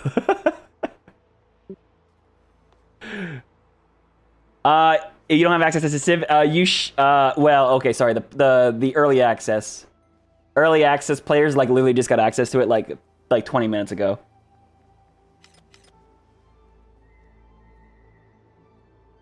So you originally pre-ordered the deluxe edition instead of the founders, but I want founders. I read that you can upgrade once it launches. Can you confirm? You should be able to upgrade to founders. Yes.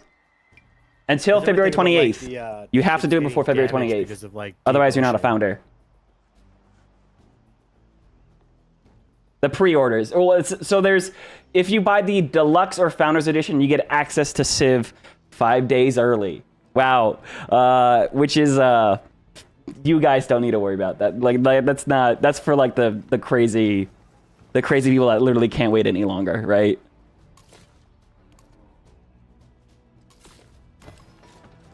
Oh my goodness, look at that road, dude. Expansionist attribute point? Production towards settlers. Let's go.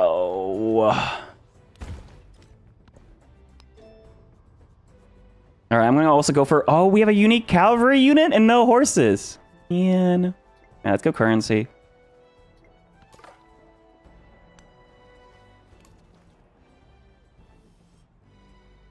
If you pre-order now, you get as good as dirty. Oh. Where are you from? Hattusa? Mom, where is Hattusa at? Hattusa is southeast of me. Oh, they are. Okay. Oh, they're a gold city-state now.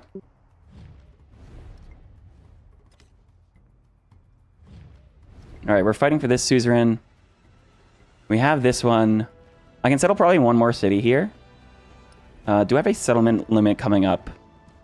Specialist limit? Growth? 3 codex slots on the palace. Oh my god, that's so good. Game's waiting on you. Okay. Give Scout a treat. Hey, Scout. Come. Scout, come. Oh my goodness. Oh my goodness. Oh my goodness. Oh my goodness.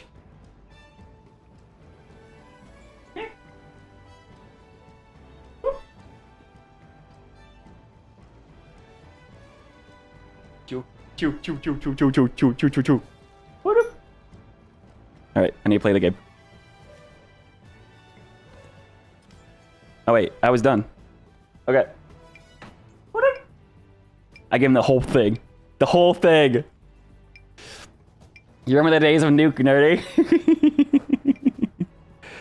Man, it's so funny. Hey, you know the best place to learn Civ and to get good enough at Civ to nuke Nerdy is by a fun little YouTube channel called the whiteandnerdytv, where you can learn everything you need to know about Civ 7.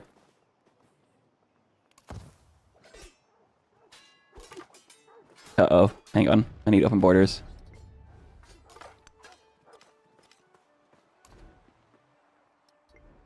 Command a unit. Please, please, let me in, let me in. Let me in. You got a promotion? Nope. Alright. We'll get this built here soon. Okay, maybe another settler. Or the Barret. Barret? Scout's best boy.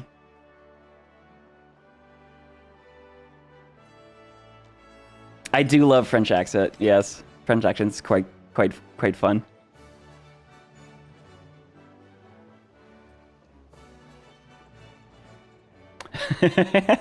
Sing the entire Weird Al, White and Nerdy, absolutely. I'm gonna go currency next. I think we're gonna go for what, 5 cities? And sim from there. I need to keep an eye on the Stagmus. I have a crazy science lead though. I guess there's no way to see where everyone else in the tech tree. I guess it's interesting that you can't see where the other players are in the tech tree anymore. Yeah, a lot more secretive If stuff. they're like ahead or behind, yeah. Well, and I bet you, given how espionage is going, like you'll be able to find that stuff out. Guys, espionage is so good. I just learned today how good it is. It really is. Not only can you steal, you doesn't fail, but when you steal full tech, you could bet to pick any tech. It just gives you a huge boost aside. It's so good. Okay, let's try it. What's up? I wanna try. He wants to try. All right, he'll try. Where do you actually unlock that? That is steal government secrets, improve trade, Moana construction. The mastery for tech or writing actually. Sounds like a you problem. Himiko feels broken. I think Himiko is very broken against the AI because they spam endeavors at you. I think playing with players, it's a lot less broken because none of them, like, they all know and they don't want to send it to me. So, You like, stole my high gardens. Oh, were you building that? On my capital. Whoa! Get him! Go get him, Elm! Go get It's him! happening again. Don't let him push you around. I'll be your friend. I will never ever do wonders on multiplayer games. That's over. I'm done. Oh, +1 But food isn't on that warehouse or always been 10% true of growth. Civ? you know what they have to change for the leader attributes? They really have to let you like deselect one if you select one by accident. Oh well, so you misclicked. Well, I've done it in a game before. I just it popped up and I just remembered it bothered me when I first found out. Yeah, misclicking a leader attribute is definitely cries for an autosave immediately. It's only So, like, 64 gold for Things that Beret. make this game interesting for multiplayer is can't see the other people's military score, don't know where they are in the tech tree, right? And so I think it makes people like play a little more cautiously or more cooperatively at first too. Unless you really Absolutely, think you have yeah. an advantage, then you push it, right? Like, you're like, oh wow, this guy has like no units. When you're scouting, it makes scouting so much more important.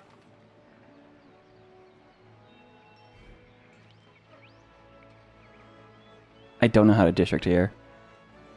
I also really like that I don't need like strategic resources to build my unique unit. Oh, absolutely. And now, because of the H system, we get to play with legions for much longer. Oh, yeah, definitely. So are you hindering my cultural study? What? Why would you do that? Because you're like on the other side of the continent from me? You think I can't get to you? Well, I was also just looking at what I could do, and I haven't seen that one yet. So. All right, it does decrease our relationship, so that means I can do a formal war against you. I honestly didn't know what any of this. Like, I've never seen that one before. Oh, I didn't know what I was clicking on. Oh, wow. I plead ignorance. I plead ignorance.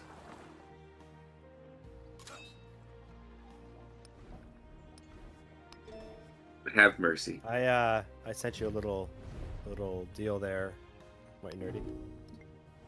Oh, yeah? Ooh, yes. Dude, oh my goodness. Himiko being able to accept endeavors for free, or support endeavors for free, definitely super busted against the AI, for sure. I don't know how it's going to be against players, but I'm really liking the ability right now. I like how it doesn't cost so much production or gold to upgrade all your units, so that when you finally get it, you can just like upgrade all your units immediately. Oh yeah, especially without like a mercenaries card or something like that. Not that we need that. Who needs that?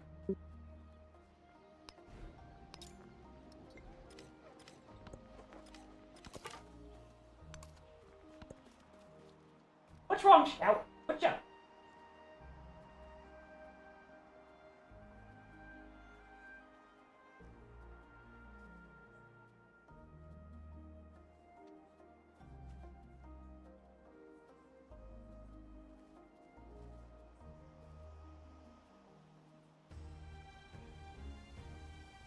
Like, Okay. it still gives me like a relationship rating with you, even though like we're human players. Oh Yeah, I yeah, know, dude, eh? it's so important though. Like the relationship status literally being the reason why you get surprise wars or formal wars is so cool. You know what you did. Oh no. There's like a record of it now. I just got 2 galleys showing up tomorrow in Coastal City. That's not good. That's not good.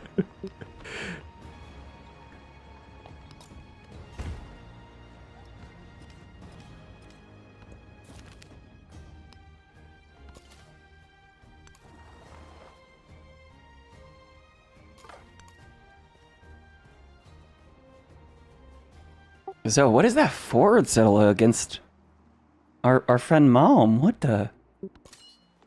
With the culture bombs and everything? I don't have culture bombs, okay? That's just how the game works now. Okay. The inaugural Wonder Race. I can't believe I won it, too. The Gate of All Nations is something to keep an eye out for. +2 war support.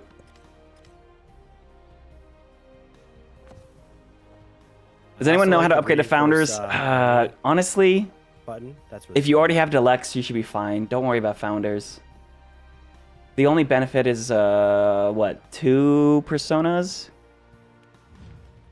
And some skins? The skins are There's not only worth one it. downside to it. If you choose to reinforce the commander, the unit like disappears, and so you can't change course. There's a lot of things in Civ 7 where it's like, you gotta lock in that decision. You gotta say this with your chest, right?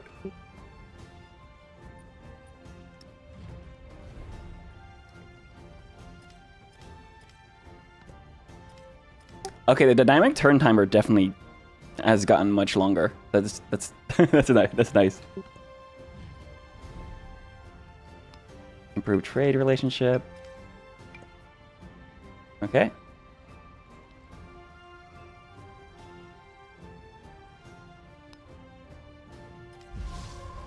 I like that it matters that you've had long-standing good relations with another Civ, and that it's like the idea of like you have to kind of convince your people otherwise if you want to start. Yeah, absolutely. That just makes sense. Like if you've been trade partners for a long time, especially like your cultures become intermingled, and it's like we don't want to do that.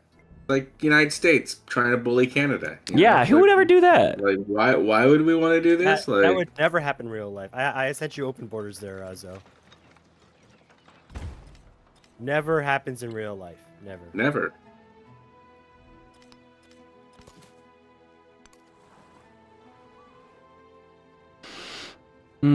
Sigh.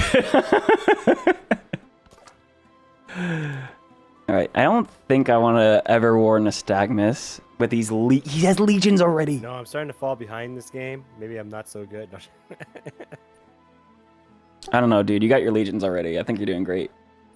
Yeah, but that means I have to actually I'm not a warmonger. I don't know why I pick Rome. And Machiavelli, who's all about saying no to endeavors, isn't he? He gets 100 gold. You get gold for saying no, basically, yeah. Oh, so you want me to start telling things to you so you can say no and get gold for it? Yeah, if you could. That helped me out a lot. There you go. I sent you a research collab. You can say no. I get the points refunded if you say no, so it's actually really funny. Oh, this is a game that has absolutely no exploits. That's so that's so funny. Wait, wow. I'll keep sending you endeavors. You say no to it, get gold, and then you send me the endeavor back, and I can support it for free. That doesn't sound broken. Oh, that didn't work. Sorry, that didn't. Wait, how do I? Let me just see Machiavelli. 1 second.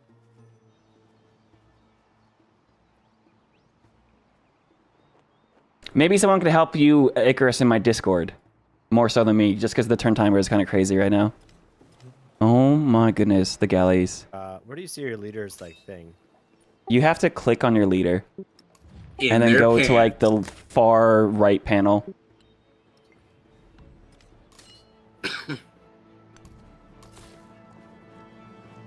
All right, I think I'm gonna settle right here. It's the most defendable tile.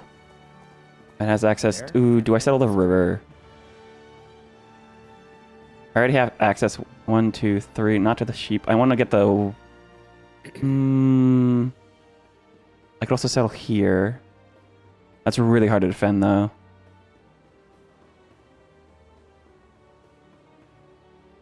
Oh my god, I'm starting to feel dumb. Where is this? Starting.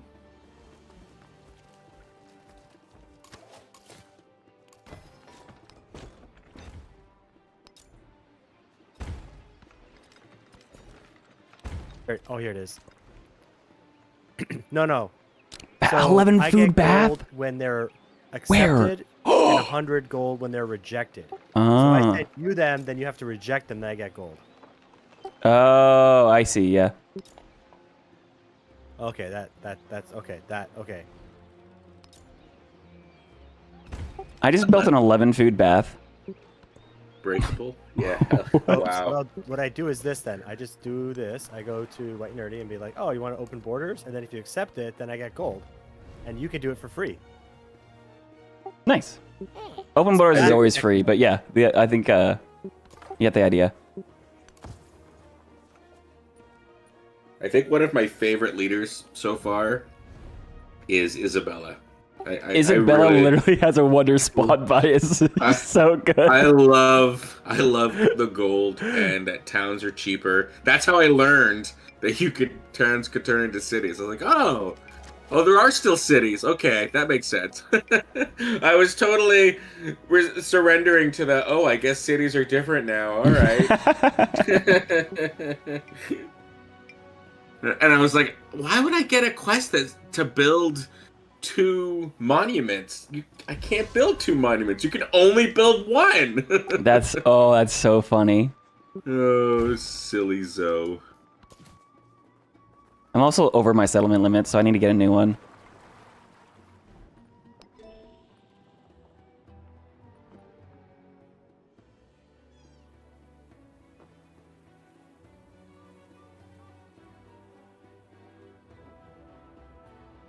Other thing they have to do is if you want to repair like the farm and it's the only one, it shouldn't have to make you click again.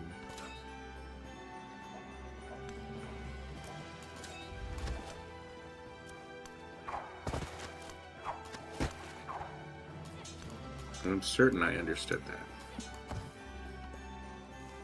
I'm loving the new fortification feature too. Yeah. Like Making literally cities building a harder. fort, like a tile improvement fort, is so cool.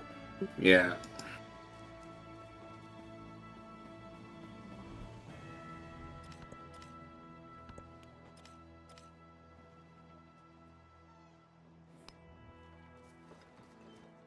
There's some traders moving.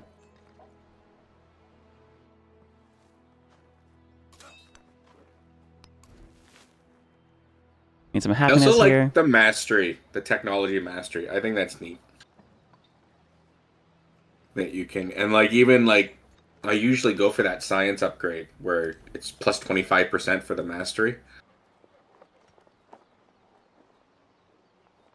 So if I unlock this, I get a free 50% growth rate in And capital then and there's negative 5 actually, happiness like, in every other town. Kamai's definitely got tall Civ civ. They have no specific extra leader or settlement limit in it. Civics and stuff. I don't know if I saw tree. there's technologies, but there's Civ specific civics. Yeah, civ specifically civics, not technologies. I just realized after I went over my settlement cap that my specific civ's culture tree doesn't have any additional settlement cap, so now I'm like, oh. I can't get that 5th city. I should have got 5 cities. Oh, I have a crash. That was not bad though for how long it went without one. Can you send me the code for a join? Sorry, what'd you say? He had a crash. I crashed. Can you send me the code? Oh, yeah, hang on.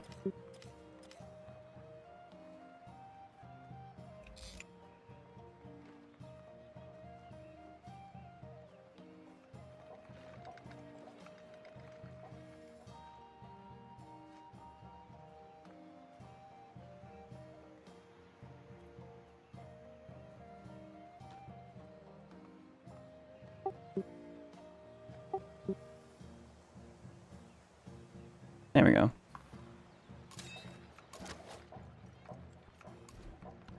All right, we're gonna rapid volley over here. Okay, that'll get us everyone to load too.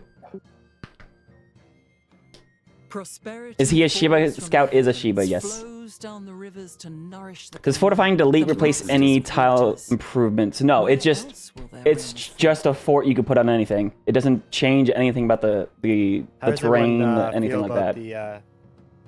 The new theme. I think it slaps. Oh, the Christopher Tin? Yeah, absolutely. The question is whether or not it will freaking copyright our content or not. Probably everything Christopher Tin, because Christopher Tin's an industry, right? Like his name is owned by others. He doesn't get a say in that stuff.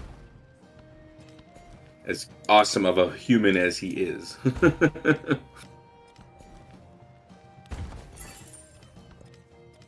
Ooh, let's go. Gold billions get additional gold? Sure. Let's go for Code of Laws for Oh, merchants. Zoe, we were talking about this with Civ 5 and Civ 6. You wish that you can share maps. You could do that again. Yes, you can. I think I mentioned that. What was my Pantheon? In one of our videos. Ooh, Science on Quarters. Hell yeah. But there's a way to do that.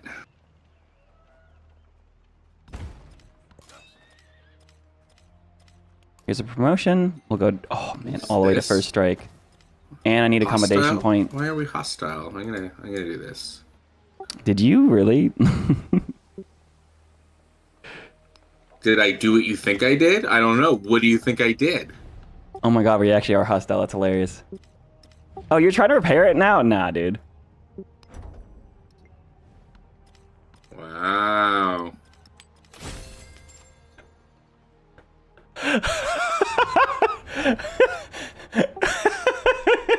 So funny.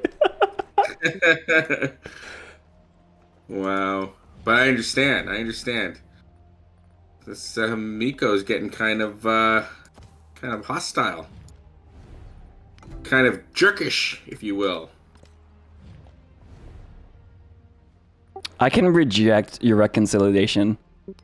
Apparently. That's so funny. Apparently, my attempts, my extending my hand. I guess it hasn't worked. The other cool thing is I like when you're allied with somebody, you don't have to immediately go to war because they did.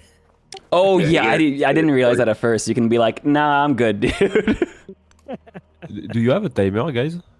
I do Not not yet. right now.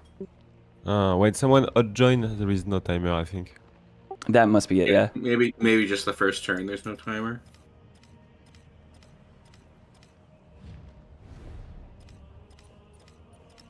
Why does he have... Is your turn ended? No, I'm My playing. turn is- I'm playing. It's Oh, because we okay. reloaded, right? So... Oh, I'm coming up with so many good ideas for the Civ game.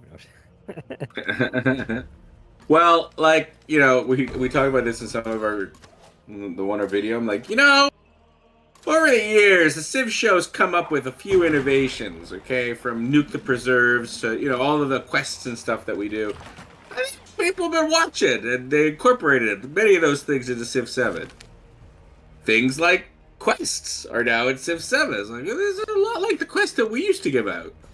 All these Yeah, legacy that's points, it. you're saying the low legacy points Yeah, are yeah. like your point system? Yeah. Yeah, they are. They really feel like, I think... I don't No, know, I'm maybe- not saying that we're I'm taking not it. saying, but what is this? What is this? What are you doing? Denounce military. You mean my scout that's on your You border? know, I had the option and I was surprised, but I'm like, where else are your units? Let me go infiltrate. You know what? Screw you.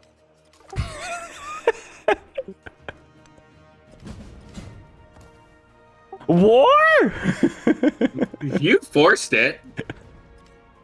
It literally wasn't forced. You could have just said no. You did this to me. All right, I got my archers. I have the wheel. Oh, I guess it's the first time. Well, here we go. Multiplayer war. Oh, you went to war with me too? I was his ally. You know, I have to support my ally. Oh, I didn't know you guys were allies. Does that change how you feel about this? Mom, they're being bullies. Mom, will you help me?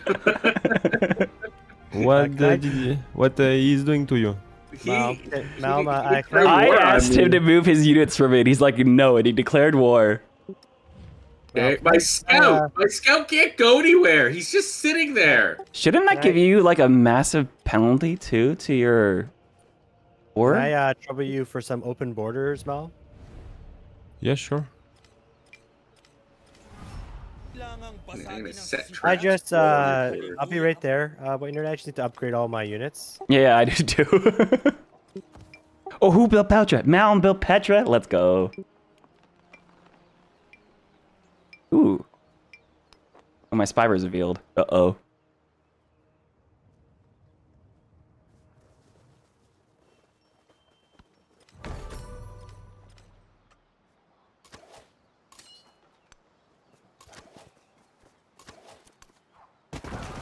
All right, cool. That's dead. I should just keep building commanders and buying units, I guess, huh? I guess. It's a great thing I just unlocked my unique cavalry unit.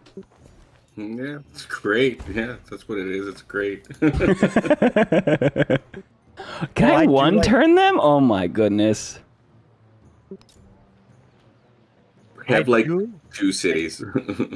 I do like that the commanders now get the promotions. Oh, absolutely. And it's more tactical now.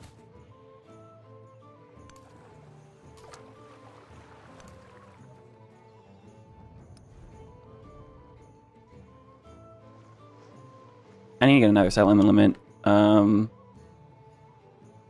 game released earlier than I expected. It's earlier than I expected. Oh, I need this. Oh, I need to start getting specialists, eh?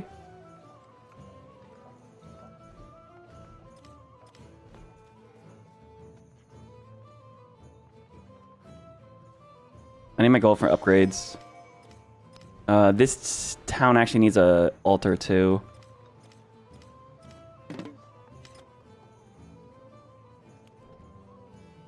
Ooh, rankings. I need more codex. I need everything. Actually, our what we have? 2 iron, 1 horse. I thought I had more iron. I'm just gonna fight a defensive war. Oh, this one. Okay.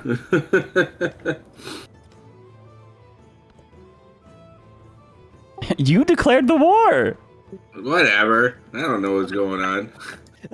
I have a scout that can't go anywhere. Can't go anywhere. He's fortified on my border. Yes. Wait, do you have a commander? I do. Where? I'm not telling you. Oh yeah, I should like.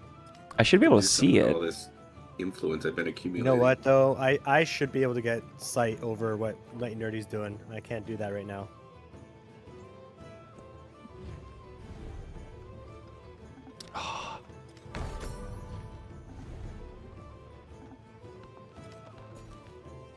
Alright, there's the iron. Ooh, 3 iron. For Got myself trade. a tiny bit of a bug here. What's the bug? Stuck in like the Diplo screen for like no reason. I couldn't get Oh out. yeah, it like keeps flashing down all the time for me. Public morale. Gosh. You really gotta hinder my public morale. It's like the only weapon I have. I don't have. All my armies are defensive.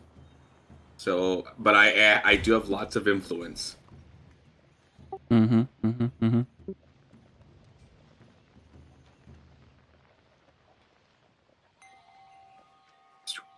Gotta shake what your mama gave you, right? As they say.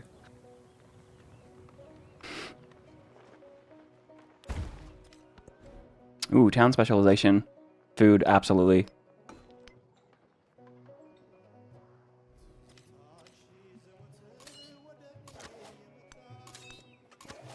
I also like that things take time, like diplomacy-wise.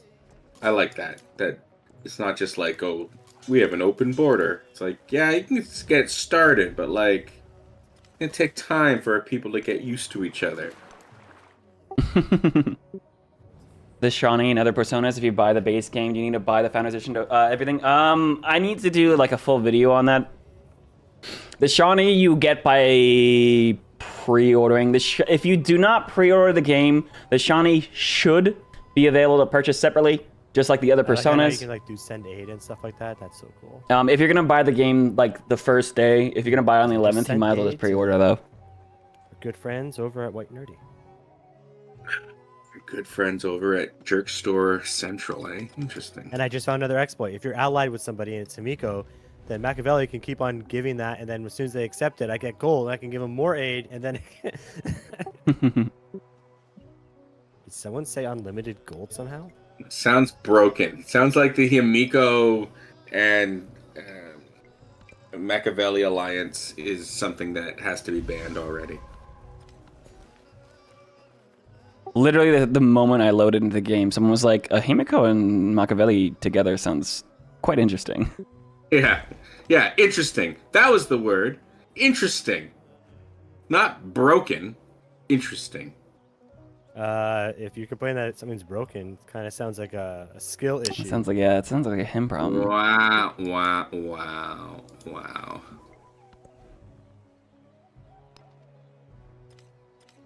Let's see. This is absolutely a farming town as well.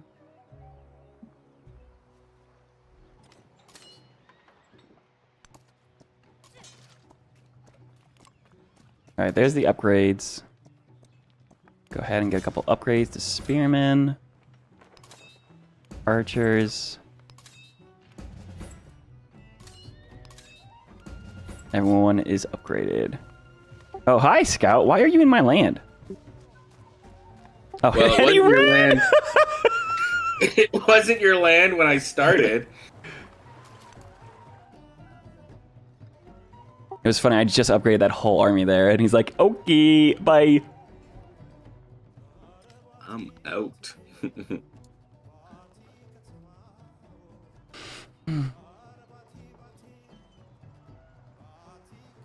Let me know, guys, if you notice any problems with the actual release. It's something I've been worried about for a long time.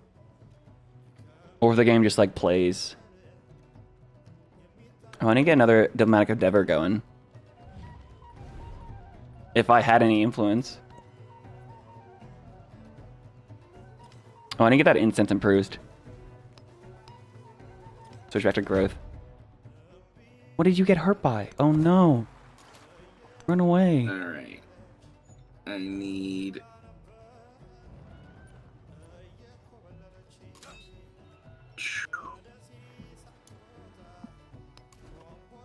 All right, I'm going to start getting some of these unique Calv units out. Oh, when's my next celebration? 6 turns? Don't really need that anymore, and I'll take that instead. Oh, that's for fighting infantry. for our lives from evil empires. That you declared war on. Nope. I mean, how's it going, Mr. President, for, you know, doing stuff that you started and then getting upset about it?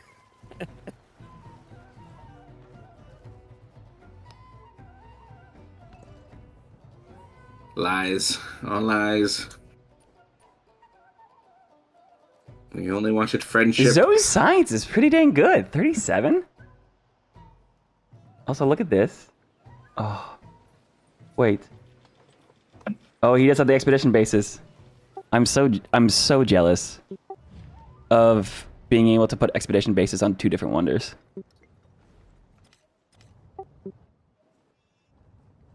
Expedition bases are my new preserves, guys. Since they don't have any more preserves? Well, no, they do. It's literally a district you put on a natural wonder for yields. Like that sounds like a preserve to me. That does sound very preserve-esque. The expedition base is specifically the tile May not be wrong improvement or the rural district you put on wonders to work wonders.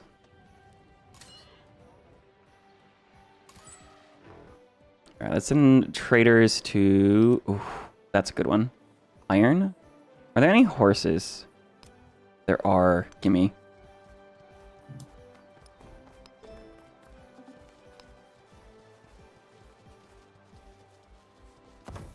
Infantry production. This looks like an airstrip. Narrative choice. Your celebration. I know it's a temple, but it looks like an airstrip. Independent powers. Oh, that was in for way too long. I need influence as well. I also like that repairing stuff isn't like super expensive either. Oh, it's so nice. 4 leader personas, 4 leaders, 8 civs, 8 wonders, and more than you can get unless... Armor, because I can break it down for you. So the 8 civs and 4 leaders. So okay. If you get the deluxe edition, you get 2 leader personas. If you get the founders edition, you get another 2 leader personas. Those 4 civs, you're also looking at the DLC roadmap for like the entire year between April and August. So there's those. I was gonna make a video on this. Haven't been able to yet. I will try to get out of your... I can give you a very detailed answer here. Not right now. How about that?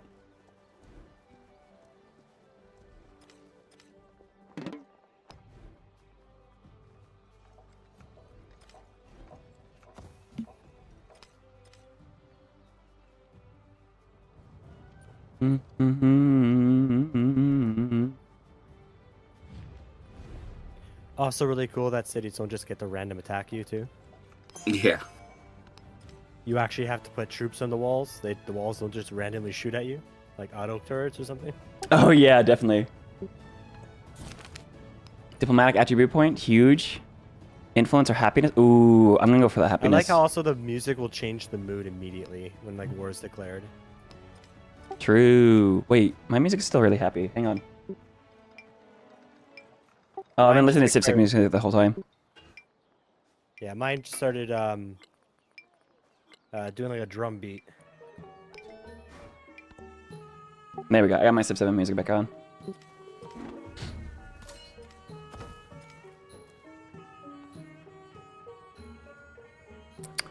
You double crash and start for the first time. Your graphics doesn't look as sharp. I'm wondering what that is then.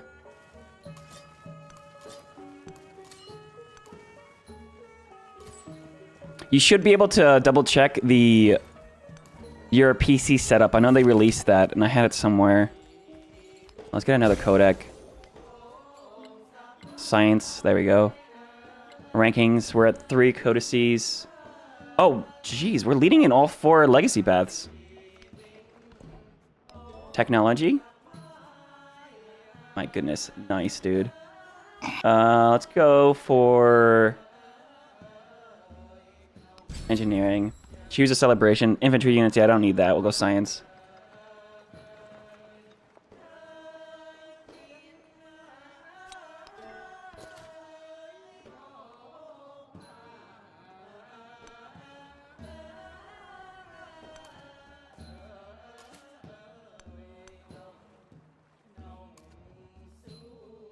So he's still unhappy. I'll buy an altar. -1 needs a little bit more happiness.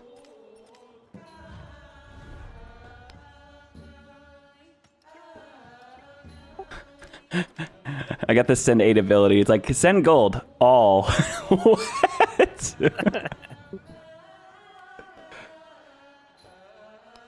Ooh, another spy action. Cool. One more bird. I love that.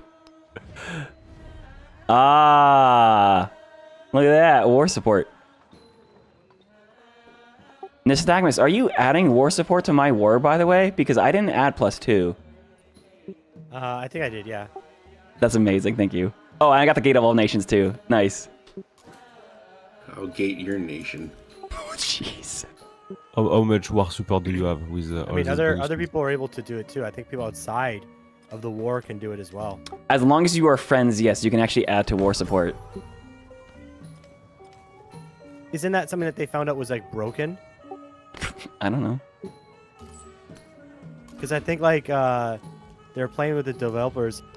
Ed Beach said was like that. Sorry, I'm I got to Ed Beach and he said, "Oh, it's not that bad." And then everyone ganged up on him in the game, and he like lost. I think it depends whether. So they might have made it so that it's like only your allies can do it or only your friends can do it, but it's not everyone. Ooh, the white elephant, free commander promotion or +2 combat strength on all units. Yeah, we'll take that. There's a horse. Am I sending a trader to Nystagmus's arguably one of his worst cities, but it has a horse, so I'm specifically going just for that. Yes.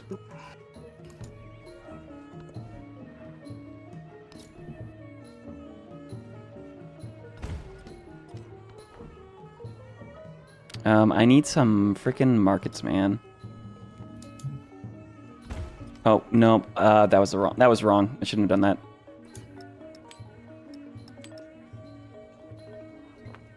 Oh my god, this commander is so awesome. All my reinforcements have arrived too. Nice. They disappeared for a while, but now they're not.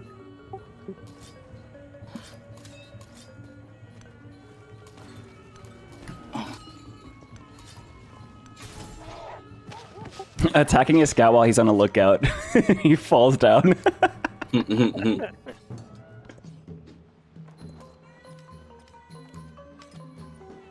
Oh, who built the mausoleum of Theodoric? I clicked off that way too fast.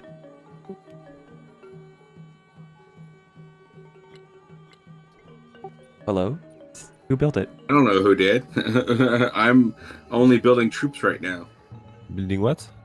The mausoleum of Theodoric. No, I don't. Oh no? Maybe it's an AI on the other land. Oh, true, the DDI. Yeah.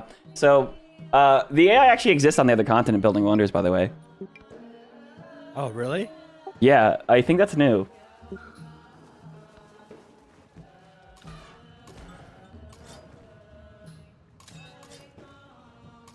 Is someone using Divodurum, the city-state? Someone what? Soothing. Having the suzerainty. I have no influence to Suze anymore, so if you want to go for it, go for it. There is a city-state messing with me a lot. Oh, let's freaking go to Staggers. Look at us. We look at these armies funneling through here.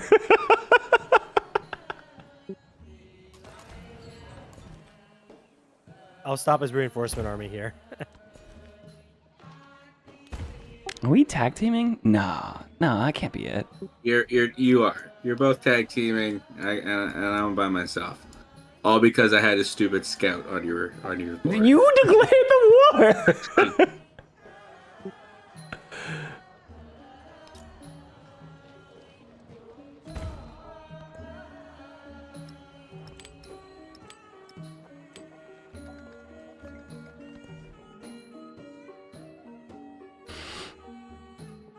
Now would be the time, Malm, to join me and attack this double alliance that's coming at me over your land, which isn't great. There is elephants. I'm afraid about elephants. Wow. It's just for fun. Might as Fun well with elephants. give me a fighting chance. Oh my god, there's a goody hat down here. They should fight each other's. Himiko versus Machiavel. You know, there is just nothing but open plains between us.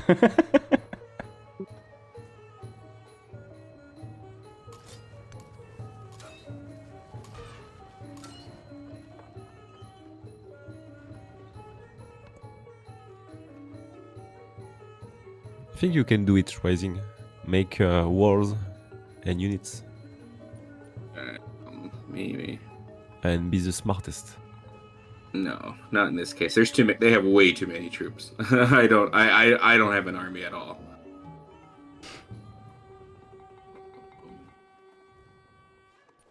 So you haven't been able to establish your alliance between you and Malm yet? Nope.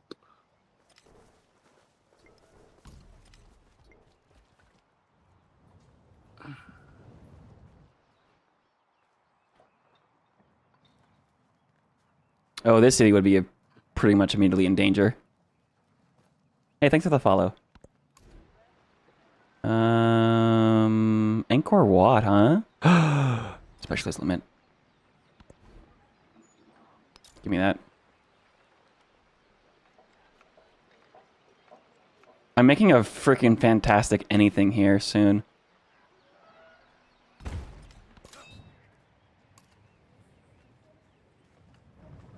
Now what's happened here? Completed military. Open borders.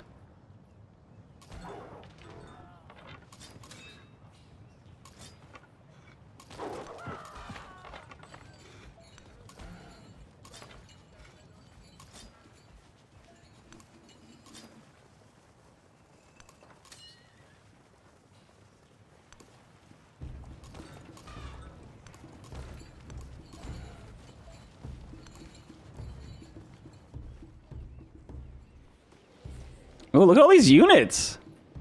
Oh, you have like more elephants? Cool. They're a surprise. Well, Mom already like mentioned it. I know, I'm kidding.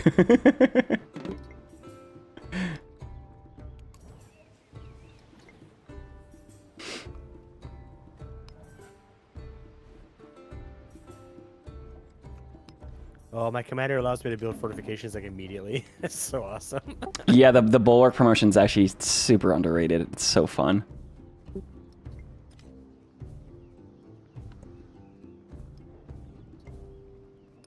And it's crazy because it's under defensive, but you can use them offensively too, which is awesome. Dude, the bulwark means you can like move one tile, fortify, move one tile, fortify, and as your units, like your backline, it feels like they don't even need to build new fortifications because they can take the previous fortification. It's so much fun. Combat's so much more fun in this game.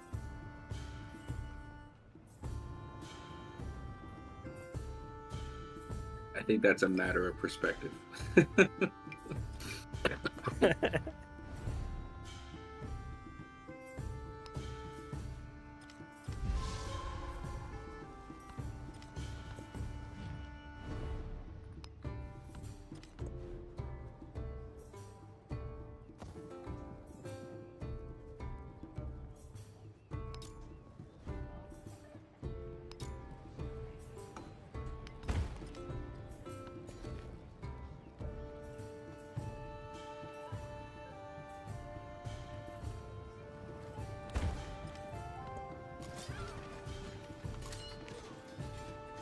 Dude, you took a city already?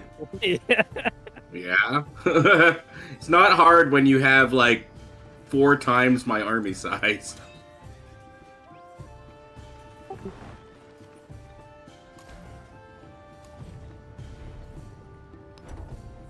All right, Mom. I have denounced you. Wait, why? Cause I have an army over here. Okay.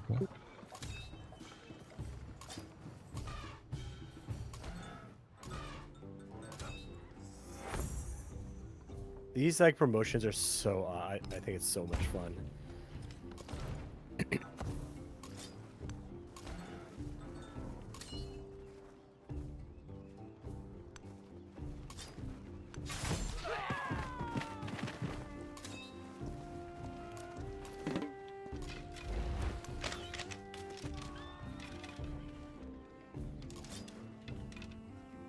Oh my god. This spearman has 40 combat strength against 6.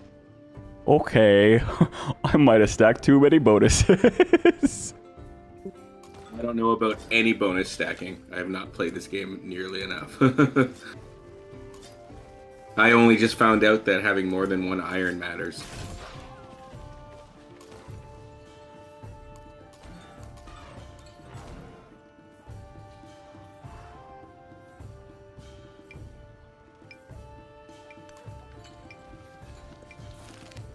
They have to clear up a little bit on what's going on with the trade network because I'm finding it difficult to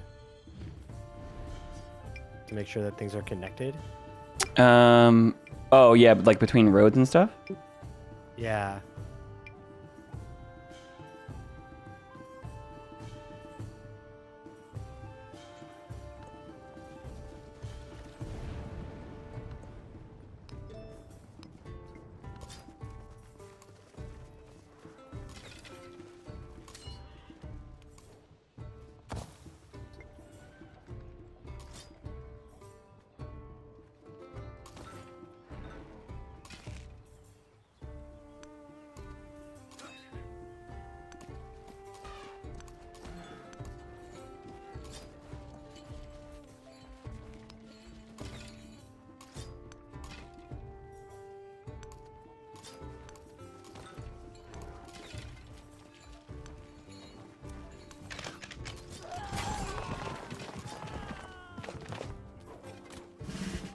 Only 14 damage from the whole J. Oh my goodness.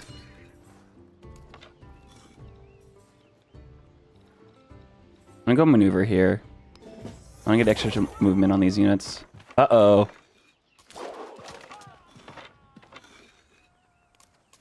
I could just move the unit that was about to tie into the commander. Oh no.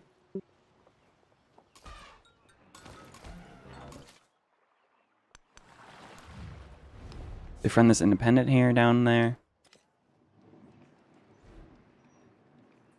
This needs to be a food town. Ooh, actually a fort town.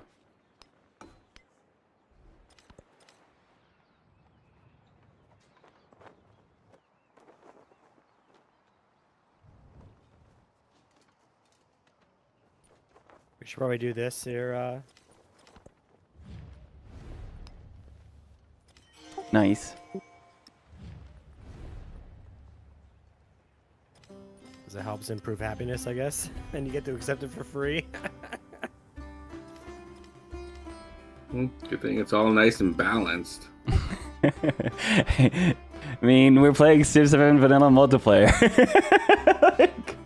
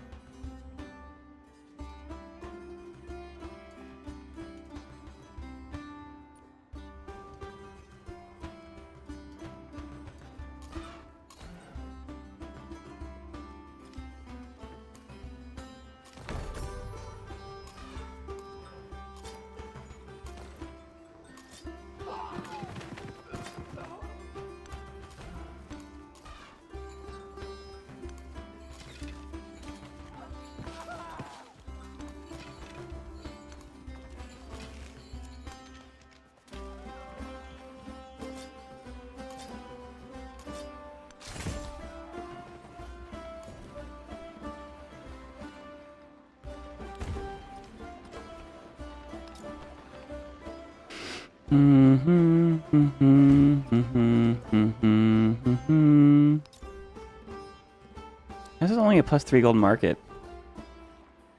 Oh, right. There's not really that many.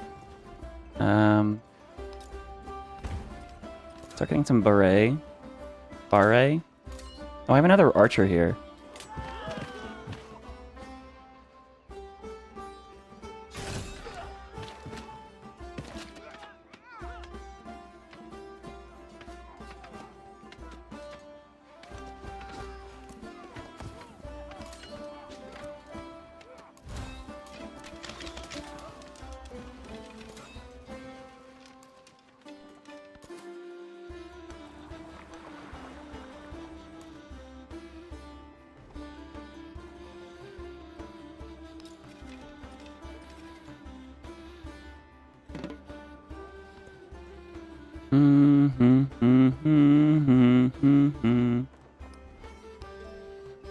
I'm about to get engineering.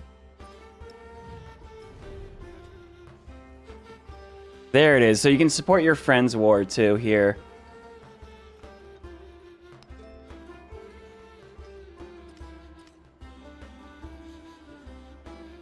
All my cities are happy, fantastic. The thing is, I'm gonna do this war stuff and I don't even like have the settlement capacity for it. Dude, look at this town. Look how nice this is.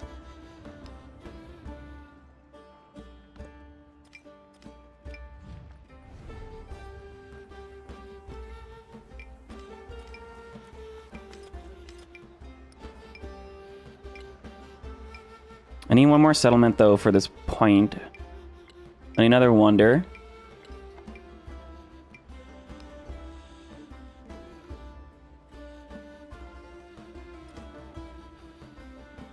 I just want to feel about the new mechanic where you have to like take over every city's like fortification before you take it. I've been enjoying it. It makes like the picking down the process of each individual tile really interesting to me. Of course, that's been AI, but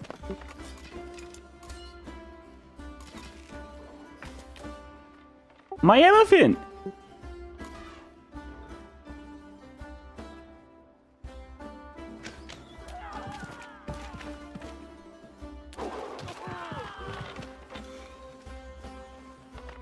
I'm gonna try to flank with this elephant real good.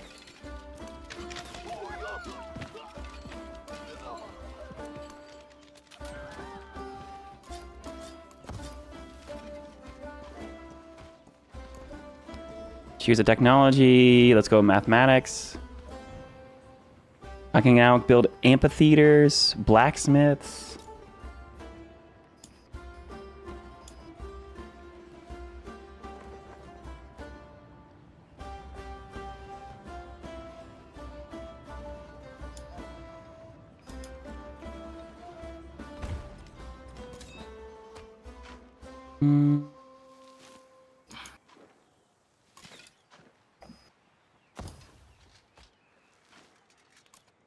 Go in here. Teleport out there. Fire here.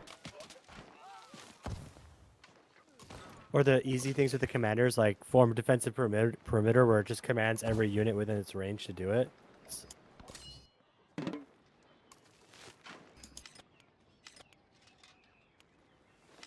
Or where the jerk store is having a sale and you're the #1 seller. I like that one. You're so gonna declare war on me the moment we play on Sunday, aren't you? Yep. Yeah. Got a message Roman holiday behind the scenes. Yeah, that's all you gotta do. Well, just you bet Machiavelli and Meier. There you go. We got an infinite combo for infinite gold and infinite influence. That's actually not even. It's not even working that way. But I hear you. I mean, we could probably be doing it better. All about perceptions. I'm sorry. but Library my and barracks, perception a is that's what's specialist. happening, so in the meta, I got the Angkor in my Watts. brain, that's what's happening. And you Oh can't my tell me goodness! Look at this otherwise. amphitheater I'm building. Can't tell me otherwise. I'm having a fantastic academy there in a second. My horse. I just said, "Oh no, my horse," and it's like, this is definitely an elephant, dude.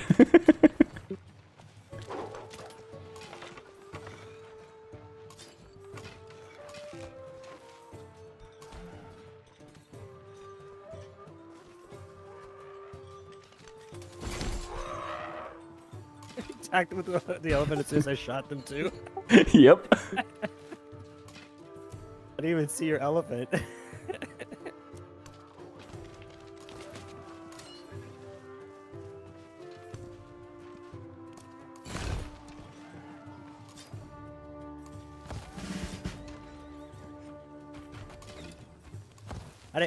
I forget. Do commanders keep their promotions to the ages too? Yes. Yeah.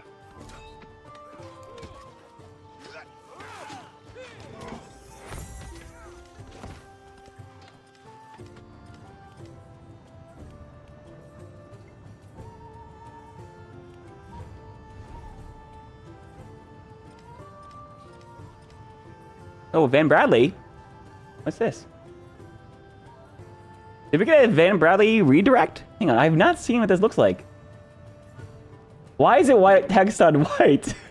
Raptor raid? Hey, welcome in. Welcome in, guys. Raptor raid or Van Bradley? Who just joined? Hi, guys. Welcome in. We're playing some Civ 7 multiplayer with the Civ Show and Malm.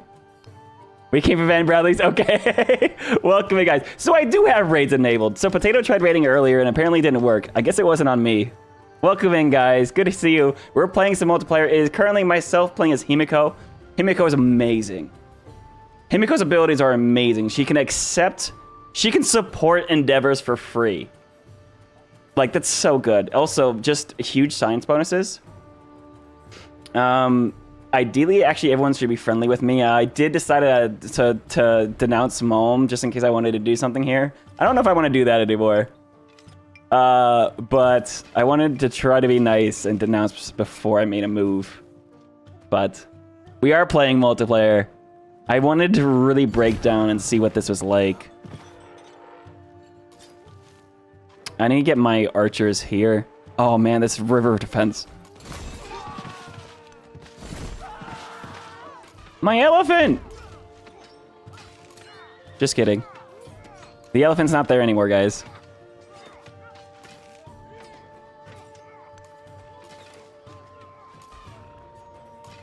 Can you not shoot here?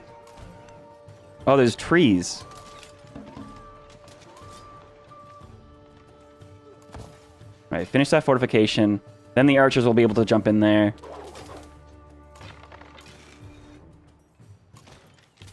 Oh my god, we're trying to punch through Zoe here. He's got all these Holche. Some of you may die. No! I should have attacked!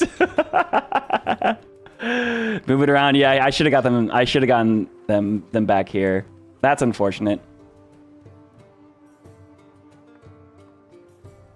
Oh, they killed Independent Power. Mom did. That's okay. Oh, I'm gonna steal tech. Dude, stealing tech is so good. Elephants can be killed. Uh, I can't believe you killed my elephant, dude. Oh, Mom has joined the war. Okay. Yeah! Okay. Oh. You denounced me. I did. Yep. Yeah, if all it takes is a scout on your border, then obviously a denouncement is worthy of an actual war. Maybe I should have not sent all my troops all the way at Zoe then. Send them right up Zoe's butt? What? That didn't work for you? Didn't you know that you shouldn't send anything up Zoe's butt? Okay? It doesn't work out good for anybody. I feel like it's 2 versus 2 now. Yeah, no. This is great. This is a great move. It's exactly what the people want. All of White and Nerdy's chat should be going, whoop! They all hate you secretly. Buying walls. Oh, yeah. There's definitely people rooting against me for sure. But someone did say, who's playing as Rosal? I think you're the favorite. That is Zoe, by the way.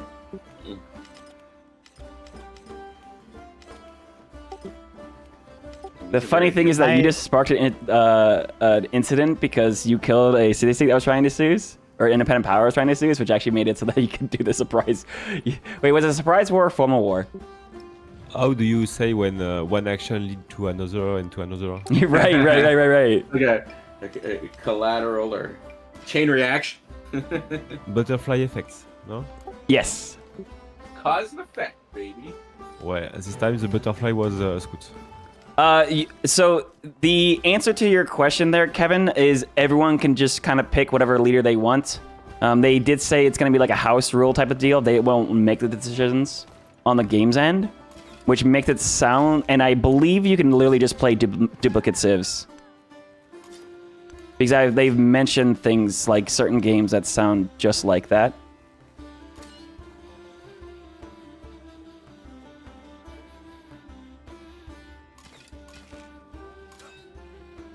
Alright, we're gonna bring the commander. All these units are really hurt now. This is a problem. But I need to start making a counterattack. I need to defend here as well. Sorry if I take long to answer some questions. There is going to be a lot going on here in a few seconds. But I can one-turn my unique cavalry unit, so that's fun. Oh, why did I buy that? I need my gold. I just did I need to save my gold, and then immediately bought something. How do you rotate? Hold down Alt. Man, my reinforcements have all arrived. I have not... so our era transition should happen relatively soonish. It is turn freaking 54. How is it only turn 54? Holy cow. I thought this game was running really fast earlier.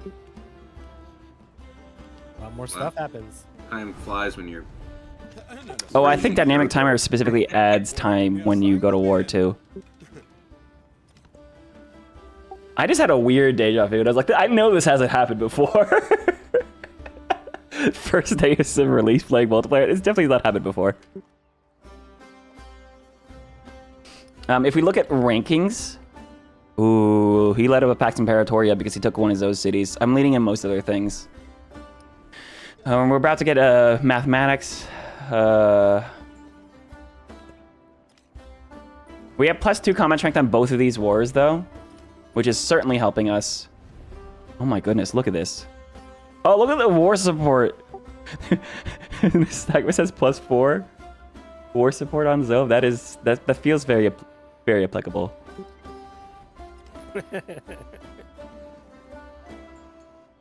First streamer to show rotating the map. It is absolutely one of my favorites. Is multiplayer better than Civ 6? Oh, that is really hard to answer, my friend. Who am I trying to play? I'm trying to. Oh, I think I can't play Japan yet, which is we're probably not gonna get to.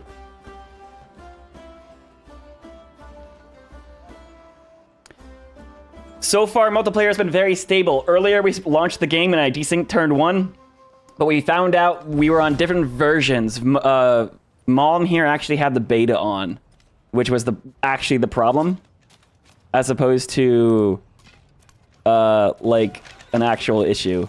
But all multiplayer games I've had have been absolutely 100% stable, which is very nice.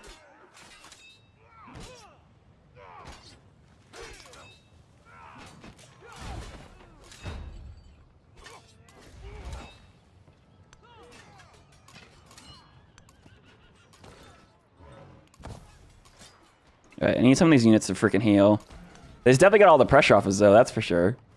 Oh, hello. Let's flank.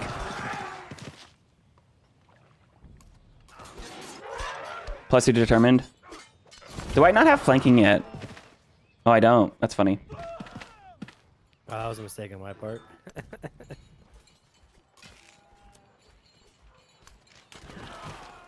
Ooh, I need a boat down here.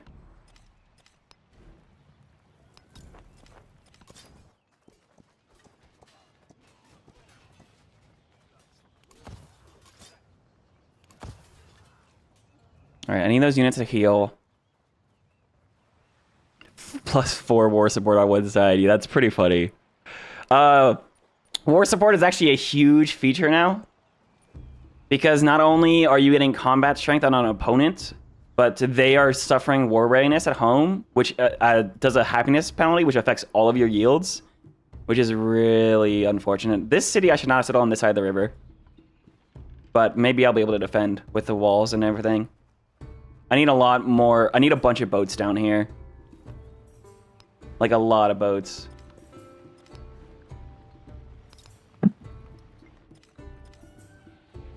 I have 3 of my elephants up here. I really want another commander.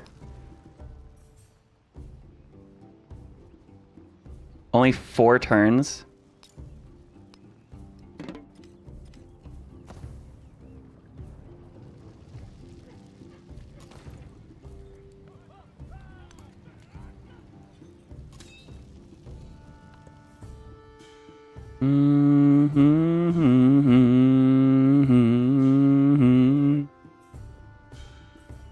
I am trying to make a video about I played multiplayer and talk about the multiplayer experience. I think how the game's different. I think it's good we're having this fight to sort of see this. The ages, this does feel like we're in Antiquity and we're having an Antiquity fight, and it's like you don't have to worry about somebody suddenly producing planes or something. Yeah, that is cool. And also the fact that you just have unique units that are just applicable. Like, everyone has unique units right now. It's not in Civ 6 where it's like, oh no, my legions are outclassed because this person has, man-at-arm replacements. And it's like, no, yeah. It's like the legions are just really good.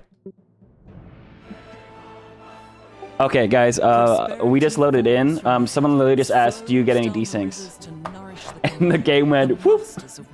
And then the game went, this is the first desync we've had. Now that you say that. Yeah, well, we obviously got jinxed. To be fair, we are playing... we went quite a while without... Yeah, we went pretty good. To be fair, we're playing against with France, 2 Canadian on... You guys are on different coasts right now, right? Yeah. Yeah, and then an American. So we got... It's only 4 players, but we got quite a spread here. Yeah, but can you see what happens when you go and tariff the bandwidth? I mean, come on. Right. Oh man, I love your country, but I really hate your government system. It's so dumb. it's unpredictable, eh? Oh man, and this is coming from Canada's the second oldest confederacy in the world, right? Or federation, rather. I was about to say confederacy. That's a...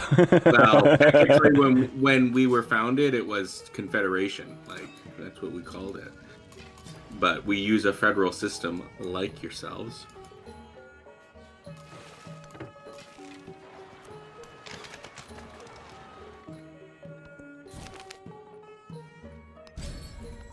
My archers being able to, like, as I understand it, we can see through and I think shoot through forests.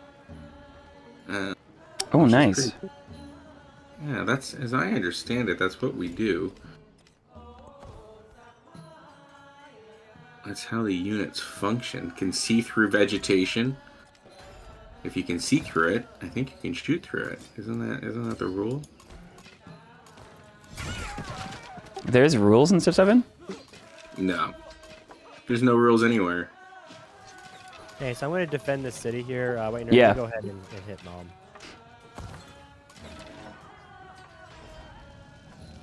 That's funny. I'm about to attack a city. I don't know if that's a city you're defending.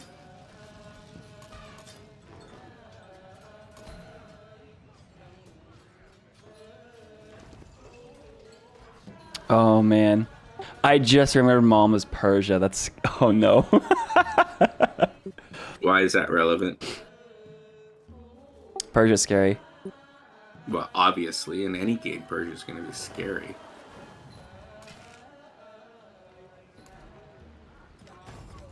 Can see through vegetation and ignores movement penalties from vegetation. I think, yeah, I think I can shoot right through it. I like Zoe was saying, because even if I'm behind in science, because we're all in the same age, like people can't just like immediately out tech me and then just start deleting all my units.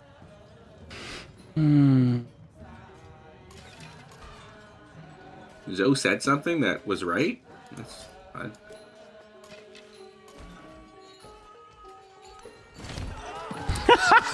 Nice. I love seeing that. Dude, that freaking bitch just teleported 3 tiles for that attack. Did 99 damage. Oh, man. You teleported tiles. Interesting. I mean, I get why everyone wants there to be fast combat, but on the other hand, counter argument, you get to see that. True. Alright, he's got a commander like, down here. It boosts morale to see your war elephants smash into the enemy lines and they all fall down or something like that. And they all fall down. Alright, let's support our war even more.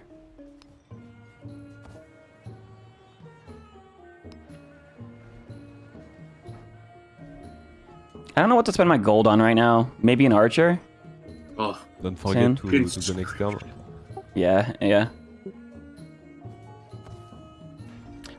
We've had one desync. When I realized conscription after we figured out the issues that we were having earlier. Like, when you download Civ, you need to double check this icon right here, your version number. If this is different for any reason, whether that's an update or that is a very specifically because of one of our players had a beta turned on from earlier, then you will have issues. But otherwise, you'll be good.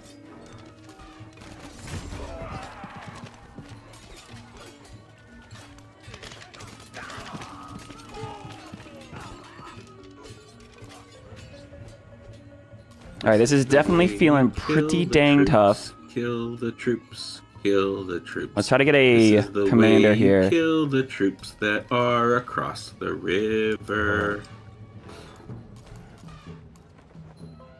Yes, Let me at least feign like I'm gonna counterattack, so he has to do something here. Forests. That is very, very cool. A couple of boats going.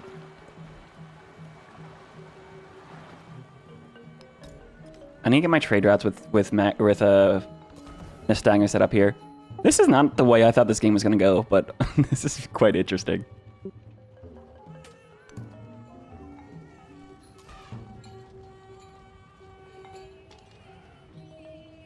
These immortals are strong, hey?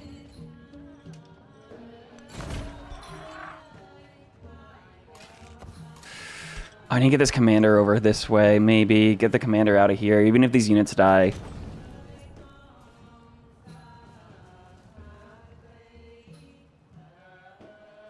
Switch will always have a hard time with this game. That is... Cavalry.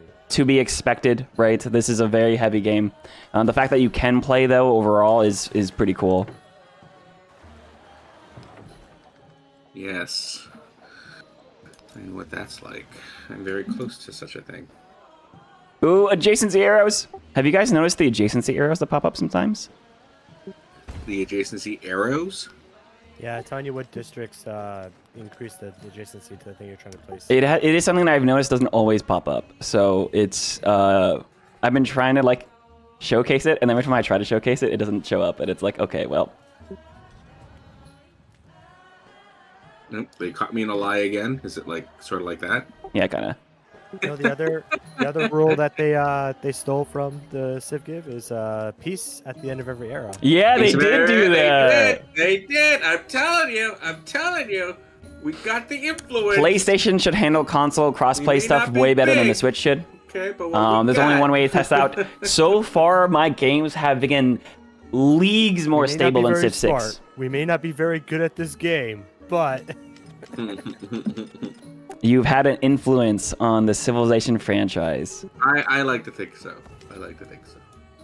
I mean, there definitely hasn't been a vacuum. There's definitely been a non-zero influence on Firaxis, I would say. It's gotta be. It's a non-zero.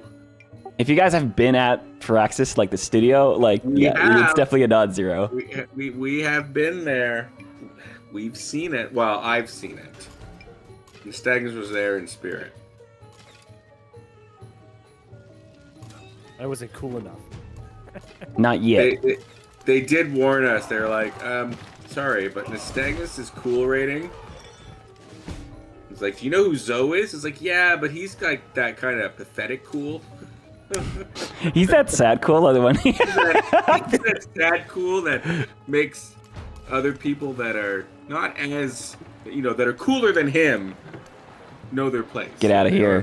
Cool. Get out of here. Let's go, dude. Dude, using galleys to defend with range attacks is so fun. How fun is it? It's so fun that... Well, I do have a city that is settled on the opposite side of the river, so I thought, like, oh, this is going to be terrible. I can't defend that. And it's like, oh, I can shove galleys with +2 range in the river and shoot over my city now. That's huge. Like having a ranged 30 archer.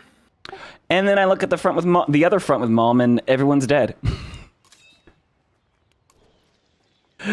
Oh my goodness. Ignore terrain movement. Embark and disembark. Yeah, yeah. I need to get this commander out of here. Sounds like Springfield's got a discipline problem. The commander needs to get out of there. Meanwhile, I can't go through this wonder. Dude, this natural wonder acting as a wall is so funny to me. Yeah. Kusa? Are you building fortifications in my city? How dare you, Mom? I'm building a camp. It is funny, though, that if you get attacked while trying to build fortifications, it stops a fortification. Yeah, your galley are too strong. Dude, galleys are devastating in this game. Yeah. I've watched independent powers raise full AI cities like so many times just because they had galleys. Saved you $35? Fantastic fight. Amazing. Now, I wish that when your army commander was deploying its troops, it didn't put the weakest troops on the front line. Oh, is it? Oh, man. Oh, health bar wise? Yeah. You can actually deploy them one at a time. It's something I didn't know for a while. You can do that one at a time, yeah. Ooh, let me do military infiltration so I can see where his troops are. And we'll steal tech again. Where is your commander? There he is, and there's another one. Also, the military infiltration to see where your enemy's commanders are. So cool.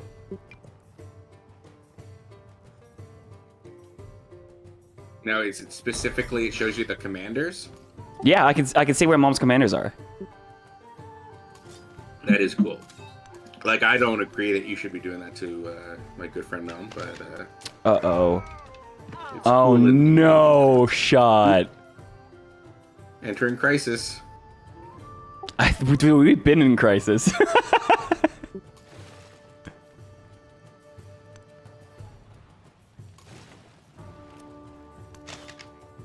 Oh wait, these guys only have one range. Oh, I can go in the. Nice. Continue crisis. Oh no, happiness on altars. I like that the crisis is like negative 10 gold. It's all different. So this is, I guess, plague. Oh no, not the plague.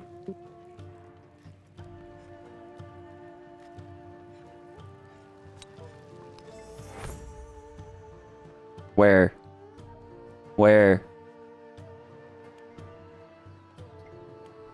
What happens during the plague?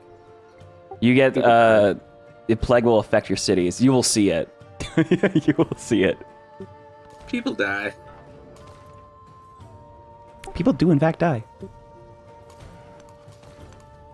Could you imagine a world where people didn't die? Today on Hitler. That was a Family Guy reference a long time ago. So, this army's all dead, probably. Any chance? Oh man. Oh man. Keep fighting. My goal is just to rebuild my army back home, and because I'm being basically pincer moved right now, so. Oh, is that weird? I need to get this commander out of here, so he needs to get over to this river. Not shot. I need these elephants to... So this commander has 7 promotions. I need to get this commander out through this choke point. And there's an archer here shooting me, as well as these guys. They're actually fortifying. Oh my god, he doesn't know. He could kill me right now. If I get this commander out to these cavalry, we're sitting pretty. Also, I have academies now.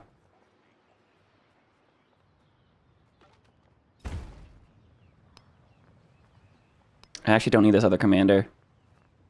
Let me finish this amphitheater. We're infrastructure day. Infrastructure day today. And look at this, +8. Oh my goodness, look at these freaking academies. +8 here too? Oh my goodness.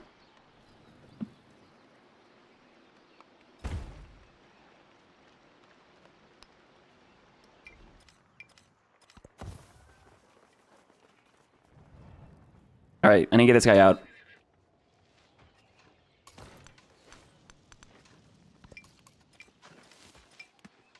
Nalanda was built? Hang on, what's going on in these legacy paths? Any more courtesies? Culture. I need 1 wonder. I need 1 city.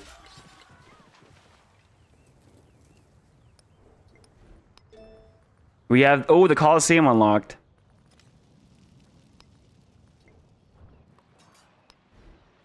Aw, the city.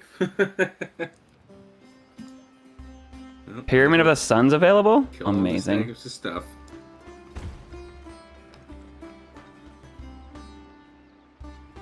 Teach him for honoring alliance.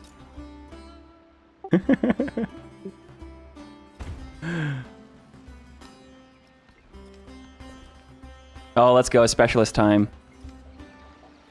Garden and library.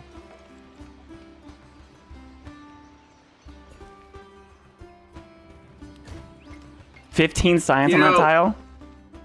When I think about like some of the criticism that's being heaped on Civ 7 and what have you, I think that ultimately it shows like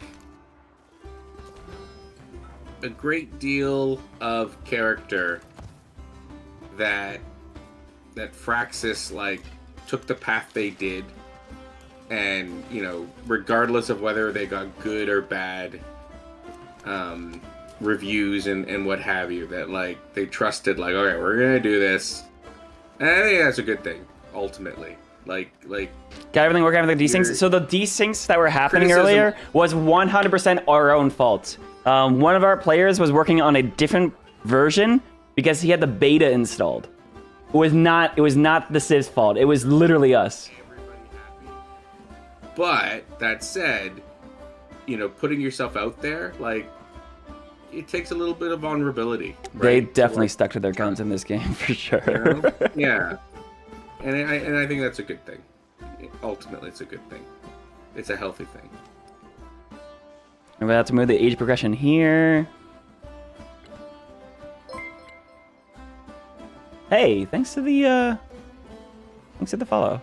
Ooh, and the staggers, you're just gonna like People die when they are dead, right? Do I have resources to assign? I do. Go down fighting. My commander is What trying just to run happened? away like brave Sir Robin. Brave, brave Sir Robin. When danger reared his ugly head, he bravely turned his tail and fled. Sir Robin. Brave, brave Sir Robin.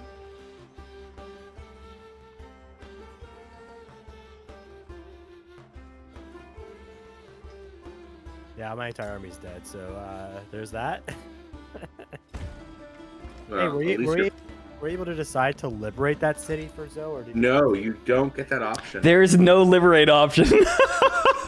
Yeah, No, I there's just no. can take it or raise it. Yeah. So I decided to take it. That has to be something that they add. When they add like teamers into the game, they have to add like liberate. Yeah. It misses a lot of things in the game. I saved my commander, by the way. I'm just happy my commander made it out of that. Holy cow. Yep, all my commanders are dead.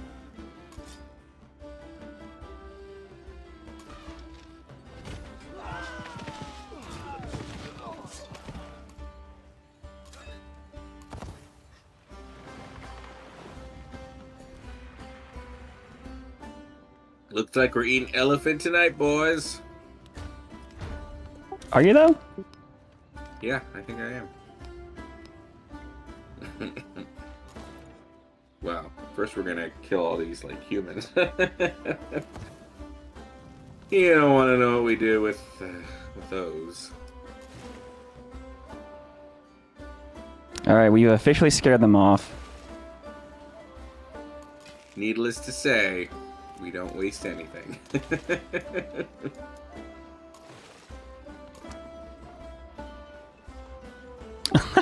A scout sitting in the back of scouts. I was so late this whole time. I forgot about it. Oh yeah, my scout. Well, we better go cause some ruckus.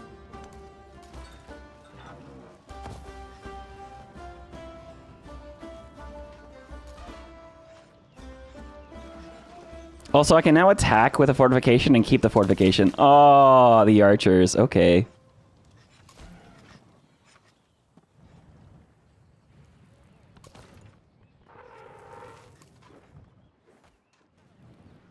Well, that was fun. We got a good stalemate here.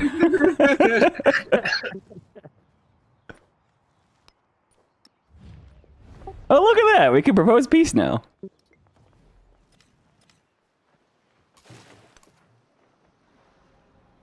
I'm sure there'll be a nice little gift in the piece.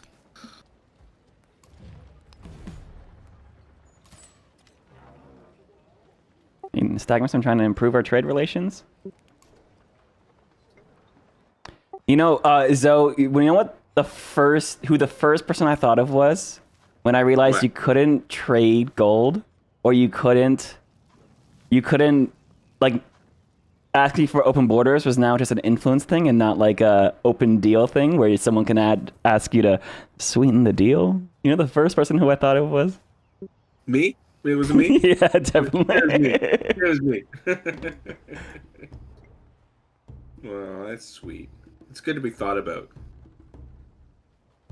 It's what people want most of all in life. If you're at the end of the tech Missed. tree, you can absolutely speedrun the age to make it so that your enemies Look, don't this gold elephant. I'm gonna don't finish their legacies. elephant. Absolutely. Like right now, if we look, oh, hang on. or stuff. I don't think we have a choice now. We pretty much have to eat it. Oh, I can't shoot over this tile?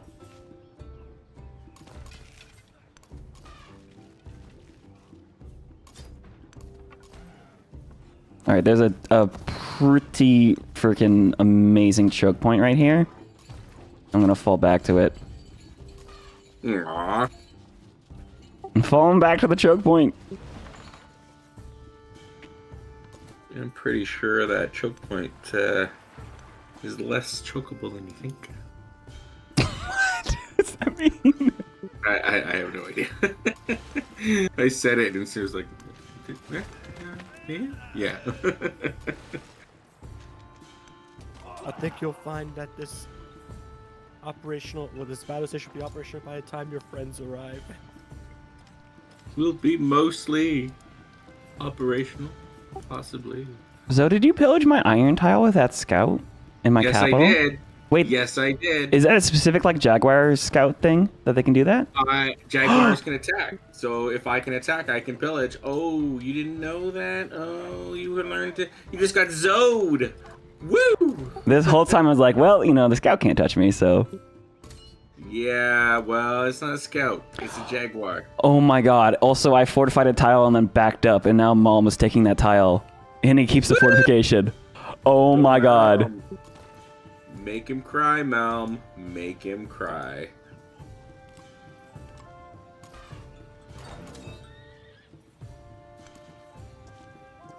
I try my best, but first time multiplayer war.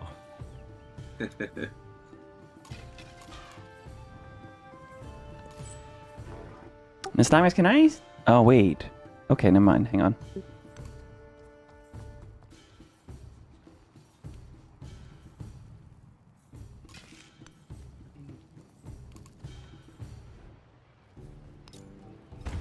I love that in Antiquity how, like, big getting ironworking is. Oh, yeah. Going from the Bronze Age to the Iron Age? Absolutely. Oh, man.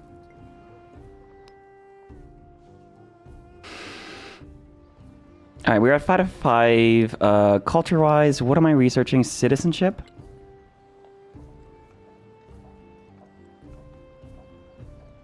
You want to know like a crazy historical? You know we do. Hang on, let me turn down Zoe. The time to go from the first bronze weapon to the first iron weapon is longer than it took to go from the first iron weapon to the first nuclear weapon. Oh, jeez. Wow. I guess if Doing one of the ages works, help you in the next age, but there's a rubber banding, like, so what people get a little bit more in temperatures line needed to, than like, before. do anything with iron. I Like, think isn't iron kind of garbage if you don't use it? Like, if you don't temper it properly? Yeah. Steel, iron, steel, like, Where like bronze, Very- and like bronze, you just have to add like tin to it, right? Like, sorry, you add tin to copper, and like you get bronze, and it's like, wow, this is really easy. And they're both like easily to meltable. I don't know. I could be wrong. You can correct me. they require Die. less heat. Let me just double check. The crisis is happening, yes. All right, we have a mastery in mathematics. Can I hit future tech Yeah, I net? think No, that's not what it is, yet. like tin and bronze, like to make bronze less energy intensive. Because it's just like, because tin has a low melting point, copper has a low melting point, but when you mix them together in the right proportions, it makes bronze, right? And bronze is like I need a codex and I need a wonder. way stronger than either one. Wonder is built next turn. Amazing.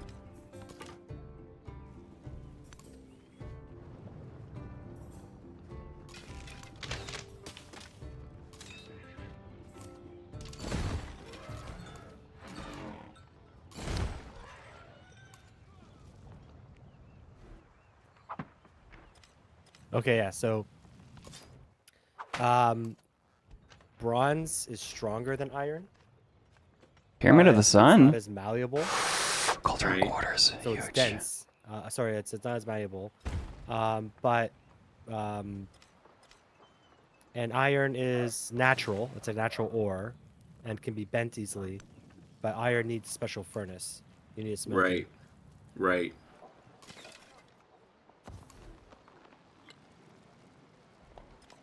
Isn't that like with iron too? That like,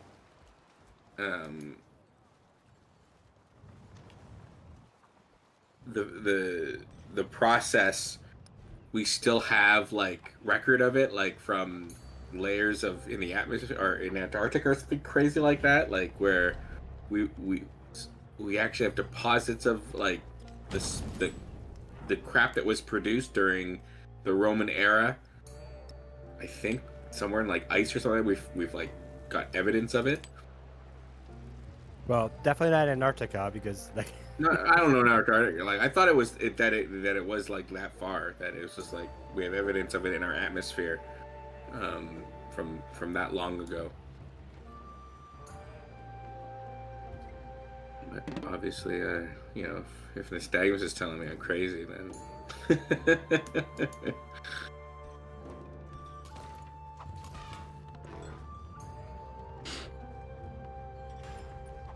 How's everyone yields doing? We're doing pretty dang good. The Nystagmus is still at 20 science per turn.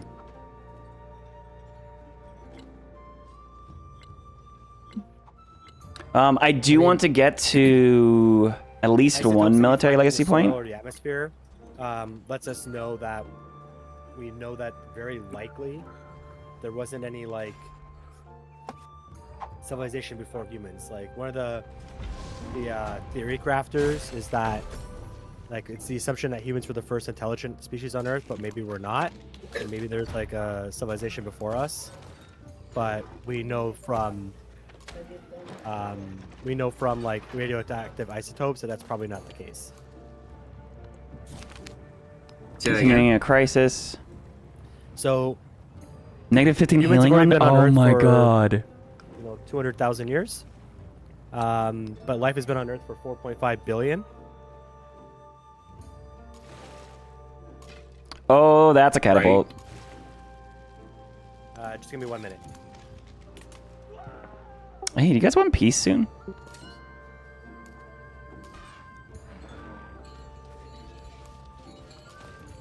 Just wondering. It was in Greenland. I was like, I knew I heard about it somewhere. They're in Greenland. There is evidence of in the ice of lead and silver mining and smelting that was pollutants caught in the ice. Not necessarily from Greenland, but from like Britain and Spain. All right, we got some codices unlocked. I don't know.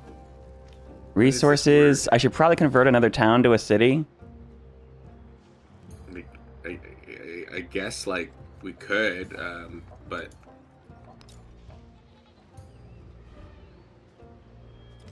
the era is 20 turns from ending. I kind of need a replacement city for the one that you took, so I think we could arrange peace once I have a replacement city.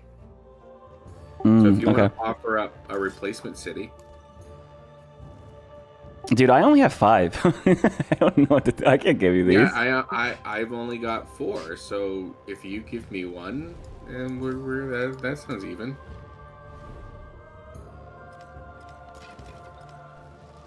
That sounds super even. Dude, what the hell? Get out of here! What? Hey, what? He's supposed to die.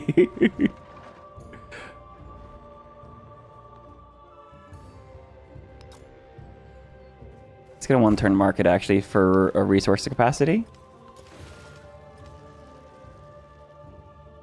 Oof! A catapult hit this guy. So, as I was saying before, like one of the theory crafters that people do is because life's been on Earth for so long. Like, how do you know that we were the first intelligent life? This is like literally they call it the Silurian theory, right? Even though like it's from Doctor Who, but it's like, yeah, all right.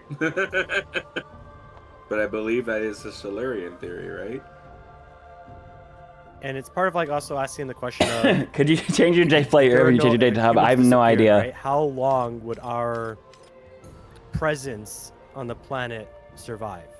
Like how Right. like, and basically the conclusion is for like regular like hunter-gatherer societies, there's no way of knowing for sure, right? Because whatever they did would be gone within a few centuries.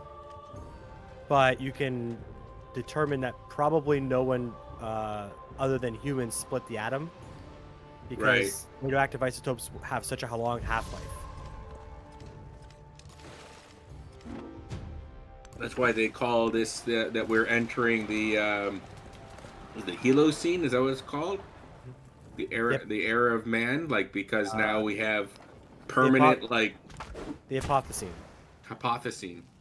Oh no. It's not like an official epoch though.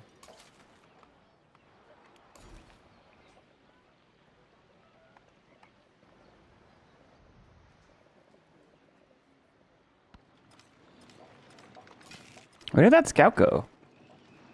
Your friend and ally is saying that he's wanting peace now. I heard you like tell him that you wanted a city or something like that, so I guess peace isn't happening. So I think the important thing is that he's learning about how jaguars can raise stuff, and he's like, what the?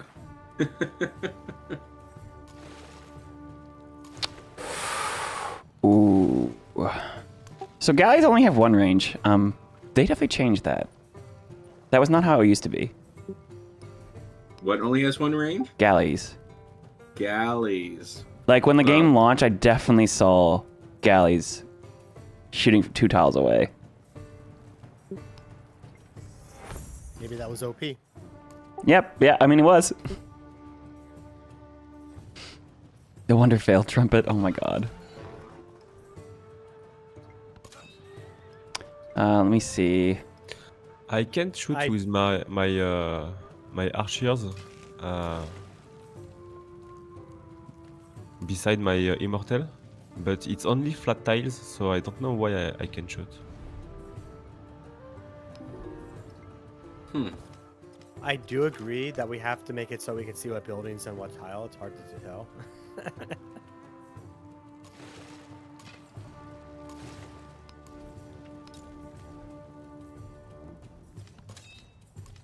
Absolutely need more units down here. Ooh, hello, legions.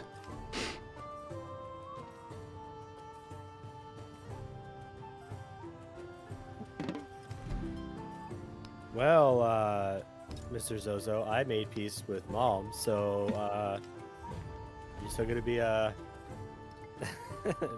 obstinate about your peace deal? I just want like a city. Can you give me a city? You can trade cities. I lost a city, so I just want a replacement city. I think that's fair. Isn't that fair? 100% fair. I have 40 combat strength. I should be able to hit this guy pretty good.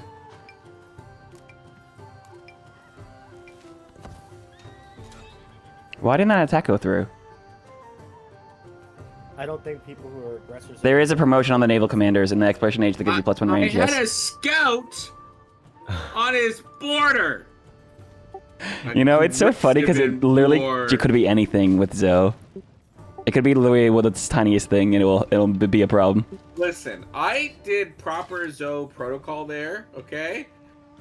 You threatened me, I gave you a punch in the face, and then I went full-on war mode and built a huge army to respond. Like, that's how I do things. I'm not the aggressor, okay? I might tease a little bit. I might, boop, boop, boop. I might sing a little off key. But the month is November 2025, and Zoe is still declaring war on Nystagmus in every single game on Sunday because of what happened in January 5th or February 5th.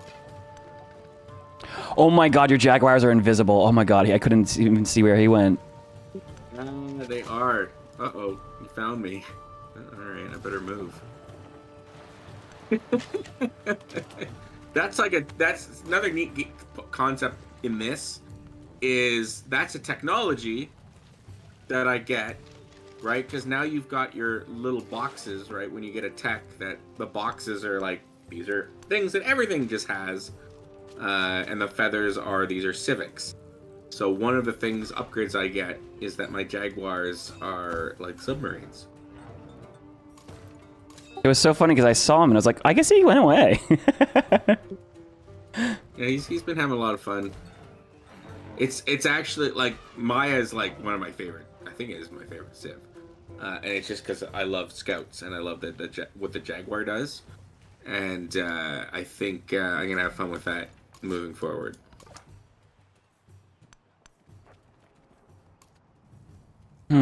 Man, these 3 ballista here are looking scary. Yeah, that's what happens when you declare war on the innocent. How's you guys' war readiness going? How's the happiness concerned? Zoa is literally never innocent. It's like... Hey, that reminds me. You know what I should do is I should push the Arab ahead so I don't have to deal with this anymore. Into making my people agree that this war is totally justified. I need another codex. There we go. How much range does a quadrireme have? Hang on. Oh no, you made it +4. 1 range? Oh no! How will I ever recover? I don't know, when you give me a city. I'm just gonna start spamming boats though. I need to upgrade to quadriremes. The era needs to advance, man.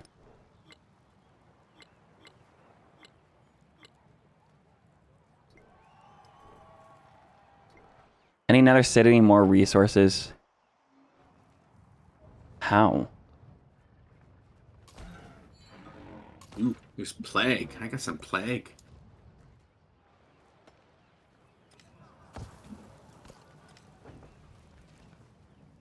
Do you wait to install on your current PC or finish the build, Kevin? Ooh, that's a good question. Oh man, I love that they like quadrupled down on districts. They really did. We're gonna stack districts on top of districts on top of districts. It's gonna be glorious. These archers are doing nothing. Take that, Civ 5. Heard you like districts. I heard you like districts. Oh, we got. We did like districts. So I put districts in your districts. I put 10 districts in your district. Just right in there. You're gonna love it. Oh no, Your he's science breaking goes up, through. so you could district. How? What is this like? It's asking me repair. Oh, I think you were commenting on this earlier. Repair the altar, and then it's just like unlimited. Yeah, repair the altar. Okay, and then it goes back into choose production, repair altar. All right. I need to take the. Oh. Why did I plug in the -15 healing on units card? What the fuck? I don't know. Why did you? I thought it only applied to like cities with the plague, but it just applies to everyone. Yeah, I've made those sorts of mistakes before. Of all the games I played, I've never gotten the plague other than the first game, and that's when I had no idea what was going on. So this is all because the crises are different, right?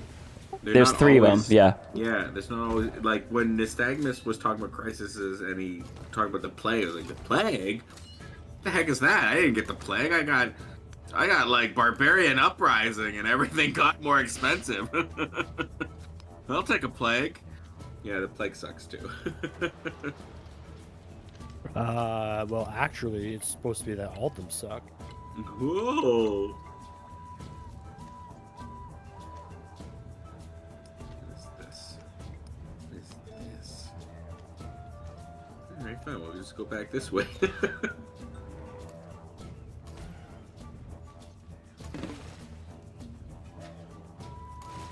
White and nerdy. You foolish fool.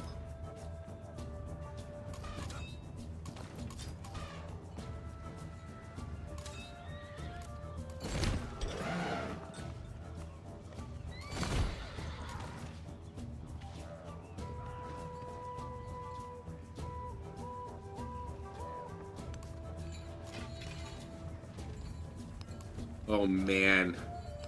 So that's interesting too, that the crises are like, it's like we're all going through the same crisis, right? Yes. Yeah.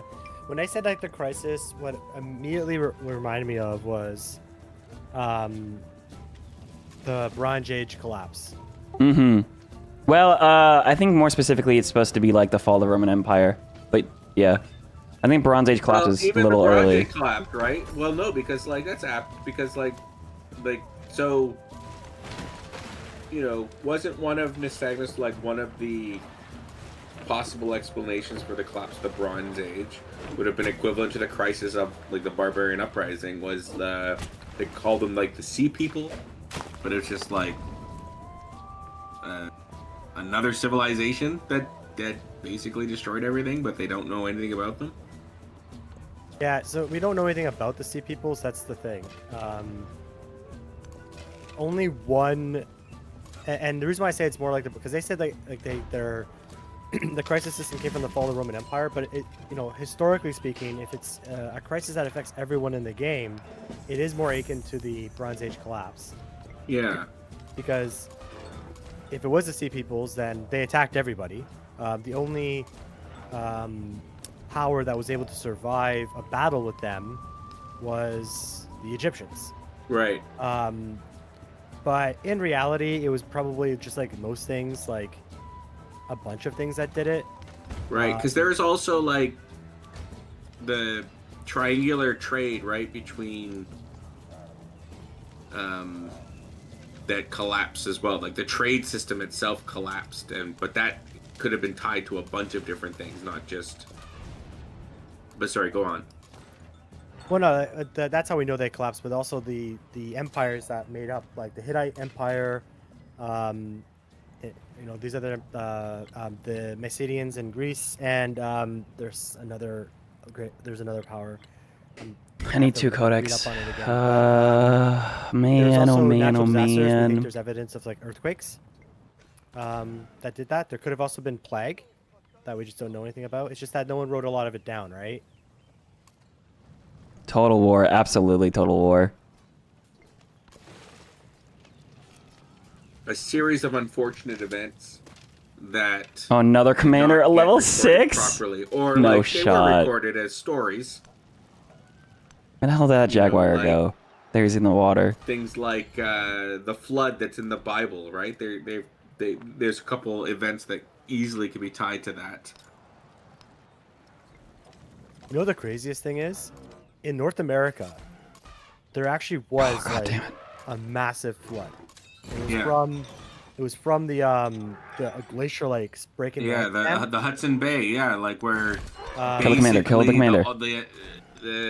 A sea, there was like ice. Yes! Holding in a gigantic... Oh, I killed the commander! Oh! Oh no! Sorry. No. Oh.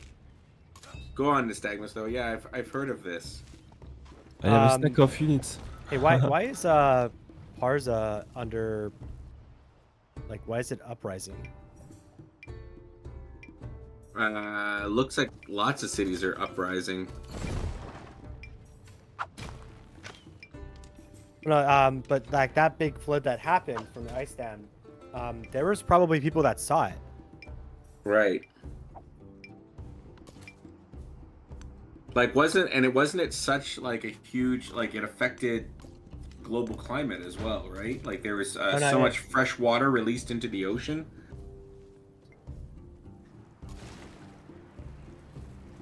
You're thinking about something different. Oh, okay. That happens. Right, I have quad rings now. Event that almost wiped out humanity. No, like, my city! Where humanity was reduced to like approximately like 2,000 people at one point in our history. That was the Toba eruption. Oh god, that healing was so bad. Yeah, there's a lot of stuff stopping us from winning the game. Mom, that ballistas, because they damaged every unit in the same tile, it also broke my ship that was there, and I thought I was safe because I thought you would have to kill the ship too, but no, it killed everything.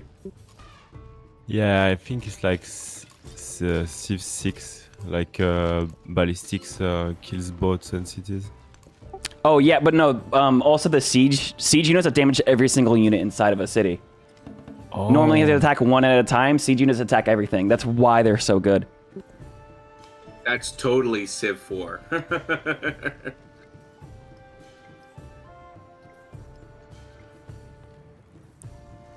Well, you took a city. It technically was on your end of the mountain range, so. Hey, look, that increases my settlement cap. See upside. See good from bad. That's good. Oh, Nystagmus, I see you got this I little can't wait army. the age to be over because I have minus 70 gold per turn.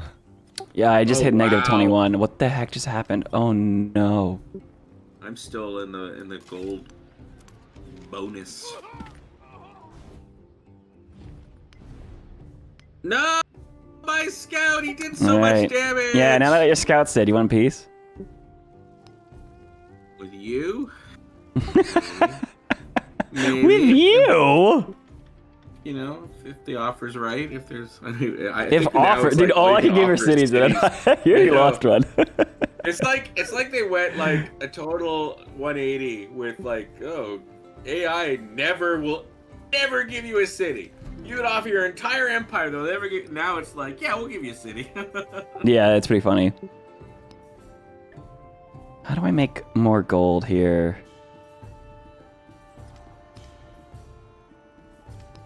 My units are gonna start disbanding. Oh no, not the negative 21. No, no, no, no, no. All right, we're at peace here. That's good. Holy cow. Okay.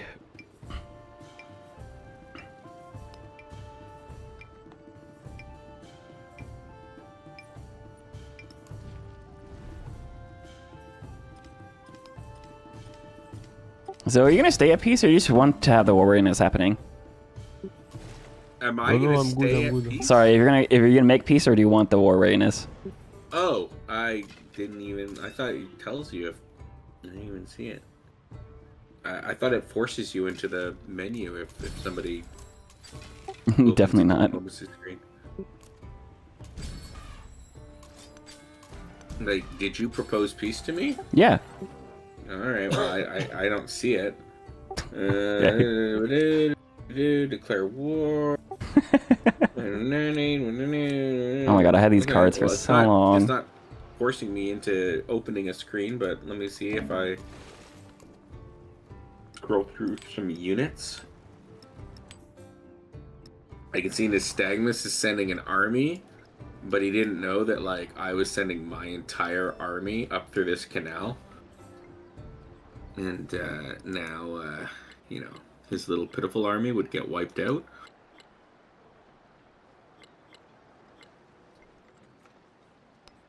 Let's see. Not there. I don't see it, dude. Like, that's weird. You must have clicked off of it. I didn't click off of it. Deal is already pending. Let me see. It might have been because I didn't acknowledge Nystagmus' declaration of war. Oh, I see it now. It's because I didn't acknowledge his declaration of war. That was fun. Like, there should be like that you can offer gold or nothing. No gold. No nothing. Yeah, now you just have to like do a rip or do it. Sorry. Yeah, now you gotta do like a PayPal transfer or something for peace. Like, come on, it's getting a little too real.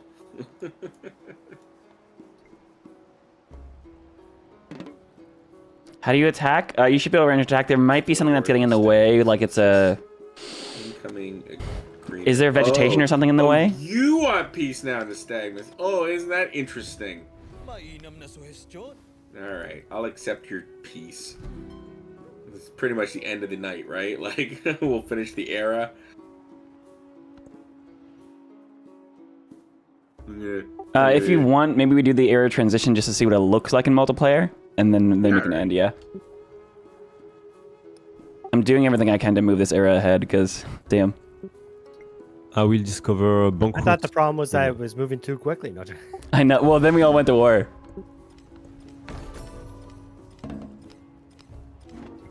Alright, is that the last codec I need?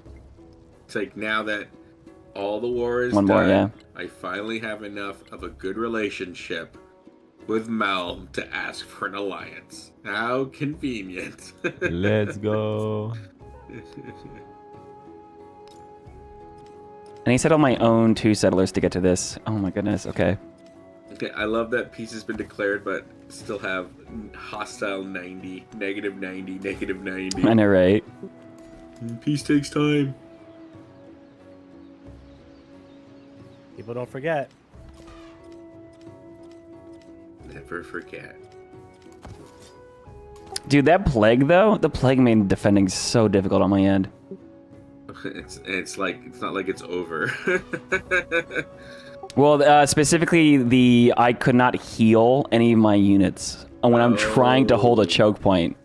Like all my units were staying there and none of them were healing. So like mom was like breaking through. Oh, and now I'm broke because I switched. No, my military units are disbanding. Yeah, that going into negative can be a problem. I'm negative next turn. Like, I'm still positive.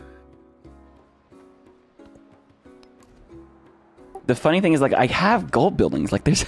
Look, I just... Oh my goodness. Okay, finally finished the science tree. Or, sorry, codec thing. I'm so far from finishing any tree. Like, all the wonders are built. Oh, economic attribute point, not do any wonders this please give me I a... got one off. I think We I got pulled 2 off attribute one points. wonder. Holy cow, how long have I had of that? Economic palace. Cultural palace. But with the way the mountains are set up, like, oh my gosh, I am missing Pachacuti's ability to go over mountains. Like, Sounds that's like, almost like, it's almost lame. Yeah, sounds like cheatery. Yeah, it is. I would argue it's like on par with Himiko and Machiavelli. We literally right? haven't used that ability.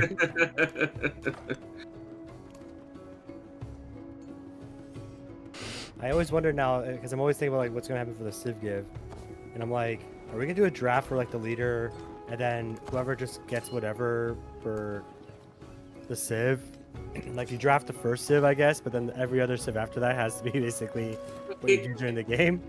I think it's like almost impossible to even know right now because the game, I even think by like, I don't know, by like late summer will be very different. Yes. You can't tell the You build over buildings in the Sounds same like a age. Steelers Not the same age. Okay, Nystagmus, well, go ahead. Tell us how it's all going to play out. I am gonna be Mustard on mine while you're at it. I'm gonna pay someone to rank me up to #1 in Civilization 7 in the world. Okay, very good. Then- All right, very good. I'm gonna stream myself playing the game and be obviously bad at it. And then I'm gonna blame Zoe.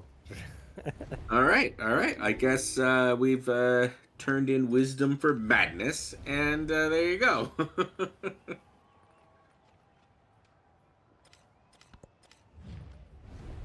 Hinder agriculture? Excuse me. I'm trying something. I'm gonna reject it. He's just tried something new. I had to spend influence to reject it though. That's pretty funny. Me and How Mom are much did allies. it cost to refuse it? 30 influence. Okay.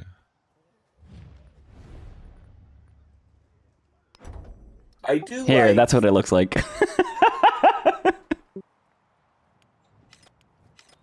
Dude, the sanctions are so good. It's so funny. It's such an FU in the game. I love it. I feel like someone's gonna get really mad during multiplayer games. Well, like espionage now is so different. You know, even like it's interesting that like units like workers and spies being removed and are now just sort of automatic parts of the game. changed so much, because those that were really good at Civ 6 knew the importance of building like tons of workers, and they, you know, spies, you probably didn't do too much because they weren't that great. Now espionage is like, oh, this is actually worthwhile. Alright, I'm gonna delete my archer. Not Oh my that god, like I spies can't. weren't like spies were good, but like in that like the good things that they did, like increasing intelligence, like yeah, that was good. It gave you a big combat bonus, but that it was very limited what spies could do. So to the point where I would argue that spies were just not that fun in Civ 6. Like they're too predictable. I don't know if you guys felt the same way, but I don't know. I felt like rage quitting sometimes when someone stole like 1,000 gold from my treasury. True. If something is fun, it should be based on whether or not using it would make somebody rage quit. I don't know, like when you compare what spies could do in Civ 4, like there's a whole lot of stuff they can do in Civ 4. Well, I got a plague outbreak in Ravenna. Oh, I can see him. I can see it. The green smoke and the birds. I remember in Civ 4 there was a mod called Civ Realism. And in Civ Realism, it was actually a lot of fun to play. It had plague, and it worked like a lot like this, like where it slowly spreads and it reduces population, it kills army, and much like this version, in Civ Realism, you would reach a point where the ages would switch over, and suddenly a massive uprising would occur within your borders.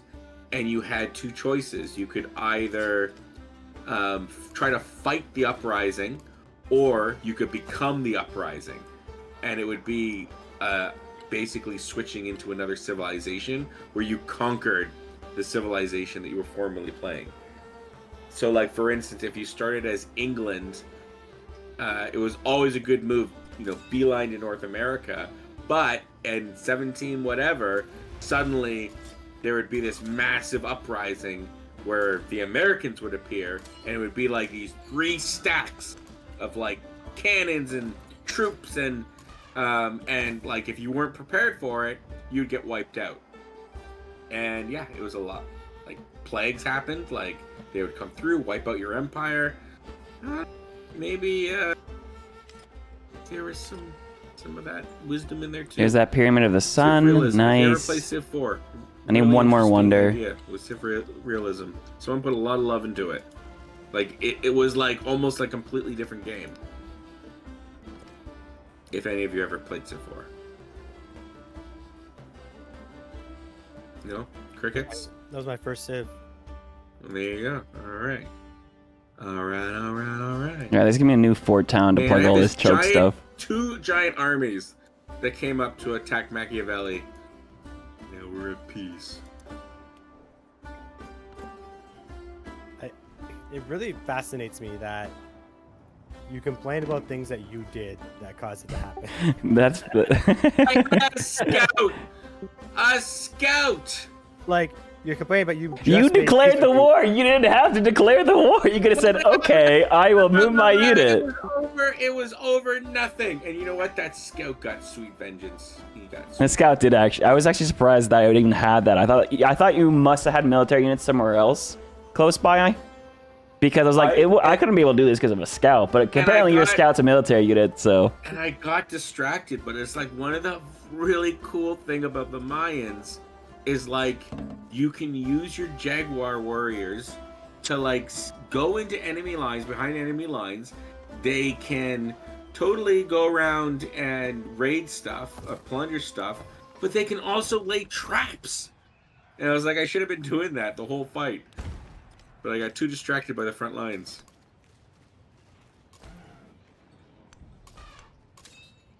Lay traps. Okay, they can lay traps. Kind of like zombie mode. Imagine if they make that for this game too, a zombie mode. Well, Yeah, I think they gotta focus on some of the realism stuff first before they get into the fantasy. Yeah.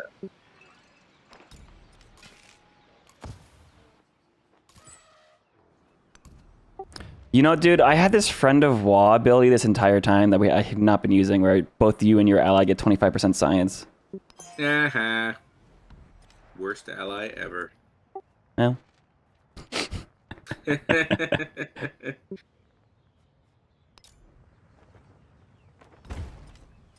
Oh, well, you know. I love in that conflict, like, the city-state that I had, I just ended up incorporating it. Like, yeah, what the heck. I just lost Chitsitsa. I'll just incorporate my city-state. Alright, I need that freaking last wonder.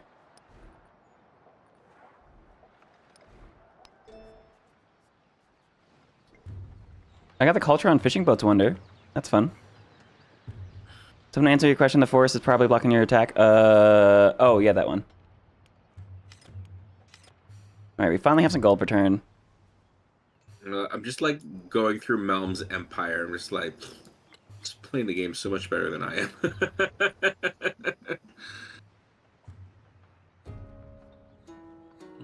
All these cities are so nicely developed. That is a nice empire. It's a very nice empire. You have so many gosh dang urban quarters. Holy cow. Yeah, like, what the Mando Manaja? What am I doing wrong? I don't have that many. I mean, I do have a 21 science tile, but... You have a lot of science with Emiko. Yeah, it's pretty crazy. I also have specialists in all of my libraries. 150. What the F? Himiko's pretty good. Our dumpster fires here.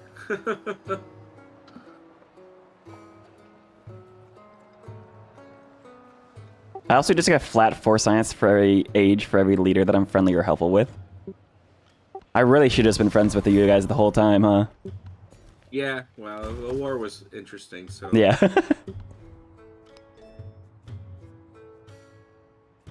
Alright, future tech time. I do need to build one more wonder, though. 97%! Oh, 3 turns.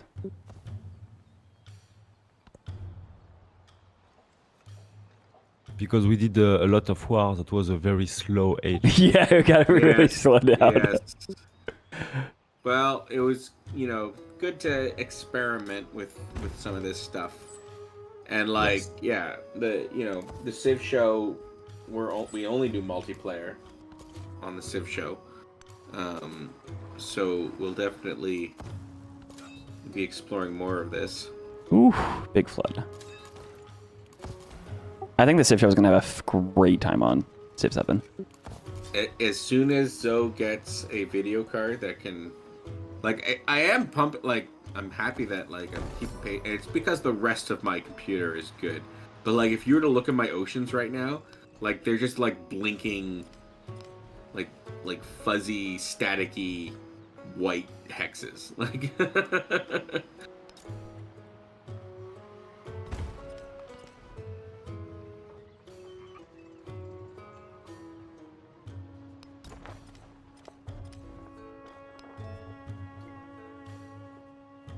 Hey, did that feature check happen? 5 turns. Oh my. Narrative choice, I didn't realize. Codexes are interesting, but I always find that I run out of space way too quickly. Not enough libraries, I guess. I just figured you didn't like Great Works. Well, yeah. It's a little too culture for me. It's a science. How do you feel about the victory conditions now, like with these legacy paths and stuff? Like victory, like you mean like when the era transitions and you get like points? No, like now that you don't have victory conditions, right? Like you have to get legacy points to win. I've been enjoying the legacy point system. I like the legacy points. I think it's very what the Civ show is doing.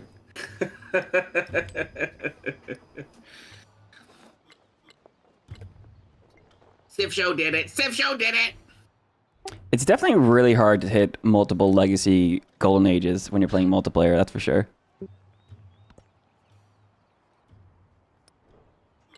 I just like that Malm's showing us that competitive Civ will be alive and well in Civ 7. I think we will have a lot of fun with. I don't know if it's competitive without modding, but at least it will be fun. That's like Civ in general. Like you know, CPL doesn't play with vanilla. Like, sure. It's gonna be a wild west for a little while till you guys get modding support. This is the main problem with esports in general. So like, because like my first foray into esports was with StarCraft, right? Okay. And with all the changes they made to StarCraft over the more than a decade it's been out, it's actually less balanced now than it was back in the Wings of Liberty ages. And the other problem is that what's balanced for like the pro players in StarCraft is not balanced for like the average person who plays on the ladder, right? Like, because some like microing in StarCraft can like really change things. If you're really good at micro, and that's why like some things can be overpowered unless you like, nerf them. But if you nerf them, then the average player can't fully utilize them effectively. Yeah, So- I don't understand what you say. Like, so the game for an average player can be fine and unbalanced for a good player. Because the good player can micro more. Does everyone make the choice? And We're gonna use, see here in a second about the more Civ choices. skills. Very specifically, I want to see this. Yeah, I just remember like the worst era in StarCraft was like they buffed Broodlords, and then there was a final, and it was 2 Zerg players, and all they did was build Broodlords, and we just saw Broodlings attacking each other for 3 hours. Because Broodlings are free, they don't cost resources to make.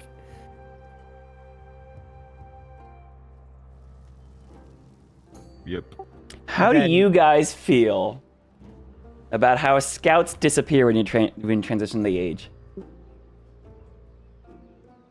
well, obviously, I'm always upset about anything that makes scouts go away.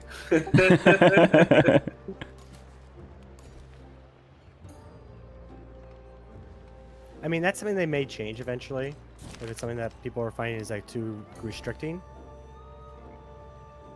Well, it does like it is intended, like it is a reset, right? Like that's sort of the intention, is that it is a reset. So like, what do you get rid of? If like, Well, so the You only reason get to why pick one scouts don't troop. make the age transition is because they're kind of worthless in the early exploration age, because they can't get in the water for a few turns, and then they also just die when in deep ocean, right? But so what they did is they just give you a free cog instead to explore with. But emotionally, I'm like, my scout though. my scouts are great. Okay, my scouts can lay traps and can hide in trees and. Well, what I would say is if they're useless in the exploration age, you don't need to get rid of them then. They're not going to give anyone an advantage. Do they have all their scouts, right? I think it's just it mucks up the math of like what units you get to keep and what units you don't. So, because if you knew you got to keep your scouts, you might just build like a crap load of scouts just to be a nuisance or something like that. So I get it.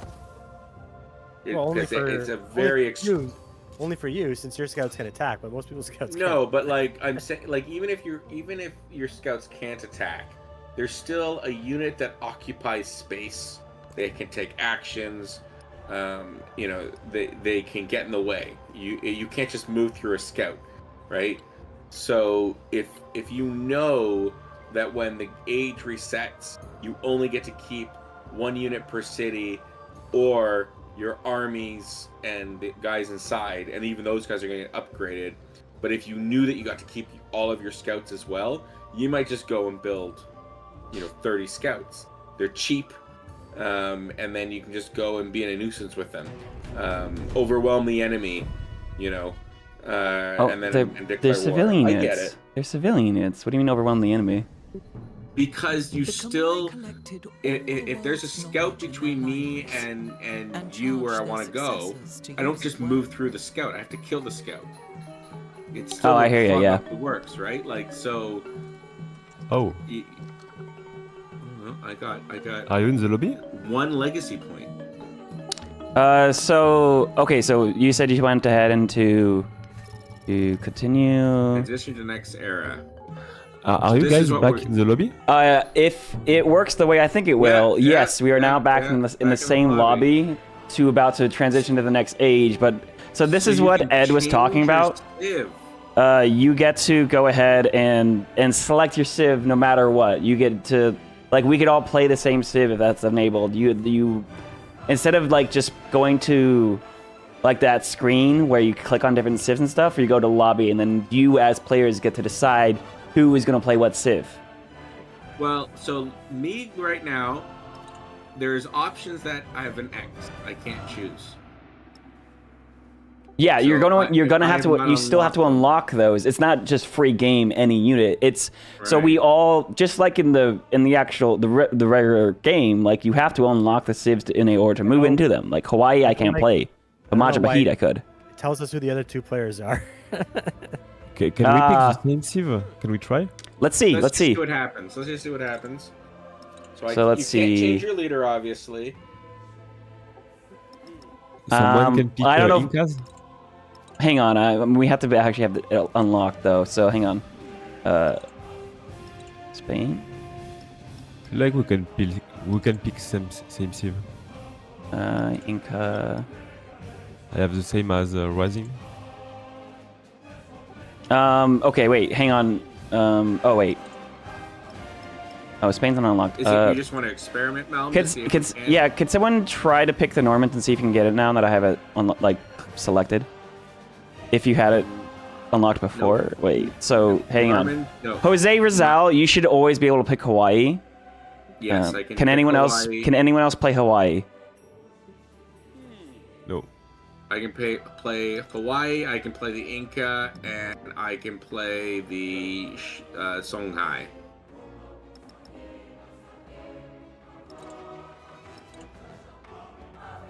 I can pick the Mormons. I've done that. Hey, look! Duplicate civs. You can play duplicate civs. Yeah. It does appear you can play duplicate civs. I thought you said the Mormons. I heard Mormons too. I was like, what? Joseph Smith is now a leader? so this is basically what they're everyone's been like, who gets to pick first? Is it based off a score? Is it based off of this?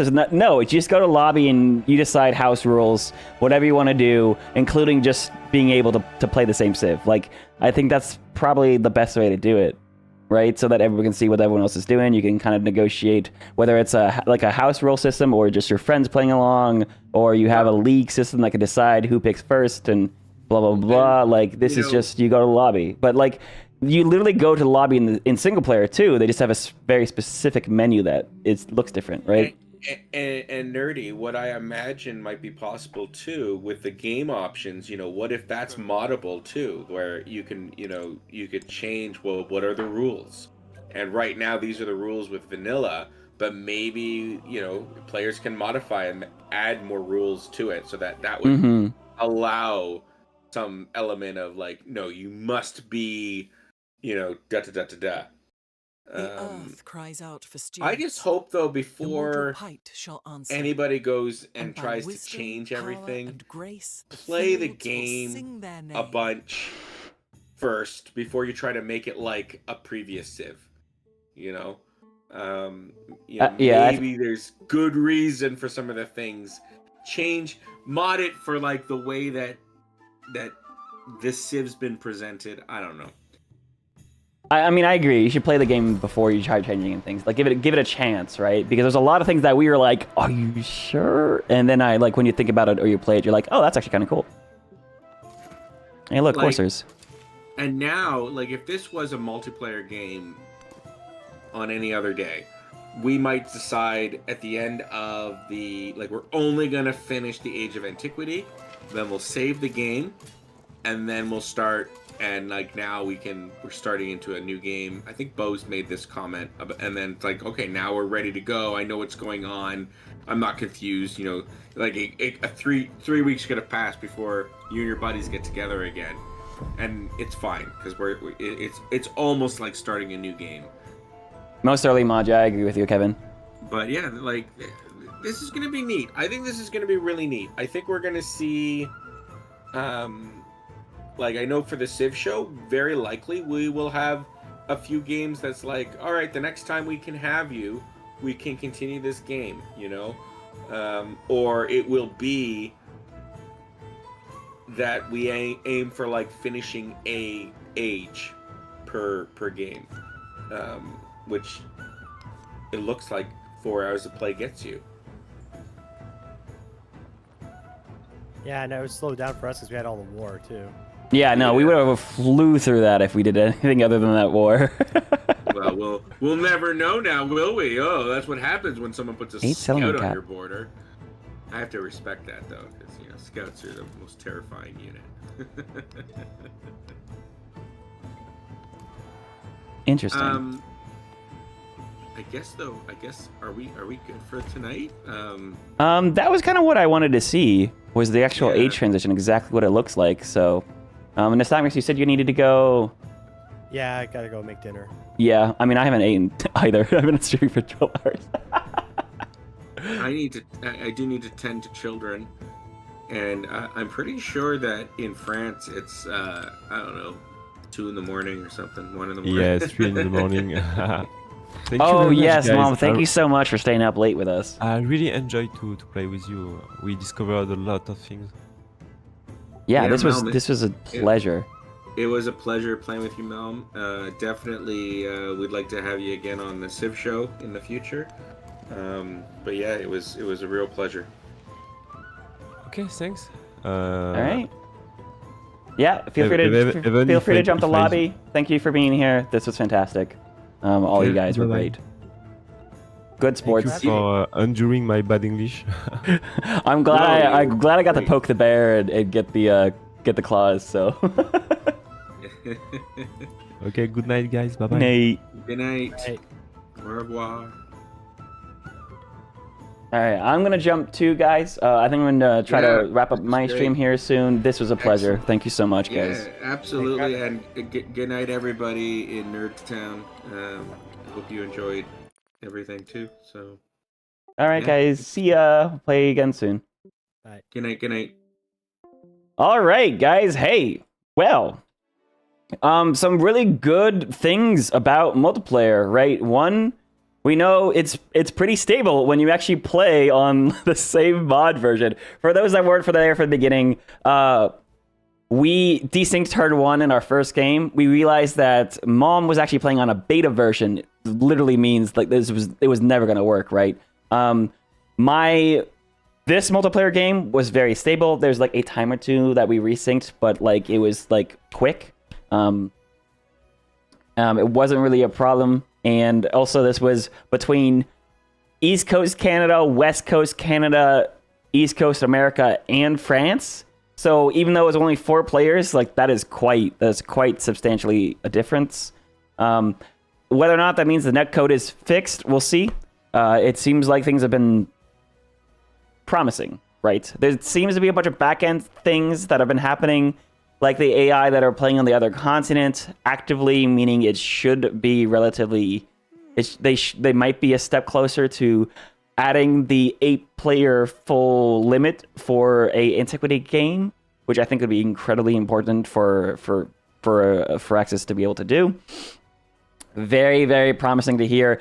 Very fun, too, is kind of the important part.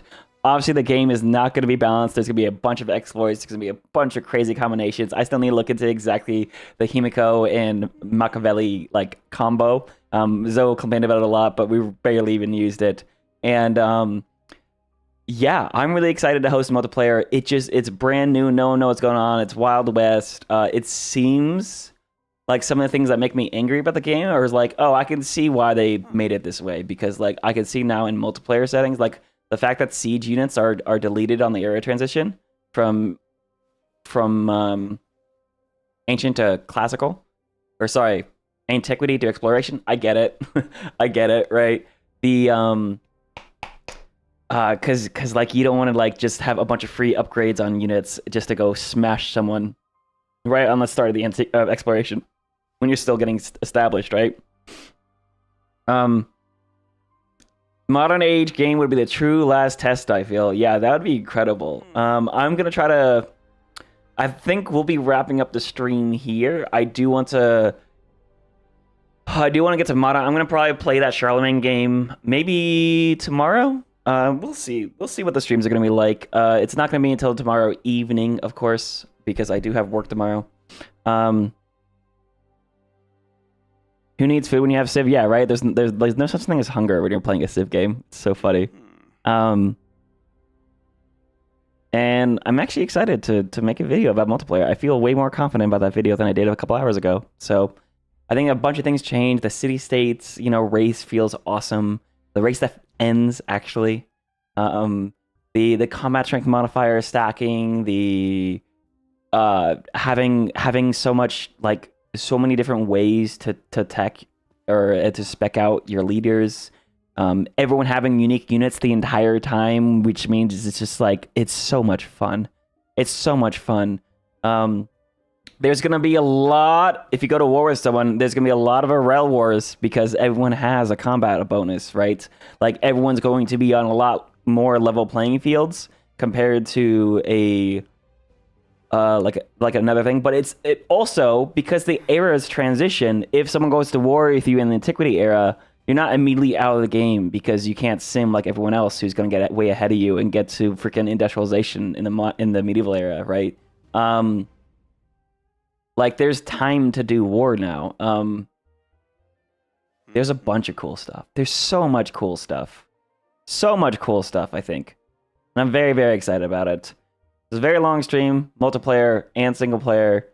We're coming up on 12 hours here. So I think, especially with the fact that some players are actually able to play Civ right now. Guys, remember, if you're on Twitch, please go ahead to go to the YouTube channel. If you enjoyed this, if you're still hanging out in YouTube, give it a thumbs up. Subscribe to the channel. There's a bunch of Civ 7 content. I know you guys are hanging out. And I wonder, actually, hang on a second. Let me look at something. If 2 more people subscribe, I can get to 4,800 subs. That's awesome. That's awesome. I have a new video that came out. It could be doing better. It could be doing better compared to the other ones. Everything, the entire Antiquity era, every single detail I can think about, including the age transition, what stays, what goes. If you guys are watching that and you want to see, the rest of the age transition stuff, this YouTube channel should help you out. Of course, we have all of these Nerds Guides videos. They've been doing pretty well. This video went 42,000 views. That's actually very promising. That's very cool. So helpful and informative. Hey, thank you for saying that. You left a question about the affiliate link in the Discord. All right. Yeah, all right. Yeah. And yes, if you look in the description, if you haven't pre-ordered Civ yet, I have an affiliate link where you can get Civ any edition 12% off, and it also supports me as a creator. So that is obviously very optional. If you're an early access person, you probably already have it, like, literally in your lobby right now, in your Steam library right now. But overall, very happy with Civ 7 is, like, in general. Of course, there's certain things that could be adjusted. There's certain UI stuff.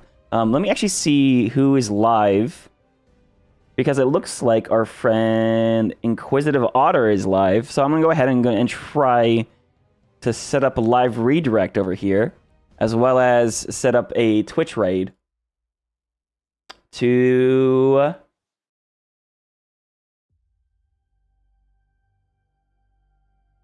someone. Paisley trees.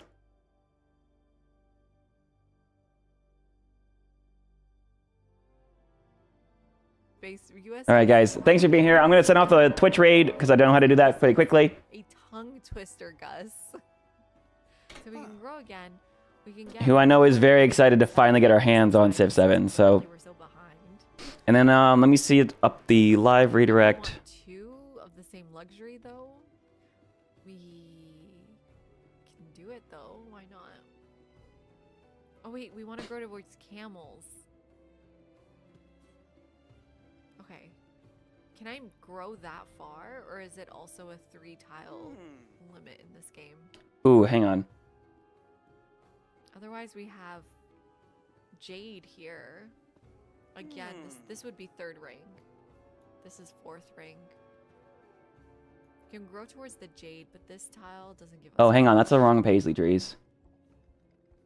But it's 15% gold. Maybe I will. Oh, and more camels here. There's a 3-tile limit again. Okay. I think I got that. Awesome. Or Latchland. I don't know. So resources are pretty different in this game. Not really about luxuries. Right. So you can put them in the city, right? I saw something like that. Bye, Twitch. They haven't taught me how to do that yet, though. So, but what you're saying, DK, is it good to have duplicates or not? That's the thing I'm concerned about. Oh wow, White and Nerdy rating with his viewers. Thank you so much. Welcome, White and Nerdy. How have you been doing? You've been streaming for a long time today. How are you enjoying Civ 7 Day? We're celebrating. Today is, what is it? Celebrate Sid Day. Thank you so much for the raid. Hey, 100 games, 100 days. Happy Civmas. Okay, there we go. That's good. Sidmas? Happy Oh, Civmas. hang on. I think I know where to go. Yeah, happy Civmas. This is so exciting. I'm having a lot of fun. And I'm learning and I'm doing things really wrong at some points, but it's okay. Living and learning. I should have watched more videos of people. Redirect. There it is. Playing. Inquisitive Otter. Duplicates are fine. Okay, click the leaf in the top ribbon. Click the leaf. The leaf? Oh, the leaf. Okay. There we go. Thank you, DK. And yeah, feel free to backseat. I'm happy to learn how to play this game. Having a little trouble at some point. The resource screen is where you view and manage resources you've acquired via improvements and trade routes. Okay, so you can trade resources here. Okay, so we already have incense here. I'm glad it did it for me automatically. Who else would he raid with his ops? I don't know, Gus. Yes, you are. But yeah, that's just the word I chose, and I don't know why. It's looking like I can't raid Inquisitive Otter. It's refreshing watching someone that doesn't know what's going on. I'm glad you think that. You must wait until a new resource is acquired. Okay, so we're gonna put the jade there. So yeah, we can just keep stacking 10%, 10%, 10%. That would be crazy. We'll see. Catherine? Oh wait, we did meet Catherine. I never noticed. Okay, Greece is in the game, everyone. Okay, time to Sorry, I'm trying to figure out how to get this. knuckle dance. Inquisitive Otter doesn't have permissions enabled for live redirect. Where are they though? Feel free to go to Inquisitive Otter's channel, guys. Ah, here she is. Okay, so how come the scout is dying if they can't fight?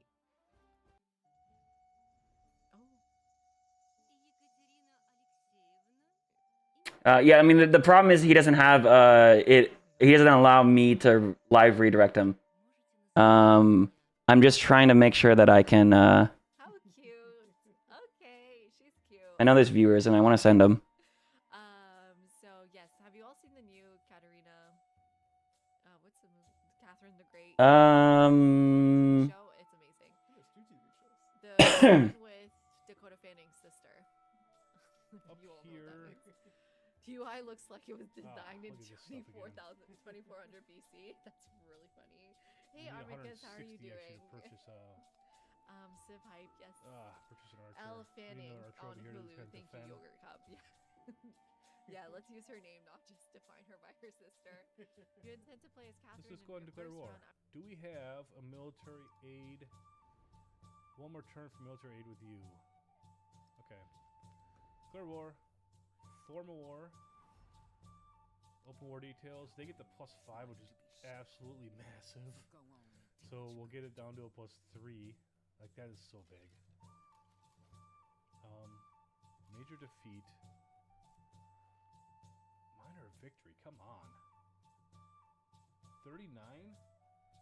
Stationed? Met friendly territory? What is this stuff here? 40?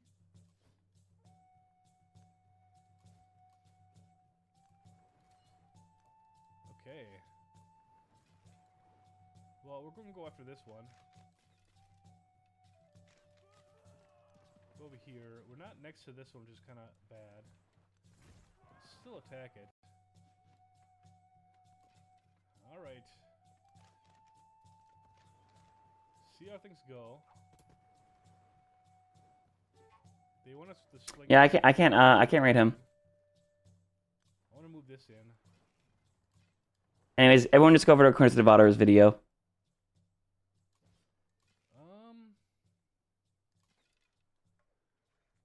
Let's see here.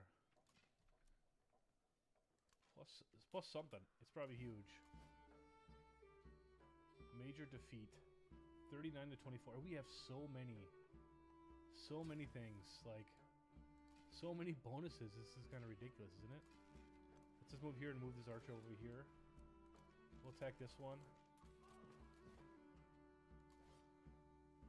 Goodness.